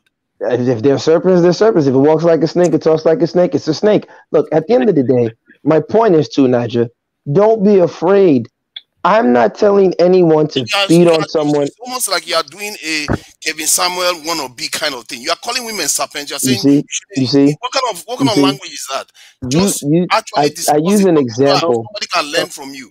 How am I going to learn from you calling women serpents? I'm trying to tell you what you can learn. What I'm trying to tell you to Niger is, again, listen. The serpent example is what you harped on. I only said in a world full of snakes. I could kind of all the way hold on. I could have said a world. Men and women. I could have said a world of piranhas. I could have said a world of coyotes. I could have said anything. It just happened to be snakes. It wasn't meant to say that women are serpentine. No, the point is to the point is to Niger is that why are you guys laughing at me? The point is to Niger is that for me, just enjoying entertainment. yeah, they love laughing at us. The point is, I'm here to learn. I'm not here to be entertained. I'm trying to tell. No, I'm going to tell you what you should learn. Look, I came up we're not here for entertainment. We're here for learning. Guess them up. Just say you're walking in a minefield. I think okay, yeah. So no, well, he'll say that women are blowing up. I don't want to do that. Look, Tunaji. The point is that for me, as the brother was saying about African culture, there is a crisis of masculinity for African men. When I'm looking in Nigeria and you see young men getting on their knees to propose to women, I said, what the hell is wrong with this moron? Your great-grandfathers are rolling in their graves. Are you on drugs? You don't kneel down to ask. You tell a woman, are you going to marry me? If she says yes, let's go. If she says no, bye-bye. Look, I think men of today are in this subservient role. So they've built all the bridges. They've built everything. They've pretty much made the modern world. They created the Industrial Revolution. They did all the scientific revolutions. And women are still like, I'm bored. So there you're trying to serve a God that doesn't give a damn about you. And I think the problem is, and you see, it's there for us to see. Lugard, the colonizers, the missionaries, what did they write? They said, wow, when we come to Africa, Lugard said this. He said, two of the reasons why they gave to colonize Africa, Nigeria in particular, they said to stop the so-called Arab slave trade, and also because the Negro native man has for too long made his woman work as a beast of burden while he has sat back and enjoyed. I'll give you the other example. The Native American I don't know if it's true, but there's this anecdote of a Native American chief, and I forgot his name. In the 1800s, they asked him, they said, you've seen the white man's technology, you've seen the white man's everything. What do you have to say? The old Native American man sat back in his chair and he looked and he said, before the white man came, the water was clean, buffalo running wild, beaver was free, Native American man spent all day hunting, all night having sex, fucking. Medicine was free. Only the white man is dumb enough to think he can fix a system like that. So it's there for us. We were not sitting down there breaking our backs to impress women because we were the prize. Like you said, we protected our women. We went to war, of course, but women had to come for us. They knew that they are the caretakers of life. We are the givers of life. You are the son. You give. Get that from? Let me finish, Tunaja. Let me finish. I want to tell you what you need to learn. You are the son. Unbelievable. In all sense of the words, all pun intended. You're the SON and the SUN. And the sun is polygamous in nature because the planets revolve around it. And as the sun, you are the source of all energy. And as the sun, you have the power to turn a girl, a young maiden, into a woman with one drop of your seed. You are powerful. You have the power to change her body. Nothing else. She can eat anything in the world. She can go through any hormonal change. That drop of your seed will change her body in a way that can never be changed. You have that power. And African men understood that. And we use psychology to deal with our women. Modern day man today has lost that. Real quick. We have to be considerate of Tanzan, who is still Tanzan to overcome the jet lag, which she had a long. No, it's good. Believe me, I do micronaps while you all are going on and on. But Tanzan, yes. I still have full control, so I can end the show anytime. No, it's cool. I'm actually enjoying myself. I will sleep for 24 hours after this. But Tunaja, the reason why I had this stream is this. It's not just for entertainment. We're not here just, gassing people up. Sorry, gassing because sometimes it feels like that, like nobody is trying to really inquire about any real detail. Everybody just banting about. Nobody's trying to learn anything sometimes. Let me tell you why we're here. In most platforms right now, what's going on in the West is this thing called, the gender war, men versus women and so on, we're trying to get back to the original, to what we were before, when it was men and women working together, like I said in the beginning, for the sake of the children, for the sake of the community, and for the sake of the family. This is not men versus women. We're not here to score points or to say who won this argument. We're here to work together for the sake of the greater good, which is the greater African community. So right now we see that there is a schism in the community where the men are feeling a certain way, the women are feeling like, all I can do is, in Islamic tradition, all you have to say is, I divorce you, I divorce you, and that's it. You leave somebody. And right now, the women, all they have to do is go to court and get their money, and they're good. But we don't want a society that people just feel like, oh, well, we women can just go on our own, and we don't want the men to go off on their own. So what is it that the solution is going to be for both men and women? And not just for men and women. For me, the ultimate aim of this is to create that family for the children, because at the end of the day, what we're here for together is to create a family, and that means maintaining the child and the family. So we can't have a situation where, that the men feel that, oh, well, we don't need the women, which is what rap and the industry right now is looking at. And the women are feeling, oh, we are feminists, we don't need women, or we don't need men, we can be on our own. And that's not going to, that's a feeling, and that's a rebellious attitude. But rebellion does not produce results. Rebellion does not produce a family and a society. So what is the solution that we can both come together? And it's going to be uncomfortable for everybody. It's not going to say that everybody is going to have their way.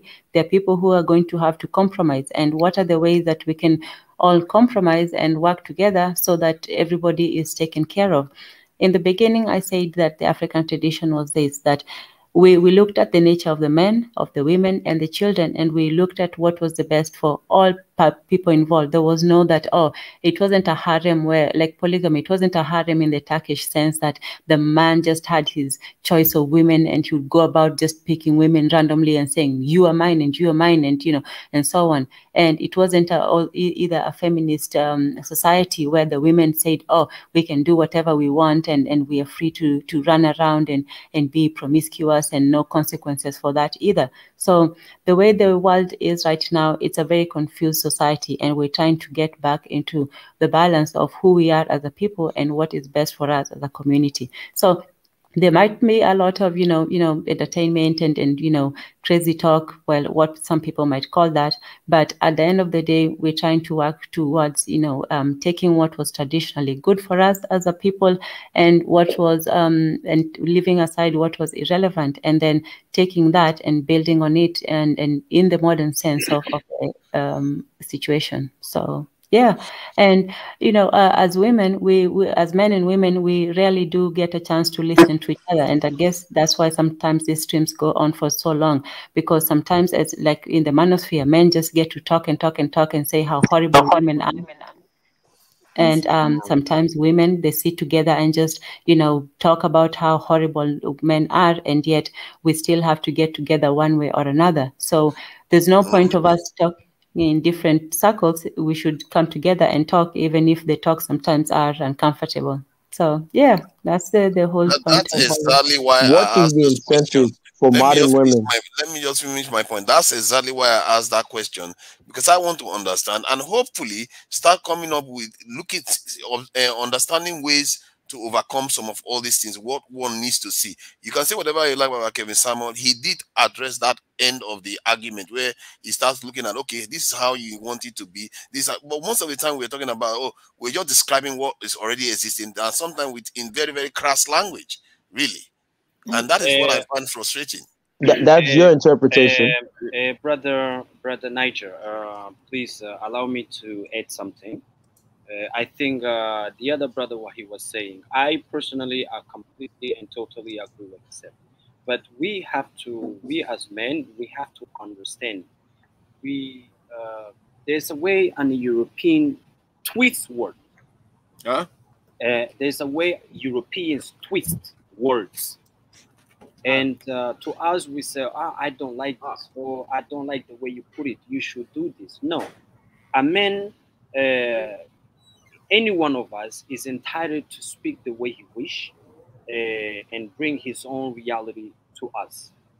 But it's up to us to understand and overstand, whether we understand and overstand the message that we are getting.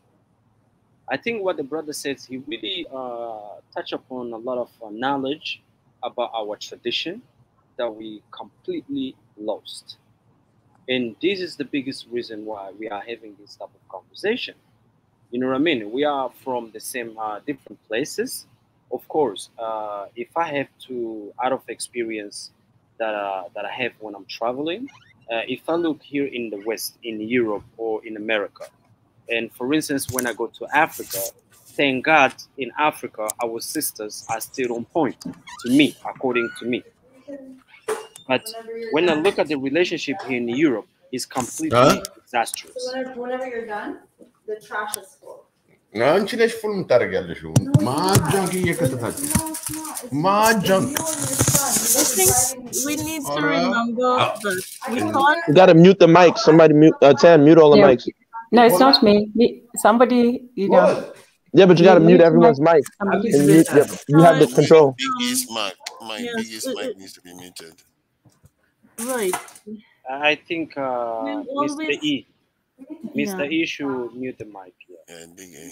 We'll always have difficulty with relationships if we believe that, you know, having empathy is not important. And that's why I keep using this word empathy, because it seems to be a little challenging because our culture doesn't always appreciate it in all settings. We appreciate it in the setting of the meetings of councils when we have Ubuntu, but within a marriage, somehow we don't see its importance. The mature men see the importance of empathy, but the younger That was a shot. That was a shot, but go ahead. The younger men seem to think that empathy is inimical to masculinity, which is not so. But no, but what about what? Wait, let her finish. Why this is so? But sister, what about if, again, like I said, I've been saying, because when Tunai just says certain things, I just laugh. I just said that men should not force themselves on women in the name of tradition. I'm actually being the most empathetic. But the problem I'm having is that, you see, sister, in a certain light, it's kind of like you're a sweet person, but it's like if you're at war, your approach will get people killed. And I'm not saying that men are at war with women, but the truth of the matter is, if you don't understand the psychological thought process of the woman, a lot of women and men, some men have problems, but there are a lot of women who have deep-rooted issues towards men. They have a hatred of men. Yeah. And I actually think you understand women by thinking like that. Tunisia, let me finish. And I'm not telling a man abuse a woman. I'm just telling a man, don't be naive. Protect yourself and understand what it is you're dealing with, because that same woman, just like our mothers, the psychological program is there. The same mother who suckled you, you will die for your mother. When she turned that switch on you and gave you that African woman beating, you thought, man, I'm going to die tonight. That's the same love and hate. So you cannot be naive as a man and to think, oh, I'm going to be empathetic, because what ends up happening, hold on, Tunisia, I'm almost done. Tunisia, I'm almost done, Tunisia, because sister, if I don't know your situation, but if you have a son, I'm telling you, if your son comes home with some of the behaviors that these women, whether they come from good homes or bad homes, the thought processes they have, you will want your son to arm himself with protection too. And arming yourself with protection is not mean. It's not lack of empathy. It's just protecting yourself. Like I said, if you get a woman and you have that so-called soulmate good love, take advantage of it. I'm very empathetic, but I'm also telling men, be careful. Don't sit there and kid yourself thinking that, like to Nigeria, if you play the strong man role and the good man role, she will wipe her ass with you. and flush it down the toilet and not have any you don't know sympathy. what strong men looks like. Then if you think I'm here being a wuss for a woman, you're joking. Then you don't understand. Sometimes you have to do the right thing, not just because you want to show you are a man, because you want to actually be stronger. If you ask a woman a question about, oh, why, this is how I think people are, but how about this? Maybe why are you behaving like this? Maybe you get an insight that you didn't have before. To learn more is not weakness. It's a strength that you can pass on to the next generation, and you guys will do better for it. So for when a man comes around and just starts saying stuff based on their own knowledge and from their glimpse of what, sometimes one has to be a little bit humble. Ask questions. Try to Yeah, but understand who more. cares? But why do you care what women think as a man? I do care because that's where they are women. No. Listen. This is not a pro one or another. This is part one of two. In this today, we let the men speak, and for us women, we also want to hear what the men have to say, because a woman can't say this is what men want. A woman can't say this is what manhood is. The same way a man can't come and say you women should do this and that, and you women should be this way. So we as women, we have to listen to what the men have to say, because at the end of the day, what is the reason why women say they do what they do? Why do they put on the makeup and the fake weaves and all of that stuff? The main reason they say is because the men like it, because the men want to be this kind of woman. So if the women are saying that it's the men who want, we want to hear what the men have to say. If the women cannot speak on behalf of the men, so the men have to speak for themselves, which they have today. Next week, we're going to talk to the women and hear what they have to say, and you will come and listen to what the women have to say, what they look for in a man, because it's a choice. Marriage, relationships, all of this, it's a choice. Unless you're talking about something that is forced, this is something that we all come together and we choose to be in that. The first time we had the whole polygamy debate, I think it was like second one, and the women came attacking me and said, oh, you're promoting this and that. But I said, wait a minute. The women who are involved in polygamous relationship, let's say, the second and the third wife and whatever, they are not forced to be in it. So if they're not forced, we have to find out what is the reason for them being in that sort of relationship. We have to understand our fellow women, why they would choose to be in that sort of relationship. They're not being coerced, they're not being forced. So we have to understand each other. We may not agree with what other people do. You as a man may not agree with what, Gus, practices or beliefs, but we as women have to understand the various opinions and perspectives that are out there. So even us as women, we may not agree with, some women are very prudent and modest, but they might not realize or agree with what some, more open-minded or liberal women do. But at the same time, we still have to understand why it is that they do what they do. They're not being forced to do what they do. They're not being, under a gun. So this is what we're trying to do. We're trying to understand each other and make our choices based on an understanding. So the men will speak and the women will speak, and everybody, will make up their minds according to their experiences and their own personal perspectives. Yeah. So, Ted, how many men today said they wanted a woman with Saudi Arabia? Why would the women kept separate? My brother, why are they not on the panel so that we can exchange what we want and what they want? They are both are welcome. No, I mean you were separating this thing, because it would have been nice to have women because I really want to understand that. I guess I'm going to have to be there next week to we ask. We did have women. We had BJ on the panel. We have Marie Antoinette, and next week we'll have both men and women on the panel. So, Tunaja, can you go a day without women in your life and just function? Of course I can't. What is wrong with you? I mean, you really don't know me, do you? You really don't have a clue what I am. You don't have a clue what I am. So. Oh man, leave Judge alone. No, you got to be different. What I find with men is that some men just come back, talk. But in reality, they are not that active. Guys. I'm here. Everybody. Yeah, man. Let me. One thing that I would say. Okay, one thing I would say. The last part was, why we have the highest divorce rate when it comes, and then this woman. But have you ever thought that the men should be actively involved? It takes two to tango. So we need to analyze why.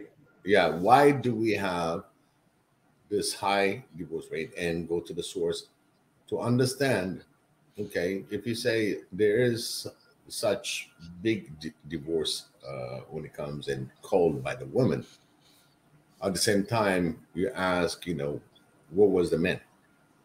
Okay, before this thing happened, where was he? So he was there. He was sitting right there and thinking that he was going to have his meal made, and he was having a divorce. It was his divorce document.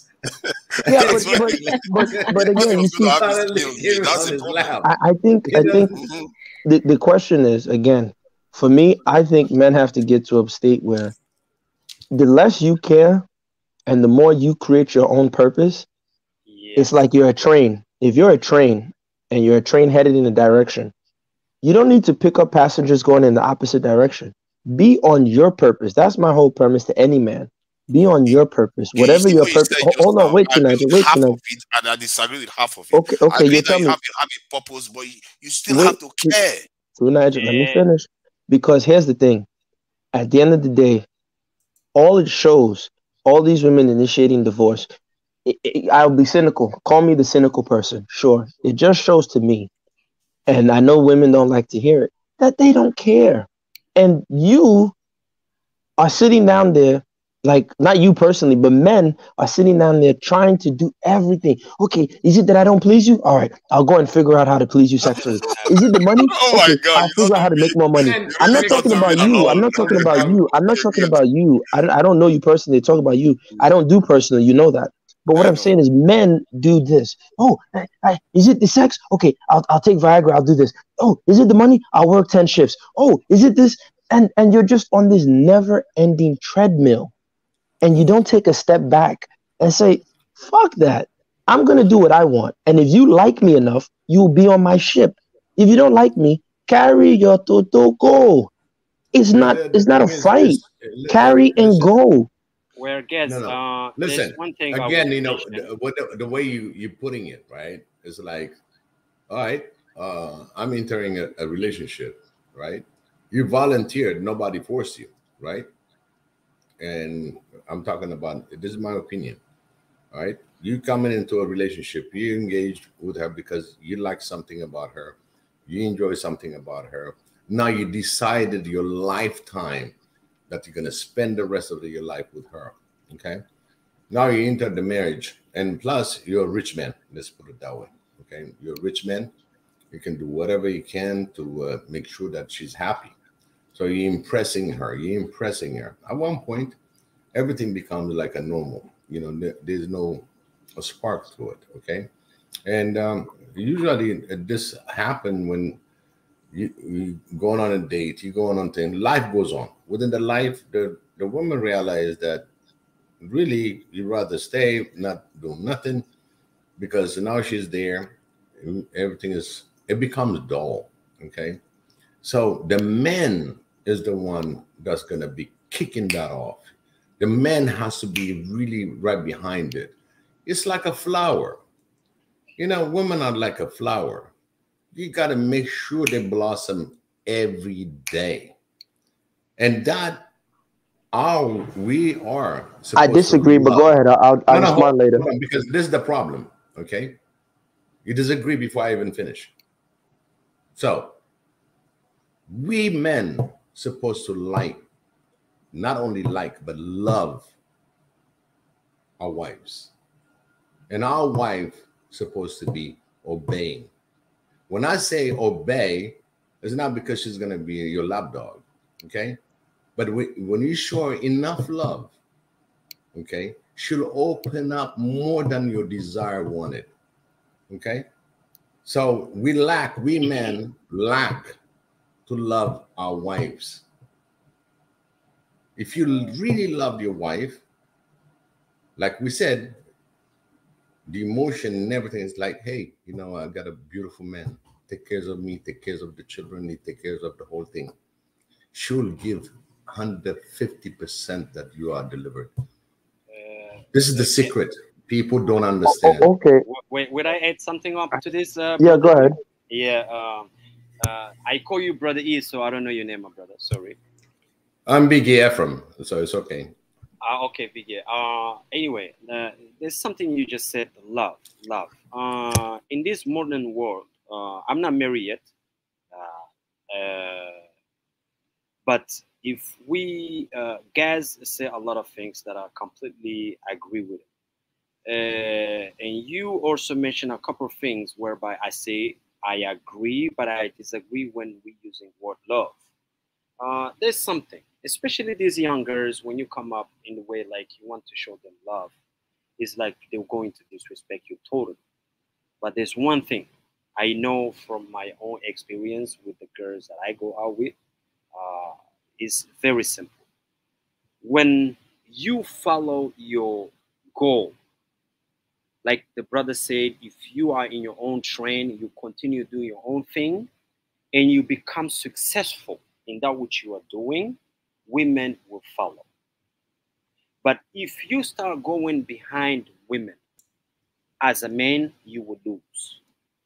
Because women in the younger age, they magnet, it's at its highest. They can attract any type of man, any type of man who's rich, and they can get married to him. But we young men who need to still make our life and marry and so on, so we are fighting also to become the it, if you understand what I mean. So in this society world where we are right now, if you come up with this love shit, it's not gonna work. That's not what Here's what I'll say, That's brother. not what I'm talking about. No, that's not what No. I'm talking. I'm Because I want to talking respond about to my Big E. experience. I want to talk about my But experience. brother, I want to respond to what E said, because here's the thing, E. Look, I think every man should create whatever narrative or whatever their purpose is in terms of their relationship. That's great. Here's what I'll say. Personally, like with what the brother just said, brother D. That's funny. D and E, right? The letters of the alphabet. But this is what I'll say. One, to address the brother quickly. I don't think you should. Well, yeah, make your money. Don't get me wrong. I'm not telling you to not make money. Make your money, work hard. But you don't need money to sleep with women. As a matter of fact, in my anecdotal experience, the guys with less money get more women than the guys who have money. Because most of the guys who have money, not all, most of them are like nerds. So the only thing, they don't have any skill to talk to women. They only know how to use trinkets to get power and to acquire things to make a woman's life comfortable. And so it's like flies with honey, or flies with shit, right? They don't have any skill in terms of dealing with women. That's one. But what I'll say is this: to me, love, and it will sound cynical, only woman a man can and should love is his mother and his daughter. The romantic stuff, if you look at the history of where romance comes from, it comes from the troubadours. They were walking around writing these poems. And in Europe at the time, they thought these people were mad. The eros that they're talking about in Europe at the time was considered a form of madness. That's what it was considered. But I personally believe that you can't love a woman. You shouldn't try to love a woman. That the woman should choose you. If you sit there and choose the woman, to me, you've wasted your strength. Because at the end of the day, love starts in the heart of the woman. She knows if she really likes you. And if she chooses you, she will not go anywhere until she wants to leave. That is why the sister said the women come, they get punched in the eye, and they don't write the report. But if it's a man that they didn't choose, they would file that police report. They will stay even to their detriment, unfortunately, and they will get harmed because this is the man they chose. So what I tell men is find the women that choose you and treat them good. Let the women that choose to be in your orbit and treat My them question. good. Hold on, Tanaja. I got a question because this is a very important one. What does it mean, love, to love your wife, love your woman? Are you asking me? Yes. What is? Do you think love doesn't exist? Love, again, I don't touch love because each person will tell you love is something different. The only love I know is mother, that mother gives you, and what you have for your daughter and your children. because there's a blood tie that's there. I wouldn't think twice to jump in front of a train for my mother or my children. Now, the woman, it depends on the moment. Hold on. That's basically unconditional then. Can I give you the answer? Unconditional love is the one you describe as love. Brother E, can I answer that question, please? Yes, go ahead. Okay. I'm speaking about myself. Yeah. To me, honestly, I have never loved a woman, and I will tell you why, and I will tell you what is love to me. Love to me is to care and protect and make sure that your family has everything that they need. If you're going to marry, that means you protect her, you give her Let whatever him finish. you give her whatever she needs, and you take care of your children. But if you want to, I myself, I will never go ahead and say to women, "Oh, I love you," or this or that. That's nonsense. Because if you want to go by an emotion, emotion changes with time. You can see a woman, probably men will fall in love today, but next week you will have another feeling. So if the emotion goes away, are you going to stay or are you going to leave? So that's what I said. The brother said something that is very, very, very important.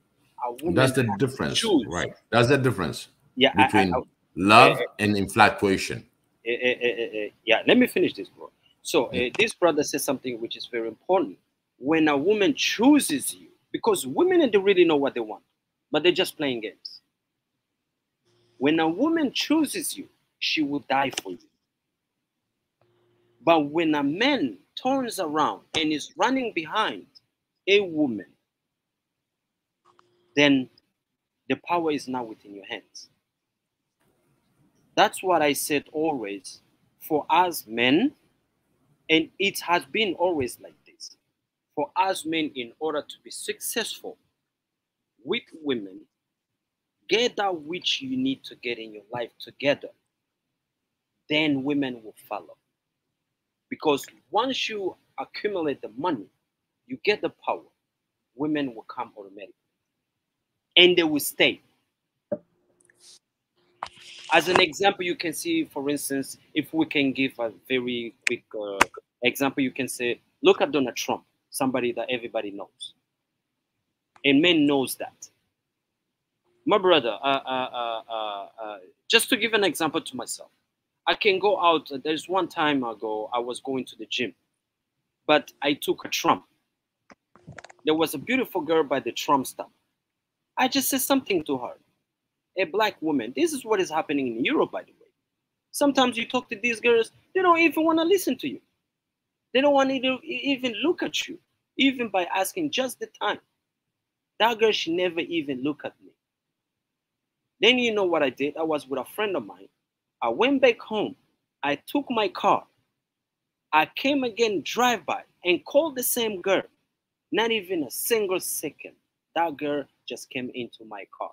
I was able to do whatever I wanted to do. It's just to let you know how materialistic these women are today. So you cannot come. She's not marrying you, though. She's not marrying you. No, but that's what I'm saying. That's what the brother was on point. So we cannot talk about love. If we're talking about early women tradition, I'm old talking days, about the divorce. You know, I'm based on the divorce and why. Yeah, the divorce. You see, the key thing is the woman is not going to be always at fault.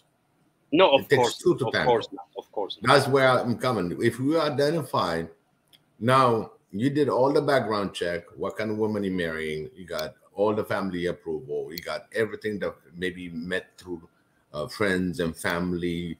There's a certain thing that we do naturally without knowing it. We're just doing a background check. You know, she's so and so. She did this and did that, and you get the information. Especially in Africa, you know, the mothers, the families, and everything. Family knows each other. Somebody knows somebody. You know what I mean?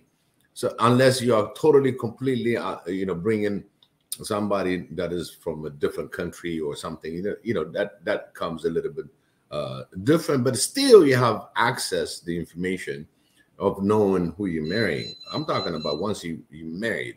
Once you're married, the way you explain it at the beginning about love is to protect, make her comfortable, because when she gives birth and you have your children, those things are protected. She'll say, I have him. You understand? There's a downtime. You understand?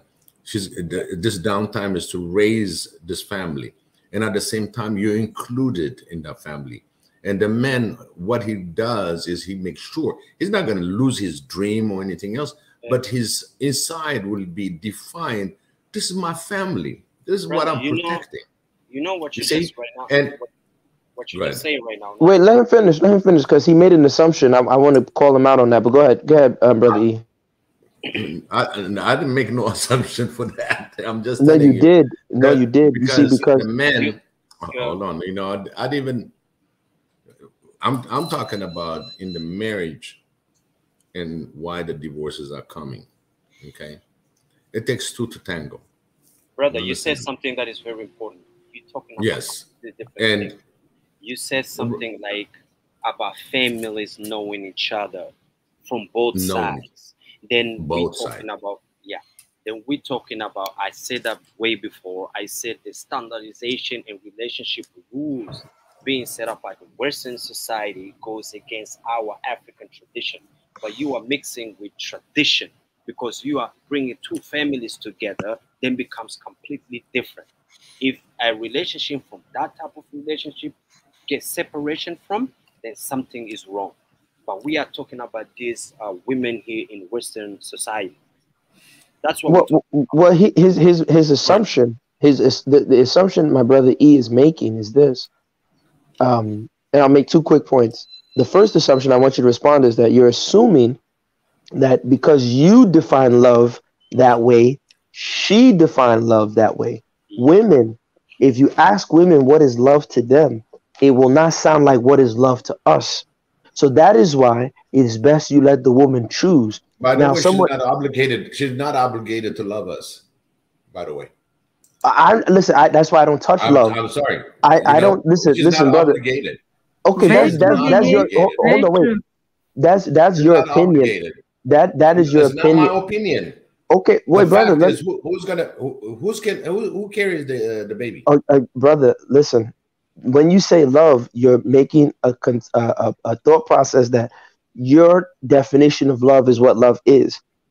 She, as a woman, has her own idea of what love is. And the fundamental mistake we make as men is we project our thought on them. That is why, if you notice on all these panels, women are silent. The only time they talk, right, is when it's something that strengthens their argument. They never divulge their secrets. They never, because they are masters of this game. I've studied them. They're very manipulative, very, very good at this. I don't know so what they've done is, let me finish, brother. Let me finish, brother. Let me finish. Please, let me finish, brother. I'll tell you one thing. Have you ever been in love? Brother, listen. Okay, again. I'm going to ask you straight out. I've said this on many times. Have you been in love? I don't do personal. I don't do personal. We only talk about the idea, because the idea. Until you get there, you see. Until you get there, I'm talking about. Then what you're doing is you're dismissing. Again, that's anecdotal, and you're dismissing by proxy. So, brother E, I want us. I want us to. But I want us to tangible. I want us to contend with the ideas. So now, with the idea, and I'm saying I'm not dismissing your definition of love. No problem. That's a great definition. What I'm pointing out is that the women in general, their idea of love is not what men think love is. And so men have to stop deceiving themselves. In general, you see, that's true. Let me finish. So what women think in general, like I said, every woman will be different. I'm just saying because if you have 10 women in a room, they'll all give you 10 different definitions of love. But what I'm saying is that just because you think there's love doesn't mean she thinks there is love. Women are very good at Mr. Right now, not Mr. Right. Men typically are chasing this, I found my soulmate, blah, blah, blah. It's all in our Why do you heads. think women Wait, are let me finish too, right Nigel. now I'm than almost done. I want to address Let because him finish, and then we'll go someone to said Big something in the E and chat. then to Niger. Because someone said some things in the chat. So, like I said, for me, I don't touch love because it's fleeting. You can't pinpoint it. And all of us are professionals on this panel. We even have someone in the medical field. And like I say, if we're in these spaces and we take hardline definitions, I find it funny that now on this level, we want to throw away those concepts that allow our medical fields to thrive and our engineering and technology to thrive. And then we want to go with the ephemeral or the fleeting. So when I said that the only woman you can love or the only woman that loves you is your mother, your daughter, and the women in your family. Why? Because there's a blood tie, there's a blood obligation. That is love. Any woman that you met, 9 out of 10, when we meet women, what are we doing? We're bullshitting ourselves. We puff out our chest, we wear our best clothes, we present our best image. We don't present how we act under stress, like the sister was saying. No party does that. So we put on this front. So to answer the question to the young man in the chat, he said, "Oh, so by your definition, the only person that's going to love your daughter is you, her father." And someone said, "Ouch." How is that ouch? That doesn't bother me. Of course, I'm the only person that can love my daughter. That perfect sense. I will tell my daughter, the only man that has an obligation to really love you is me because you come from my seed. This guy saw you, he liked your ass, he liked your breast, he liked something about you that he wanted to sleep with, and then he builds on top of that. The minute that foundation is gone, let's see how long he stays. I will be there for you because there's not a sexual drive between us. I have an obligation towards you. So if you have a good man, treat him good, treat him right, but don't sit there and kid yourself, my child, thinking that, oh, love and he won't cheat on me. Listen, your father is a polygamist. I deal with women. He most likely, if he's a real man, he'll tell you the truth. He too will deal with women. Don't put your heart where his penis is. Okay, my child? Don't be foolish. Fathers need to talk to their daughters like this. Stop bullshitting our girls. Stop giving them this pie in the sky shit. We keep telling this to our daughters, and then when men like me deal with these women and we date them, these women are in la la land. They're in fantasy land because these fathers have done a shitty job. You guys have told them bullshit, and then we got to deal with them, and I have to carry this monster that you created. So that's all I have to say, brother. For me, anyway, I'm wondering why you would say, because I think I have a theory about why women are sometimes for Mr. Right now than Mr. Right, because clearly that's why the Western women that are educated, there is a misalignment between them and their men, because obviously the Mr. Right now thing, they put it too far, and then there's no Mr. Right now anymore. So, but that is that on one side anyway. In terms of relationships, whether you love your partner or not, I think there are this is why I said earlier on, there's a lot of generalization going on. These things are very different. I've seen a program where they were asking Nigerian women what they would like in a partner. One of them, all of them were saying a husband that can hunt. That is their only criteria to get a husband. And if you go to maybe an Igbo land, it's a totally different thing. You go to, so these things are different. The way women perceive love is different. And what do we call love? You want to sleep with the guy, you want to be with the guy, you want to have his children. And isn't that what it's all about? And if because the guy knows how to hunt, you feel all those things, because love is unlocked by certain traits, isn't it? And sometimes by Western standard, they tend to be about looks and charisma and all the rest of it. What other women will be like, that guy can hunt, I'm good. So that's all I need. So generalization is a little bit of a careless way of stating some of all these things. And we should, at least to an extent, I agree with what, that and I think the US guy, the American guy said about men generally have to have a vision of where they are going and actually get it done, because you can't expect to be settling with a family. You shouldn't even want to settle with a family when you have not sorted yourself out. It's a mess. You are just dragging a woman into another. To me, to an extent, it's a little bit selfish too. You can't drag a woman to come and suffer with you. When your job is to suffer and succeed, then bring the men in. Sorry. Tunaja, you see, Tunaja, you see what you're doing. No, Tunaja, see what you're doing, and this is why I won't lie. I have a very big beef with men in general. I can't stand men for this reason. Men, we have to realize when you, like you said, a hunt. If you take any village setting, men hunted in packs. We helped and supported each other. So I agree with you. Yes, a man should be able to at least have a hut, get some land or whatever in the modern day sense, have an income, take care of his kids. Sure. But look, I'm telling you, this is what's wrong, especially black men. We don't support ourselves. You see a black guy will have access to capital. He will not share with other black men. He will use it to oppress other black men. They'll go to the club, pop bottles. Look at those bum ass bitches. Look at those bum ass niggas. Look at those poor motherfuckers. You oppress other black men that look like you. We're sick in the head. And then we wonder why only one guy has all the money and this. No. We shouldn't be looking at men like that. And it's a sad and it's a shameful thing that men wait, because I'm saying that men should understand if you and I, we're all brother E, brother D, we're all on a hunt. I might be the runner. Brother D might be the tracker. Brother E might be the person who's good with the swords. So now I'm the runner. I'm running the animal down because most animals that have fur, when they don't have good internal heat mechanisms. So as you're chasing them down, they overheat, they'll collapse. So I run him down. Brother D is the tracker. He knows how to make the animal sounds. He knows how to pick up on their scents. He looks at the footprint. He says, okay, they're in this direction. When we get close enough, as I've run them down, they're about to collapse. You now come in. You and Brother E come in and you kill the animal successfully. We all take our meat back home to our women.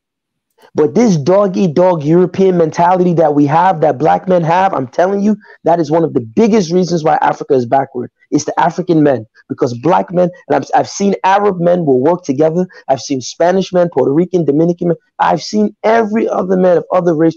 For the most part, they will support themselves. I've seen white boys. I lived in the South. I've seen white boys work together. The people who originated the dog-eat-dog, one man for himself mentality will work together. And it sickens me. It sickens me with the core that black men, what the hell is wrong with us? We take this approach. I don't understand us. I think that when you are talking about unity in a different context, I think I was referring to it from the point of view of what women like to see men, how it is different from different communities. In terms of the other aspect, whether we are treating each other, but how do you said suffer? Because when you say suffer, for example, if you want to suffer, you suffer to. Yeah, that's what I mean. And you work hard. That's what I mean. You work hard. Wait. What I'm saying is, hold on, brother. I want to point this out to Nigel quickly. What I'm saying to Nigel is this: is that if you're in a village, right, you have a son. I'm your brother. Your son is my nephew. We see he's a hardworking young man. We have other men in the community. As he's coming of age, what do? He's passed his initiation, right? We say, you know what? We'll give him some land. We'll test him out. He shows he's productive with the land. Now we all chip in. We don't tell him go and suffer. We chip in and we get him his first wife. I say, okay, to Niger, say again. He earned this right but of that's passage. what I'm saying. There is no right of passage for black. There is no right of passage. African men don't treat each other that way. Okay, maybe I don't know. Haven't you seen it? You all have seen it. The rites of passage that they do in even the this thing in Africa. They video it all the time. Some of them they have to fight each other. They have to do all kinds of things. And even the Zulu people, they have rites of passage too. It's not brother Nigel. to you. Let me say something, brother Nigel. Listen, we are talking from the Western society. Look, I think you guys are mixing two things together. In Africa, what is happening in Africa, I don't want to talk too much about Africa because I'm not there. But I'm talking about from the Western society because this is coming to Africa. This is the problem. This is the problem, I think, Brother Gaz. Brother Gaz, where you from, by the way? UK, right? Or are you from America? I'm Isoko. So I'm from the part that the colonizers call Nigeria. Okay, you're in Africa. Okay. Here in the West, I don't want to discuss too much with things that is going in Africa because I'm not there. So I cannot have a voice over there. I don't know. But here in the West, when we're talking about women and men, I think Brother Gaz, he's on point. He's really 100% on point. But if we start bringing our tradition from Africa inside of the conversation, how men are behaving, those traditional men, we can't compare that to European. It's not possible, guys. What we call marriage within tradition in Africa, we have to understand that if I look at my grandfather, when he married my grandmother, when I hear their story, it's about money. It's material. That was not about love. It's about this family is coming with the other family together in order to keep the family going on with the wealth. So, and today, a white man took that, make into a corporation, and gave you a passport, maritime law, and gave you a paper to sign, and they call it marriage. But when you separate, you need a lawyer, you're going to be paying money, and so on and so on and so on. It's a business. There's no love. A woman will never go for you. We're talking about the majority, because men is pretty or this or that. A woman will follow you because of your materialistic. That's what it is. Your money, you mean? Your money, yeah, exactly. But that is still the same thing. It's still on. See, you are. Yeah, but that's what I'm coming to. And here in the West, but what we have to understand in Africa is in accordance with our tradition. It's like the brother E mentioned way earlier. If those two families agree, then you will go ahead and marry to that. But here in Europe, there's no tradition. The woman will look at television, like the brother guest said, and she will come and she wants you, and tomorrow she will leave you.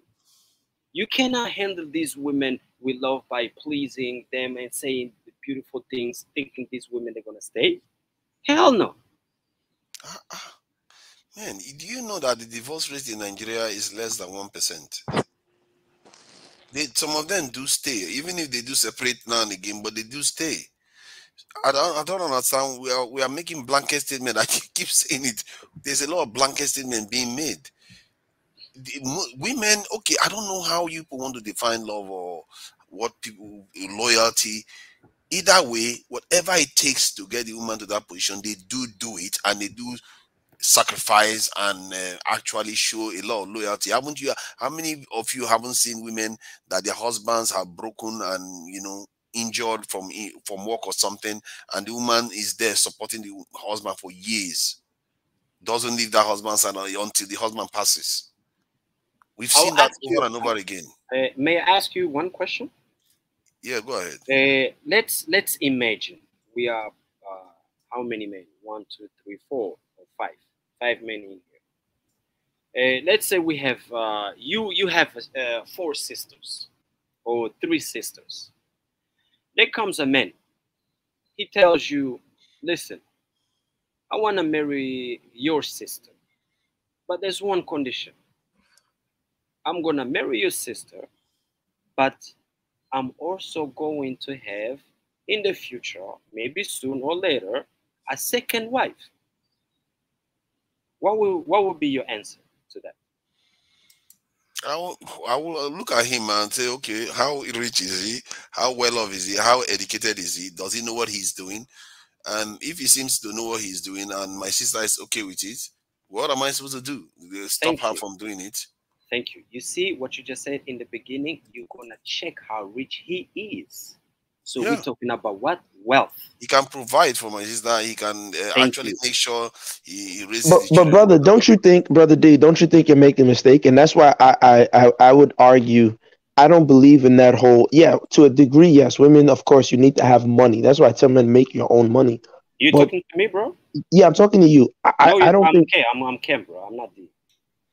Okay, I'm sorry, Brother K. Yeah, but what I'm saying is that I personally don't believe that it's money per se, because look, in the West now today, women don't need your money. They don't need your money. So this is why the men in the West are having a crisis of masculinity. They're having a crisis of identity because, like Kevin Samuels, they have money, and the women are still using them like a fool. So the money is not the answer. bro, we talked about that in the beginning, because men are not straight on point. They are just telling women what they want to hear, but they're not coming straight to the point whereby they say, this is what I'm expecting from you. But brother, listen, even if you tell her that, look, listen, in the West, even if you tell her that, she'll do whatever the hell she wants. She'll say yes and still take you to divorce court. What I'm saying is that the crisis of masculinity is that men no longer have a meaning of themselves because they define themselves around how they can be of service to women. So when they're no longer of service to women, they don't know what to do. So they're like, oh, look, I have all the money. To me, if you have to lead with money when you're dealing with the woman, you've lost. She's going to use you. The way I see it is that from my point of view, I think that when women do these type of things, I think we are looking at it from the point of view that they feel very, very very empowered. Many women are desperate out there. They are looking for men because they are old, they are elderly, they have not settled down to have a family. So there's a lot of clock that they are checking. So sometimes we look at this thing from the point of view of a man. For me, from the point of view of a man, your job is to get ready. If you are going to have a family and looking to have a family, you sort yourself out so that when you bring the woman in, she doesn't have to go through all the hassle of trying to suffer while having children. Then from the point of view of the women, they are getting educated now. And most of them, 30-something, late 30s, they are looking to get married. You see how desperate they get. Many of them are in 50 years, they've not even gotten married and they are just alone. So they are not in that kind of powerful position. You're making them sound like the men can go up to 60, 70 having children. And that's why I encourage men to serve your purpose, and you can get those desperate women. The women they are there looking for men all over the place. The men are not showing up. So I think when we keep saying women do this, women do, they are not going out to just mess men's. There are not that many going out to just mess men's life up. It's the other way around. The men don't even care for them. The men are just busy chasing younger women or, playing games. like the other lady said, they will spend time playing game, Warcraft and all the rest of it instead of chasing women. So the women, from my point of view anyway, what I see out there is a lot of women without men. And if you are confident as a man, you are educated, you know your own mind, they respect it. As a matter of fact, they will be chasing you everywhere. Of course. So it's not even that complicated, really, in my mind. You just have to be a decent human being. You have control of your mind. You'll be able to talk to any woman. And I think that's the criteria any society needs. Obviously, you have to have, in Africa, you have to have, your family has to gel and all the rest of the hunters, you have to be able to hunt. But in the West, all you need is your mind. And, have a car, you have a decent place to stay. Sometimes you don't even have to have a decent place. I've seen guys who have nothing with PhDs and doctors on their arms. The money thing is silly to me. Like I said, I'm not telling a man to be broke and be, homeless. But no, LL Cool J said it best. He said, man makes the money, money doesn't make the man. If you think money is the thing that's going to make women, go down to the divorce court. You see many rich men and the women leave them. The money doesn't mean anything. Look, Bill Gates and Jeff Bezos. What woman is complaining? These are billion upon billionaires, quarter of a trillionaire, right? And the wives still left them. Why? What is it that Warren Buffett divorced? What is it that they couldn't give those women? She's got everything she needs from him. I say she's got everything she needs from him. That's my point. In other things now. That's my point. Now, if I had told Warren Buffett or these rich men in the beginning, look, dude, don't kid yourself thinking she loves you, they would probably laugh in my face. But it's not fair, though, to say she doesn't love him. See, that same woman that just divorced Jeff Bezos or Microsoft or whatever, if she hears you doing anything to infringe on him, or that woman could rip your head off still. Just only because she's interested. only because she's still interested. loyal to him. It doesn't mean Wow, she's not loyal to him. did I just hear you saying a woman ripping a man's head off? I thought you were on the side of the gentlewomen. Oh, of course. In his world, women are sweet, innocent creatures. They do no harm. The same woman, as she's ripping my head off, I shouldn't beat her up because if I hit her back, it's domestic violence. My point is that the point I was trying to make, fair point. I'm the one that said it. See, the point I was making was that when you try to attack somebody that a woman cares about, they will come for you, even without telling them. They will come for you. And when they are, even if they are divorced from that husband, especially if it was amicable divorce, they didn't do anything really mean to each other. She's still loyal to him. So I know that for sure. You know, it's something that you see in life. I don't know whether you guys have had such experiences. So it's something that I know, and just like me too. If I'm with somebody today, just because we separate doesn't mean I'll allow some other person to talk down about her or stuff like that. Because to an extent, even if you separate from somebody, it doesn't mean it has to be bitter and you hate the person. No. You know, and when you say there's no love, there is no sense of loyalty. No, when I say love, I'm saying love. You see, that's why I said the definition. What men think is love. What men think is love compared to what the woman thought is love. That's why I said women what are. What does a man think is love? I think maybe that's what I should have asked. Because women think Mr. Right Now. Women are like the old Chinese proverb that says, asking, what do men think love is? What I do you don't. think love is? Can I be honest too, Nigel? I stopped listening to men. Men are stupid, but I think women are the smartest things on earth. They're just they're manipulating us. Think of love. I need to know what you are talking about. That's what I'm asking you. Look, listen. I don't want to get dragged down into that rabbit hole. I would just say this: women just keep using that term if you don't know. If you don't want people to know what it means. Women are like the old Chinese proverb that says, I don't care the color of the cat as long as it catches mice. Women are very practical, very logical, and very pragmatic. The only time you see a woman get emotional is when her so-called love, aka her slave, is threatened. That is her position and the financial benefits of her slave, or when her children or something dear to her is threatened. Then you'll see the emotional woman, because the real emotional ones are the men. Men are going to the club. You stepped on my shoe. Now I have to kill 2 people. You looked at me the wrong way. Now I have to break a bottle on your head and stab you. Men are the emotional ones. We are the sick ones. Most of the mass shooters grabbing guns, may the people rest in peace. Just look at the recent crap that just happened. It's men. Men are emotional. And we keep saying this bullshit that, oh, women are emotional. Women are emotional. Women are emotional. We are fucking retarded. Could it be because we tend to kind of bottle our emotions, and then when we release it, when men release it, then it becomes it goes overboard. I don't know, but I will say that you don't see women in the club shooting each other dead. You don't see women in the club shooting each other dead because someone stepped on someone's stilettos. They're not doing that. Men are the emotional ones, in my opinion. It's the ego. Is it not a power thing? They say it's a power thing. I would say one thing to Brother Gaz. I don't think men are emotional. It's an ego thing that is going on between us. We want to prove who's the strongest. Is that not an emotional thing? I don't think it's an emotional, but it's so ego is not emotional. It's an ego. Okay, what is emotional? Not logical, clearly.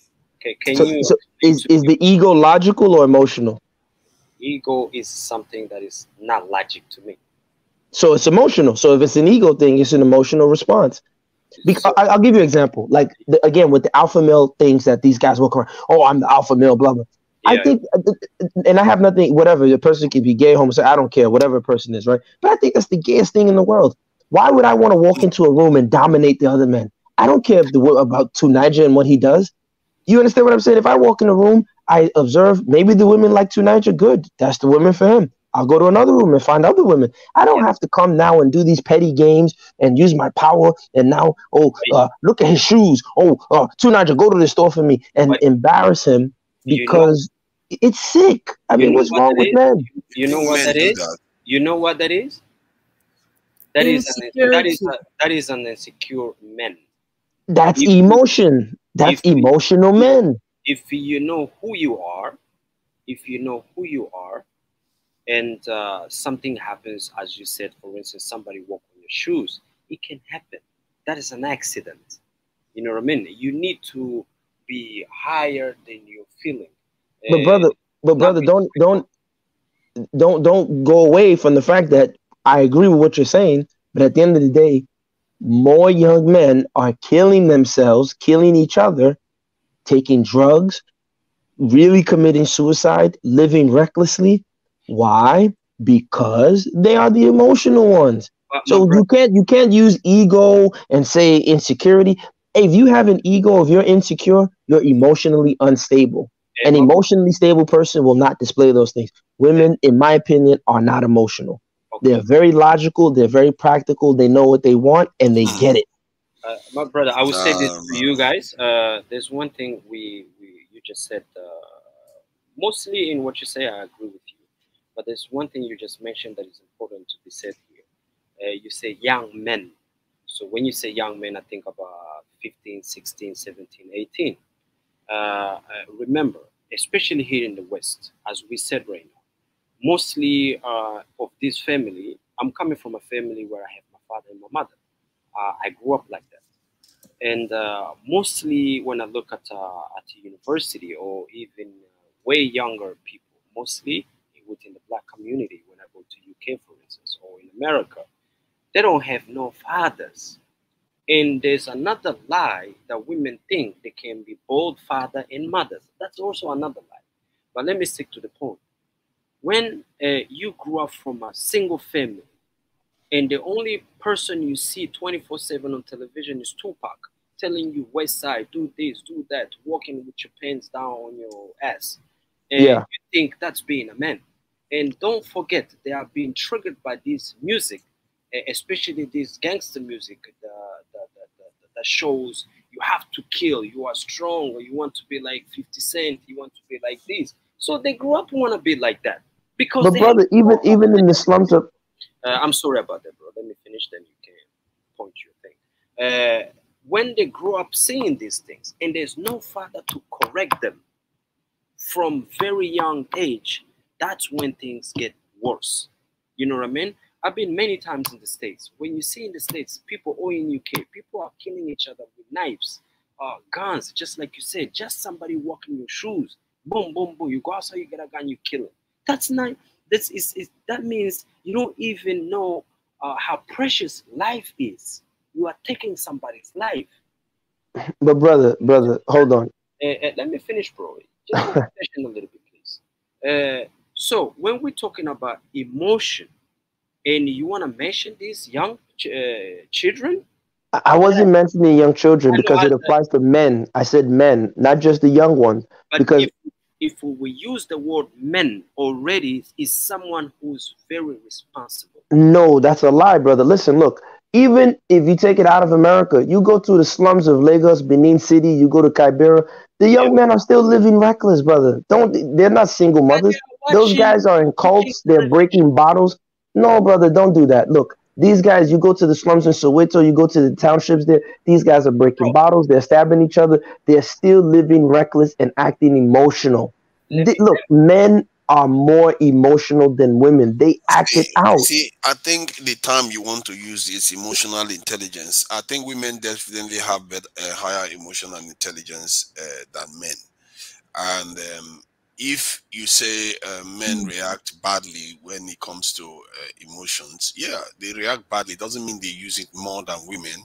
Women use it so well that they become masters of it. So they are superior. Okay. So who's the real master? Is it the man or the woman? No, in terms of emotional intelligence, because both sides have different skill sets that they are good at. I'm not going to judge. Men are more logical in terms of the approach to things. While women, when it comes to emotional intelligence, the way they can control their emotions better. But Tunaja, you and I know. You see, if you read any behavioral scientist, what will they tell you? They'll tell you that all human beings are emotional. We only use logic to justify our emotional decision making.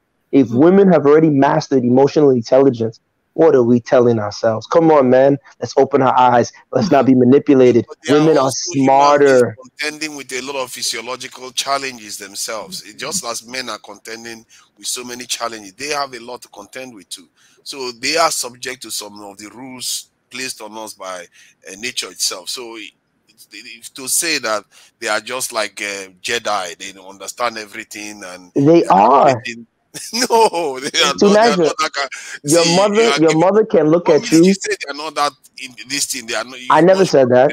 Seriously, and exactly. They know everything. They do. I'm saying your mother can look at you and read you like a book. Your aunties, your wife, your girlfriend, they can read you like a book. Because they know me. That's my point. You just proved my point. We are slaves. Because they know me. My friends know how to read me because So see, look. I just triggered her. She hasn't spoken the whole time. Look, Maria's gonna talk. I think what you mean is intuition. They seem to be somewhat intuitive, so they attempt to be reading. All right, I'll give you an example. I had to stay with a relative for part of my chemotherapy. And it was, the most traumatic experience that I've ever had of my life living in that house. And it was only after I left, then somebody explained to me the reason that relative is like that is because his father threatened his mom with a machete. So the family was, it was a traumatic childhood, and so he is emotionally dysregulated. And both parents, he had a father and a mother, but because of the father's violence, he was the youngest child in the family. And well, not everyone deals with trauma in the same way. He ended up being emotionally dysregulated in his adulthood. He's an adult now in his 60s, but people take their childhood trauma into their adult relationships. That's what it's really not.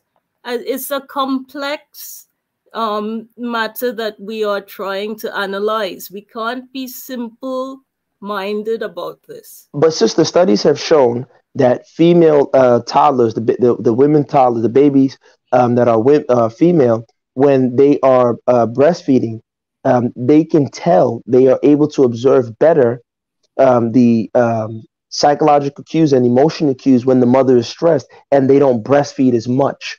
Whereas the boy baby, the boy child, he doesn't even know. The mother could be frustrated. He'll suck on the breast and he doesn't even think. But the girl toddler will be like, wait, something's not right here. Mommy's looking a little off. I'm not going to suckle as hard. Look, men have to just admit it. We're fucking slaves. And the biggest, funniest part is they don't want to admit it. They like, oh, logical. I build bridges. I fix things. I work. Man, who are you fixing all these things for? That men are appendages of women. When I was saying that before, I thought I was joking. No, you choose to be. I cut that appendage off. I'm free. You can say whatever you like. I am free. What has been made by nature itself. You can try all you want. It is what has been created already. When I said that before, I thought I was joking. Yo, guys. Hello? Yeah, I'm here. Yo, give me a girl, man. I'm coming to Nigeria. To Nigeria be the one to get it for you, because if I get you a girl, let him give you Isoko girl, because listen, brother, Isoko women are tough, man. You're gonna have to be tough. You got to be strong. Isoko women are not easy. What is Isoko? What is that? That's in the Delta, where the oil is, where the people with the oil. Yeah, us, the Ujah, the Urobo, Ishakiri, we're the ones with the oil. Okay. No, I'm just kidding, man. Because the Isoko people, your kingdom, is it a fiefdom of the Benin kingdom or something? Because I know that you guys used to pay royalties to. No, to Niger. Come on, man. Come on. Man. You see, I'm just saying. You have to be tribal. Tribalistic. It doesn't stop. I didn't say, what did I say? Am I like a Oba of Benin? I'm just saying that because I heard that the Shekiris, they were linked to the Benin. They were the ones that actually gave the Benin the intelligence that the white people were coming to invade them, and they killed the white men. You know, the Ishakiri are actually the Olu of well, now Olu of Wari, the head of Ishakiri. Actually, the very first one was the Benin prince that left Guinea, right? But that's a whole nother history. They know that, they admit it. Their whole thing, you know. But yeah, you know, men look. Women are not dumb, and they play on this fact that they think that men think they're stupid, that men think they're dumb, and so women just play. They just keep quiet. They just watch us. You know, there was a woman. She said once. She said, "You can tell all you need to know about a man by the way he peels his orange." Now, I know she was being a little bit facetious, but just think of how low they think about us as men, that she can observe how you peel your orange and she can tell you the kind of man you are. She knows.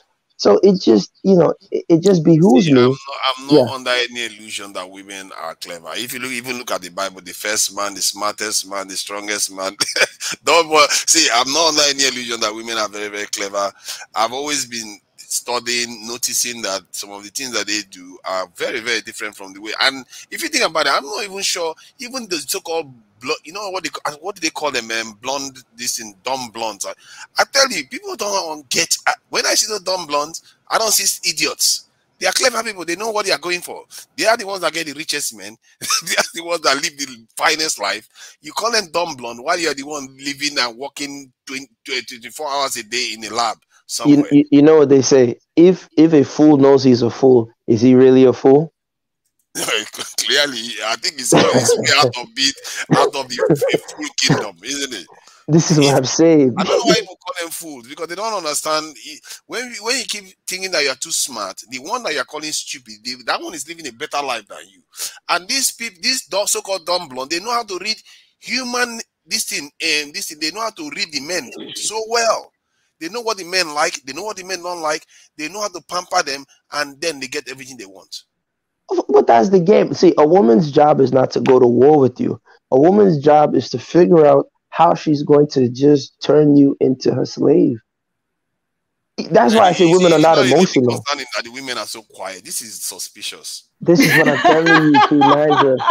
These women, everything I'm saying, they know. If you notice, they don't get involved. They keep quiet because you know why? They're like, quiet. You know why they keep it quiet? Because they're like, shit, he's exposing it. No, we are backing up the wrong tree. Absolutely surprised that there is still a tendency to oversimplify. Women are not a homogeneous group, neither are men a homogeneous group. I think I have to agree with Tunija on his observation that they're blanket statements. We've been doing that quite a lot. No, of course, these are blanket statements. I'm not saying that they're gospel. What I'm saying, though, is that I do think it's kind of like a what is it? A general philosophy for male masculinity. And obviously, you as a man, as a young man or an old man, take it and do what you want with it and contend with it and live your life. But at least have a clue, like, okay, women are not as dumb as I've been told to think. Women are quite clever, right? I'm not as macho, you know, because you see men, oh, macho. Go to the football field. When these guys break their leg, they're crying like babies inside. You know, when my child was born, everyone was saying, oh, you're going to faint in the delivery room. You're going to faint. People fainted. And I just was, I was in the delivery room. I didn't faint. But, you know, a lot of men fainted. These macho men, big guys. Oh my God, Tunija, listen, you got these big guys, lift weights, power men, punch, kill people. They see a little bit of blood come out of vagina, they pass out. And these are the macho men. I won't even succeed. I will still be looking. There's a reason why you use different study techniques when you're studying engineering than when you're studying psychology. And we can't use the same techniques to analyze people as we would to study science or statistics. It's just not the same approach. So basically, but sister, you know, you didn't take your own medicine when it came to domestic violence. That is exactly the point I am making. You cannot use this scientific approach to analyze human behavior. It's not the same approach. It's not. But in order to keep men safe, I think without any other alternative. Wait, sister, hold on, sister. Wait, sister. Without any other alternative, with the divorce courts, with the alimony, with the child support, with some of the general frustration and trauma that men go through, without an alternative, perhaps this conversation and these type of conversations to give men some sort of, you know, protection, for the lack of a better term, you know, don't you think that they should at least contend with it? Obviously, it doesn't apply in a scientific, you know, Newtonian, like one-for-one way, like it fits everything. Of course not. But at least it gives them a general idea, no? Yes, but okay, human behavior, it's really a very, very, very rough estimate. And sometimes it's not accurate. I mean, human behavior is influenced by so many factors, it's not funny. If I take, let's say, a tablet to improve my concentration, my response behaviorally to the same situation will be different. Why? Because there are different neurotransmitters operating in that particular time while the tablet's chemical is in my bloodstream. And you see it. I mean, I had someone tell me whenever she's on a certain antidepressant, the way she interacts with people, in her words, she said whatever is whatever, and she just doesn't take on anything anybody says to her. Now, normally she is the most empathetic person, but because certain neurotransmitters are being manipulated during that period that she's on that particular medication, her behavior, given the same situation, is different. We are not just, nothing is static and standard in human behavior. Nothing. It is not engineering. It is not physics. It is not totally scientific. It's not. If you get less sleep, your behavior is different. If I work, let's say, the whole day in the clinic, and then that night I have to be working all night, my behavior the next day will be a little different than normal. I wouldn't be able to cope as well. And you see it in both male and female doctors. Human beings need a certain amount of sleep to function well with other people. We are complex beings. On that note, I will wish all of you a good night, because I need a certain amount of sleep so I can function as a non-complex being. So thank you all for having me. Tan, Brother E, Brother K, to Niger, Sister Marie, right? Am I saying it correct? Yes, yes. Yes, Sister Marie. And I don't know if that's Brother D. Wish you all the best, and keep up the good work. Yeah, you have Thank you all for being here. Yes, we should start winding it down, you know. But thank you all for being here, and thank you, Gasdimap. You have certainly, you know, gotten a few fans, and thank you all for being here. Let's continue. So, all right. Anyway, Tanzan, the same thing. I'm going to have to drop. I wish you all to have a wonderful discussion. I know this thing might go a little bit longer, but at the same time, great topic, great challenges, and Gazman really did some good job. Tunaja really appreciate it as usual.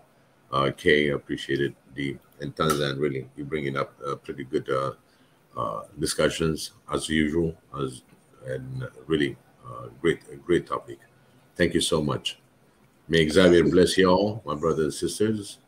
Peace upon all of you. Marie Antoinette, I pray as I go. So I wish you well as usual. Thank you so much, Biggie. You're very welcome. And I want everybody in here, you know, before you drop, make sure you got the prayer for Marie Antoinette to keep in the heart. Kaku, Kuku, and Dr. Zadaka, and also Mika that's across on the other side that he went. We wish him well. So put all the prayers, it goes a long way. All right. Have a good night. You have a great night, bro. You too. All right. Thank you. You too. Okay, so if anybody wants to have, you know, a few last words before we close out, let's do that, and then we can call it a night. Go ahead.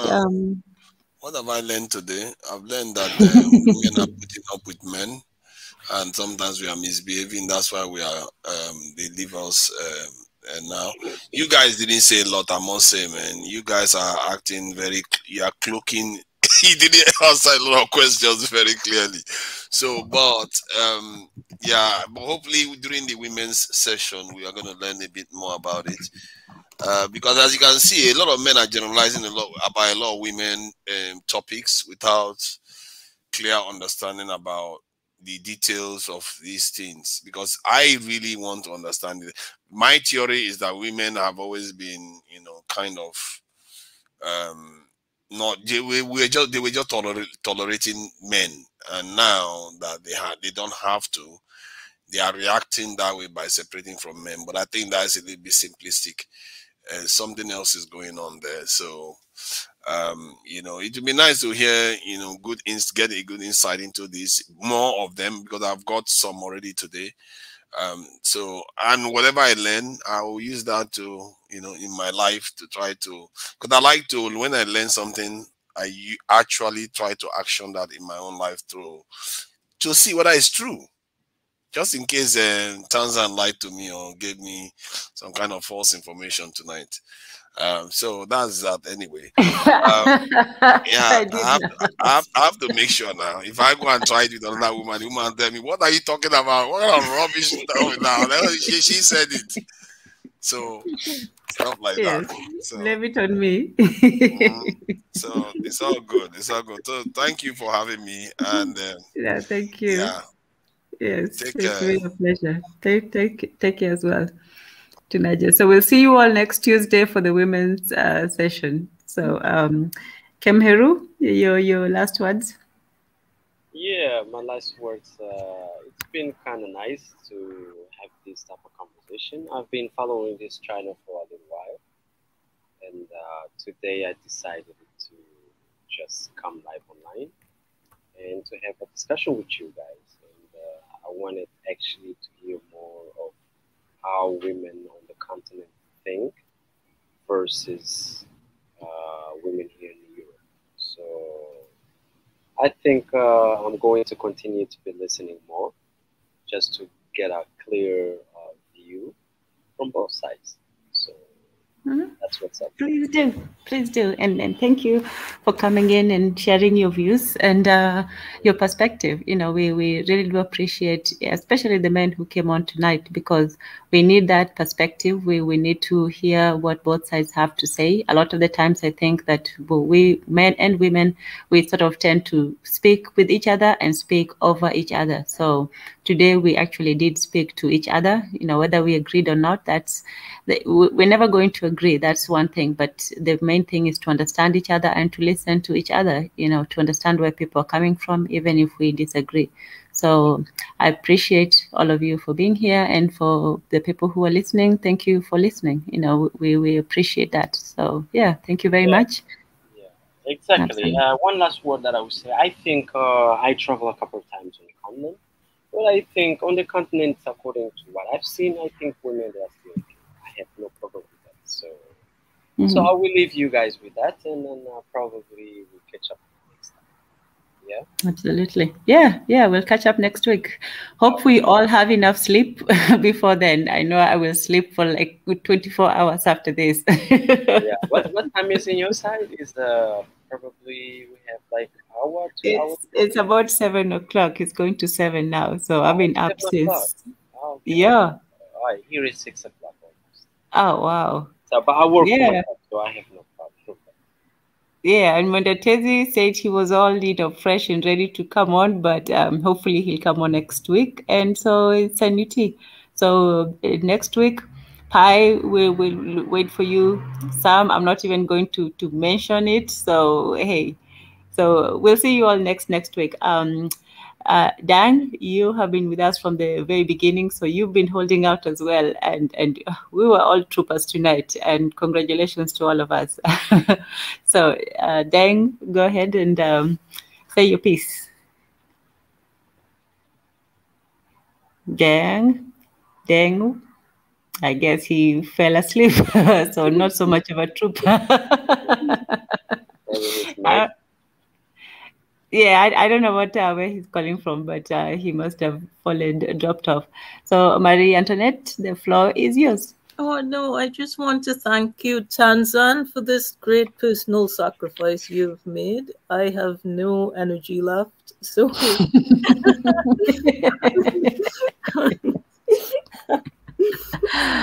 Oh, man. Oh, anyway, wow. I thank to all the women, and we see each other next time, all right? Yes, absolutely. Okay, absolutely. Stay with peace and bye-bye. Ciao, ciao. Thank you. Thank you. Good night. Or good morning. Yeah, all of that. Yeah. Ciao, ciao. Morning. Morning, night.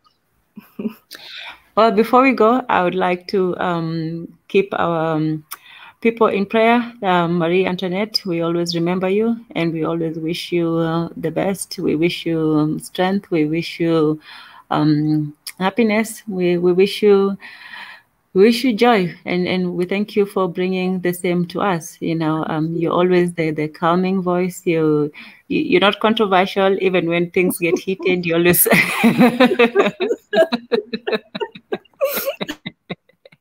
you always find a way to calm things down and then bring your empathy, your good spirit to the room. So we appreciate that, and we give it back to you as best as we can. Thank you. And and to everybody in the chat, Sam, Saniti, Yenatan, Mondatezi, who else has been with us today? BJ, well, she was here earlier, but she left earlier, but she was still here. So thank you all for being here. We really do appreciate it. And our prayers always to the Creator, whoever that is to you, and to the God, the protector of the African people. We know that we are not in our best state right now, but we still we still pray to the gods to make us who we were supposed to be, and to bring us together in unity and in love. So I pray for all of you for the best in your personal lives, and for us to be the change that we want to be. So as Mika said, let's be the change that we want to be. Let's change so we can change our country, we can change our people, and we can change the future, and we make it better for the future descendants. So thank you all, and good night, good evening, and good morning, as Biggie always says. All right. See you all next Tuesday, same time. Well, not same time, earlier, same time. Peace and blessings.